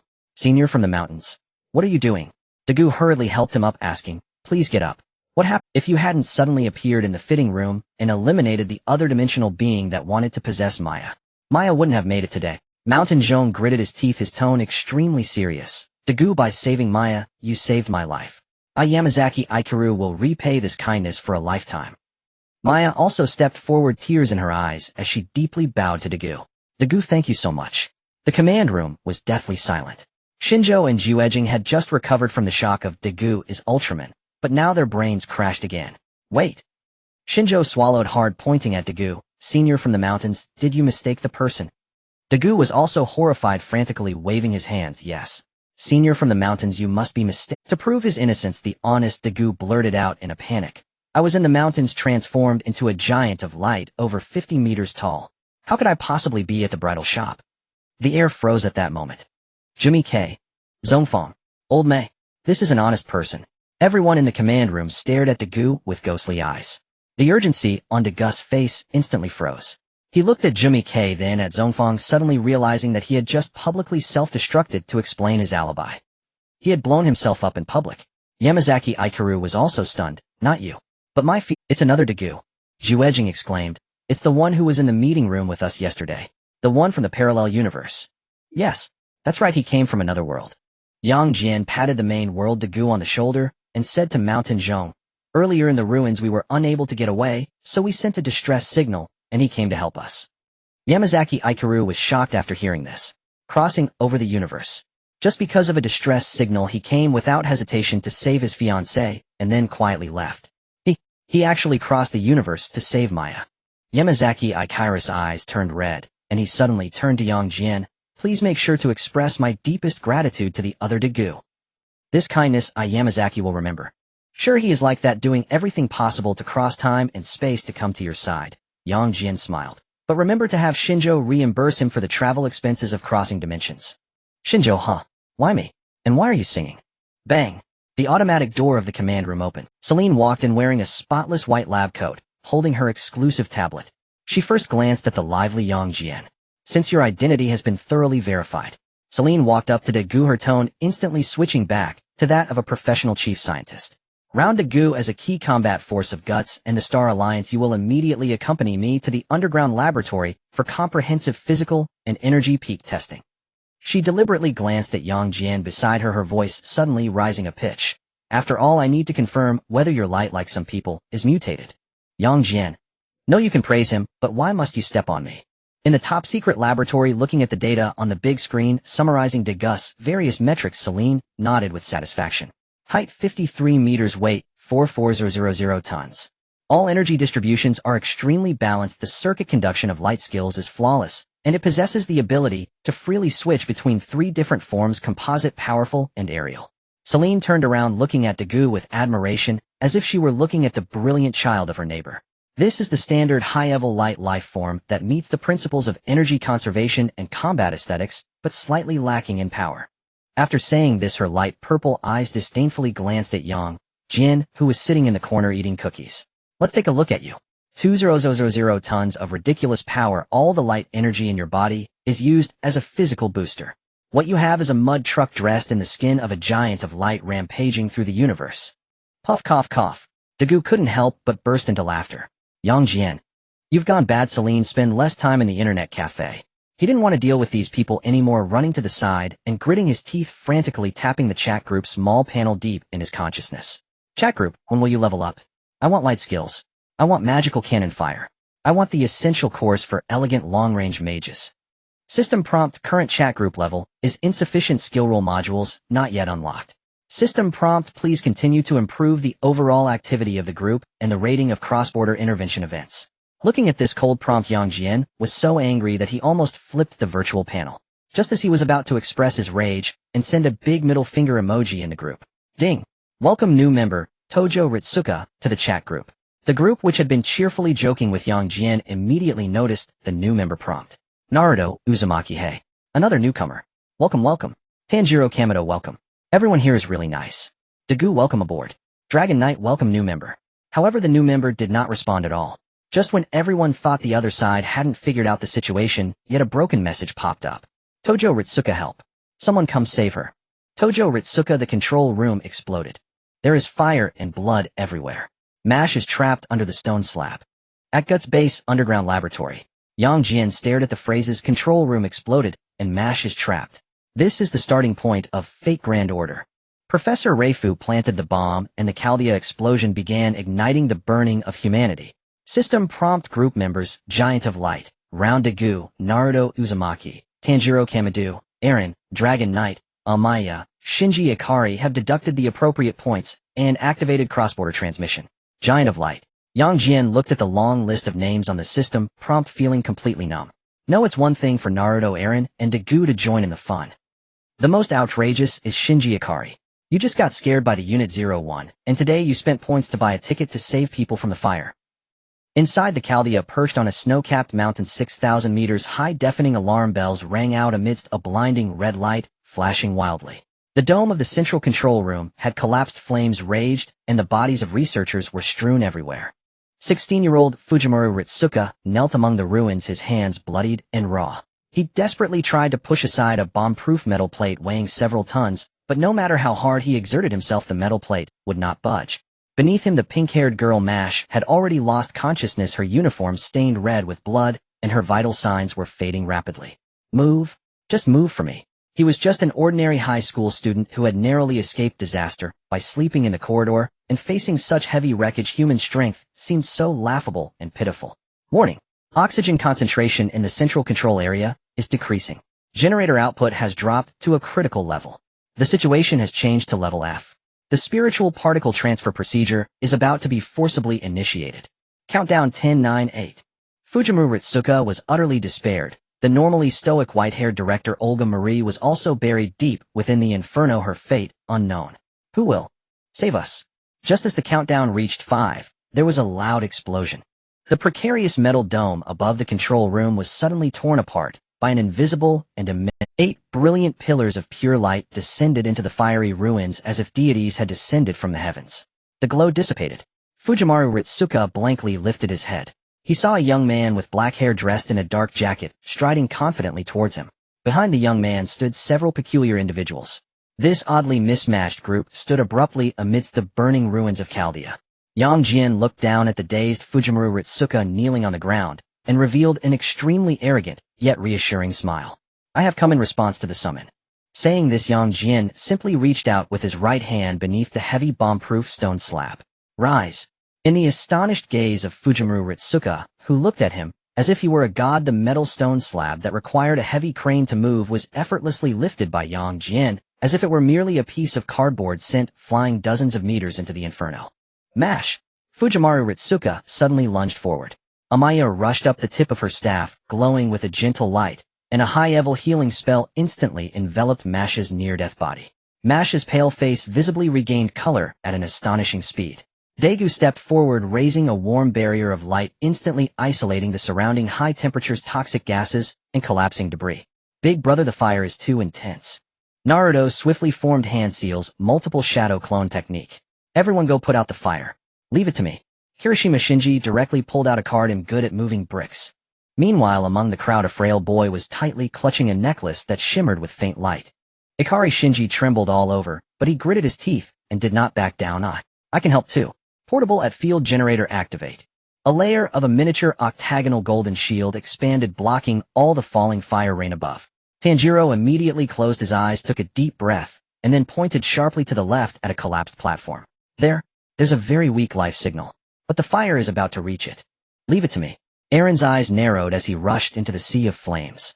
He kicked apart the steel beam that was crushing the platform, brutally dragging a woman dressed in a white uniform with silver hair, who was heavily unconscious due to the explosive shock, out of the clutches of death. Well done. Jian nodded. If the plot were to continue as it was, Olga Mary's body would die here, her soul sent to the singularity, ultimately leading to the most despairing death. Warning. Spiritual particle transfer procedure initiated. Target coordinates year 2004, Fuyuki City, Japan. All personnel transfer. The magic circle beneath their feet erupted with blinding blue light. The cross-border protection mechanism of the chat group instantly enveloped Jian and the others, forcibly ignoring the rejection of the Chaldea system, and took everyone aboard this time travel train. Singularity F burning Fuyuki City. What greeted their eyes was a sky ablaze with fire, and the air was thick with the acrid smell of charred remains and the scent of death. This was a city that had long turned to ruins in the disaster of the Holy Grail War. Fujimaru Ritsuka, cradling the still unconscious Mash, collapsed onto the ash-covered street. Beside him, Jian, Daega, Naruto, Tanjiro, Aaron, Amaya, Shinji, and the trembling Shinji landed steadily on the asphalt road. What is this place? Hell! Naruto looked around at the burning ruins and swallowed hard. From the shadows on both sides of the street, a nauseating sound of bones grinding came. Countless skeletal soldiers wielding rusty swords surged in from all directions like a tidal wave, encircling them completely. Fujimaru Ritsuka's face turned pale with fright. Monsters. Jian cracked his neck, the joints making a crisp popping sound. He glanced at the surrounding skeletal frames. Naruto, Tanjiro, Shinji. Yes. The group who had been holding back their anger finally found an outlet. Rasengan. Water-breathing fourth form, striking tide. Sword vent. Dozens of Naruto's shadow clones charged and coordinated with Tanjiro's blade light and Shinji's assault, directly plunging into the horde of skeletons. In less than 10 seconds, the hundreds of skeletal soldiers flooding onto the street were swept away, as if harvesting wheat, bones flying everywhere. Fujimaru Ritsuka was utterly dumbfounded. Who are these people?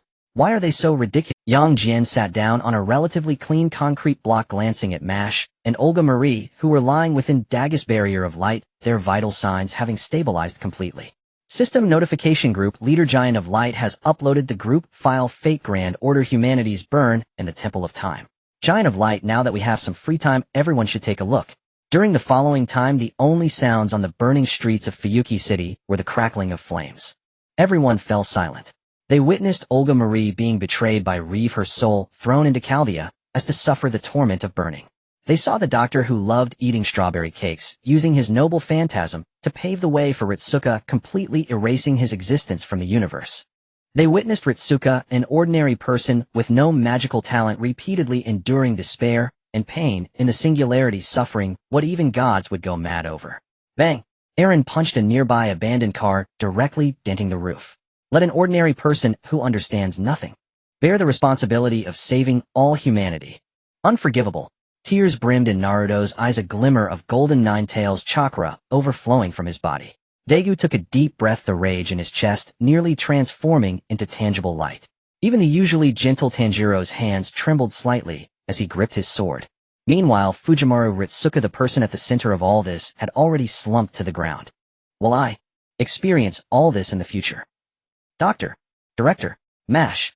If the original script were to follow, you would indeed experience these utterly disgusting events. However, young Jian turned his head. Now your Demon King protection has arrived. On the burning streets of Winterwood City, the residual heat of the fire still rolled in the air. Within the barrier of light raised by Daegu, the pink-haired girl Mashu slowly opened her eyes. Her mind experienced a brief blank, and then the power and memories belonging to the heroic spirit Galahad thoroughly awakened within her. She tightly gripped the heavy cross shield beside her, her gaze becoming incredibly resolute. Senior, please hide behind me. I will protect. Mashu suddenly stood up, but as she shouted half a sentence, she froze in place. Outside the barrier of light, there was no need for her to protect anyone. Hundreds of Narutos were wielding Rasengan, sending the once despair-inducing dragon-tooth warriors flying in all directions. Tanjiro's Nichiren blade unleashed a wave of azure water slicing through the lurking shadow servant in the darkness. At the end of the street, Aaron had transformed into a 15-meter-tall giant, crushing the massive stone blocking the road with a single step, and let out a deafening roar towards the sky. Mashu stared blankly, turning her head to look at the equally dumbfounded Fujimaru Ritsuka, her tone filled with deep skepticism about this world. Senior, are these the newly summoned servants from Chaldea? Before Fujimaru Ritsuka could respond, the director Olga Marie, who had been in a coma, finally woke up. She rubbed her aching head and sat up, looking at the devastated foreign street around her, and the group of strangely styled strangers, instantly overtaken by the magician's pride and instinctive wariness. What happened? Did the transfer of spiritual particles succeed? Olga Marie sprang to her feet, pointing at Naruto and Aaron, and sternly questioned, "Who are you? Which clock tower sent you magicians? Such a large-scale spell and transformation are completely against magical laws." Just then, a remaining huge shadow servant leaped from the ruin's blind spot, pouncing towards Olga Marie's back. "Director, be careful," Mashu exclaimed in alarm. Yang Jian didn't even look back, merely reaching back casually. The 2-meter-tall raging shadow servant was precisely seized by Yang Jian with one hand around its head. The monster's head was crushed on the spot, dissipating into black mist. Yang Jian brushed the black ash off his hands and turned to look at the stiff Olga Marie. "Little white cat, just follow behind me, and you will be able to enjoy strawberry cakes for the rest of your life." Olga Marie was so shaken by this terrifying pressure that she couldn't utter a single word.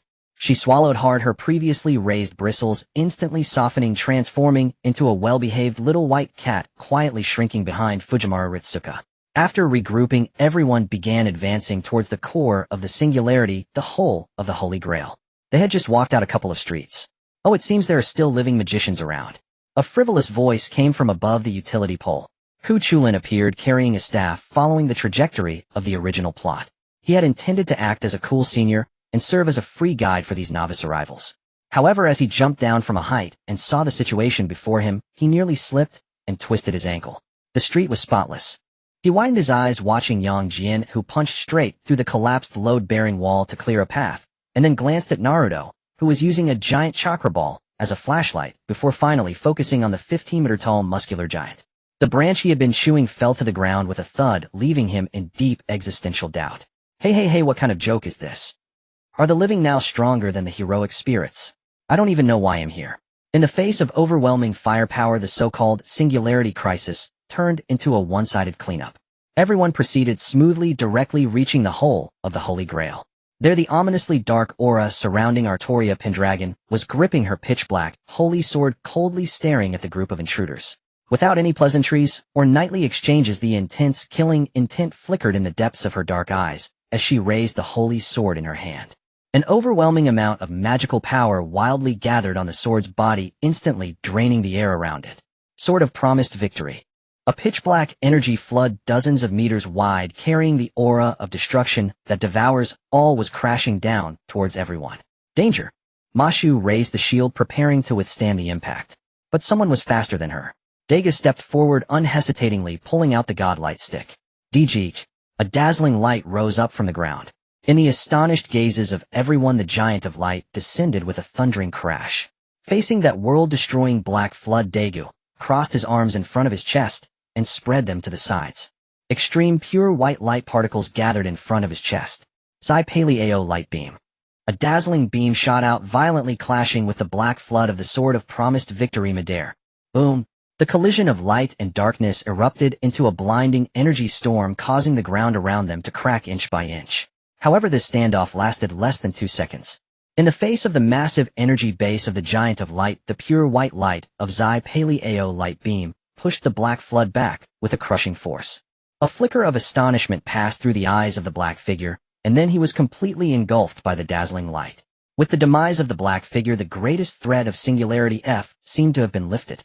At that moment, clap, clap, clap. A series of extremely abrupt and slow applause echoed from the shadows not far away. Reeve Floros, dressed in a green coat and tall top hat, walked out. Wonderful, truly marvelous. I didn't expect you to resolve this singularity's anomaly. However, it is all over. The burning of humanity has already been completed, and your struggles are mean. Turning to look at Olga Marie, who stood behind.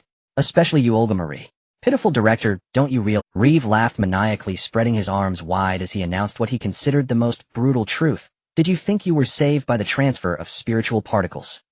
No. I am fully aware of the explosion's power. You at the center of the explosion, your flesh has long been turned to ashes. Now you are just a wisp of a disembodied ghost. You are a dead person who cannot even return to the real world. However, what the hell are you babbling about? A crisp and even prideful curse directly interrupted Reeve's maniacal laughter. Olga Marie shoved past Aaron, stepping out from behind him with a fierce demeanor. She stepped in her little leather shoes, and although her white uniform was dusted with ash, the proud aura of the head of the Animusphere family did not diminish in the slightest. She pointed at Reeve's nose, trembling with anger. This director is right here. With a heartbeat. With body temperature. Not a single hair missing. Are you blind? Who's dead? You think your little explosives can kill me, eh? Reeve's maniacal grin froze upon seeing Olga Marie. He widened his eyes, staring intently at the rosy-cheeked, strong-willed director. This is impossible. The bomb I personally set up. Its power is sufficient to destroy the entire central control area. You cannot possibly still have your flesh. How did you undergo the transfer of spiritual particles? Yang Jian shoved his hands into his pockets and took a languid step forward. Too bad. Your third-rate script was just torn to pieces by us, he said. We crossed the lines with VIP tickets bought with system points.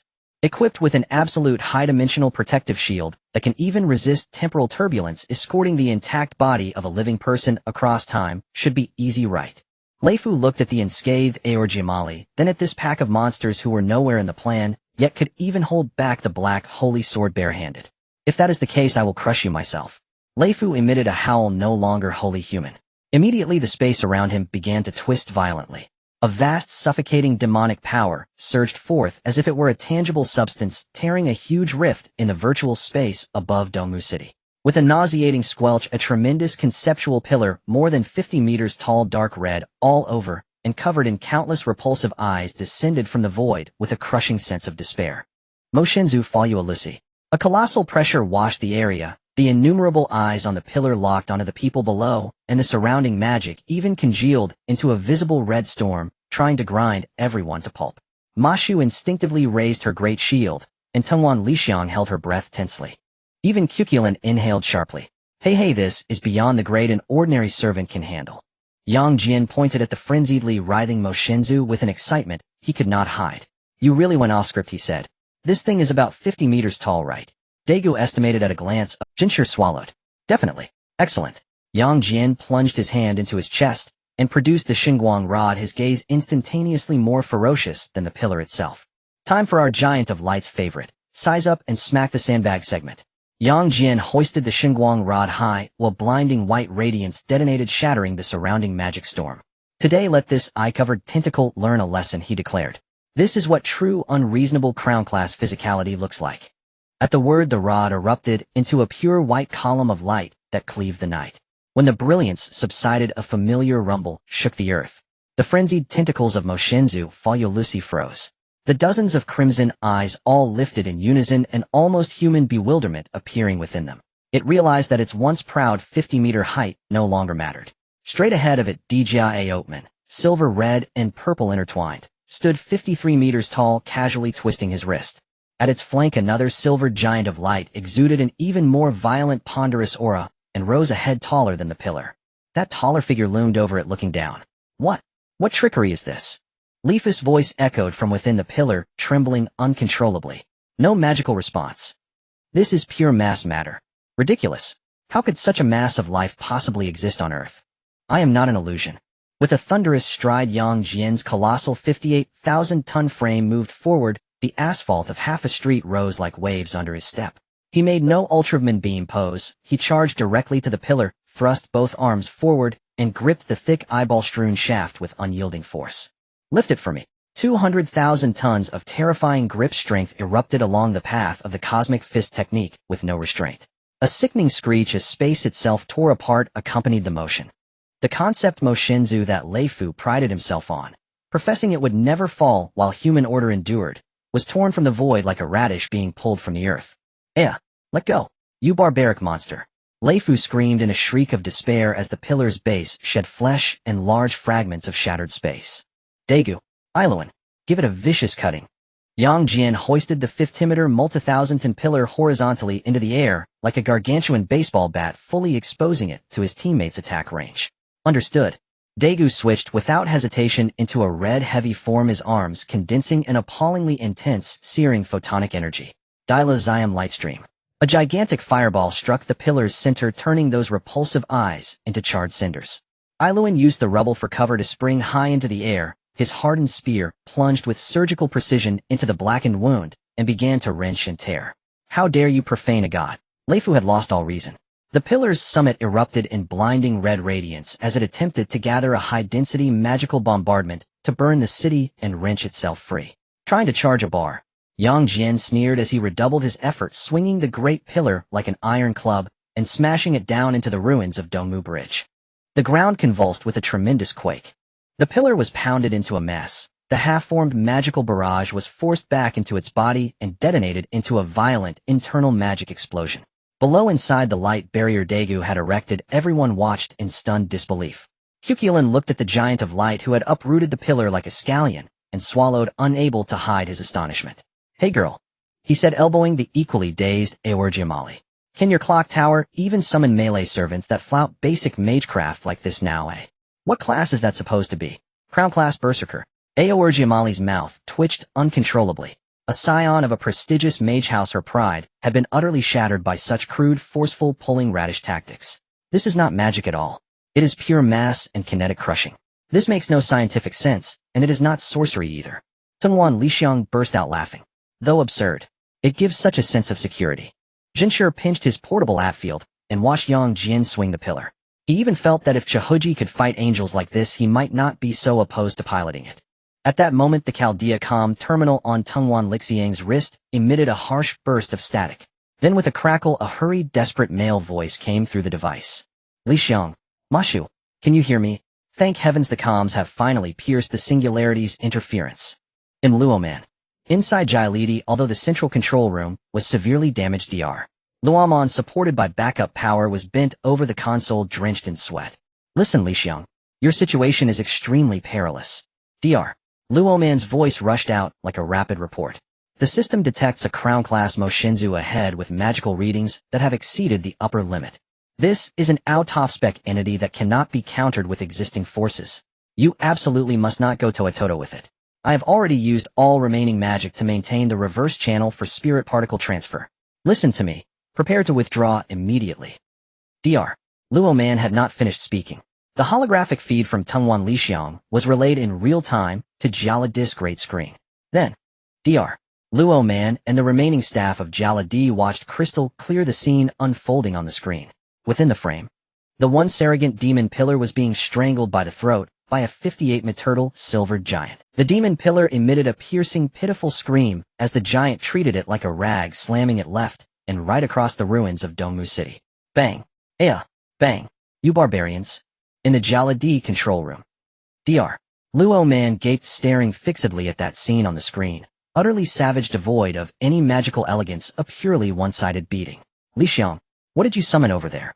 Over the communicator came Yang Jian's low penetrating cold laugh. Daegu AI Luan, step aside. It's already been beaten flat. Yang Jian released the demon pillar. Looking at Lei Fu convulsing limp on the ground, the Xingqiong annihilation cannon thundered open on his right wrist. Today you'll teach these self-proclaimed gods a lesson. Before absolute firepower and physical obliteration, so-called fate is nothing at all. An abyssal deep blue light furiously coalesced at the cannon's muzzle. The few remaining eyeballs that Lei Fu had were fixed on that terrifying barrel as he let out the last despairing howl of his life. No. The Great King will not spare you. The plan to burn humanity is absolute. Then a single thunderous blast. A bluish antimatter column cleaved through Dongmu City's night sky. The once arrogant demon pillar Folo Loasi together with Lei Fu's pathetic hubris was utterly reduced to cosmic dust. In the Jaladi control room Dr. Luo Man rubbed his eyes to make sure he wasn't hallucinating from consecutive sleepless shifts. That monster. Gone. Yang Jian also dispelled the giant of light's enlarged form, reverting to human shape as he landed before Tingwan Lixiang and Ma Xiao. He stepped up to Lixiang and held out his hand. Get up, the ground's cold. Newbie tutorial's over. Tingwan Lixiang stared blankly for a moment, took Yang Jian's hand, and rose by his support. Seeing this group, each so different in appearance yet absurdly powerful, her eyes suddenly grew wet. Thank you. Truly. Director Aorgi Amali approached, clicking in her small leather shoes. This young lady of the Animisphia family, though her white uniform had been dulled to gray, still did her best to maintain the pride of being Jaladi's highest official. Today was the day of her parents' funeral. Relatives and friends, for the sake of appearances, helped see them buried, and then hurried away afraid that although we do not know whether you are monsters of some secret mage lineage or unrecorded grand class servants. Aorgi Amali inhaled deeply, and then bowed to Yang Jian and his companions with grave solemnity. We are grateful for the life-saving favor. If you ever have occasion to visit the clock tower, the Animisphia family will certainly offer an appropriate return. Over Jalad Discom's Dr. Luo Man cried out anxiously, Hey Lixiang, who exactly are they? Such a scale of physical destructive power. Only a handful could pull that off, even in the age of gods. Tungwan Lixiang rubbed the back of her head, glanced at the smiling Xuanwu Mingren and Xiamen Tanzilang, and managed a smile of profound relief. Doctor, Lixiang said loudly into the communicator, they are my friends. They came from very far away specifically to save our friend. Standing by with a twig in his mouth, Kukulin hoisted his spear and sighed helplessly as he watched the group. Honestly, these days the living can beat servants. I didn't even get a chance to join the fight. His form began to turn into golden motes of light and gradually dissipated. The singularity's core has collapsed and my mission is complete. Until we meet again, strange ones from another land. As Guzi withdrew, blue particle transfer magic circles flared beneath Tungwan Lixiang and the others. Lixiang, the anomaly in singularity F has been cleared, the particle transfer channel has been re-established. Prepare to return to Jaladi. Dr. Luo Man's voice carried the joy of survival. Light flared as Lixiang, Ma Xiao, and Aorgi Amali began to turn transparent. Tungwan Lixiang panicked and shot a hurried look at Yang Jian and Daegu. Big brother. Everyone. What about you? Yang Jian stood with his hands in his pockets, watching Lixiang about to be teleported away, a faint smile at the corner of his mouth. We of course each return to our own homes. The road ahead is long, you need to form bonds with those servants. You can't expect us to be your babysitters forever, can you? Tungwan Lixiang nodded vigorously. The timidity that had been in her eyes vanished, completely replaced by a determination she had never known before. I understand. I will strive to become stronger. I will never let everyone see me humiliated like that again. Yang Jian waved his hand. Go. Remember, when you face people who refuse reason or an unbearable desperate situation, don't bear it alone. Shout in the group, and the big brothers will come teach them a lesson. A flash of blue. The trio vanished entirely within the ruins of Dongmu City. At the same time, the settlement screen popped up in the chat group. System notice group member, Tungwan Lixiang. High-risk world node neutralized. Mission rating perfect, overwhelmingly decisive. Settlement rewards Giant of Light receives 4,000 points. Other participating members each receive 2,000 points. Tungwan Lixiang receives 1,000 points. Xuanwu Mingren hooray. Another 2,000 points credited. Xiamen Tanzilang, that was truly perilous, but being able to help Mr. Lixiang and seeing everyone safe is wonderful. AI Luan perilous. It was a satisfying one-sided crushing. I hope every mission can be this decisive. Daegu, alright, then everyone let's each go back. There's a mountain of things waiting for me on Earth. Yang Jian watched the lively messages in the group and stretched long. Alright, that's a wrap. White lights flashed in succession. Main world, the underground laboratory of the Guts base. With a white flash, Yang Jian landed steadily. Celine wore no lab coat, only a thin jacket, a cup of coffee in hand, her gaze fixed on a violently fluctuating energy curve on the screen. The Gauntlet's adaptive folding system activated. Output power instantly surpassed conventional thresholds. The antimatter annihilation cannon executed a full power firing. Celine lifted her pale violet eyes to Jian. You said you were off to deal with something. What emergency compelled you to use a main cannon capable of piercing an interstellar cruiser? Jian cleared his throat, sat down on a nearby chair, and poured himself a glass of water. I ran into a giant bug with dozens of eyes. It was too disgusting. I didn't want to soil my cosmic fist with it, so I hit it with something heavier. Celine stared at him for a few seconds, but did not pry into where exactly he had gone to fight the creature. How stable is the weapons system? Any recoil feedback or energy overloads? Celine turned back to the screen and began recording. Quite perfect. Jian gave a thumbs up. I have to say the device you and Ju-edging modified really packs a punch. One blast, and the world was quiet. In the Guts Base's lounge, Jian welcomed a rare period of calm. He was leaning on the sofa, sipping an ice-cold cola when an American entered, bringing with him a pale-faced man in a loose hospital gown. Jian set down his cola, his gaze fixed on the man, momentarily taken aback. It was the alien who had been transformed into a monster. After several days of rescue efforts by the Star Alliance, the forcibly assembled runaway genes within him had finally been suppressed, allowing him to barely regain this humanoid form. The man walked up to Jian. Without speaking, he solemnly bent at a deep 90-degree bow. Thank you. His hoarse voice echoed in the lounge, filled with a soberness of rebirth. If it weren't for you, I might have truly become a complete monster amidst endless slaughter and despair. I promised that I would save you this time. Jian replied, his tone imbued with a reassuring strength. Since you survived, stay well in the Star Alliance and find a way to live again. The man raised his head, his eyes slightly reddened, and nodded earnestly. I will. Ultraman. Watching the American lead him back to the medical area, Jian let out a long breath. Turning the original tragedy into a comedy felt indeed much more satisfying than simply battling monsters. In the following days, Earth's defense situation ushered in an unprecedented favorable wind. The global monitoring array created by Celine and Ju-edging was incredibly effective. Although some biological weapons from cosmic wars still occasionally fell from the sky, and a few alien scavenger ships attempted to take advantage of the chaos.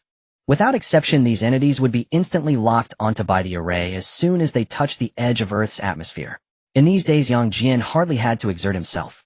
Once the radar sounded, Daegu transformed into Diga and unleashed two beams of light, or Jian set up the Star Dome annihilation cannon on the ground as an anti-aircraft weapon. One would fall for every one that came up, pair would shatter into pieces. In the Guts command room, the atmosphere was unprecedentedly relaxed. On the large screen, yet another alien spaceship attempting to stealthily infiltrate Earth was turned into fireworks by the combined efforts of Guts' air defense network and the Star Alliance's interception system. Yamaguchi Ikaru held a coffee cup, watching the explosions on the screen, and let out a comfortable cold snort. These alien bumpkins. Do they not usually watch cosmic news? Yamaguchi blew on the steam rising from his coffee, his tone filled with a sense of pride. Do they not know that Earth is currently protected by the Giant of Light and our valiant defense army? Do they still dare to come and seek death? Exactly. Shinjo responded triumphantly. Now that we have this layer of monitoring arrays, turtle shell, nothing from the outside can get in. Even if the Imperial regular army comes, they will have to endure a few shots outside the gate. He stretched lazily. I think we can say we are absolutely safe now. Unless these aliens can ignore spatial distances and directly open a portal within our defense network, throwing monsters right into the city. Otherwise, no one can threaten me. Suddenly, the command room's previously quiet highest-level red alert sounded at a frenzied frequency. All eyes turned sharply to Shinjo. Shinjo's face turned pale, cold sweat bursting forth. No. I was just making a metaphor. Ye Rui's hands danced over the keyboard, sweat trickling down his cheek. Captain. The monitoring array did not capture any external invasion trajectories. The defense network is intact, but the spatial curvature directly above Tokyo is undergoing an extremely terrifying something has torn a wormhole directly within our defense network. The large screen instantly switched to surveillance footage of Tokyo. The originally clear sky appeared as if it had shattered like a mirror, accompanied by a piercing sound of spatial tearing. A massive spatial wormhole suddenly appeared in the sky above the city. Celine stared at the screen, ignoring the high-dimensional defense network directly conducting coordinate-anchored teleportation. This is the wormhole deployment technology of the Annihilation Summoning Body. As the wormhole fully opened, a gigantic monster crashed down heavily in the center of Tokyo. Boom! The ground trembled, and a large number of surrounding buildings instantly collapsed. But as the dust settled and the monster's appearance became clear, everyone in the command room gasped in shock. Its body surface was covered with layers of translucent crystalline spheres shimmering with eerie blue light. The crystals on the surface of the monster are Sphaya life forms. This monster was dropped down by the Annihilation summoning body, a Sphaya fusion-enhanced monster. In a deathly silence, all eyes once again shot a resentful look at Shinjo. Shinjo pressed himself against the control panel, wishing he could slap himself twice on the spot. This is not the time to dwell on bad luck. Ikezawa suddenly stood up sharply, ordering. Tokyo is densely populated, and the evacuation of the shelters is far from complete. Minhiko immediately lead the victory team to mobilize. Understood. Yang Jian patted Daegu on the shoulder. You go first, try to lead it to a less populated area. They'll be there shortly. He knew very well what his current capabilities were. With 2,000 tons of arm strength, combined with cosmic martial arts, fighting in the wilderness was like mowing grass, but in the densely built city center. The image was simply unimaginable. He didn't know if one punch would kill the monster, but half of the Tokyo area would undoubtedly accompany it to the grave. Leave it to me. Daegu nodded heavily, turning to follow Shinjo and the others out of the command room. In the chaotic streets of Tokyo, don't panic. Run towards the direction of the indicator lights. This way, elderly and children first. Seijo Nagi and Komuro Maki were also leading ground police personnel, desperately shielding the crowd's evacuation amidst the falling debris. Seijo Nagi held a high-energy explosive gun, his eyes cold, and shot to shatter a massive concrete block that was heading towards civilians. Komuro Maki shielded a fallen child looking at the rampaging Sphaya fusion beast, not far away, his eyes flashing with extreme gravity.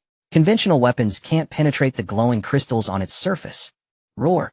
Diga slowly rose to his feet, crossing his arms before his chest, and then suddenly spread them wide.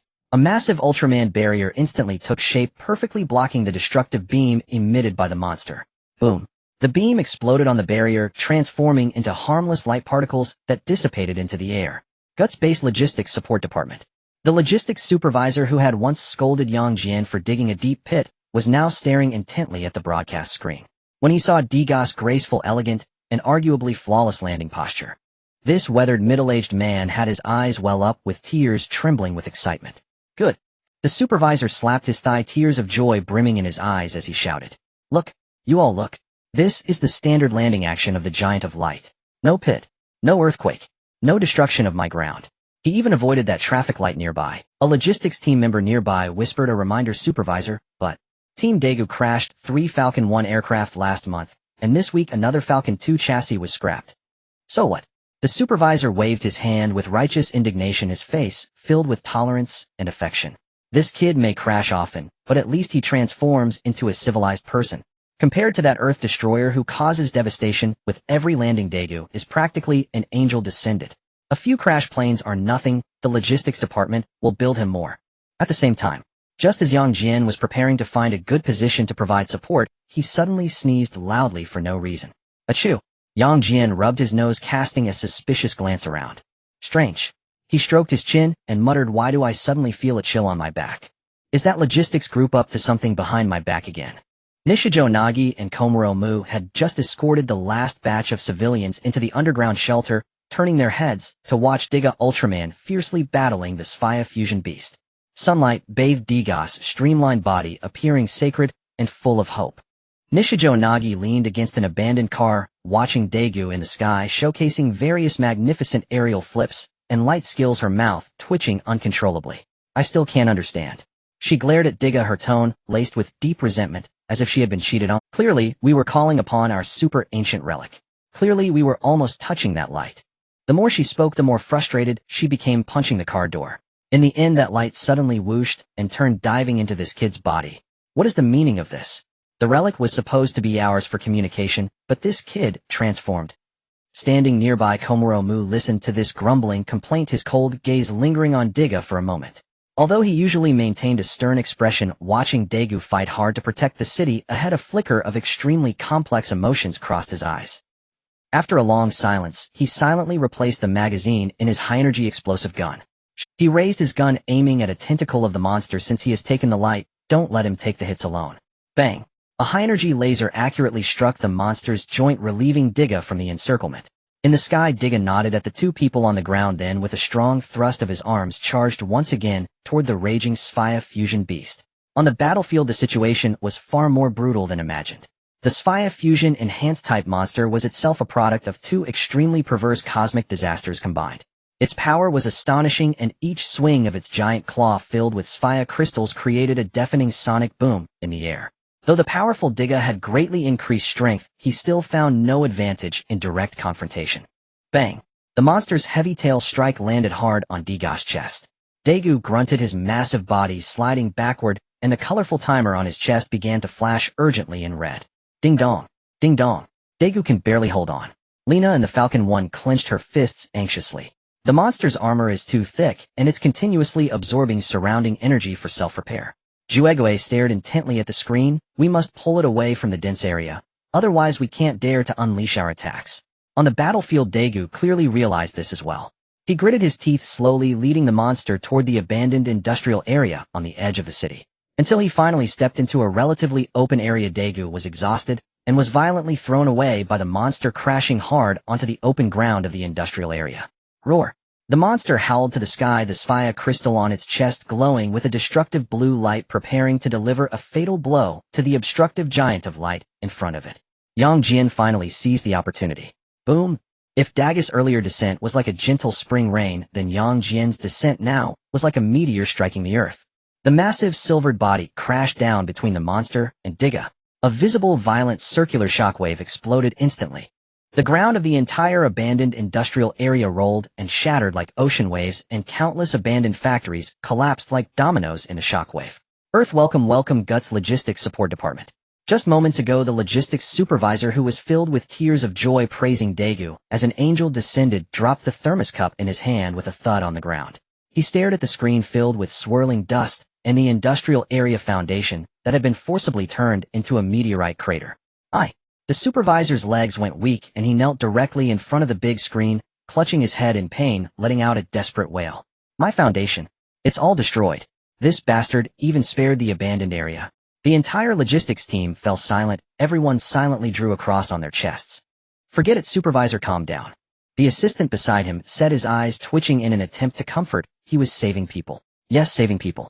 And in the center of the battlefield, enveloped in smoke and dust, Jian slowly stood upright, turning his head to look at Daegu, who was half kneeling on the ground with red lights flashing wildly. Daegu, can you still move? Daegu nodded, panting, I can. Good. Jian turned his head to look at the Sphaya monster that had just risen from the ground. Let's go together. Let's teach this lousy thing a lesson. But it's a pity that the other Daegu didn't come out, otherwise our Heisei trio would be complete. Daegu. Jian's feet exploded with sonic booms, and he transformed into a shadow, charging directly in front of the monster.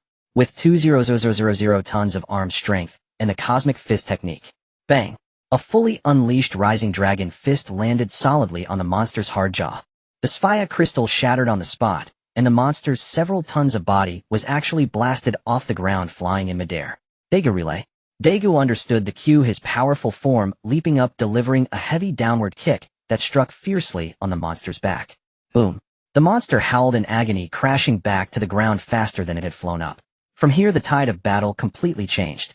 With Jian, the ultimate berserker of 2,000 tons of pure physical power, leading the charge, Daga's pressure was instantly alleviated. Jian locked the monster's neck with his left hand, while his right hand swung like a heavy hammer, frantically pounding the monster's face. Daegu continuously delivered follow-up attacks from the side, using hand chops, flying kicks, and high-heat light bullets that precisely struck the cracks in the armor shattered by Jian. Bang! Bang! Bang! The sounds of flesh hitting flesh echoed in the air above the industrial area. Unbeknownst to them, the sunset's afterglow had already filled the entire sky. The blood-red setting sun elongated the shadows of the two giants of light. Under this tragic sunset, the once invincible Sphaya monster now lay with its armor shattered, blue blood spilled all over the ground. The monster gasped violently, dragging its broken body, letting out a desperate, yet defiant roar at the two glowing giants before it. Everyone stared at the screen, suddenly falling into a strange silence. The golden sunset cast over the shattered earth. The monster gasped violently, dragging its broken body, letting out a desperate, yet defiant roar at the two. Xian Chung swallowed hard, scratching his head with a strange expression. It's strange, this scene feels a bit odd, doesn't it? Lena covered her face, unable to bear watching any longer. Jian's relentless advances. really resemble a villain.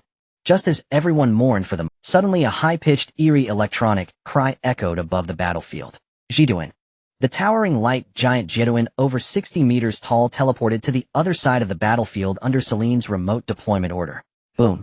Jiduan landed steadily, its orange light spots on its chest and face flickering with a chilling glow under the sunset. At that moment, the scene on the screen reached a certain absurd extreme. The red sunset served as a backdrop. On the left was Jian, fists clenched and eyes fierce. On the right stood Daegu, striking a fighting pose with an imposing demeanor. Behind them was the newly arrived light giant Jiduan, emanating a terrifying force of devouring power. The two giants of light, together with the universe's strongest biological weapon Jiduan. Three terrifying powers, the highest on this planet, formed a perfect triangle, trapping the shivering Sphaya monster in the center. With blood-red sunset and an aura of killing intent, the monster stood at the center of the triangle, looking left and right, then back, letting out a desperate whimper. The entire Guts command room. This is akin to a gang collecting protection fees, and they don't even intend to leave any survivors. Meanwhile, in the chat group, the onlookers who had just witnessed it all posed a profound question. Naruto, Uzumaki. Bro, isn't it a bit bullying to corner it like that? Aaron, I suddenly feel like the monster over there resembles the humans when we are surrounded by giants. Tanjiro Kamado. Should we give it a quick end? It seems like it's about to cry. On the battlefield, Jian looked at the Sphaya monster, which was so frightened that it didn't dare move and was even hugging its head in defense. Daegu, Jiduan, let's lift it up together. Standing to the right of the monster, Daegu faced the already cowering and trembling creature, feeling a slight twinge of pity. But he glanced at Jian on his left, and then at the light giant Jiduan behind him, swallowing hard and silently apologizing to the monster. I'm sorry, but don't come back to this planet in your next life. Daegu suddenly spread his arms wide, and dazzling pure white particles began to gather madly in front of his chest. Zai Pali Ao light ray. Behind him, Jiduan let out an extremely excited cry of Jiduan. The orange-yellow organ on its chest resembled a supernova about to explode, warping the surrounding space with its terrifying heat. 1,000,000-degree fireball.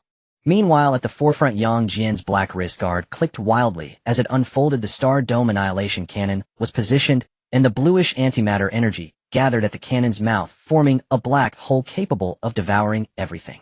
Three streams of terrifying energy simultaneously locked onto the Sphaya fusion monster in the center.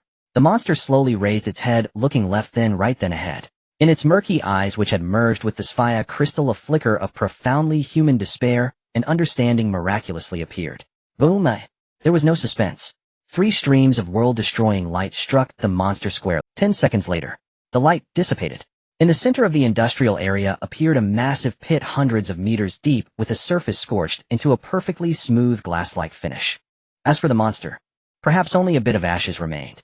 In the Guts command room, everyone stared at the bottomless pit on the screen, speechless for a long time. Gulp.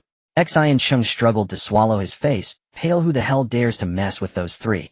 Zhu Wei wiped the cold sweat from his forehead, trembling as he echoed, this isn't just hunting monsters, it's using a nuclear bomb to swat a mosquito. Meanwhile, in the logistics support department, the logistics supervisor, who had just been moved by Degas' graceful descent, was now clutching his upper lip, supported by two assistants to avoid fainting. Oxygen. I need oxygen. The supervisor trembled, pointing at the glass meteor pit on the big screen, tears streaming down like beads from a broken string. My industrial area. My foundation. Those three living ancestors. Jian folded the sniper rifle back into his wrist guard, clapping his hands in satisfaction. Daegu also reverted from his transformation, turning into light and landing beside Jian, wiping the cold sweat from his forehead. Jian, were we a bit too cruel just now? Cruel? This kind of monster has no pain perception. We still need to incinerate this place after. Just as Jian finished speaking, a cool voice from Celine suddenly interrupted. Wait a moment. Although the monster has been vaporized, its core and fragments of the Sphaya high-dimensional crystal must still remain at the bottom of the pit. These two items are excellent materials for space transition. Lizard Star Engineering Team. Depart immediately to collect. Hearing Celine's broadcast. At a temporary shed not far from the battlefield, the leader of the lizard people, who had brought his kin to join the light giants, was now wearing an oversized orange reflective vest and a yellow hard hat. Leader. Several lizard people refugees next to him, also wearing reflective vests, looked at him with small brooms. Call me the foreman. The lizard leader roared, grabbing a shovel nearby. Although working on Earth as a laborer sounds somewhat, however, upon seeing the massive pit turn to glass in the distance and glancing at the three protectors, the lizard leader felt that this job was the safest iron rice bowl in the entire universe. As long as I hold tight to the thigh of the light giant, the Empera Empire is nothing. Let's go. Start sweeping. The lizard leader hurried towards the meteor pit. Make sure to clean it thoroughly. This is Lady Celine's highest order. 1 hour later. In the Guts Base underground secret laboratory. With these materials. Celine took a deep breath, suddenly lifting her head, her light purple eyes bursting with a frightening brilliance. Theoretically, I can equip Earth with a short-distance space transition system. Jian nearly spat out his soda. Make Earth flash. Late at night, Jian lay comfortably on the bed in the dormitory, feeling the fatigue finally dissipate. He closed his eyes, his consciousness diving into the chat group. The group was buzzing with activity, presenting a peaceful scene of peaceful development. Naruto Uzumaki, so points can buy so many good things in the shop. I've exchanged for the perfect chakra. Tanjiro Kamado, I exchanged for a bit of body enhancement. Fujimaru Tachika, I've also progressed halfway through the second anomaly point. Dragon Knight, everyone. I'm so free right now. Kanzaki Shiro, closed the Night's War, and the mirror monsters have been sealed. I just clock in at the newspaper office daily, and check in on the group. Dragon Knight, I feel like my armor is about to rust. Aaron, if you're really that bored, come help me take down a few mindless giants. Ding. System prompt detected coordinates of a new member with special qualifications. Sending group invitation. The next moment. At the Navigator space station in the sleeping pod area, Liu Peiqiang had just completed a long period of hibernation, floating in the weightless cabin. Suddenly, a pale blue translucent interface popped up on his retina without warning. Liu Peiqiang's expression sharpened, and his military training as a top astronaut prompted an immediate reaction. Moss, conduct a full disinfectant scan of my visual nerves and the interior of my spacesuit. An unknown signal has intruded into my visual system. A few seconds later, the cold voice of the space station's artificial intelligence echoed. Moss detected no external signal intrusion. Liu Peiqiang, Colonel, all your physical indicators are normal. Would you like to schedule a psychological intervention? No abnormalities. Liu Peiqiang frowned, tightly staring intently at the chat group panel in front of him. The fact that even Moss's computational power couldn't detect this was undoubtedly beyond human technological understanding. A secret test by the United Government. Or an electronic virus from the rebels. Just as he was on high alert, a line of text appeared on the panel. Light Giant Colonel Liu Peiqiang. Light Giant, where are you now? Is Moss awake? In the Navigator space station, Liu Peiqiang's pupils constricted sharply. The other party not only knew his name and rank, but even Moss was aware.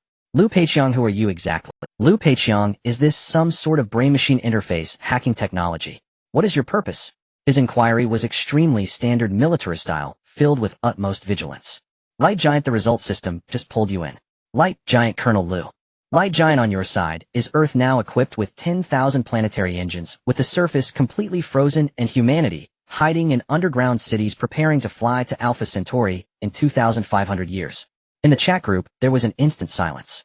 The group members who had just been lurking and watching were collectively stunned by Yang Jin's statement. Naruto Uzumaki. Huh. Aaron, wait. Bro, what did you just say? 10,000 engines. Daegu 2,500 years. Are you saying that the entire Earth is being pushed away? Amaya, does the group owner mean that the civilization this new member belongs to really treats Earth as a spaceship and is leaving? Liu Peiqiang in the Navigator space station looked at the words on the screen, and the defenses in his heart were finally cracked open. This was information that no rebel on Earth could know. Liu Peiqiang, you know this too. Liu Peiqiang, that's right. Our sun is about to undergo a helium flash, and to sustain human civilization, we have equipped Earth with planetary engines and initiated the Wandering Earth plan. At the Guts Base in the top-secret laboratory of the Star Alliance. At the Guts Base in the top-secret laboratory of the Star Alliance. Did you not go to sleep? Celine held a black coffee, not looking up as she stared at the holographic model of the Earth's crust. Sleepwalking in the middle of the night. Not sleepwalking, just here for a technical consultation. Yang Jin walked up to the control panel and got straight to the point. Celine, let me ask you. If a civilization were to build 10,000 heavy nuclear fusion engines across the entire planet attempting to push Earth away from the solar system towards Alpha Centauri, how would this be evaluated from a scientific perspective? Celine's fingers stopped typing on the keyboard instantly. She slowly turned her head, a rare glimmer of astonishment flashing in her light purple eyes. This is simply a group of madmen pushing hardware to the extreme. Their tectonic plates must be fracturing every day, right? Does such a project filled with primitive and rough aesthetics really exist in the universe? Yes. Moreover, I just met someone from that world. Yang Jian tapped the table. The current issue is that they are about to fly to Jupiter. With Jupiter's gravitational pull increasing, their engines lack the thrust. If they are captured by Jupiter, Earth will not only be torn apart, but will also directly fall into Jupiter. Celine, do you have any way to ensure that their Earth does not disintegrate under Jupiter's gravity? A burst of extreme scientific enthusiasm erupted in Celine's eyes as she operated the computer and pulled up a matrix. As long as this matrix is loaded, even Jupiter's gravity won't be able to tear that Earth apart. But, Celine raised her head, just because the crust is preserved doesn't mean they can survive. If the thrust does not reach escape velocity, their Earth will still crash into Jupiter. To survive, they must create an ultimate explosion at the atmospheric intersection of Jupiter and Earth that is strong enough to push Earth away. Jian grinned. Got it. So we need the largest lighter in the universe to light up Jupiter, right? Celine, I have one more question. Go ahead. The situation with my other dimensional friend is very dire. Jian looked at Celine, his tone serious. Their surface is completely frozen. 3,500,000,000 people are all crammed into underground cities, cut off from sunlight, and resources are extremely scarce. Their daily source of protein comes from eating artificially synthesized dried earthworms. Celine turned her head, her light purple eyes flashing with a clear disdain. Eating dried earthworms? Celine frowned deeply. Which idiot designed their ecological cycle system? No choice, it's the apocalypse. Surviving is already great. Jian tapped the table. So do you have any technology that could provide support? Nothing too extravagant, just something that can solve their food and ecological issues.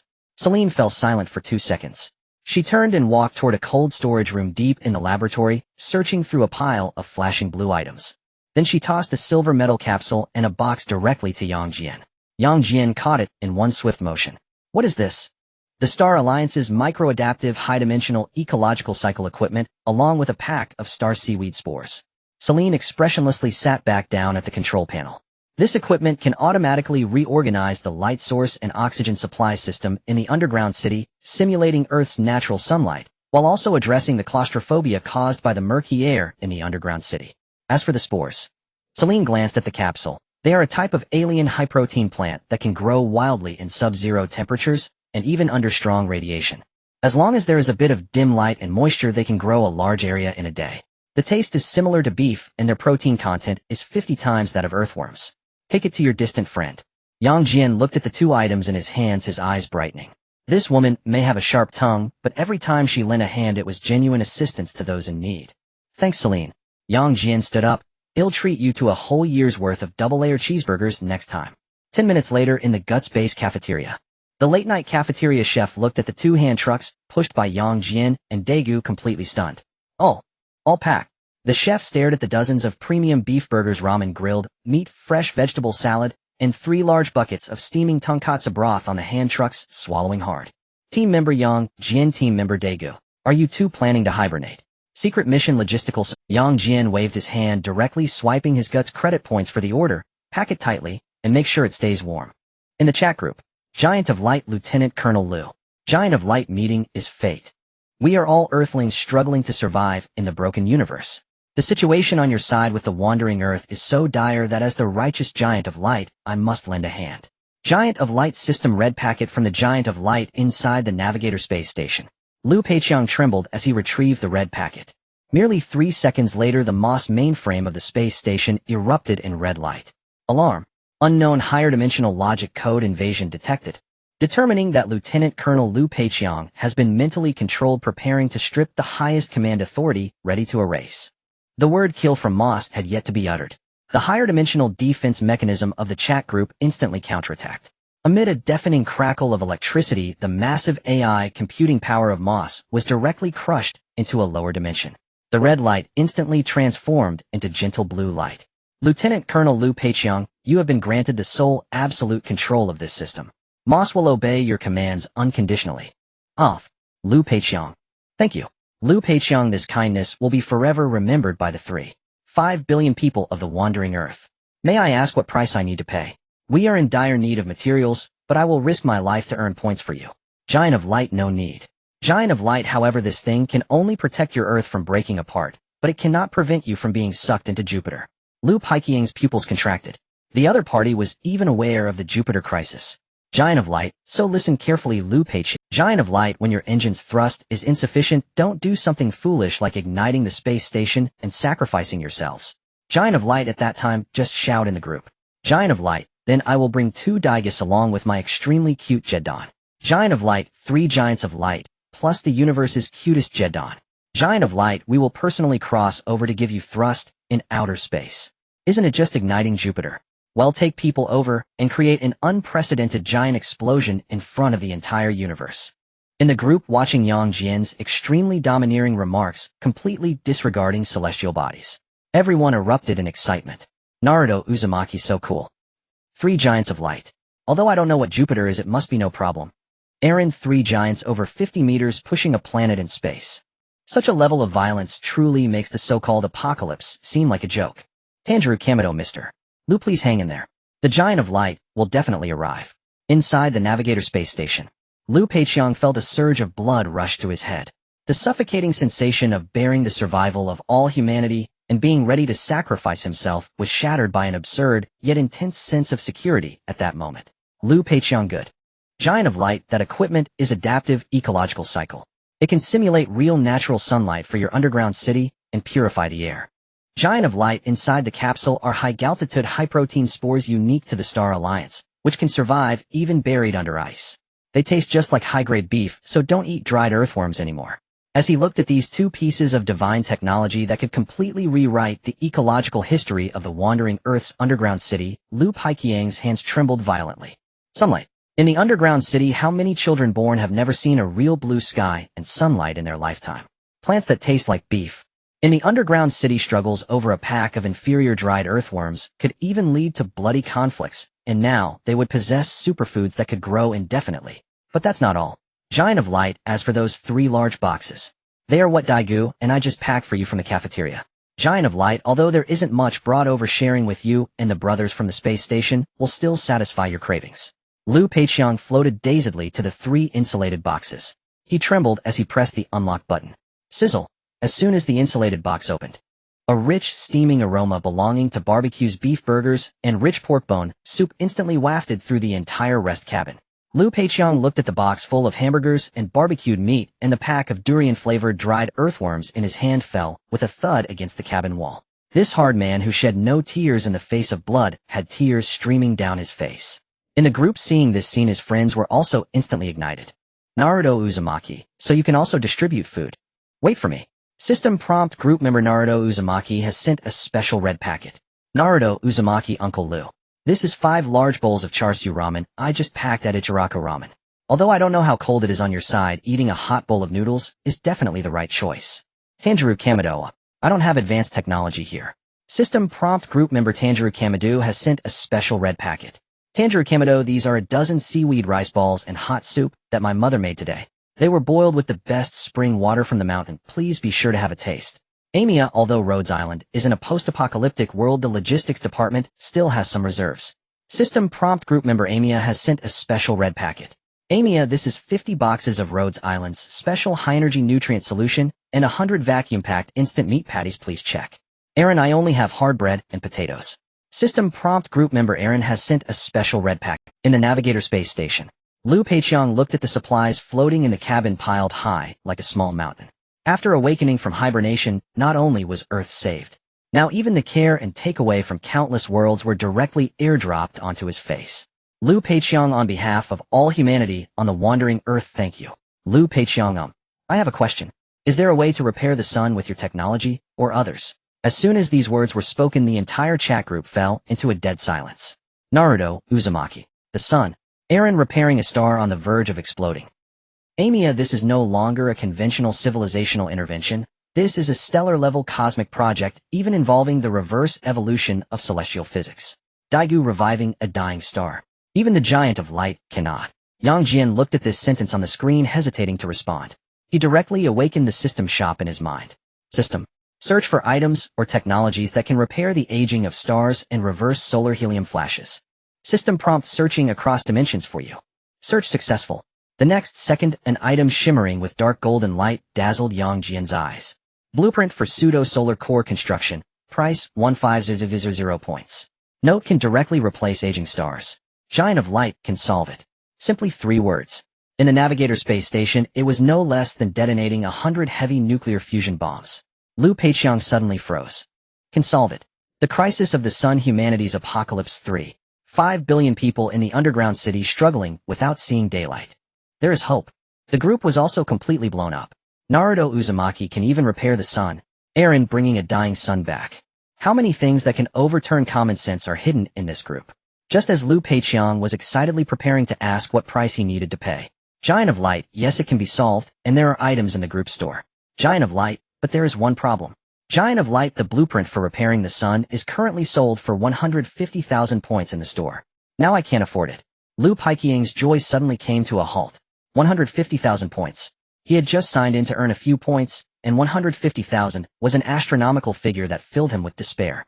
However, Yang Jian did not allow him to despair for too long. Giant of Light, so Lieutenant Colonel Liu.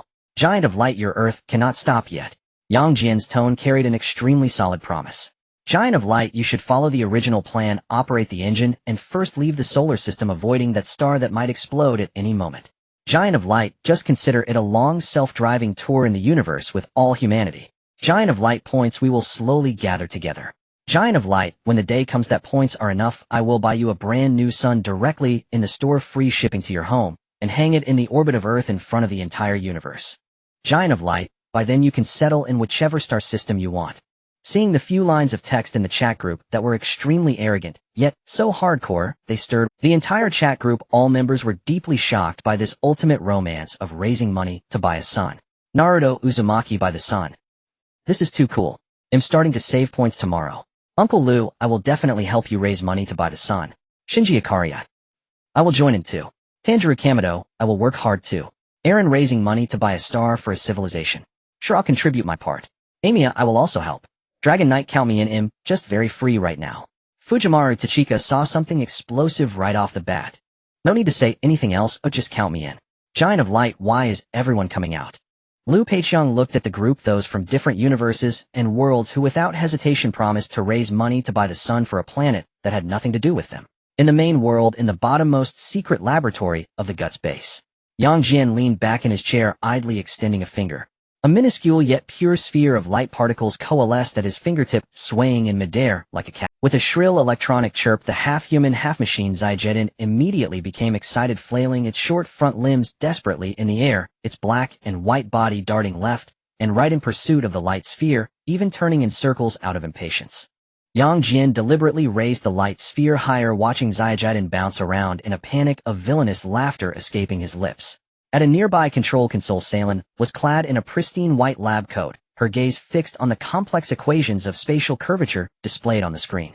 Her fingers flew across the virtual keyboard, her expression as cold and focused as ever, as if everything around her was of no concern.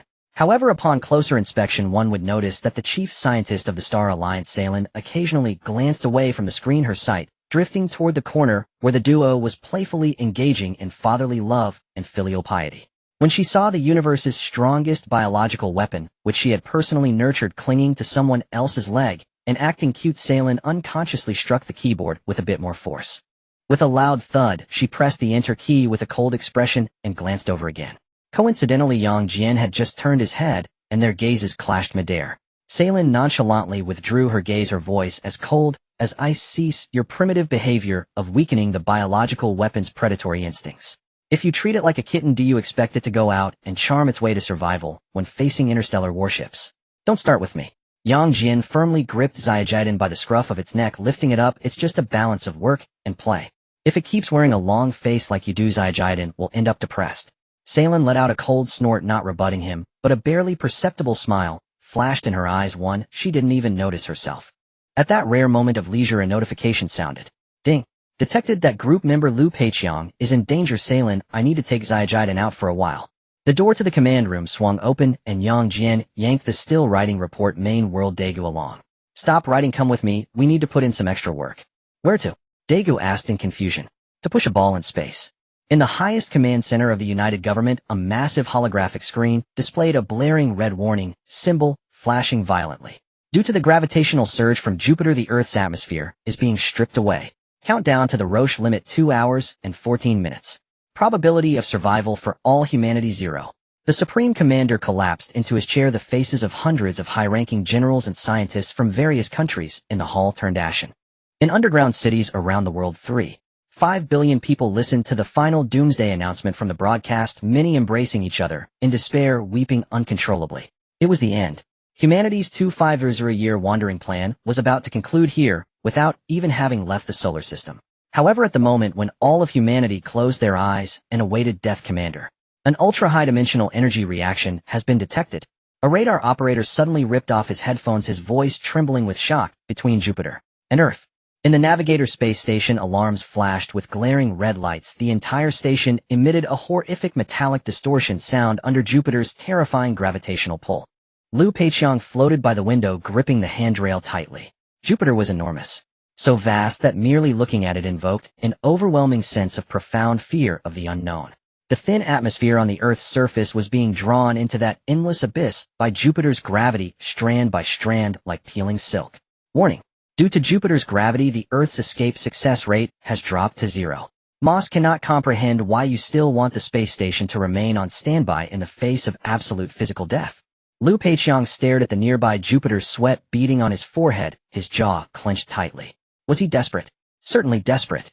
In the face of such cosmic power, humanity was truly less than a grain of dust. Yet he did not move, merely fixating on the pitch-black depths of the universe beyond the window. Because someone promised me that if Earth fell in, he would come to pull it out. Moss's indicator light flickered twice. Human emotional thinking is always filled with unrealistic fantasies. No force can pull a planet from Jupiter's gravitational well. Moss's voice abruptly halted at that moment. In the deep, cold vacuum of space between the Navigator space station and Jupiter, 4 pure, white beams of light tore through the silent starry sky. Even the light distorted by Jupiter's gravity was forcibly smoothed out in the instant these beams descended. Liu Peiqiang's eyes widened in shock, his pupils contracting to the extreme. As the light faded away in the vastness of space, 3 colossal figures towering over 50 meters, accompanied by a cosmic beast radiating an aura of terror, thunderously appeared. On the left was Diga, transformed from group chat Daegu. On the right was Diga, transformed from main world Daegu. The 2 giants of light simultaneously unfurled an ultimate ultra barrier spanning several thousand kilometers, forcefully pushing back Jupiter's terrifying gravitational pull. In the middle stood the tall giant of light, Jian. His right arm's stellar annihilation cannon fully expanded, with the plasma ignition plug-in added by Salen flickering madly, with interwoven blue and red death light at the cannon's mouth. Behind him, the giant of light Xiaojian spread its arms wide, its orange-yellow organ functioning like a black hole, swallowing all the chaotic spatial currents and Jupiter's storms around it. Liu Peiqiang's mouth fell open, his body trembling uncontrollably. This is the giant of alarm. Alarm. Unknown high-dimensional mass detected. Severe conflict in physical laws. The second law of thermodynamics has failed. The law of conservation of mass has been wiped out. Moss's computing power has overloaded. This is unscientific. Watch closely. Yang Jian's voice erupted in the Navigator space station and the command center of the United Government. Ignition does not require sacrificing lives. It just needs a little bit of output from the giant of light. Yang Jian pulled the trigger. Annihilation cannon, full power. Explode for me. Boom. A torrent of deep blue mixed with antimatter and extreme light energy, dragging a tail thousands of kilometers long, slammed into Jupiter's great red spot. The high-concentration hydrogen accumulated on Jupiter's surface for billions of years was instantly ignited upon contact with this high-dimensional energy. A grand explosion of the universe erupted on Jupiter's surface. The terrifying shockwave transformed into the most violent cosmic thrust, smashing into Earth. Had this shockwave occurred earlier, it would have shattered Earth. But at this moment, the crust stabilization equipment provided by Salen glowed with an indestructible blue light, perfectly converting this destructive force into pure kinetic energy. Thrust has reached escape velocity. Earth is accelerating away from Jupiter's gravitational well. We are alive. Yang Jian looked at the shattered Earth and contently retracted the giant cannon. Let's go, Daegu, let's go down. The 3 giant beasts transformed into streaks of light, chasing after the Earth, penetrating the turbulent atmosphere and landing steadily on the periphery of the engine base of Sulawesi No. 3 in the Asian region. On the frozen ground, fierce winds howled. The CN-17111 rescue team, having just endured the impact wave from Jupiter, clung tightly to the chassis of a transport vehicle. Wearing heavy protective suits, they struggled to lift their heads amidst the wind and snow. The planetary engine, towering at 11,000 meters, resembled a steel mountain, piercing the clouds, spewing out beams of deep blue plasma. And at the foot of that 11,000-meter steel giant, the light dissipated. 4 figures slowly stood up. Compared to the planetary engine, the 50-meter-tall Ultraman appeared as small as an ordinary person standing at the base of a skyscraper. However, these relatively petite bodies had just withstood the Jupiter crisis, a threat so immense that even the entire Earth could not resist it. Lu Qi widened his eyes, desperately wiping the visor of his helmet, fixating on the three shimmering figures in the wind, and Snow, his voice, trembling violently, over the communication channel. Captain Wang Lei. Am I hallucinating? Why would I? C3 Diga Ultraman. Wang Lei swallowed hard, the professionalism of a soldier, making him aware of something even more terrifying. He trembled as he pointed at the black and white giant beast, emitting beep-beep sounds. Lu Qi. Is that the monster Jian? That must be the ultimate weapon capable of taking down Ultramen. Why is it rubbing up against that buff version of Diga like a dog? What is happening in this world? Meanwhile, in the central square of underground cities worldwide, 3.5 billion people were glued to the live broadcast screens of MOSS, fixated on the scene unfolding on the surface. Everyone was silent. Seeing the three Ultramen and a Jian standing in the icy wilderness, the extreme dissonance of hardcore sci-fi apocalypse colliding with tokusatsu Tsuburaya rubber suits caused the minds of all humanity to crash at that moment. At that moment, the huge base station screen beside them lit up with Moss's blue eye along with the holographic projection of Lu Peiqiang from the space station. Your Excellency, the Giant of Light. Lu Peiqiang's holographic projection saluted the three giants with the most solemn military gesture. Thank you for saving the Earth. The emotionless, synthesized voice of Moss then echoed throughout the underground city and the surface. However, this time, there was an extremely strange tone of awe in its voice, reporting to the highest authority. The Jupiter crisis has been resolved. The high-dimensional ecological cycle matrix you previously imported has been successfully loaded into the global underground city core. Moss has successfully simulated a perfect artificial sunlight system that replicates the solar spectrum at the top of all underground cities, and has reconstructed the air purification network. From today on, the residents of the underground cities will no longer suffer from claustrophobia and can engage in normal agricultural planting. Additionally, Moss has deployed 100,000 normal temperature ecological domes with a radius of 10 kilometers around the engine bases on the surface using high-dimensional force fields. The internal temperature of the domes has been stabilized to a pleasant 20 degrees Celsius. Humanity can finally take off their protective suits and take a look at the blue sky again. Upon hearing Moss's words, countless people were stunned, then erupted into a wave of heart-wrenching celebration and tears. Artificial sun. Ecological dome. They no longer have to live like mice in dark, damp underground spaces for the rest of their lives. They can finally live in the sunlight again. Moss paused and continued in its mechanical voice, however. Regarding the plan you mentioned earlier in the communication about buying a new sun to hang in orbit, MOSS, after extensive computation, currently finds that the Earth, while wandering, cannot directly support a new star within its gravitational orbit. Therefore, the matter of the sun may require everyone to wait a little longer. Upon hearing this, Lu Qi and Wang Lei on the surface were left dumbfounded. Buy a sun. Lu Qi stammered. Wow, these Ultramen not only punched through Jupiter, but they also plan to swap out a new sun for us. There is hope. Humanity is truly saved. Captain Wang Lei was so excited that tears welled up in his eyes as he deeply saluted Yang Jian and Daegu in the snowstorm. All right, Lieutenant Colonel Lu. Yang Jian's voice echoed across the heavens and earth, carrying a comforting strength. We blew up Jupiter for you. The ecological dome has also been set up for you. Just consider it a picnic until you have a sun. Yang Jian looked at Daegu and Jian beside him. All right, let's wrap it up and go home. In a flash of white light, the three giants and the beast transformed into countless starlight, disappearing into the depths of this universe. That's space. When Yang Jian pushed open the door to the command room, he found the atmosphere inside unusually relaxed, yet it also carried a formal air. Captain Jumian, Huizong Fong, Xian Chung, Lina, Zhu Jing, Yi Rui, and even the American were sitting at the conference table, seemingly engaged in a heated discussion. Oh, you're all here. Yang Jian walked over and pulled out a chair to sit down. What national matters are you discussing? Has the Empera Empire sent someone to offer their heads again? Not about aliens. Zongfang put down the clipboard in his hand, looking seriously at Yang Jian. It's about names. Yang Jian was taken aback. That's right. Jumian Hui nodded with a smile. Now, there are two giants of light on Earth, and their forms and fighting styles are completely different. In the Defense Forces combat systems and news reports, we can't keep referring to you as that punching giant of light and that light beam giant to distinguish between you, right? That's too unprofessional. Zhu Jing slapped his thigh. So the purpose of our meeting today is to officially assign you both an official code name. Actually, the giant I transformed into has a name. Daegu from the main world raised his hand. I have memories of the ancient era. His name is Diga. Diga Ultraman. Diga Ultraman. Lina softly repeated, her eyes sparkling. That's a lovely name. It feels full of hope. Zongfang also wrote this name on the clipboard. Good, it's settled. Dagger's giant codename is Diga Ultraman. Then all eyes turned to Yang Jian. So Yang Jian. Xian Chung rubbed his hands with eagerness. We just brainstormed several names that fit your temperament perfectly. Oh, tell me about it. Yang Jian raised an eyebrow, suddenly feeling an ominous premonition.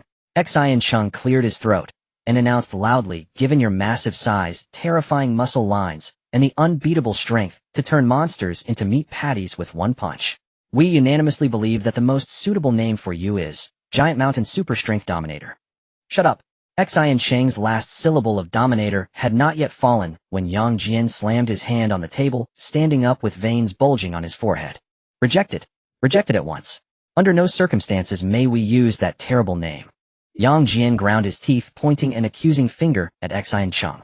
If anyone dares to put those 5 characters into the official files, I'll sneak into his dorm at midnight and give him a taste of a 200,000 in cosmic fist wake-up service. Xian Chung flinched and ducked behind Yu, edging. Fine, we won't call it that. No need to be so fierce. I actually think it sounds pretty badass. Badass my foot. Yang Jian inhaled twice to steady himself. If Daegu is called Dijia, then I'll pick something imposing for myself.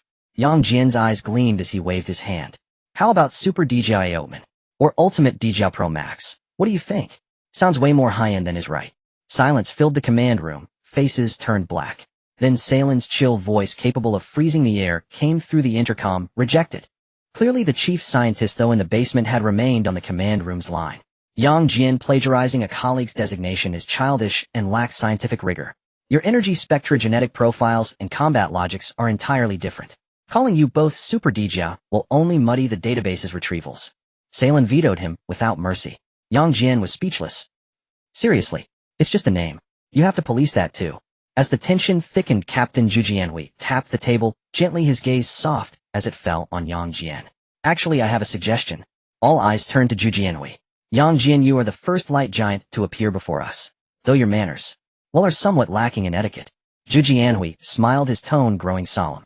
Yet when we were at our bleakest, pressed to the brink by alien invaders and monsters, you descended from the heavens.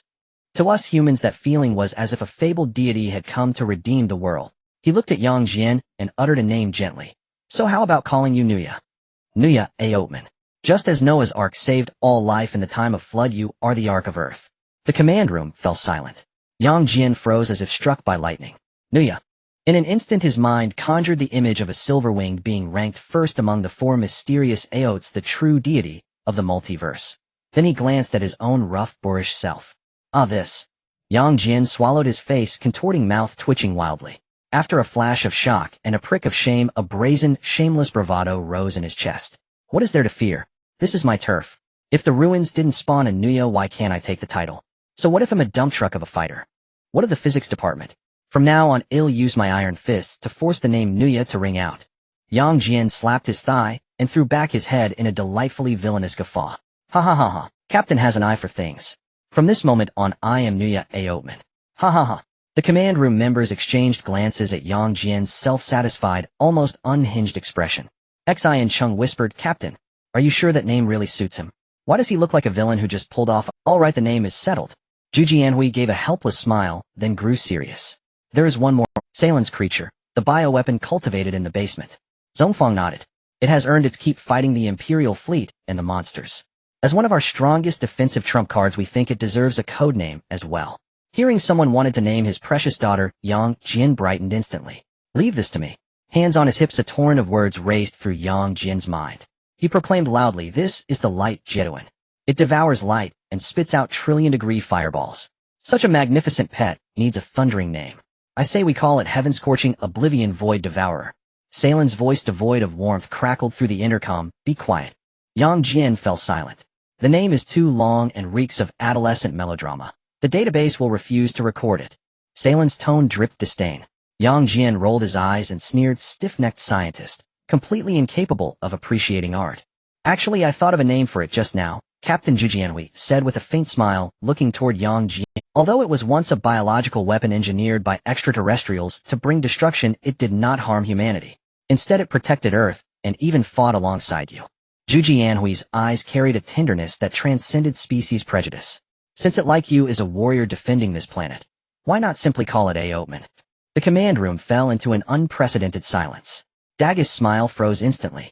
Yang Jian's eyes bulged like brass bells, his face a portrait of stunned incredulity. Aotman. His voice cracked. Captain, are you lucid? Do you realize what you were saying? That's Jedouin, an Aotman killer. You would name a monster that once slew Aotman. Jianhui cocked his head at Yang Jian's near hysterical expression, genuinely puzzled.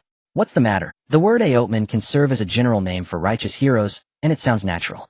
Do you think it's inappropriate? Yang Jian inhaled deeply and opened his mouth only to find he had no ready retort. He glanced at the equally petrified Daegu, and then at the earnest captain, finally covering his face in despair. Fine. Even a dump truck like me can be called Nuya, so perhaps a fire-spitting Jedouin being called Aotman is. Oddly fitting. Zhongfang hammered the record with finality. Good. Unanimous approval. From today, the Dichio Fangwei Jun's top combat squadron is officially established. Daegu designated Dijia Aotman. Yang Jian designated Nuya Aotman. Bioweapon Jedouin Aotman. Yang Jian. We all have a bright future ahead of us. In the stillness of the night, Yang Jian lay comfortably in bed, his consciousness sinking into the chat group.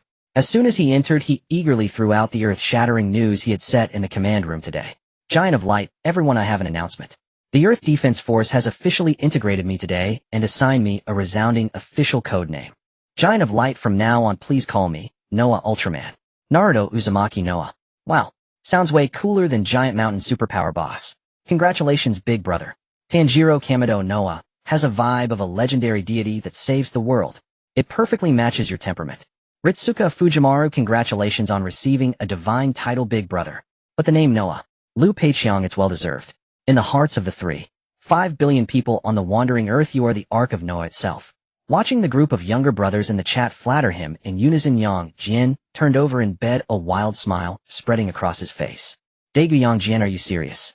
Daegu, aren't you afraid that the real Noah will wake up one day and come looking for you across the universe? Giant of Light, what is there to fear? The Earth people have sealed themselves off. If he has the ability, let him come to Earth and collect copyright fees from humans. Giant of Light, by the way, there's one more thing. The light creature raised by Celine has officially registered. Giant of Light, its official name is Ultraman. The group once again fell into an eerie silence. Amaya, group leader, if I remember correctly, you previously said that Jedon is known as the Ultraman killer. Giant of Light, who cares, it was named by the Earth people anyway. Daegu. The next morning, after the official released this information, it received unanimous praise. Not bad at all, ha ha. Yang Jian laughed heartily, patting Xinqing. It seems everyone agrees. Xinqing. So what have you been laughing about all this time? It's been a whole day. You don't understand, the name Noah will be mine from now on. System notice detected that group member Daegu is in a universe affected by higher dimensional space-time interference. System noticed the transdimensional demon god Idaruga has descended. Immediately, the usually calm messages from group chat Daegu revealed a rare urgency. Daegu, Yang Jian. I've run into a huge problem. Daegu, a gigantic inverted castle suddenly appeared in the sky. A demon god wearing golden armor and calling itself Idaruga descended with a woman holding a mirror. Yang Jian stared at the screen, his eyelids twitching uncontrollably. Idaruga. Timespace City. Ceiling Ultraman. In an instant, the scene from the movie Ultraman 10 Warriors flashed through Yang Jian's mind. Yang Jian suddenly turned his head and grabbed the nearby main world Daegu, who was still watching the drama. Let's go. We're going on a mission. Where to? Daegu stumbled as he was pulled. To your parallel universe. Someone wants to capture another you as a figurine. The Tiga universe. In the ruins, smoke filled the air. Group chat Daegu transformed into Tiga Ultraman, kneeling on the ground, the red light on his chest flashing wildly. In front of him stood the transdimensional demon god Idaruga, clad in dark gold and feathered armor, sneering disdainfully. On Idaruga's shoulders stood the cold-faced Princess Elena. Useless Tiga Ultraman. Idaruga spread his arms, his tone condescending. Your light is but a gentle breeze before me. Give up struggling. Becoming Princess Elena's collectible is your only destiny. Princess Elena raised the magic mirror in her hand, a strange yellow light shimmering on its surface, pointing directly at the kneeling Tiga. Giant of Light are all demons of destruction and peace. For the tranquility of the universe, I will seal you here. The mirror's light instantly enveloped Tiga. Daegu felt as if all the light energy in his body was being drained, and he was uncontrollably being pulled towards the mirror. At that critical moment, booming, two brilliant beams of white light crashed down. The first beam landed lightly beside group chat Daegu. As the light faded, a giant in silver, red, and purple, identical in both form and pattern to the Tiga Ultraman, here appeared. Main world Daegu. And the second beam, boom, with a sound that seemed capable of shattering the crust of the earth, Yang Jian crashed down before Idaruga and Elena like a real meteor. A visible violent shockwave exploded outward in a circular pattern. Dust filled the air, covering Idaruga and Elena's faces. Princess Elena clung tightly to Idaruga's armor to avoid being blown away. She looked at the light giant who stood up from the deep pit, his muscular lines exaggerated to the extreme, radiating an aura of violence, her eyes instantly filled with unwavering determination and fear. "Look, I told you light giants are demons who bring destruction. Look at what he's done to the ground." Jian. "No, big sister, can you please change your prejudiced way of judging people by appearance?" Meanwhile, in the distance, the members of the TPC victory team sat in the Fian, watching the three light giants standing together on the big screen. All their brains completely crashed at that moment. 1, 2, 3. Xinqing rubbed his eyes, his tongue tying in knots. 3. Why are there suddenly 3 Tiga Ultramen? Idaruga was also stunned. He had wandered through various parallel universes and seen countless Ultramen, but he had never encountered a situation like this, where there were buy one get 2 free, and even the styles were not unified. Struggling in vain. Idaruga snorted coldly, spreading his arms wide. "Even if 2 more come, the outcome will be the same. You are no match for me at all. Surrender obediently. Let's talk." The 2 Dagas exchanged glances and nodded in unison. The 2 instantly transformed into the powerful red form, one on the left and one on the right, flawlessly coordinating as they charged towards Idaruga. Bang, bang, bang. Heavy fists and flying kicks landed continuously on Idaruga's dark golden armor, producing dazzling sparks. The 2 Tigas even simultaneously unleashed the Daira Xiam light flow, launching 2 high-temperature fireballs that struck solidly at the demon god's chest. However, as the dust cleared, Idaruga stood unharmed in place. "You're too weak. Your light isn't even worthy of scratching me." Idaruga burst into wild laughter. "Oh really?" A voice laced with extreme danger suddenly echoed from behind Idaruga. Idaruga's laughter froze, and he turned sharply. He saw the light giant, built like a bodybuilding champion, had somehow teleported behind him. "If light won't work, let's play it pure." Jian's right hand clenched tightly. With a terrifying wrist strength of 2.0 tons, the ultimate trajectory of the cosmic fist compressed a visible white light on his punch. Bang! A straightforward punch landed solidly on Idaruga's dark golden armor. Crack! To his astonishment, a visible crack appeared on Idaruga's proud magic armor. What kind of monster is that? Italga stared intently at the giant of light in the distance, who was leisurely rubbing his wrist as turbulent waves surged within his heart. There are no energy fluctuations. That punch just now was purely and overwhelmingly brute force. He was actually suppressed in a purely physical confrontation. Italga took a deep breath, his gaze becoming extremely dangerous. He whispered to the person on his shoulder, "Princess Irina, step back for a moment." After settling Irina, Italga turned around, striding forward with heavy steps, inching closer to Jian. Jian looked at the demon, who not only didn't flee, but took the initiative to approach. "Oh, not choosing to surrender, but instead walking towards me." He tilted his head and waved to the 2 Dagu behind him. "Dagu, you 2 step back. Let me personally gauge the quality of this boss."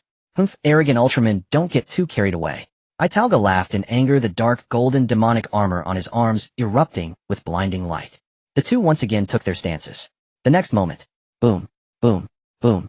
2 massive figures turned into afterimages in the center of the battlefield, and the collision of fists erupted with deafening sonic booms. The violent shockwaves exploded in circles, directly flattening the already ruined ruins around them.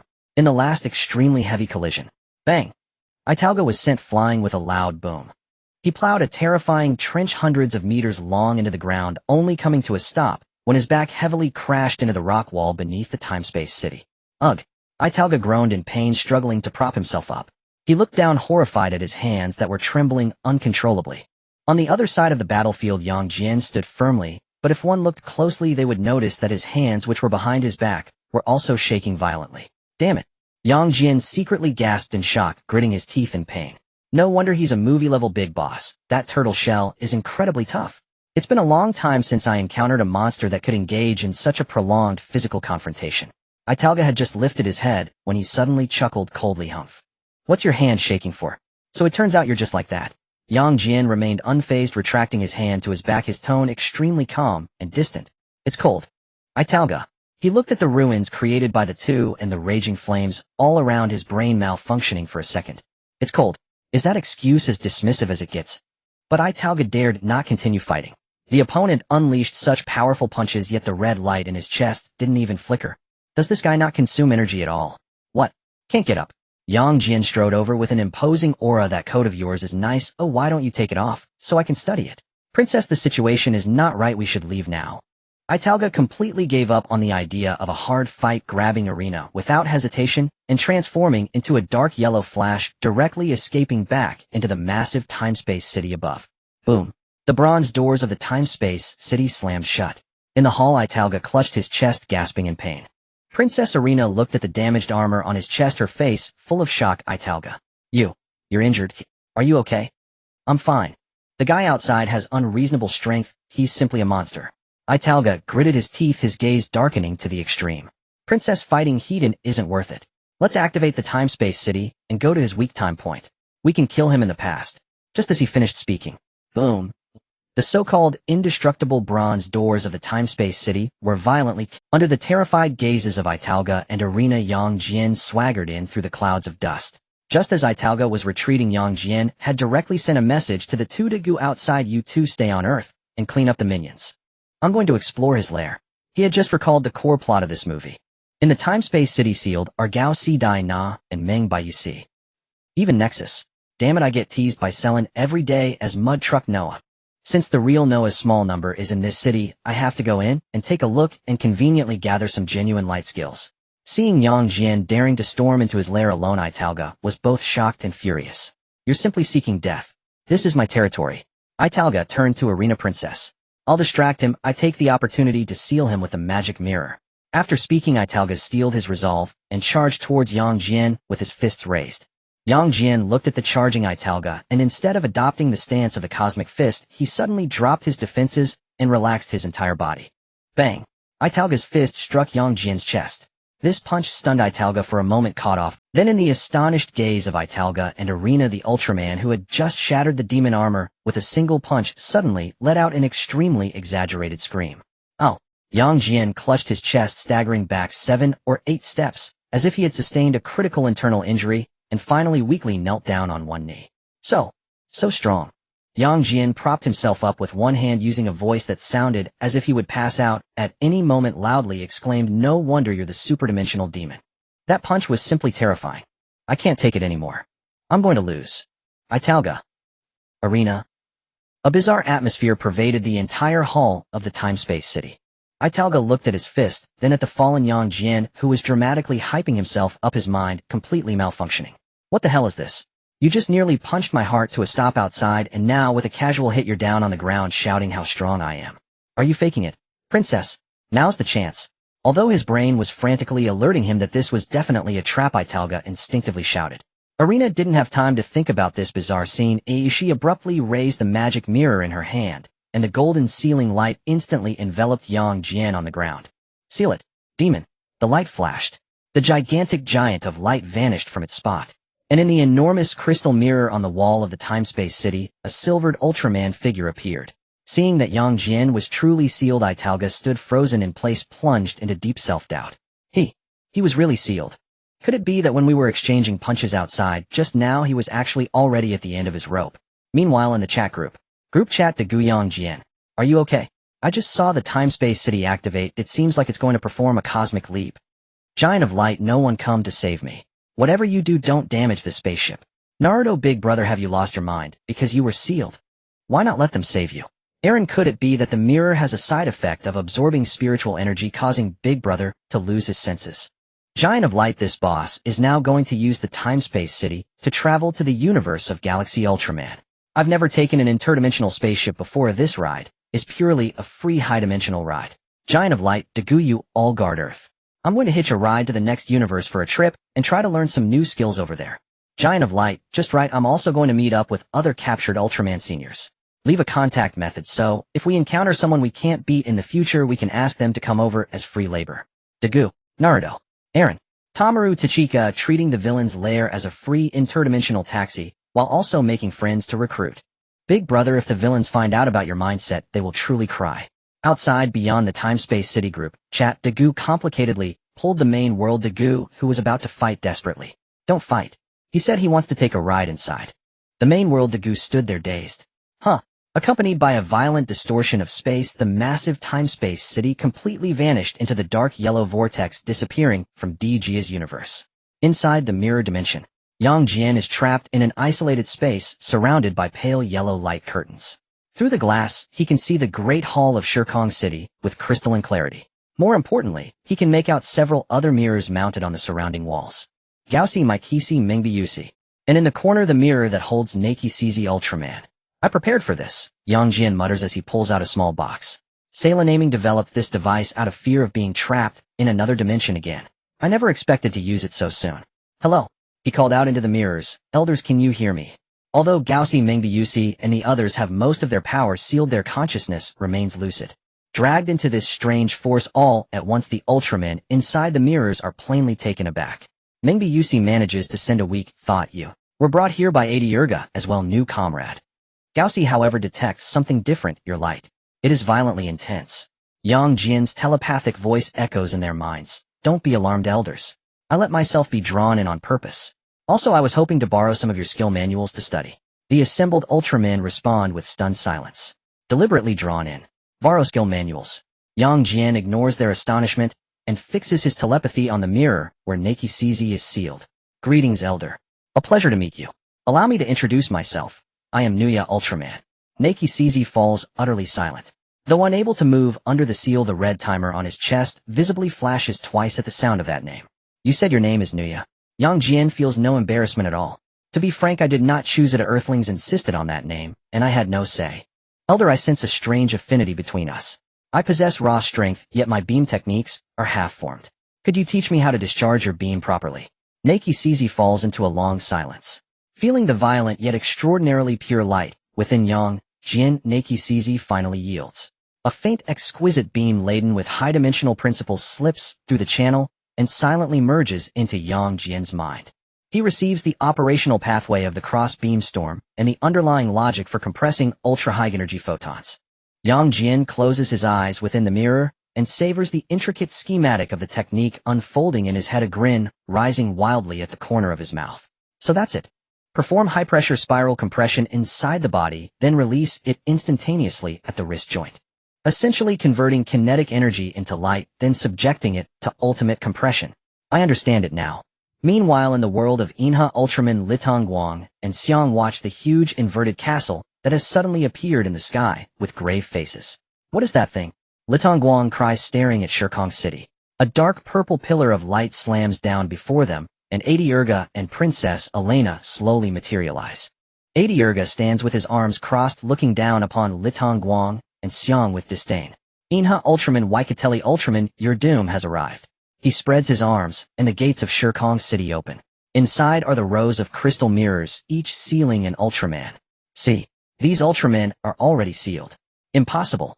So many seniors defeated. Deep within the mirror dimension, Yang Jian has already clenched a fist ready to smash the broken glass and storm out to give Adiyurga a great surprise. Not so fast. His motion halts mid-strike. If he leaves now and defeats the boss, the fusion buff that Inha and Waikateli need will never trigger. How will those two youngsters accept Cyro's special training?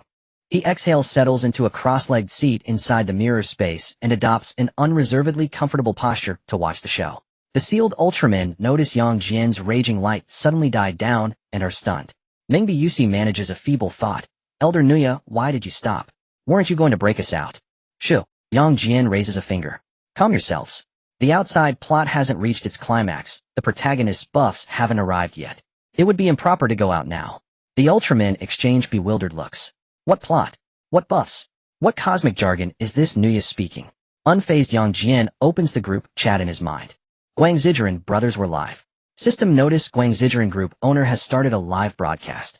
Xuanhua Mingren, oh, big brother, are you finally going to smash the mirror and go beat that boss? Aylin, front row for the physical exorcism. Daegu, I've got the popcorn ready. Guangzijian, no, today, am not the main.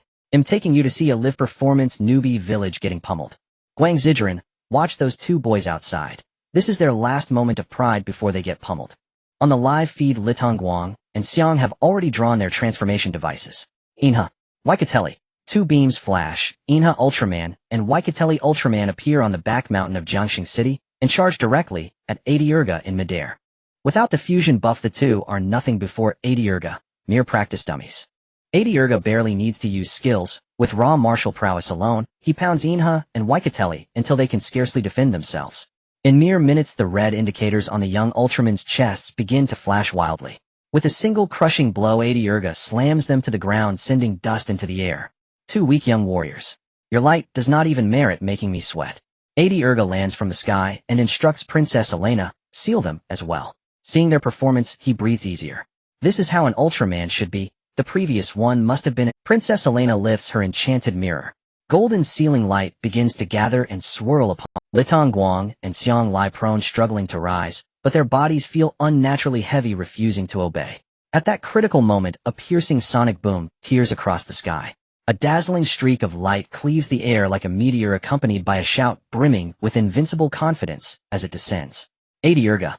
A thunderous impact follows as an extremely sharp flying kick finds 80 Urga's chest plate with unerring precision. The kick lands with bone-jarring force, a single strike that arrests everyone's attention and upends the battlefield's balance. Dust and light explode outward as the unseen assailant's audacious intervention leaves both allies and enemies reeling. Even the remarkably defensive Altair was forced back several steps by that sudden kick. The brilliance. A blue Ultraman with two extremely sharp head spikes on his head struck his classic pose. Zero descend. Zero. Altair steadied himself, his gaze darkening as he looked at the Ultraman before him. Damn it, why are you still chasing me? In the chat group within Yang Jian's mind, everyone was utterly stunned. Naruto Uzumaki, another Ultraman, has appeared. And he has two knives on his head. Tanjiro Kamado, what a magnificent flying kick. And he seems so confident. Eren Heat kicked that villain back with one kick. He must be quite a formidable character. Daigu Yang Jian, do you know who he is? Giant of Light, his name is Zero Ultraman. Giant of Light, the strongest and most arrogant of the younger generation in the Land of Light. Giant of Light with him around, those two little brothers outside won't die easily. Naruto Uzumaki, so he's a genius. No wonder he looks so cool when he shows up. The battle outside did not last long. Zero knew it wasn't the time to clash with Altair. He used a Zero beam to force Altair back, and then quickly grabbed the injured Galaxy and victory. They'll let you go this time. The next time we meet, it'll definitely break your turtle shell. With that, Zero transformed into a streak of light, disappearing into the clouds of Starfall City with the two. Altair furiously waved his arm, but was helpless. Let him escape. That damn Zero Ultraman. Princess Elena gritted her teeth, her face filled with unwillingness. It's fine, he will come back. Altair scoffed and turned towards the door of the time-space city. As long as these sealed Ultramen are in my time-space city, they will eventually fall into my trap. Let's go, princess, we will wait for them to return. The door of the time-space city slowly closed. Altair sat on the throne in the hall, looking at the walls full of Ultraman figurines, especially the mirror sealing Yang Jian, his eyes gleaming with satisfaction. No matter what, at least I've sealed this guy with monstrous strength. When Zero and the others come back, victory will surely belong to me. Meanwhile, in the mirror he thought was foolproof, Yang Jian looked at the now quiet hall of the time-space city, yawned widely, and laid down in the sealed space. Giant of Light, all right, brothers, the next few hours will be hell training time for those two young guys. I won't go out to steal their experience packs. Giant of Light, I'll take a nap in the villain's lair. Giant of Light, when Zero comes back with everyone, someone in the group, call my name. I will perform an internal directional explosion for them. Naruto Uzumaki, haha. Okay, big brother. He'll keep an eye on it. Daigu, sleeping in the villain's sealing tool. Yang Jian, you really are the strongest Giant of Light I've ever seen in terms of mental fortitude. Yang Jian flipped over and glanced at the nearby Nexus, whose face was filled with hesitation, and at the puzzled Gao Si and Mebius. Noah, Senior. Mebius couldn't help but project a weak telepathy. Why don't you break the seal and attack the enemy together? Well, young people need to experience setbacks and special training to grow. If I go out now, how will they hone their bonds? How will they fuse and upgrade? Yang Jian smiled and looked at the various Ultramen. Since I'm here, I might as well settle down. Anyway, it's boring just sitting in this mirror. How about I tell you the story of Zero and Princess Belial? Mebius. The other Ultramen looked at this Noah, who not only had no intention of escaping, but was also talking about fusion upgrade and experience packs, while preparing for a tea party, lost in thought. For the next several hours, Yang Jian really had a comfortable sleep in the mirror, while practicing the cross-ray storm that Nexus had passed to him hundreds of times in his mind. Until the next day. Naruto Uzumaki, big brother. Big brother, wake up. Naruto Uzumaki, that rabbit named Zero has come to the castle. Yang Jian suddenly opened his eyes. Finally here. Outside the time-space city, Zero Ultraman, accompanied by the newly trained Galaxy and Victory, who had finally understood fusion, charged back into the floating demon fortress. Altair, I'm here to fulfill my promise. Zero shouted arrogantly. Inside the time-space city hall, Altair was just about to go out to confront them when he suddenly heard a crisp crack sound behind him. He turned around abruptly. Boom! The ceiling magic mirror was smashed to pieces from the inside by a gigantic fist. The raging physical shockwave turned into a storm that swept through the entire hall, the powerful shockwave causing a chain reaction, with several loud bangs shattering the magic mirror that sealed Dinah, Gaia, Gauss, Nexus Max, and Mebius nearby. Amidst the flying crystal shards, Yang Jian's 58-meter-tall armored form swaggered out, followed by a group of Ultramen who had regained their freedom.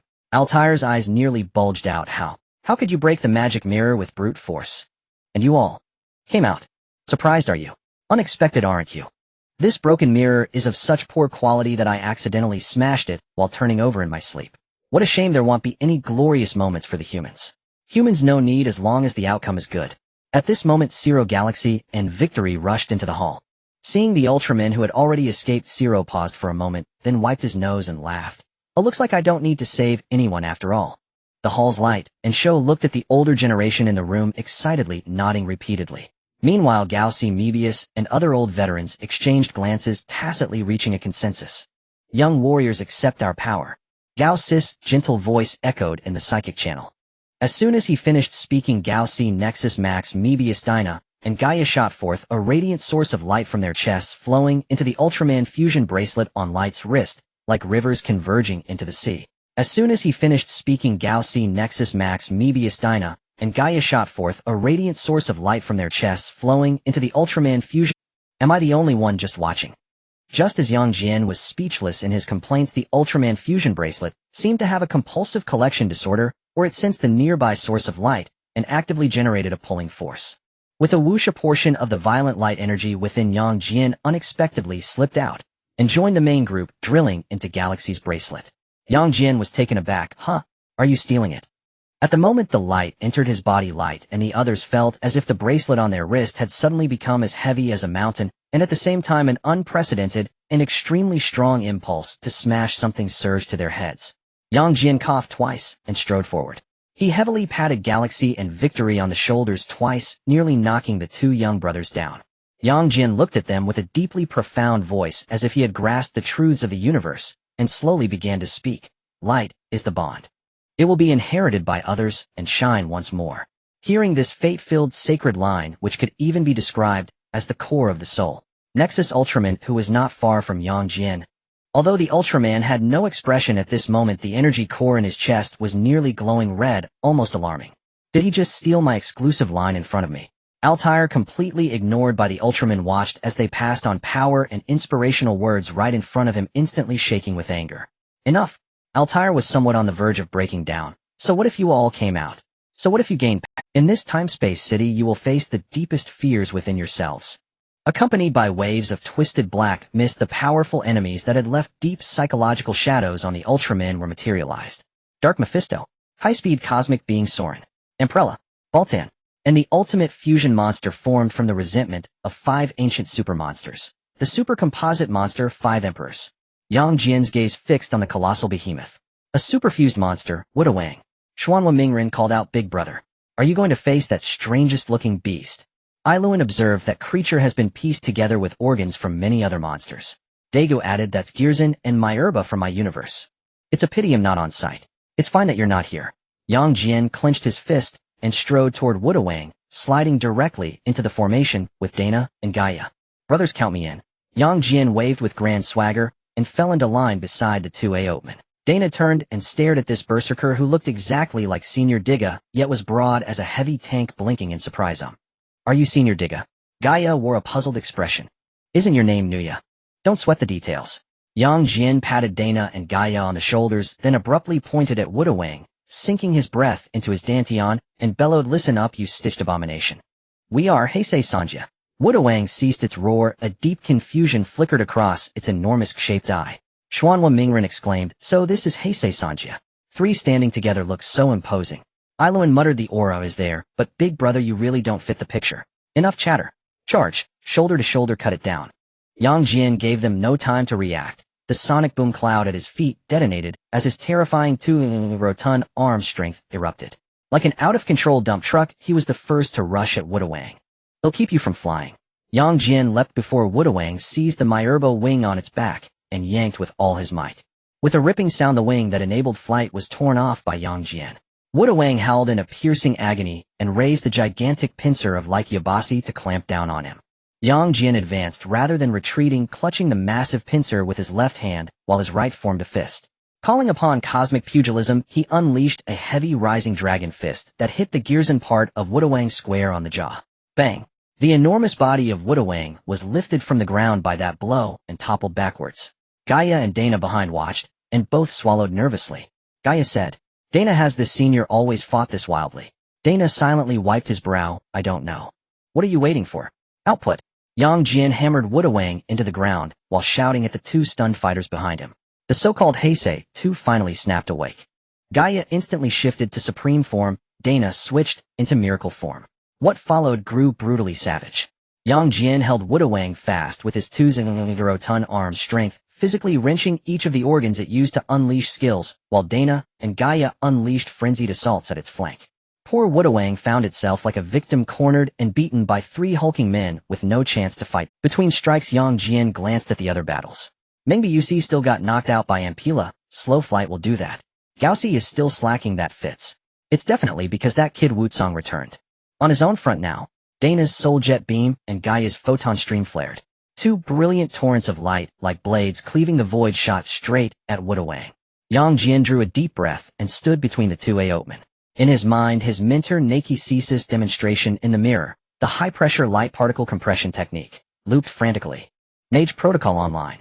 Yang Jian's eyes hardened. He crossed his arms before his chest. The immense light energy within surged along his meridians, attempting ultimate arcane compression at the junction of his wrists. Fire. Brimming with momentum, Yang Jian posed in an impeccably standard cross-ray stance. Moments passed. 1 second. 2 seconds passed. Bzzz. From the wrist junction, only a few feeble white sparks sputtered like the wet flicker of a damp lighter. Then, nothing. Even the Wudawang suffering under Dana and Gaia's beams spared a glance. On the left, Dana's light dazzled. On the right, Gaia's beam was thick and robust. In the middle, Nuya held an absurdly strained pose, his hands crackling with static. Dana let his beam drop halfway, unable to stop himself from tilting his head to look. Gaia held his firing posture and returned a look of deep puzzlement. Yang Jian stared at his empty wrists, his expression hardened into disbelief. Damn it. I followed Nakicesis circuit compression to the letter. Why won't it fire? In the group chat, Daegu. Daegu, Yang Jian, what were you doing just now? Xuanhua Mingren, Big Brother's beam jammed. Iluan, a physical berserker trying to use magic. His body rejected it. Feeling Dana and Gaia's puzzled, concerned gazes, Yang Jian's face flushed crimson.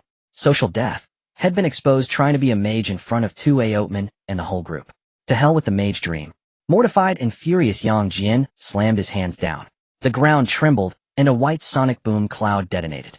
A massive 5,800-ton frame broke the sound barrier in an instant and rocketed skyward. They'll kick you to death. Midair, Yang Jian raised his right leg, a terrifying 2,000-ton kinetic force fused with raging light energy compressed to its limit in his limb. If the spell wouldn't work, then pure physical violence would purge this beast. Nuya, fly. With a shriek that tore the air, Yang Jian's boot slammed into Wudawang's chest mid-flight. Boom. The brutality of that kick outstripped any beam. Wudawang didn't even manage a scream. Under Yang Jian's utterly unreasonable, shame-fueled kick, the colossal body was torn to pieces on the spot. Yang Jian landed steadily, his back to Dana and Gaia, and cleared his throat as he offered a clumsy excuse. Well, beams drain too much energy. I think physical techniques are more eco-friendly. Dana and Gaia exchanged a glance and quietly nodded. With Wudawang's demise, the battle atop the temporal city drew to a close. Inha and Waikateli fused through Saluo's intense training, struck down Adiurga. The massive temporal city began to collapse amid explosions. The Aotmen transformed into streaks of light and descended upon the hills behind Jiangxingshi. 10 Aot warriors plus Yang Jian, whose broad frame stood out, gathered together. Adiurga's crisis had been resolved, and the Aotmen prepared to return to their own universes. Thanks to everyone this time, Saluo said, rubbing his nose. Otherwise it would have been hard to clean up. Gaosi nodded gently, and Mengbiusi smiled. Just as everyone prepared to bid farewell, Yang Jian unexpectedly stepped forward. Everyone, please wait a moment. All the Aotmen turned their gazes toward this stylistically peculiar companion. Yang Jian looked at these top-tier warriors of the Aot universes, cleared his throat, and spoke with unprecedented gravity. To be frank, my universe has been having some trouble lately. He sighed. The Empera Empire and the Juda siblings have torn at the fabric of dimensional space. Hordes of interstellar refugees are pouring toward Earth, and beneath the sea an evil god, called Jian slumbers. Though I'm strong, guarding an entire planet alone sometimes leaves me stretched too thin. Jian looked at the AO warriors and earnestly asked if in the future I run into a crisis I truly cannot shoulder alone, might I ask you to come help. There was no hesitation. Warriors of light will never stand idly by while a world falls into peril. Mengbiusi stepped forward, first voice resolute. Of course, if the Empera aliens dare wreak havoc in your universe, he'll personally tear their lair apart. Siluo clenched his fist with swagger. Whenever life needs protection, I will answer the call, Gausi added with a smile and a nod. Dana, Gaia, Naki, Sizi, and the others all nodded solemnly. As Aotman crossing universes to rescue a world in crisis was an instinct engraved deep in their souls.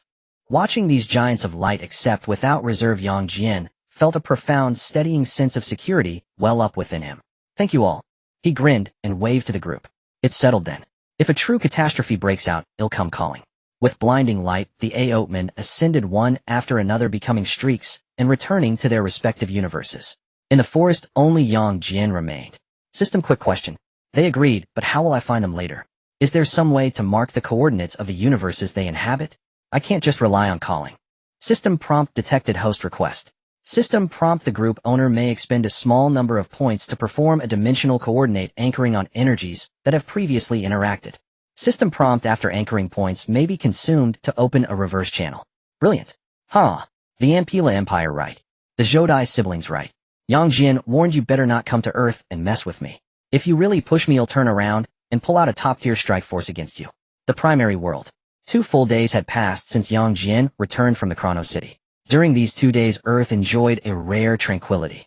Jian's daily routine consisted of logging and visiting the basement to tease the light Jathan and enduring merciless ridicule from Celine during her theoretical lectures on cosmic boxing.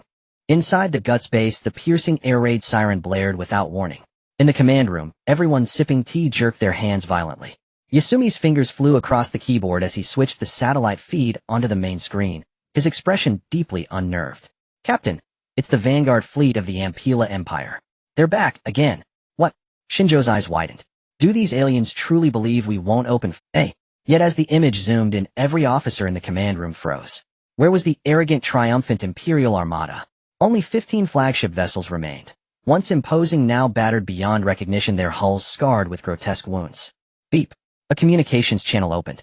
On the main screen, the Imperial alien's face, once haughty and indomitable, was now smudged with dust and twisted by raw terror. His once arrogant dark golden cloak had been half consumed by fire.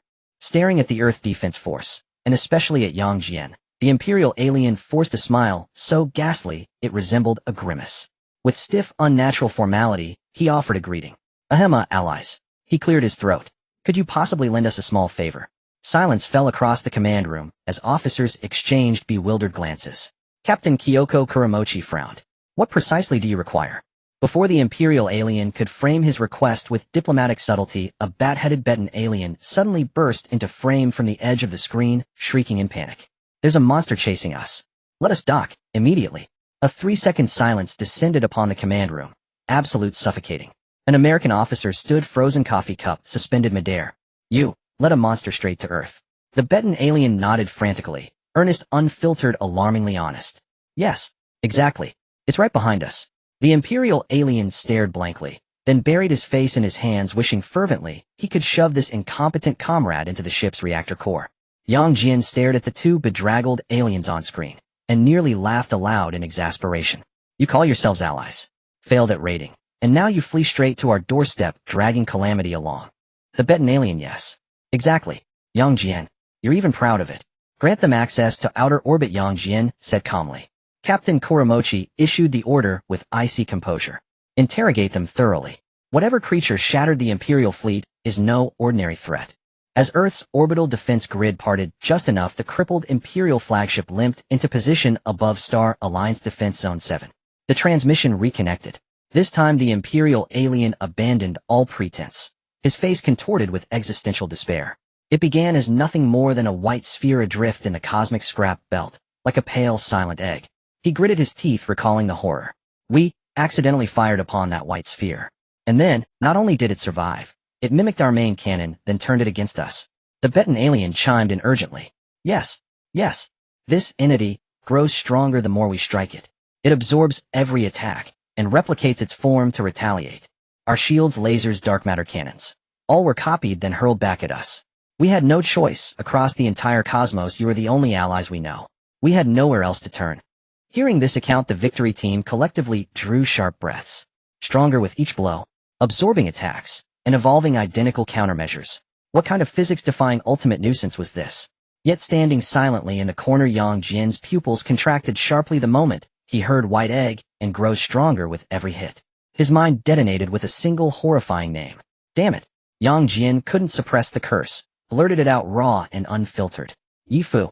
That utterance pivoted every head in the command room toward him. Yifu. Daigo blinked. Jian, you know this creature?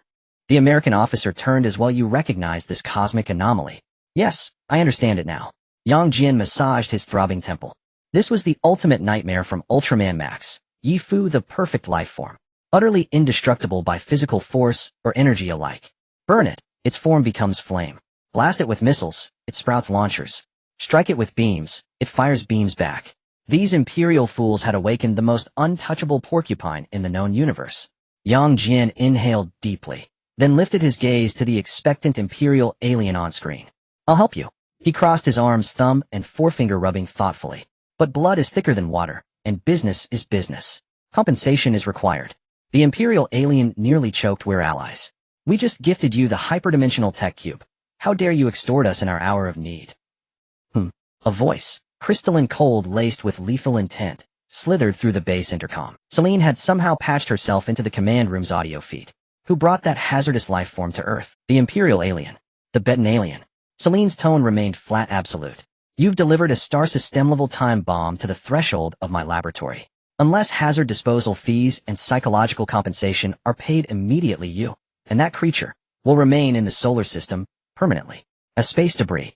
Celine's unyielding aura, combined with the monster's rapidly closing proximity on radar, shattered the Betan alien's composure entirely. We'll pay. We'll pay.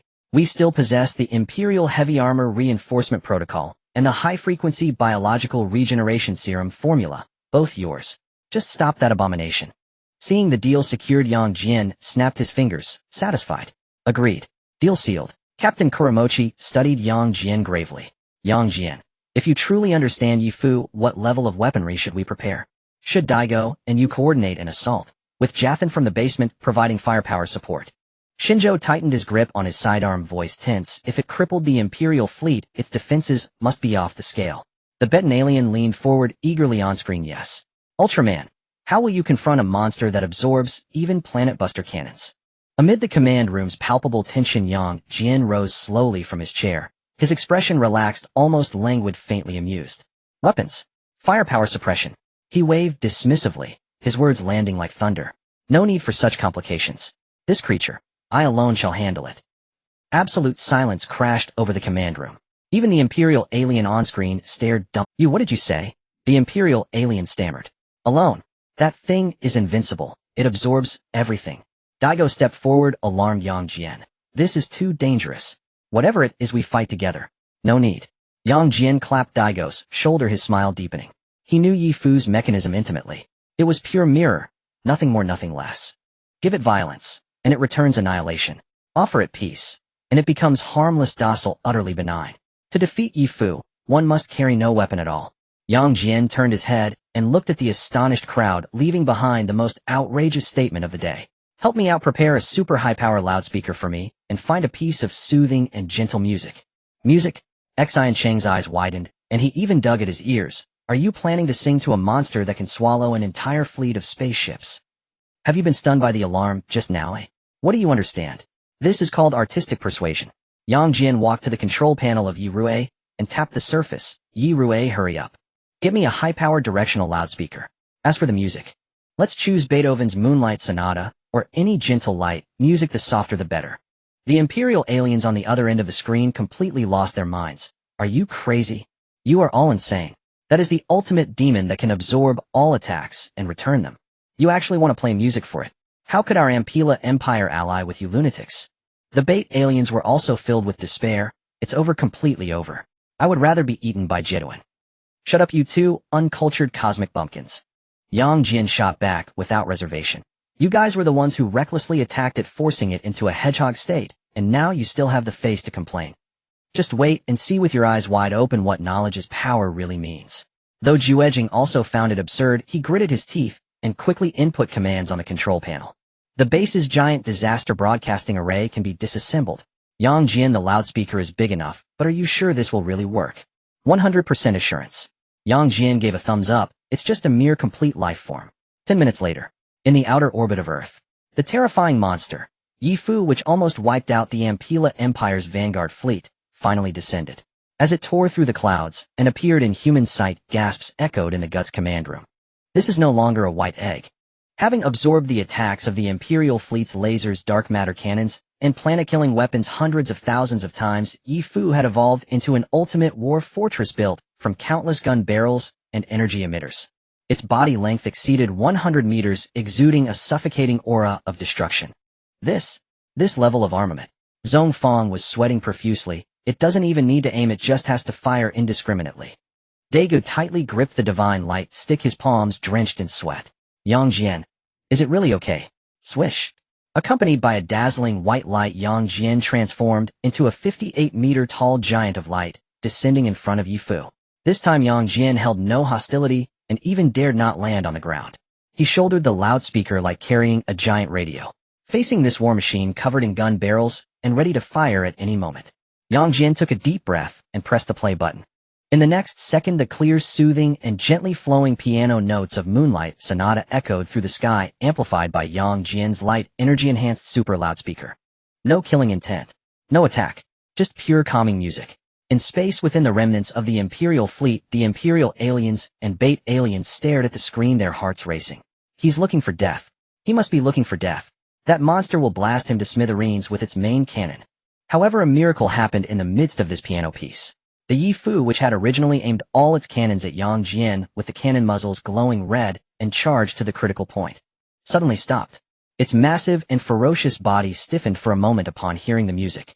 Then, before the horrified eyes of all humanity, the entire victory team and the remnants of the Imperial army behind the screen, the terrifying gun barrel spikes and heavy dark armor on Yifu began to shrink and degrade as if melting like snow. Its destruction-laden exterior was rapidly reorganizing. Click, click, click, in less than a minute. That originally despair-inducing war fortress transformed into a magnificent miracle instrument radiating soft white light, resembling a colossal organ and harp combined. As the melody of Moonlight Sonata flowed from the loudspeaker, the massive strings and sound tubes on Yifu emitted gentle resonance. It was imitating, it was learning. It even began to play along with the music Yang Jian was playing. The melodious symphony echoed across the universe. The originally tense and life-threatening crisis transformed into an extremely romantic, even somewhat beautiful interspecies cosmic concert under the soothing of a piano piece. In the Guts command room, there was a deathly silence. Hexian Chung rubbed his eyes twice, his face filled with disbelief. It turned into an instrument.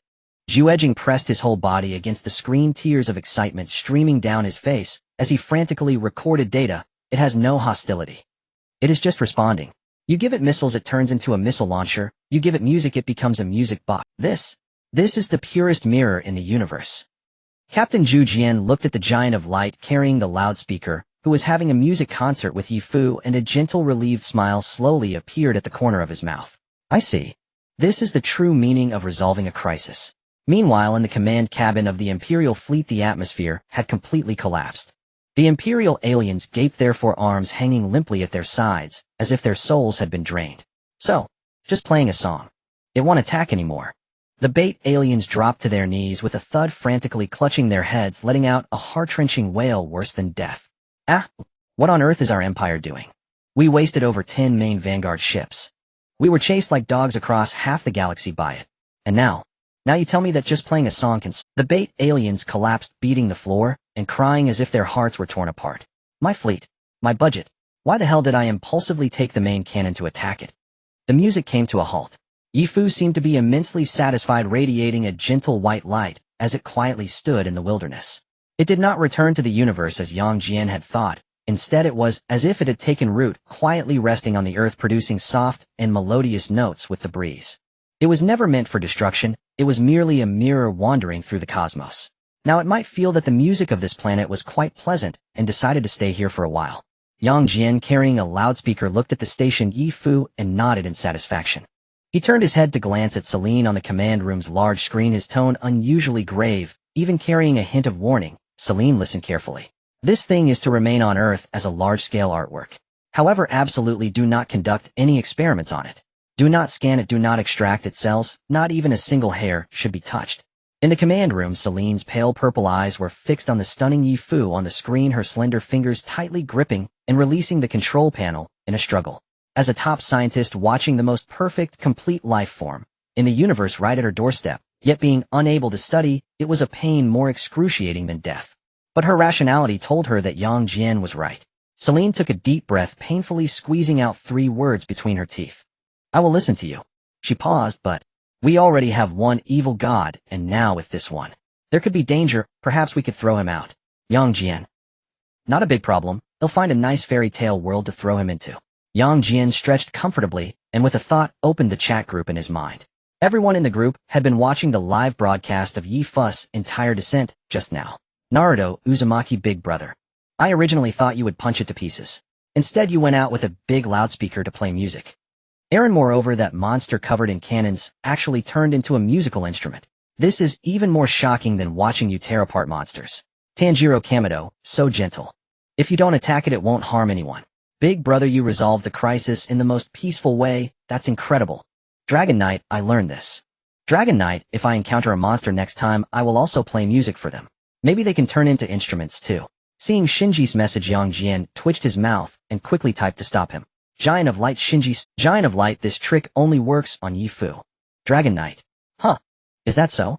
Liu Peiqiang, your wisdom and power are equally awe-inspiring, Lord Giant of Light. Tamao Shinjiro, big brother, is amazing. This monster is really difficult to deal with if you don't know it. Looking at the harmonious admiration in the group, Jian smiled in satisfaction, now truly wanting to say, I am simply a deity, haha. Main world guts base. Beep. The communicator in the dormitory rang, and Celine's cold voice came through. Jian, come to the F4 outdoor testing ground. What is it again? Jian was confused. There haven't been any monsters to fight these past few days. I've just been eating and drinking at the base. Did I annoy you? Your life signs and energy wave patterns have undergone extremely abnormal overflow changes. Celine's speech was rapid. I need to conduct extreme testing on you again. Jian's eyelids twitched. More testing. 10 minutes later, the familiar F4 super-large outdoor testing ground. Jianwei, Zhongfang, Shinjo, and Kurai once again sat in the audience, each holding snacks and drinks, as if watching a kind of regular reserve program. Jian stood in the center of the arena, taking out the divine light stick D. No. A beam of white light shot into the sky. Boom. Accompanied by an even more terrifying roar than last time, the ground shook so violently that Shinjo, along with his chair, toppled over. Beep, beep, beep. The data bars on the testing instrument in front of Celine skyrocketed. For the next hour, Jian was once again forced to experience the sensation of being treated like a large livestock. Running, jumping, flying, punching, all projects were repeated. In the audience, Kurai stared at the freshly released data panel, his eyes nearly popping out, and the data board in his hand fell to the ground with a thud. This is impossible. Kurai stammered as he read out the latest test results. Height and weight unchanged. But arm strength 28,000 tons. Grip strength 14,000 tons. Running speed reached 4 Mach, flying speed 5 Mach, and even vertical jump height increased to 2,500 meters. The entire audience fell into a deathly silence. The members of the victory team. Shinjo swallowed hard, looking at Jian below, as if he were a monster. What on earth did you eat to grow up? Just a few days have passed, and your arm strength has skyrocketed by 8,000 tons. The American beside him was also dumbfounded, murmuring, is this the legendary Giant of Light? Jian in the center of the arena was also stunned. What is going on? Celine stared intensely at the unique data of the Earth resonance wave, taking a deep breath. She raised her head, her pale purple eyes flickering with a complex light akin to having witnessed a miracle. Your data has nothing to do with training. Celine adjusted her non-existent glasses and said something shocking. It is highly likely that the Earth is assimilating you. The entire venue fell silent. Assimilating? Captain Jian Wei frowned slightly. Yes, Celine brought up 2 waveform graphs, one depicting Earth's geomagnetic fluctuations, and the other showing the light energy fluctuations within Jian. From the moment you first landed here, your light has resonated with the planet's Earth veins. You saved it, and it recognized you. Thus, the planet's primal energy is continuously flowing into your body. Celine looked at Yang Jian and said in an extremely calm, yet fiercely intense tone, in simple terms, Earth is gradually transforming you into its shape. Yang Jian was completely petrified. What the hell? Into whose shape? Can't you choose your words more carefully? Shinjo and Kyrie burst into laughter from the stands. Haha, the shape of the Earth. So you are a man being supported by the Earth? Yang Jian's face darkened as he felt the solid ground beneath his feet. Goodness, is my body becoming the Earth's? Earthy. A gentle breeze carrying the scent of grass lightly brushed against Yang Jian's cheek. Guangji Ju-Ren brothers, something monumental has happened. I have just discovered that the earth beneath my feet seems to have become sentient, and it appears she has taken a liking to me. The chat fell silent for a full 3 seconds. Xuanhua Mingren, what? The earth has taken a fancy to Big Brother. Big Brother, are you going to marry the earth? Zayamin Tan's hizzling this. Aelin to unite with the planet. Given the size difference, Big Brother, this is a little too avant-garde. Amaya, from an occult perspective, a planet possessing self-will is entirely reasonable. The group leader has saved the Earth many times. It being chosen by the planet's will as its agent, or favorite, accords with the deeper logic of the world's laws. Tengwan Lixiang, exactly. We also have planetary suppression forces on our side. But they usually treat people as mere tools. Oh, I've never seen a planet actively fawning over someone like Big Brother. Just then Daegu in the group chat sent a string of ellipses. Daegu Yang, Jian, wait a moment. Let me sort this out for you. Daegu, you are using Dija Aotman's body and have assumed the name of the mysterious fourth Ultra Nuya Aotman. Daegu, now you have become the beloved son of the Earth's will. Yang Jian listened to Dagu's mockery and stroked his chin. Guangji Ju-Ren, don't say it. No, really don't say it. Guangji Ju-Ren, with that configuration, aren't you effectively invincible throughout the cosmos? Yang Jian closed the group chat and was suddenly filled with a profound ease. Whatever patchwork, he was growing stronger was the only truth that mattered. He looked down at the small yellow flower beneath his foot, tentatively raised his foot, and prepared to step aside. The instant his foot lifted and before it came down, the ground beneath his sole rose with an oddly smooth motion, gently cradling his foot. Yang Jian. Celine watched from the observation platform, her gaze erupting with unprecedented fervor. Perfect. Utterly perfect. Celine's fingers danced across the keyboard. The planetary will is actively cooperating with your movements.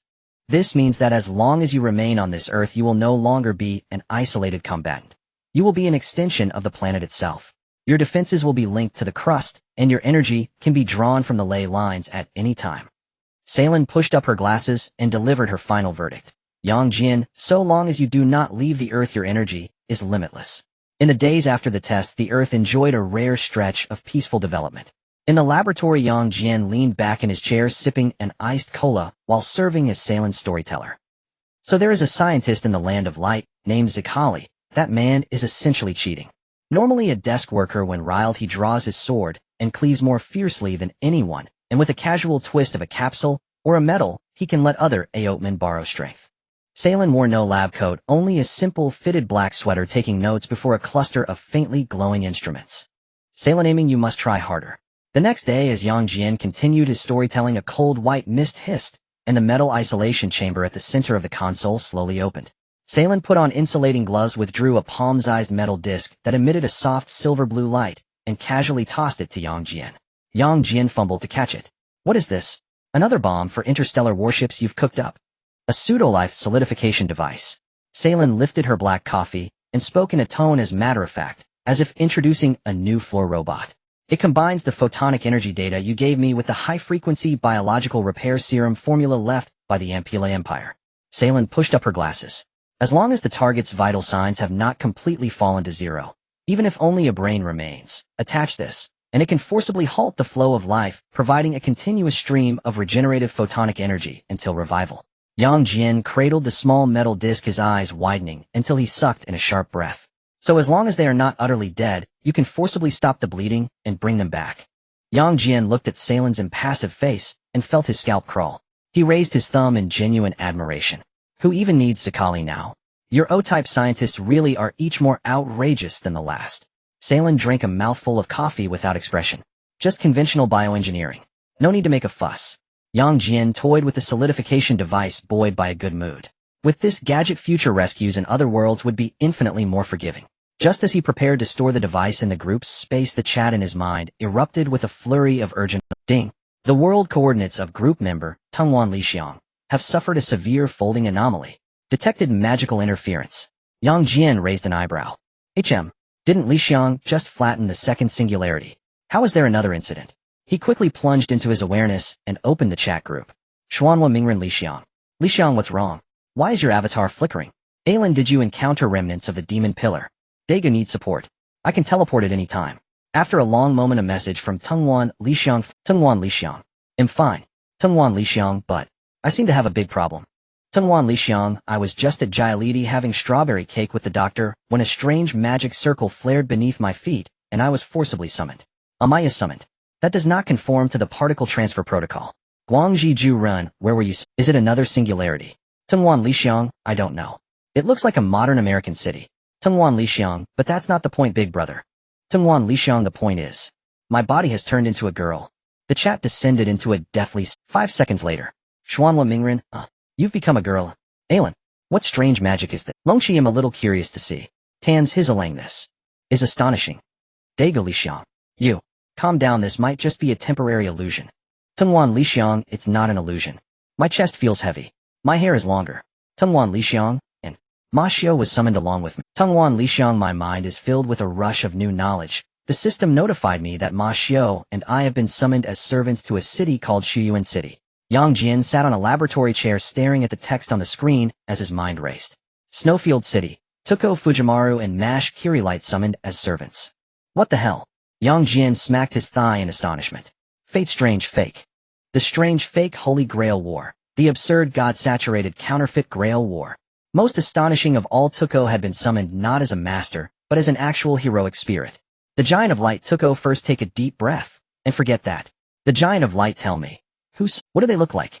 In the United States, Snowfield City, a basement beneath a remote auto repair shop. Tuko Fujimaru, now transformed into an orange-haired girl, stared blankly at her hands.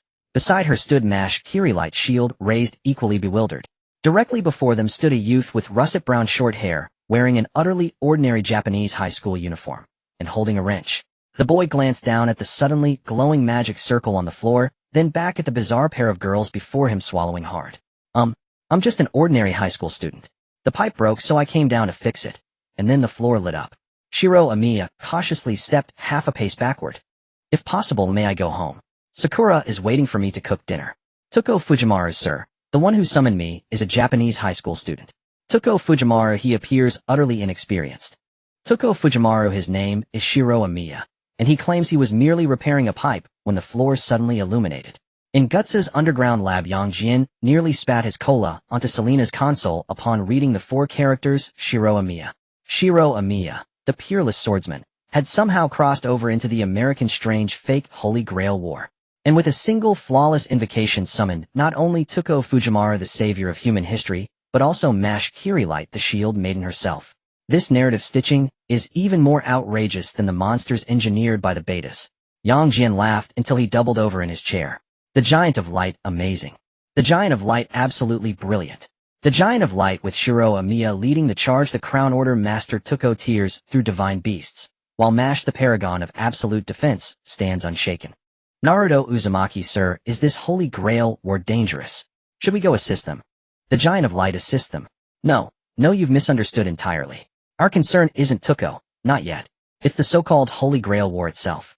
Beep, buzz. A burst of azure light flared from Mash's Chaldea communication terminal strapped to her wrist. Connection established. Finally connected. Dr. Romani shouted, elated, gazing at the screen. Tuko. Mash. Thank heavens, you're unharmed. Beside him, Director Orge Marie stood, arms crossed, her eyes brimming with unmistakable anxiety, yet her expression remained impeccably composed, the haughty, regal poise of an Animsphere heiress. Honestly, vanishing abruptly from Chaldea's surveillance feeds. Do you have any idea how much magical energy I expended just to restore this link? The director's brow furrowed sharply as she scrutinized Tuko's current appearance. Wait, Tuko, why have you turned into a girl? And what is that environment surrounding you? Tuko hastily briefed her on the situation. A Holy Grail War. Hearing this, the director didn't flinch. Instead, her eyes gleamed with fierce resolve. A troop of petty charlatans skulking in shadows to forge a counterfeit grail. Tuko, listen well. Since you've been drawn in, you shall serve as Chaldea's master, and seize that false grail, with myself and Dr. Romani providing full-scale tactical support in real-time magical analysis, you must not lose to those third-rate magi. Dr. Ramani. Securing the Grail first is never wrong. With Chaldea's round-the-clock technical support and the chat group backing her, Tuko felt steadier than ever. As she savored the strange, exhilarating sensation of having become a servant, Tuko suddenly realized something profoundly absurd: she too could summon. And this summoning resonance extended far beyond the throne of heroes. It reached instead into some higher dimensional space buried deep within her own consciousness. Tuko swallowed hard and tentatively brushed that extraordinary connection within her mind. Instantly, a dazzling golden magic circle blazed across the consciousness of every member in the chat group. System Alert Chat Group member Tuko Fujimaru has activated a special dimensional summoning array. System Alert: due to the members' current immersion in the Holy Grail War conceptual framework, the chat group has automatically elevated summoning protocols to higher dimensional parameters. All group members may respond to Tuko Fujimaru's summons manifesting cross-dimensionally in that world as servants. Cross-dimensional summoning cost is split equally between summoner and responder, 500 points per activation. Naruto Uzumaki Summon. Can I be summoned there, as a servant? Is it like the summoning technique? That's unbelievably cool. Eren Yeager. You intend to summon us as heroic spirits, to fight Ultraman Daigo so Tuko can pull us in any time she needs help. Amaya, this is no mere physical translocation. The system has conceptually redefined our existence as servants, granting us class-specific stat panels and adaptive enhancements aligned with that world's fundamental laws. Inside Guts base, Yang Jian stared at the system notification, eyes wide. His mind instantly flooded with a cascade of hilariously surreal images. Summoning chat group members as heroic spirits. What class would Naruto assume? Caster? Or what about Eren? Berserker surely. And Daigo? Undoubtedly ruler. Or perhaps even Saver. And himself? Yang Jian glanced at his own 280-ton strength and 58-meter stature, his lips curling into an irrepressible, triumphant grin. The Giant of Light Tuko. Tuko Fujimaru, yes sir. I'm here. The Giant of Light, your cheat code dwarfs even mine. The Giant of Light, you're not attending a Holy Grail War. You're delivering dimensional suppression upon Snowfield. Meanwhile, in a top-secret observation chamber existing outside both the Naciverse timeline and all parallel universes, Kishtir Zelrich Schweinorg, the archmage who wielded the second magic and was revered as the marshal of the Mage's Path, sat calmly sipping tea, observing with keen amusement the deeply flawed false Holy Grail War unfolding in Snowfield City, USA. Using a counterfeit Grail system to summon uncontrollable anomalies. Truly, you've orchestrated quite the delightful farce. The Gem Lord smiled faintly, his gaze sweeping across crystal lenses, scanning magical fluctuations throughout Snowfield City. Yet when his eyes inadvertently swept over the basement of a secluded auto repair shop, his hand froze mid-sip. Wait.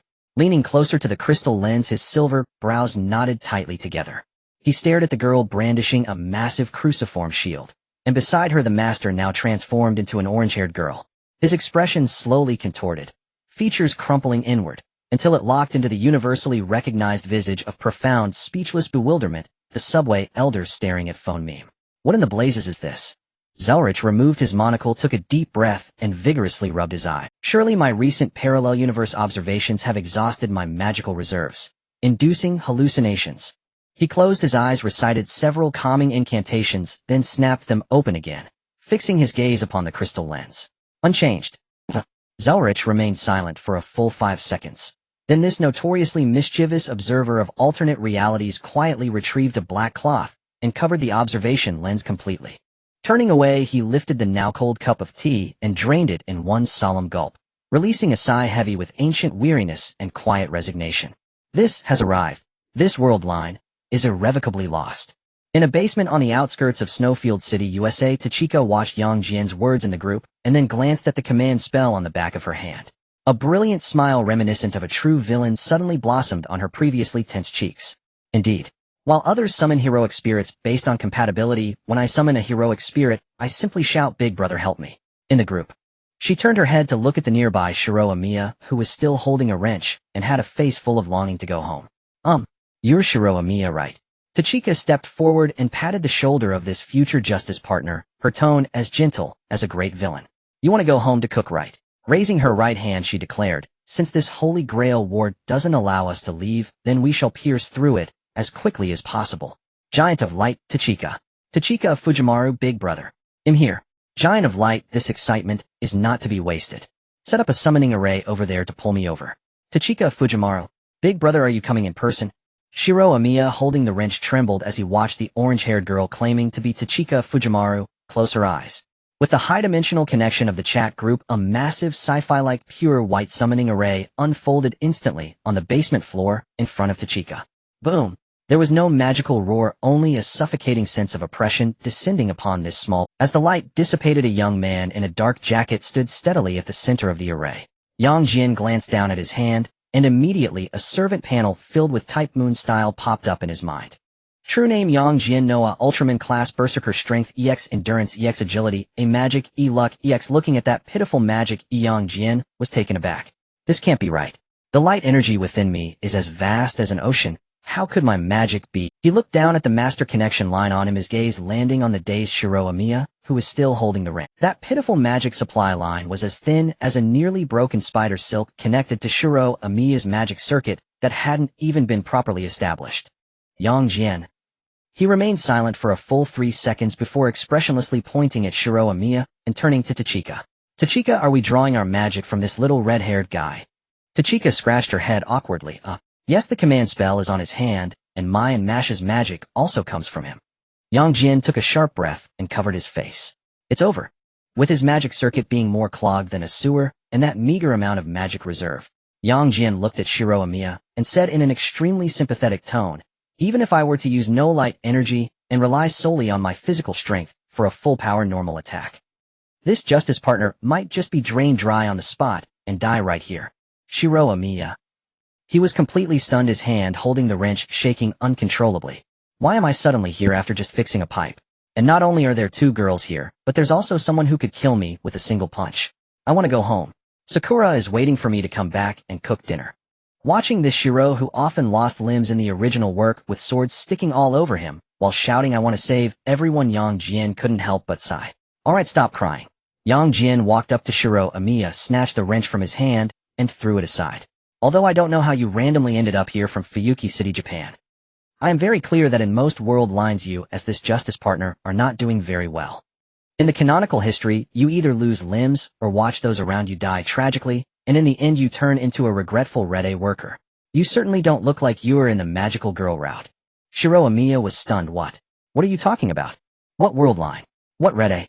Yang Jian was too lazy to explain and directly extracted the plot files of Fate from the group chat using the spiritual connection of the servant contract to shove it into Shiro Amiya's mind. Take a look for yourself. Since you summoned us, it's time to give you this soft-hearted fool a solid upgrade. A torrent of memories and images surged into his mind. Shiro Amiya's eyes widened suddenly, his pupils constricting violently. He saw Saber's sadness hurt Sundara kindness, and he saw himself become Red A. He saw the gentle girl Matu Sakura, who always called him senpai, and came to his house early every day to cook for him, enduring unimaginable torment every night. He saw the old monster known as Matu Zanyan, and how he forced a kind girl into becoming a despairing black grail. Thud.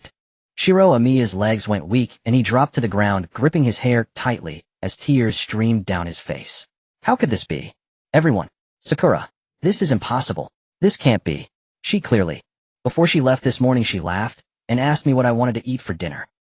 She has been suffering like that. And I knew nothing. I even called myself a justice partner. Shiro suddenly sprang up from the ground, and dashed toward the exit of the basement like a madman. I want to go back. I want to return to Japan. I want to save her in Fuyuki City. Calm down. Tachika Fujimaru grabbed him. We're not in that world right now, and you can't even use magic. How can you save her? That's a magic workshop of the 3 families. Let go of me. Shiro's eyes turned red, his voice filled with tragic determination.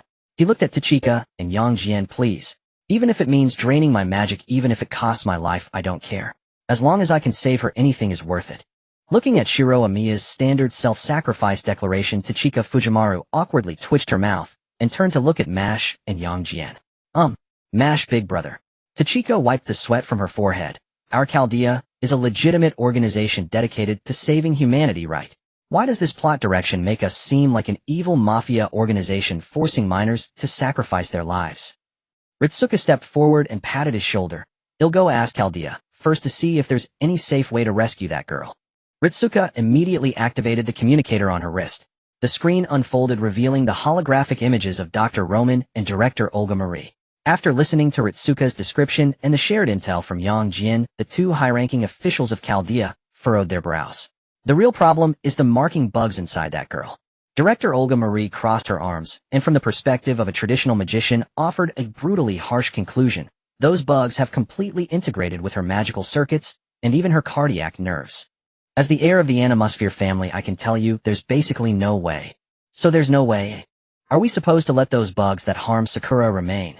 Then, Sakura would be in constant. The director stared at Shiro Amiya. There is a way perhaps to actively transfer all the bugs inside her body onto oneself, but the caster will be in great danger. Actually, as long as we eliminate that old bug, everything will be fine, right? After that, she can slowly watch those bugs transform into butterflies or something. But those bugs are the source of Sakura's pain. I want her to be happy and forget the pain. Shiro Amiya declared without hesitation, his eyes once filled with tears now burned with the determination of a just ally. Pleased, Shiro Amiya fixed his gaze on the director and doctor on the screen, shouting loudly, "No matter what kind of pain I have to endure, even if I have to be consumed by bugs, I don't care. As long as I can save her, please be sure to teach me that method." Ritsuka Fujimaru, frightened, quickly stepped back half a step, waving her hands in exasperation. Hey. Wait a minute. At that moment, Jian, who had been leaning against the wall, could no longer tolerate it. He sighed and walked step by step in front of Shiro Amiya, lifting the reckless red-haired boy off the ground. "Are all of you magicians out of your minds?" Jian flipped his wrist and took out the metallic disc that Celine had just given him, which radiated a silver-blue technological glow. "When I left home today, I happened to bring 2 lives with me.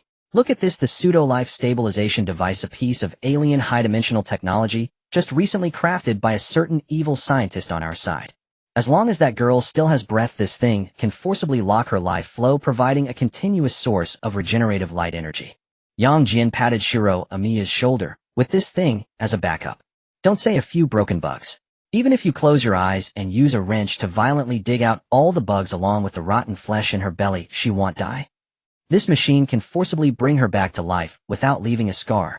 Shiro Amiya stared blankly at the metallic disc radiating sci-fi light, his mind crashing again. What kind of magic is this? No, this must be a miracle that no magic can achieve.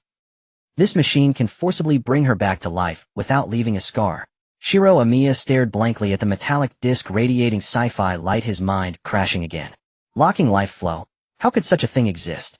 This has already touched the realm of magic. Shiro Amiya fixed his gaze on the pseudo-life stabilization device in Jian's hand, almost bursting with excitement to rush out of the basement immediately. "Then let's go back and save Sakura now." However, Ritsuka Fujimaru and Mash looked at each other, revealing extremely troubled expressions. "Well, Shiro, I guess you've gotten stronger, but it seems we can't go back for now." "What?" Shiro was stunned. "We don't even know how you got here." Upon hearing this, the light in Shiro Amiya's eyes dimmed, and he slammed his fist against the wall. "How could this happen? What about Sakura? She's still waiting for me. What's the rush?" Jian leisurely interrupted Shiro's despair. "Although we can't currently find the return ticket's location, isn't this city in the Holy Grail War? Could that be?" Ritsuka's eyes lit up. "That's right. Maybe if we obtain the Holy Grail, we can go back." "But," Shiro hesitated, "the Holy Grail War is an extremely brutal battle of spirits." "Brutal? That's for others."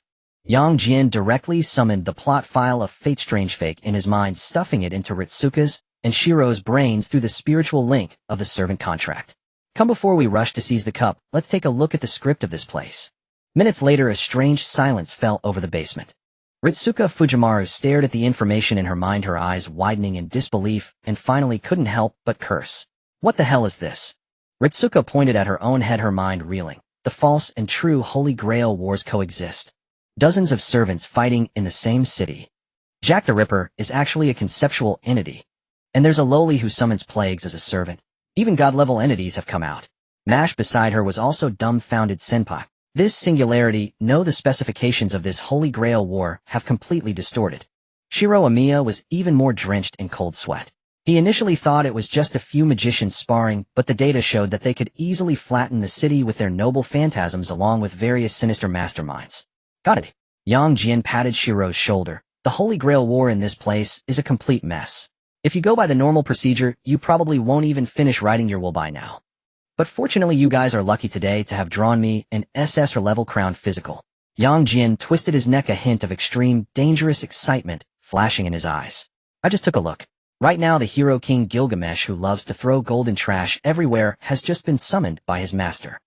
Moreover, his only close friend in life, Enkidu, has just arrived on the outskirts of the city. The two are currently in an extremely excited reunion state, preparing to set off fireworks in the sky. Ritsuka of Fujiwara's scalp tingled at the mention of Gilgamesh and Enkidu's names. Big brother, those are the Golden Boy and Enkidu.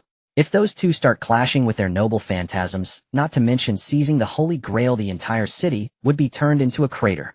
Turned into a crater? Then it depends on whether my fist agrees or not. Jian sneered, striding towards the exit of the basement. Let's go, master. Since we're going to speedrun this Holy Grail war, let's send that lofty golden Pikachu back to his spirit seat before he starts acting up. But before we go, let's strengthen the master a bit. Take this. It's my last light. Ritsuka Fujiwara watched Jian take out a strange piece of equipment and inject an unknown substance into Shiro's body, her mouth twitching. Big brother, what the hell is this? Selene Technology Light Extractor. Now young Shiro, do you believe in light? I believe. 10 seconds later, Shiro Amiya gasped for breath, feeling the new magical circuits within him expanded by Jian's high-dimensional light energy, flowing like a river.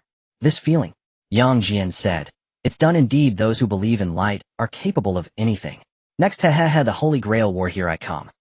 At the top floor of a luxurious hotel, the golden-haired reed hero King Gilgamesh, dressed in exquisite casual attire, looked down upon the modern city with a glass of red wine in hand. Beside him stood the young but remarkably composed Master Tini-Chirk, respectfully bowing her head. This hypocritical city, a counterfeit Holy Grail. Just a bunch of miscellaneous practitioners engaging in a boring trick in the gutter, Gilgamesh said, gently swirling his wine glass, his gaze filled with disdain. If it weren't for sensing that aura, I wouldn't even have the interest to glance at such a mess.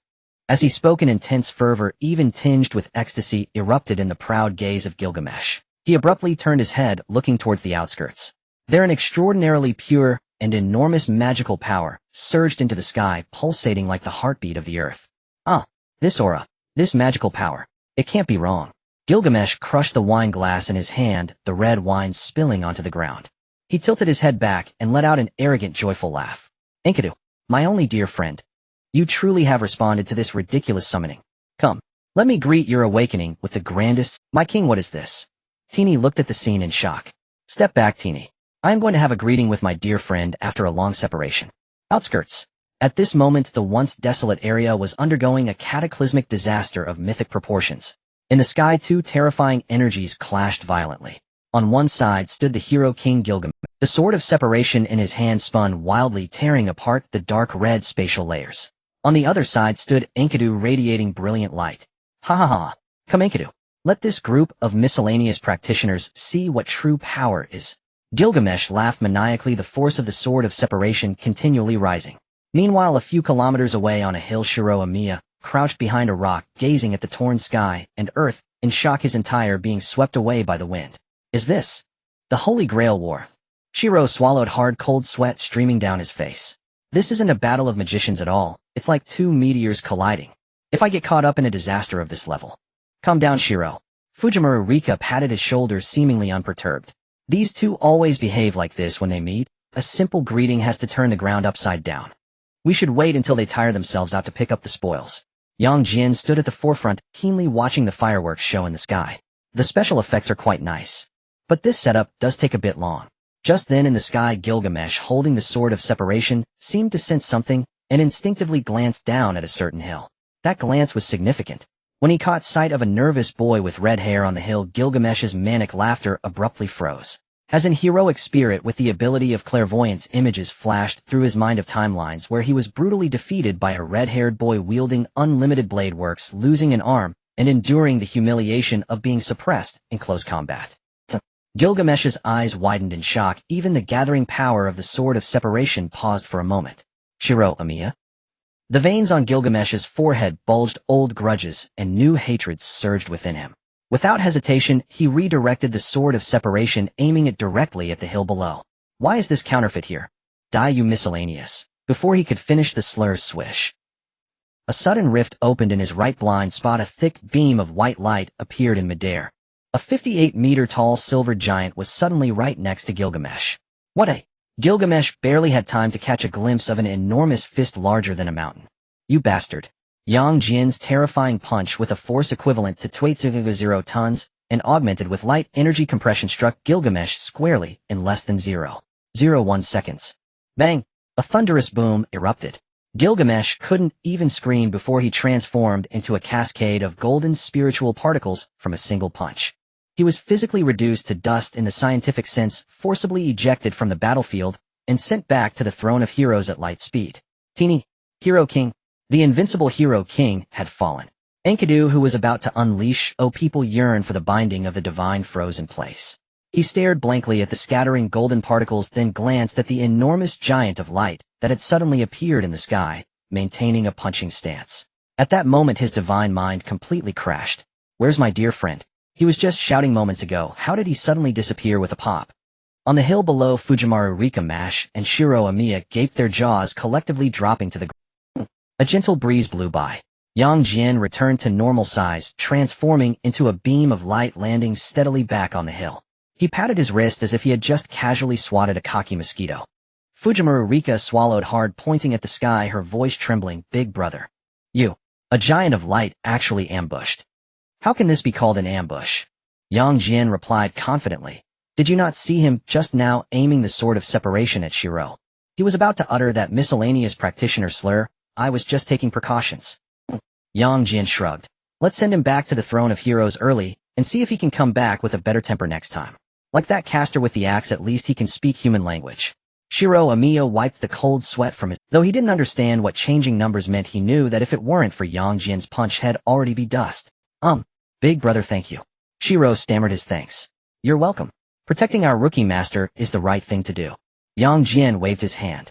At this moment, the two great forces representing the highest will of the planet and humanity, Gaia and Alea, were experiencing an intense spiritual shock. The two little Lolas turned pale.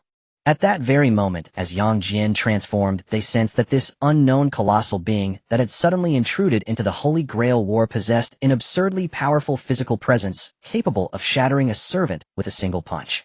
What was even more terrifying was that Gaia detected an incredibly familiar and absurdly high-level similarity aura emanating from Yang Jian. Type Moon Gaia, what the hell?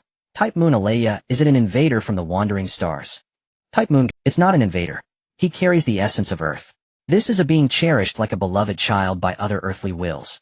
Type Moon Alea scanned the significance of Yang Jian's previous punch and gasped in shock. What the hell is this? This isn't a servant. This is a cosmic elder coming to visit. Suddenly Yang Jian, standing on the high ground, felt the air around him become extraordinarily refreshing. Originally, he could still faintly sense a layer of magical barrier in this world that repelled outsiders, but after he threw that punch, this barrier not only smoothly vanished, but the surrounding spiritual veins even began to actively converge towards him. The Earth's will in this world is quite accommodating. Yang Jian smiled contentedly, then turned his head to look at the sky at the bewildered Enkidu. Hey, you with the green hair. Yang Jian waved at Enkidu. Your dear friend has already been sent back home. If you have nothing else to do, come and sign a temporary contract with us. Let's quickly eliminate the remaining servants and dig up the Holy Grail. This red-haired kid is eager to return to Fuyuki City to save his wife. Not far away, Enkidu was looking at Yang Jian with an expression of extreme complexity and fear. Enkidu's sensitivity to planetary will was sharper than that of any heroic spirit. According to common sense, a colossal alien life form like Yang Jian, which did not belong to this universe, would definitely face the frantic rejection and suppression of Gaia's will upon arrival. But now, what did Enkidu sense? The land not only did not reject Yang Jian, but the surrounding spiritual veins were even eagerly converging towards him. Mother Earth seemed to have encountered a peerless handsome son or partner, wildly emitting strange magical fluctuations like pink bubbles. Even the grass beneath Enkidu's feet was actively leaning towards Yang Jian. Enkidu's clear green eyes trembled violently as he looked at the golden spiritual particles left by Gilgamesh on the ground, then at Yang Jian, his mind racing through the logic of the divine era, ultimately arriving at a shocking conclusion. That Enkidu stepped forward, his tone filled with a cautious sense of inquiry. Are you the new partner that this Earth has found? Cough, cough, cough. Both Fujimaru Rika and Shiro Amiya behind him coughed violently, and Mash's shield nearly fell on her own feet. Yang Jian's composed expression instantly cracked. The veins on his forehead throbbed, and he gritted his teeth, pointing at Enkidu. Partner, my ass. I am a pure carbon-based straight man. The Earth assimilating me is a one-sided attachment. Stop the nonsense. Are we teaming up or not? At Yang Jian's shout, Enkidu obediently nodded. Central Hospital. Outside the ward, Enkidu stopped, his expression grave as he looked inside. This servant's suppression over me is too great. As a divine weapon, he understood such conceptual beings very well. It has no physical form. It is the embodiment of plague and disease.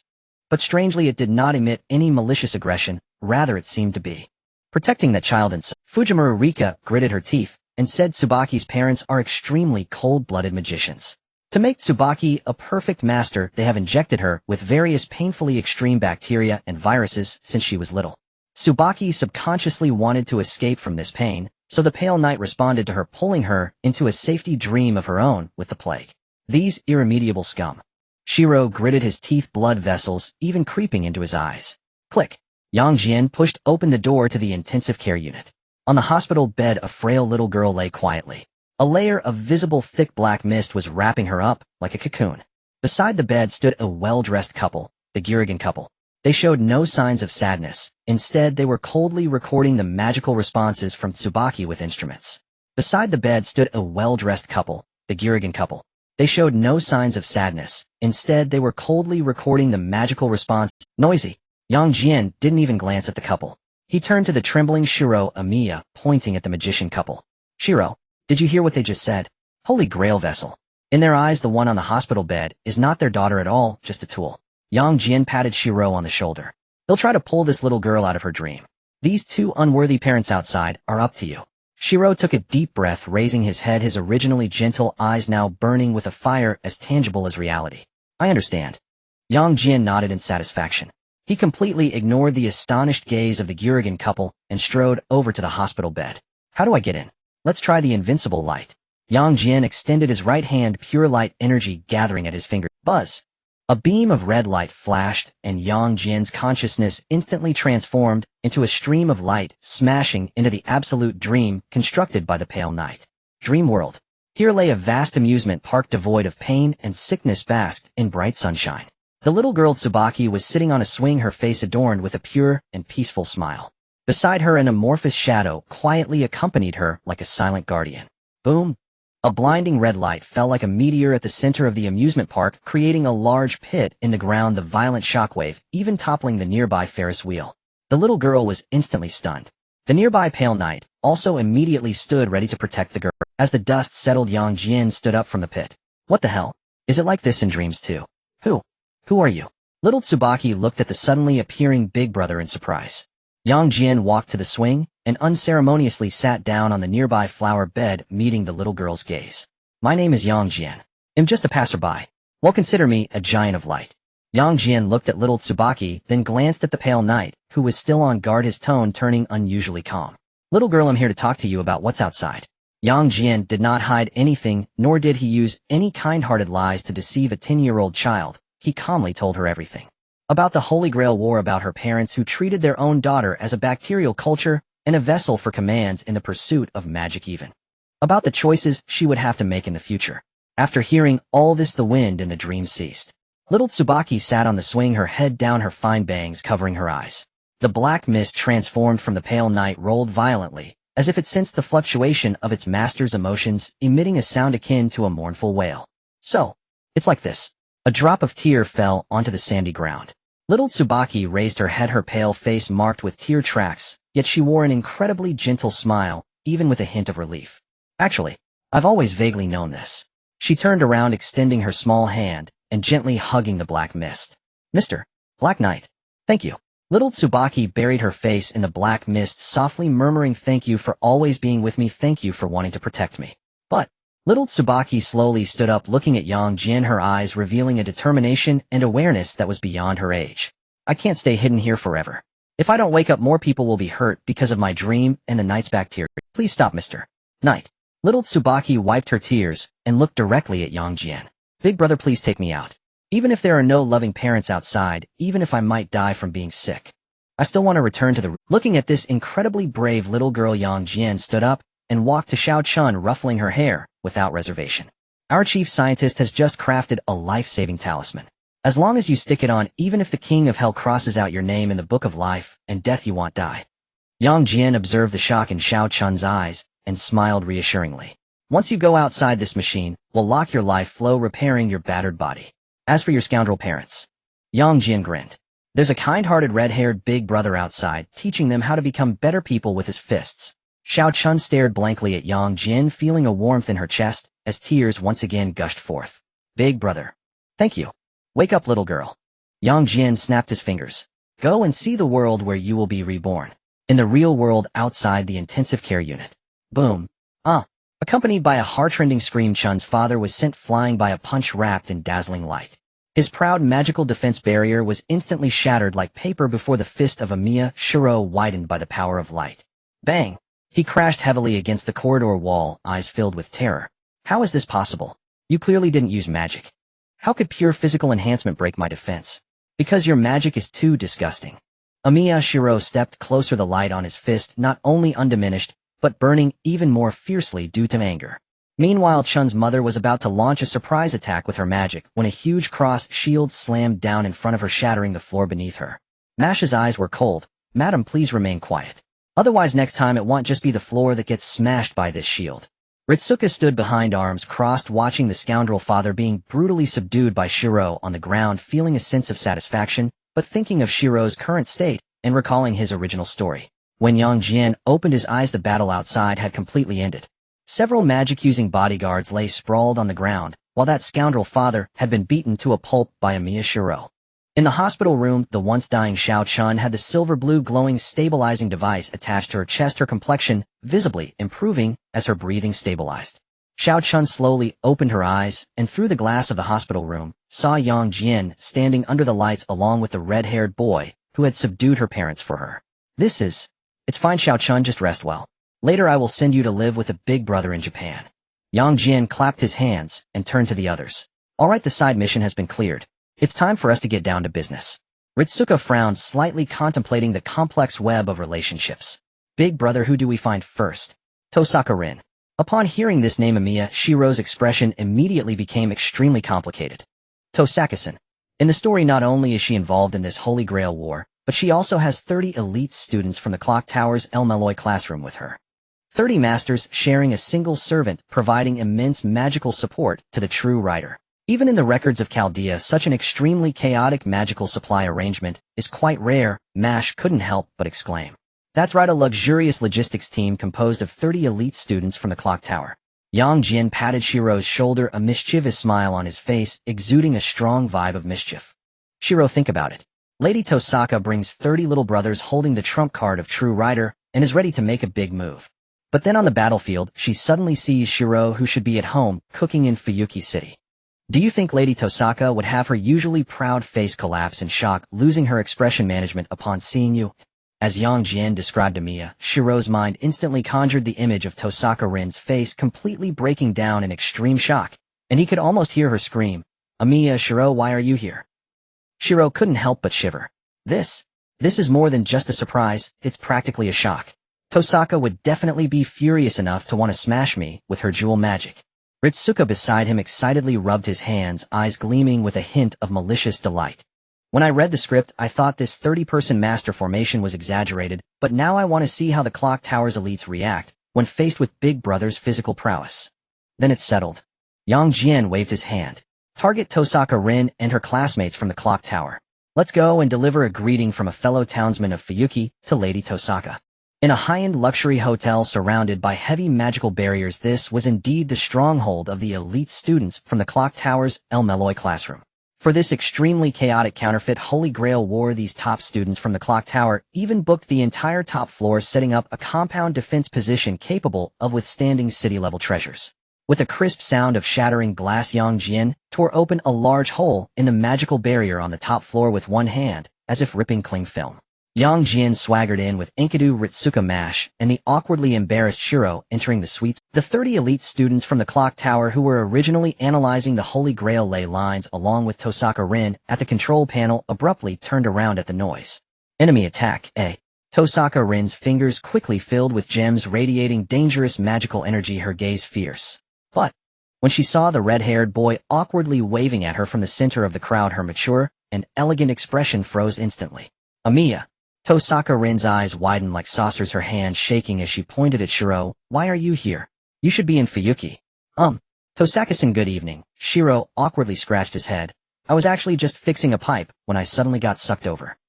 You fixed a pipe all the way to America. Do you think you were Super Mario? Tosaka Rin retorted without, but soon the glass-wearing, highly proactive elite student from the clock tower's fin had already pulled out a specially designed magical communication phone and dialed an international line. Hello? Is this the Amiya household in Fuyuki City? I'm Miss Taiga Fujimura. Hello. May I ask if Mr. Shiro Amiya is there? Oh, he's in the kitchen cooking. Alright, I understand. Sorry for bothering you. Sven hung up the phone, expressionlessly adjusted his glasses, and turned to Tosaka Rin. Tosaka-san, it's confirmed. That Shiro Amiya in Fuyuki City is cooking dinner and hasn't even left the kitchen. The 30 elite students from the clock tower all turned to stare at Shiro. Rin Tosaka forced herself to calm down as she walked in front of Shiro, examining him from head to toe. The high school uniform of Sugongyuan Academy. Rin's brow furrowed even tighter, and that face of yours. Shiro was also taken aback looking at this Tosaka classmate who in terms of height and temperament had matured significantly compared to his previous impression. Swallowing hard. Tosaka classmate. You look like you've grown up a lot. Shiro spoke frankly. Of course. Rin almost crushed the gem in her hand. She suddenly turned her head to look at the imposing figure of young Jian at the front, radiating a terrifying sense of oppression. Parallel world. Or is it time axis interference? Rin took a deep breath. As an elite of the clock tower, she quickly made the most reasonable judgment. What exactly are you? A group of Shiro Amiya from a past timeline, and even a monstrous combination with the divine weapon Enkidu. Is this a prank by the second Magus? Yang Jian casually pulled over a chair to sit down, revealing a benign. To put it simply, we are mercenaries from another realm. This red-haired kid is the original from his parallel universe. He hasn't experienced the Holy Grail War in your world, and just learned about the tragic fate of Sakura Matu, eager to rush back to Fuyuki City to stomp on that old worm called Matuzoken. Upon hearing the names Sakura Matu and Matuzoken, Rin's expression darkened, a hint of complex pain flashing in her eyes. She looked at the youthful Shiro Amiya, whose body was surging with terrifying magical power, and finally sighed. I see. Rin put away the gem, her tone becoming serious. If you are here for such a purpose. Although your origins are unknown, the clock tower's El Meloy classroom will not be your enemy. However, you must have not barged in here just for nostalgia, right? Of course not. Yang Jian tapped the table, his gaze becoming playful. We are here to eliminate all troublesome heroic spirits in this city. Yang Jian suddenly leaned closer, staring at Rin Tosaka, and casually dropped a heavy bomb. For example, the hero King Gilgamesh, who was just sent back to the throne of heroes by my punch, but is now likely frantically smashing resurrection coins to reconnect online.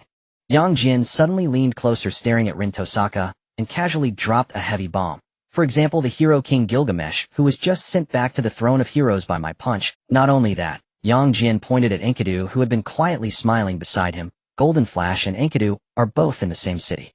Once these two meet, that extremely dazzling magical fluctuation will undoubtedly attract a certain troublesome goddess of Venus.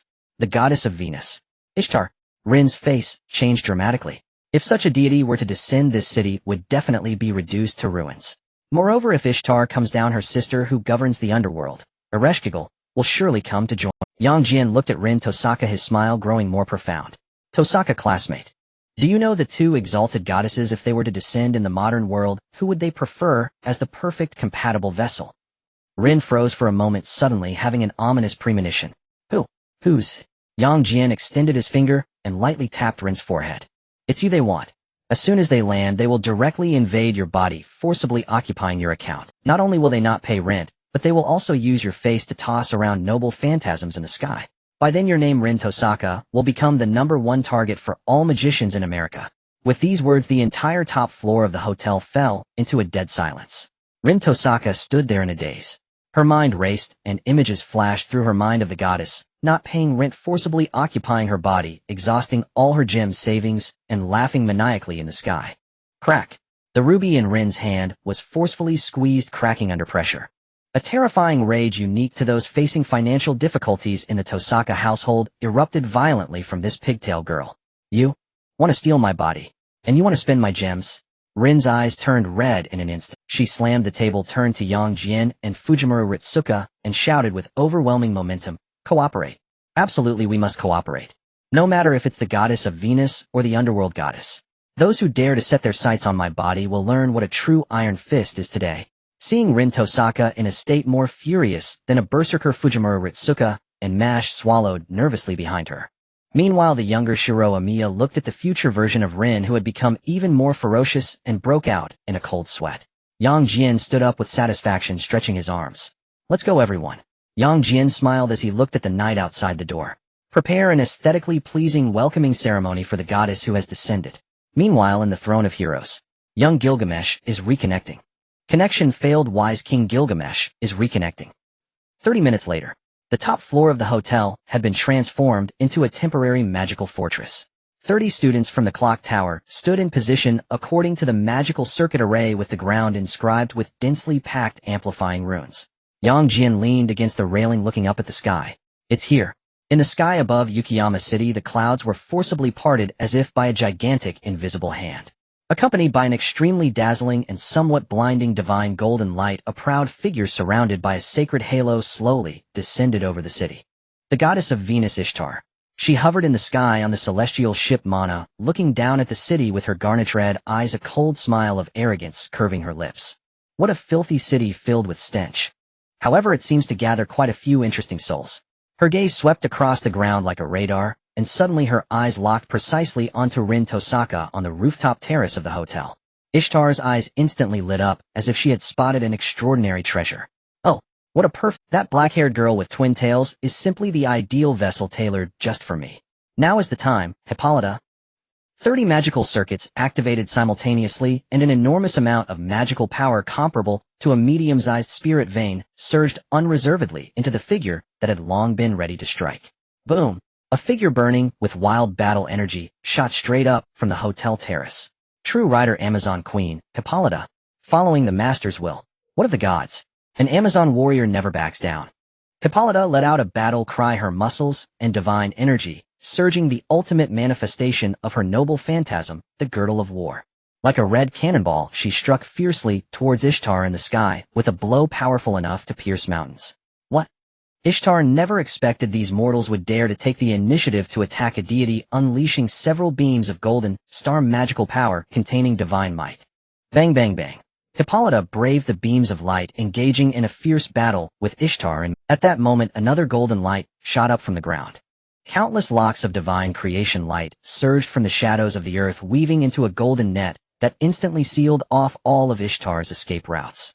For this willful goddess who had once caused her death and countless disasters, Enkidu showed no mercy. Upon seeing Enkidu, Ishtar's expression of arrogance turned entirely to shock and anger. The sky had transformed into a battlefield where legends were reborn. 3 servants clashed above the snowy plains, creating an incredibly dazzling energy storm. Originally, the masterminds like Faldius were desperately trying to maintain the secrecy of the Holy Grail War, attempting to cover everything with illusions and barriers. However, at this moment, the full-force battle of the 3 divine-level servants had long exceeded the barrier's capacity. The magical barrier enveloping the city shattered completely like a fragile glass dome. At this moment, satellites from the American government and countless civilians on the streets with their phones clearly witnessed a scene in the sky that resembled a Hollywood sci-fi blockbuster. A divine battle. My God, what is that? Are aliens invading? That woman riding the giant bird is glowing. The entire snowy city erupted into chaos. As for the secrecy of the Holy Grail War, in the face of such a spectacle, it had already become a complete joke. On the hotel terrace, Fujimura Rika and Amiya Shiro watched the battle in the sky with a sense of anxiety, as expected of a goddess. So powerful, Shiro swallowed nervously, observing as Hippolyta and Enkidu teamed up, only managing to suppress Ishtar without completely defeating her. In midair, although Ishtar was being thoroughly overwhelmed by the combined forces of the two, her magical power was unfathomably deep as a goddess. Damn mud golem and barbaric woman. Ishtar gritted her teeth, glaring at the cold eyes of Tosaka Rin below, letting out a cold huff. Today this goddess is not in good form, so I will spare you. With that, Ishtar stomped on the celestial vessel Mana, causing it to burst forth with a dazzling radiance, forcibly tearing through the encirclement of the heavenly lock and transforming into a golden rainbow that broke the sound barrier, fleeing wildly towards the outer atmosphere. Not good. She's trying to escape. Tosaka Rin shouted anxiously. If we let her go and she hides in the dark to unleash her noble phantasm, the entire city will suffer. Hippolyta and Enkidu attempted to pursue, but as the goddess of Venus, Ishtar's vessel moved at an astonishing speed, instantly soaring into the high sky. A divine battle is indeed quite a sight to behold. Yang Jian observed the vanishing golden light in the sky, a cruel smile creeping across his lips. But did I agree to let you leave? In that instant, a visible white sonic boom cloud exploded beneath Yang Jian's feet. taking on a form resembling a giant from the light. Jian pushed off the ground, with immense force shooting skyward, at a terrifying initial speed of 4 Mach. The violent physical shockwave even knocked Shiro and Rika beside him onto their backs. In the high sky, Ishtar, piloting her celestial vessel, let out a long sigh of relief, patting her chest. A bunch of insignificant fish. To catch this goddess, you are still 20,000 years too early. However, she had yet to finish her sentence. Boom. A terrifyingly violent wind pressure surged up from below her without warning. Ishtar quickly lowered her head. She saw a strange creature appear before her at a speed even faster than her celestial vessel. Ishtar's wide eyes widened in shock. What are you? How can you jump this high? What does jumping high matter? Jian, floating in midair, met Ishtar's gaze, his black eyes exuding a suffocating pressure. I can also crash down hard. Jian stretched out his right hand, gripping Ishtar's ankle tightly, as if catching a chick. Ishtar turned pale. Can we reconcile? Give me a smash. Jian abruptly turned in midair, grasping Ishtar, as if swinging a meteor hammer, hurtling her downwards at a terrifying speed 10 times greater than when he ascended, crashing towards the wilderness outside the city. Ah! In the sky, the goddess of Venus let out a shrieking cry devoid of dignity. Boom! A sound akin to a meteor striking the earth erupted violently in the outskirts of the snowy city. The ground trembled violently, and the shockwave comparable to an earthquake of magnitude 8 flattened an entire forest in an instant. The entire city fell into a deathly silence. Helicopter reporters in the sky, magicians on the ground, and all the elite clock tower members on the hotel terrace. Everyone's jaw collectively dropped to the ground at that moment. Gulp. Shiro struggled to swallow, staring at the mushroom cloud slowly rising from the outskirts, causing the wrench in his hand to drop with a clank. This is Big Brother's strength. Pulling a goddess down from the sky and smashing her into the ground. Tosaka Rin was also dumbfounded. She glanced at the command spell on her hand, and then at the deep pit in the distance. She suddenly felt that her luxurious array of 30 masters was nothing more than child's play in front of that monster. In the center of the meteor crater in the wilderness, the dust began to settle. Jian stood unscathed at the bottom of the pit, brushing off the dust from his hands. Beneath his feet, the once lofty and arrogant goddess of Venus, Ishtar, was now sprawled, unceremoniously embedded in the crevices of the rocks. Ouch! It hurts. Ishtar's eyes glistened with tears, dazedly looking up at Jian from below, her voice trembling. You? What kind of monster are you? This is not magic at all. Even Heracles doesn't possess such unreasonable strength. Jian slowly crouched down, looking at the goddess who was questioning her existence, and a benign smile appeared on his lips. Me? I'm just a passing giant of light, remember that well. Swish. Countless golden chains exuding divine pressure erupted from the ground, as if they had a life of their own, instantly binding Ishtar's limbs and neck tightly. Enkidu floated down slowly from midair, his clear green eyes revealing an unabashed coldness and disdain. You are still the same as before, always descending with that nauseating arrogance at the most inappropriate moment. Enkidu looked at the tightly bound goddess of Venus, his tone calm. Gil has already left. There's no need for you to stay here and be a nuisance. Enkidu, let me go, you mud golem. Ishtar struggled furiously, but as a goddess, she was completely restrained by the heavenly lock, unable to move, only able to curse in exasperation. This woman is too noisy. It seems sending her back to the throne of heroes directly would be less hassle. Jian clenched his fist and turned to Enkidu. Is she tied up well? Very securely. You can act at any time. Enkidu smiled and gestured with a pleased motion, showing high cooperation regarding sending Ishtar back home. Wait, do you dare to treat a goddess? Goddesses must also follow the basic laws. Jian didn't give her the chance to finish her sentence. Safe travels. Boom. Without any suspense, accompanied by a thunderous roar, the once lofty goddess of Venus was instantly reduced to a shower of golden particles. The goddess of Venus, disgraced, made her exit. At the bottom of the crater, golden spiritual particles scattered with the wind. Jian withdrew his fist, satisfied, as he clapped his hands. All right, the flies flying in the sky have been cleared away.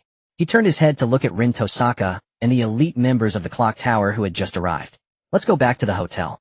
Jian snapped his fingers. It's late at night, and I'm hungry after this fight. Let's go back for a midnight snack and regroup. Half an hour later, at the top floor suite of a luxury hotel in Snowfield City. The once spacious hall was now crammed with an extremely disparate group of people. Rin Tosaka sat on the left with 30 elite members of the clock tower, while Shiro, Amiya, Ritsuka, Fujimaru, and Mash sat on the right.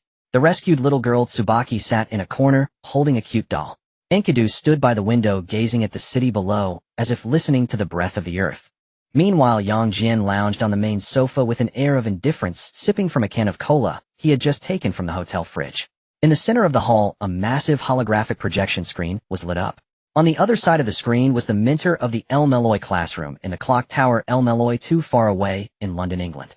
At this moment, the long-haired, weathered mentor was gripping his hair tightly with both hands, his face contorted in a way that suggested he might have a heart attack at any second due to his chronic insomnia. You all.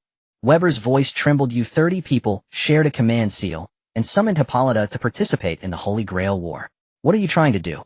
I've already tolerated so much. But you actually told me you encountered another Shiro Amiya from a parallel world. You encountered a Grandmaster from Chaldea.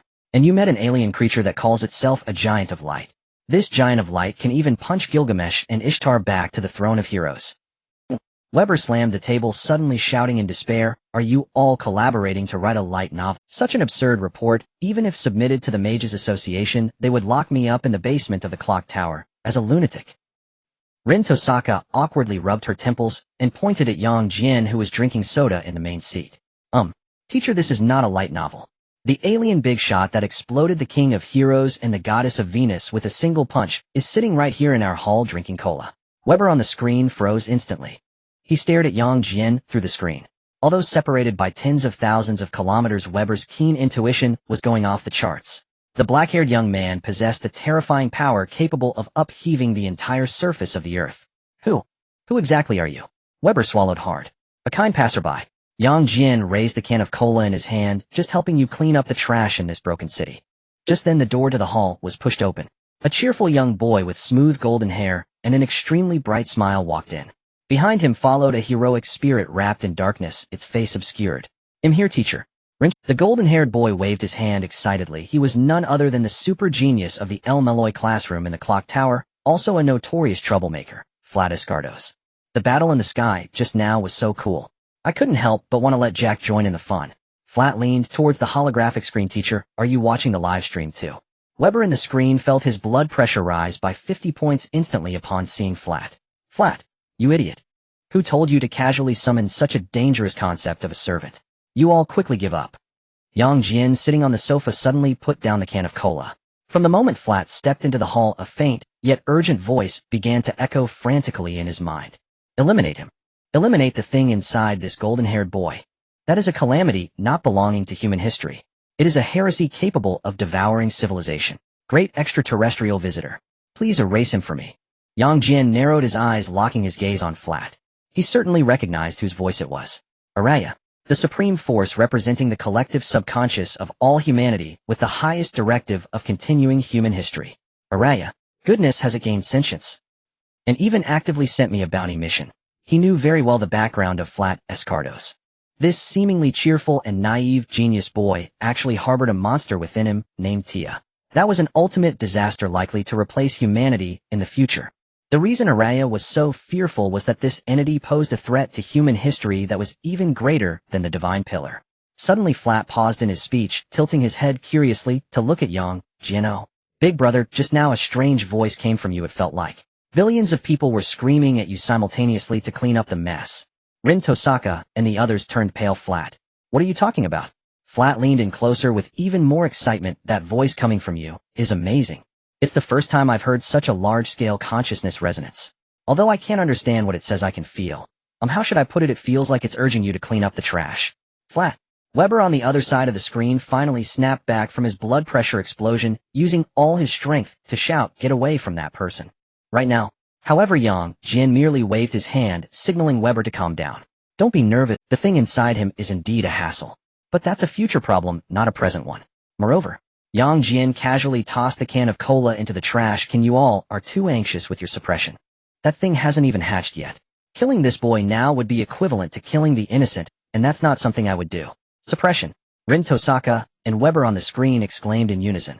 Rin Tosaka abruptly turned to Flat, her eyes wide with shock. "You have something in you that would make Araya come down personally to demand its eradication." Flat appeared more surprised than anyone, looking down at his stomach and even poking it with his hand. "The thing inside me. He's a friend." Just at this tense moment, a weak voice came from the corner. When are we eating the midnight snack?"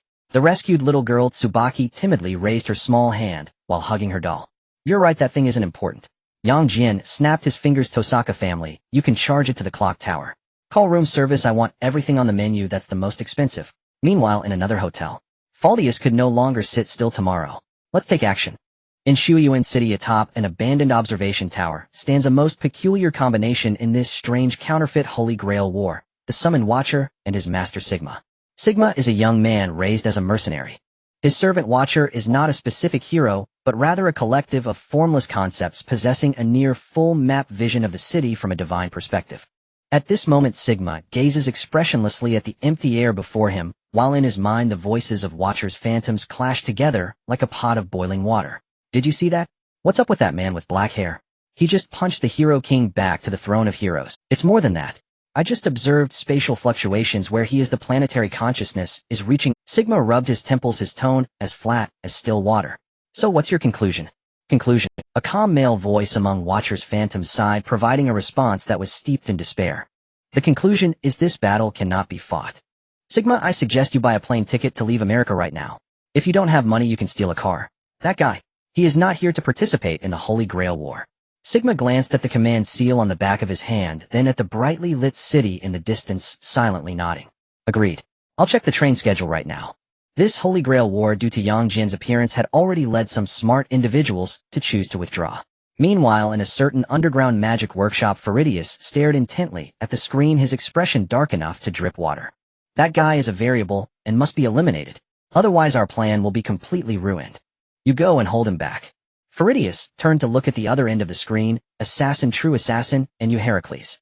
On another screen in his line of sight was the true archer Heracles, severely corrupted by black mud and radiating extreme resentment. As long as he leaves the vicinity of those masters, I will use 12 tactical ground-penetrating missiles to completely flatten that hotel. I want to see if their masters can withstand a saturated attack from modern military weapons. On the top floor of the hotel. This aura. Hippolyta's gaze instantly sharpened as she abruptly looked out the window, her hand tightening around her divine longbow. Heracles. Know this stench of filth is an outright desecration of the very name of heroism. Hippolyta clenched her teeth. As the queen of the Amazons, she held extremely complex feelings towards Heracles.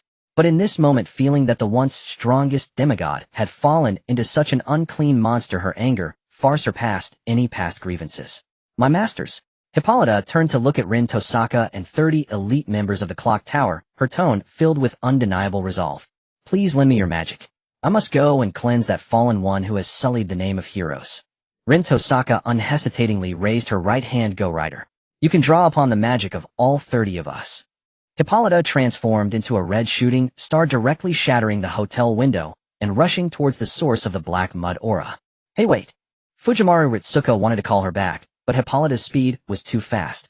Yang Jian, who had been sitting on the couch drinking soda, slowly lowered the can in his hand as he watched Hippolyta fly away. His senses, reshaped by high-dimensional energy, sharply detected a trace of extremely dangerous killing intent in the air, not just the black mud aura of Heracles.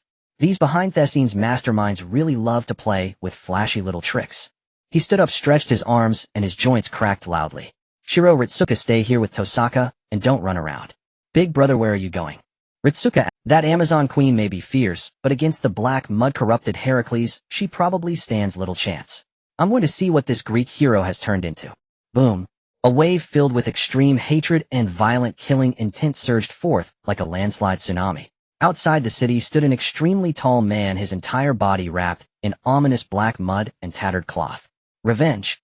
Heracles raised his head, his eyes hidden beneath the rags, radiating a crimson fierce light. The moment Hippolyta landed, her bow was already fully drawn. Heracles, look at what you have become. The massive shadow wrapped in black mud across from her did not respond, but merely drew back its bow. Take it easy, my queen. Yang Jian raised his right hand and waved nonchalantly. The city is right behind us. Hippolyta's hand paused slightly.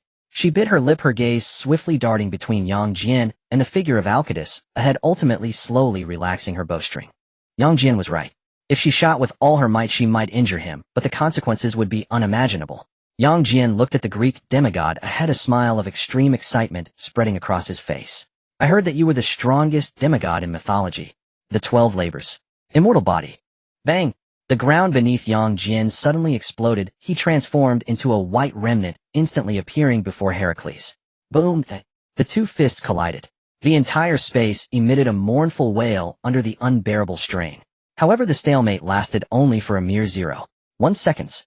Heracles was stunned, his eyes hidden beneath the tattered cloth widening in disbelief, revealing a hint of shock. Crack! Accompanied by a crisp sound of bone breaking, Heracles' robust right arm was forcefully bang bang bang. With each punch Jian threw, he also forced a bit of light into Heracles' body. That's so brutal. Shiro Amiya watched the man in front of him hammering the Greek demigod like a punching bag, swallowing hard. He suddenly felt that he absolutely must not anger this big brother in the future. Finally, after taking about 10 punches, Heracles regained his sanity. He glanced at Jian and then transformed into a sky filled with golden spirit particles, releasing a sigh of relief as he returned to the throne of heroes. Jian retracted his fist, shook his wrist, and looked at the completely cleared altar, snapping his fingers in satisfaction. Done. The Greek demigod has been exorcised. Far away, in an underground magic workshop at the other end of the city, watching on the monitor screen as Heracles transformed into light spots, Furidius fell into a complete despairing madness. A monster. Truly a monster. Furidius's eyes turned bloodshot as he smashed the glass cover of the control panel. If the servants can't win, then I'll use modern weapons to send all your masters to hell. Boom, boom, boom, boom. The concealed launch silos in the outskirts suddenly opened.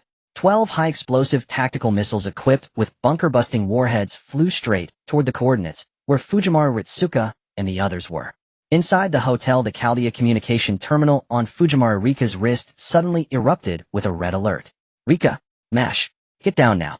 On the other side of the screen, Dr. Roman jumped up from his chair in panic. 12 tactical drilling missiles have locked onto your coordinates. Missiles? Tosaka Rin and Amiya Shiro were taken aback. What kind of joke is this? The Holy Grail War of Mages is actually using missiles. 30 elite members of the clock tower turned pale with fear. What kind of joke is this? You can't use missiles in the Holy Grail War. But even more outrageous events were yet to come. In the control room of Chaldea, Da Vinci suddenly burst through the door, her face a mask of unprecedented horror. Roman, this is bad. The heroic spirit summoning system of Chaldea is going haywire. What a... Dr. Roman gasped in shock. Those heroic spirits. Jian looked up at the 12 missiles roaring through the sky, his eyes twitching uncontrollably. When one is at a loss for words, they might just laugh. Dude, what are you doing? Did a donkey kick your brain? You're throwing missiles here. Do you even know who is standing here? There are 30 genius prodigies of the clock tower. There's a flat with Tia hidden inside. Most importantly, standing here is the savior of humanity, Fujimaru Rika. A beam of light shot up from the ground, the giant of light, standing tall on the earth. Is it really a flash of brilliance from Fardius? That's one big one. Boom. 12 high-explosive drilling missiles crashed down on the giant of light like raindrops. The earth-shattering explosion erupted above everyone's heads. Gulp. Flat swallowed, nervously staring at the isolated sea of fire above his eyes, sparkling. Big brother. What level of magic is this? That's so cool. But this isn't magic. On the other side of the city, Master Teeny Chirk looked at the massive pit devoid of any magical energy, tears streaming down her face. O King. Have you truly dissipated like this? Just as she thought she had lost her servant, and that this Holy Grail War had come to an end. Buzz. Above the pit, the space suddenly warped without warning, and an extremely dazzling golden ripple spread across the night sky. Teeny suddenly looked up, incredulous at the golden light. A man dressed in exotic attire, wielding an axe, slowly descended. Gone was the arrogance of before, replaced by a calmness that came from a long journey, a kingly aura that exuded steadiness and unyielding power. The invincible King Flash had returned. King. What is this? Teeny stared blankly at the heroic king, before her momentarily at a loss for recognition. No need to be surprised, Teeny. Flash looked at his little master, snorting lightly. His tone was proud, but carried a hint of rationality. That fool who liked to shout from high places was just a part of my dark past. He turned his head, casting a wary glance at the distant roar of magical energy. That black-haired monster. Its power is simply unreasonable. However, I have no time to deal with him right now, because... Flash's gaze sharpened as he stared intently at the city center. A particularly disgusting, blasphemous filth is hatching in this world. Teeny was still recovering from the king's transformation, but Flash had already raised his hand, a golden ripple unfolding before him. Follow me, Teeny. I must deal with that filth now. Meanwhile, Fardius was staring dumbfounded at the giant. What kind of joke is this? What is this thing? It even intercepted the missiles. Fardius, usually a calculating American politician and magician, was now drenched in cold sweat, his voice trembling. This is not magic at all. What kind of higher dimensional monster is this? Francesca was rolling on the ground in despair, holding her head. This isn't fun. This game is no fun at all. Where's the GM Game Master? I want to report someone for cheating. However, before they could collect themselves, a terrifying disaster capable of destroying the world erupted. Crack. Crackle. The surface of the fake Holy Grail, originally placed underground to maintain this pseudo-Holy Grail war, suddenly split open with crimson seams. Beep. Warning. Warning. The console before Fardius was blaring in chaos. But the Holy Grail exploded with a deafening roar. Thick black mud steeped in despair and malice surged from the ground, like a tsunami breaking through dozens of floors and shooting into the sky. This black mud rapidly coalesced in midair, ultimately forming an unimaginably massive entity with countless eyes and twisted limbs. A pressure that made all living beings instinctively shudder and feel disgust instantly enveloped the entire Shuyuan city. Far away at Chaldea, Dr. Roman's hand trembled. Huh, there are still experts. Rika, the base code of that fake Holy Grail has been completely tainted by the black mud. The thing inside isn't a magical crystal at all. That spiritual foundation is human evil. Upon hearing the words human evil, Tosaka ran the elites of the clock tower, and Amiya, Shiro, all gasped. Jian couldn't help but exclaim, did the doctor say that's human evil? He pointed at the enormous monster, and then at the orange-haired Fujimura Rika, his face filled with amusement. That's ridiculous. The thing that hatched from this broken cup can be called human evil. The real ultimate human evil Gadako is right here, standing fully intact, you know. Mash. Shiro. Huh. Rin. I don't understand, but it sounds like you're cursing. Fujimura Rika's expression darkened angrily, jumping up. Big brother. What time is it, and you're still making jokes? I am truly a pure and kind human being. Jian stroked his chin. However, now I understand why you were summoned. Just as he prepared to tease Buzz, a dazzling golden ripple suddenly lit up on the ceiling of the underground space. Following that, Gilgamesh slowly descended from the portal. Gile. Enkidu looked up in surprise, a trace of shock flashing in his clear eyes. You have matured a lot. Fujimura Rika stared blankly at the shining figure holding an axe. Gilgamesh, you won the revival match. But to avoid being taken out by the big brother, you actually changed jobs. See, Flash's expression darkened, pretending not to hear, and directly focused on the unknown human evil that was howling ahead. Enough chit-chat, this thing must be punished.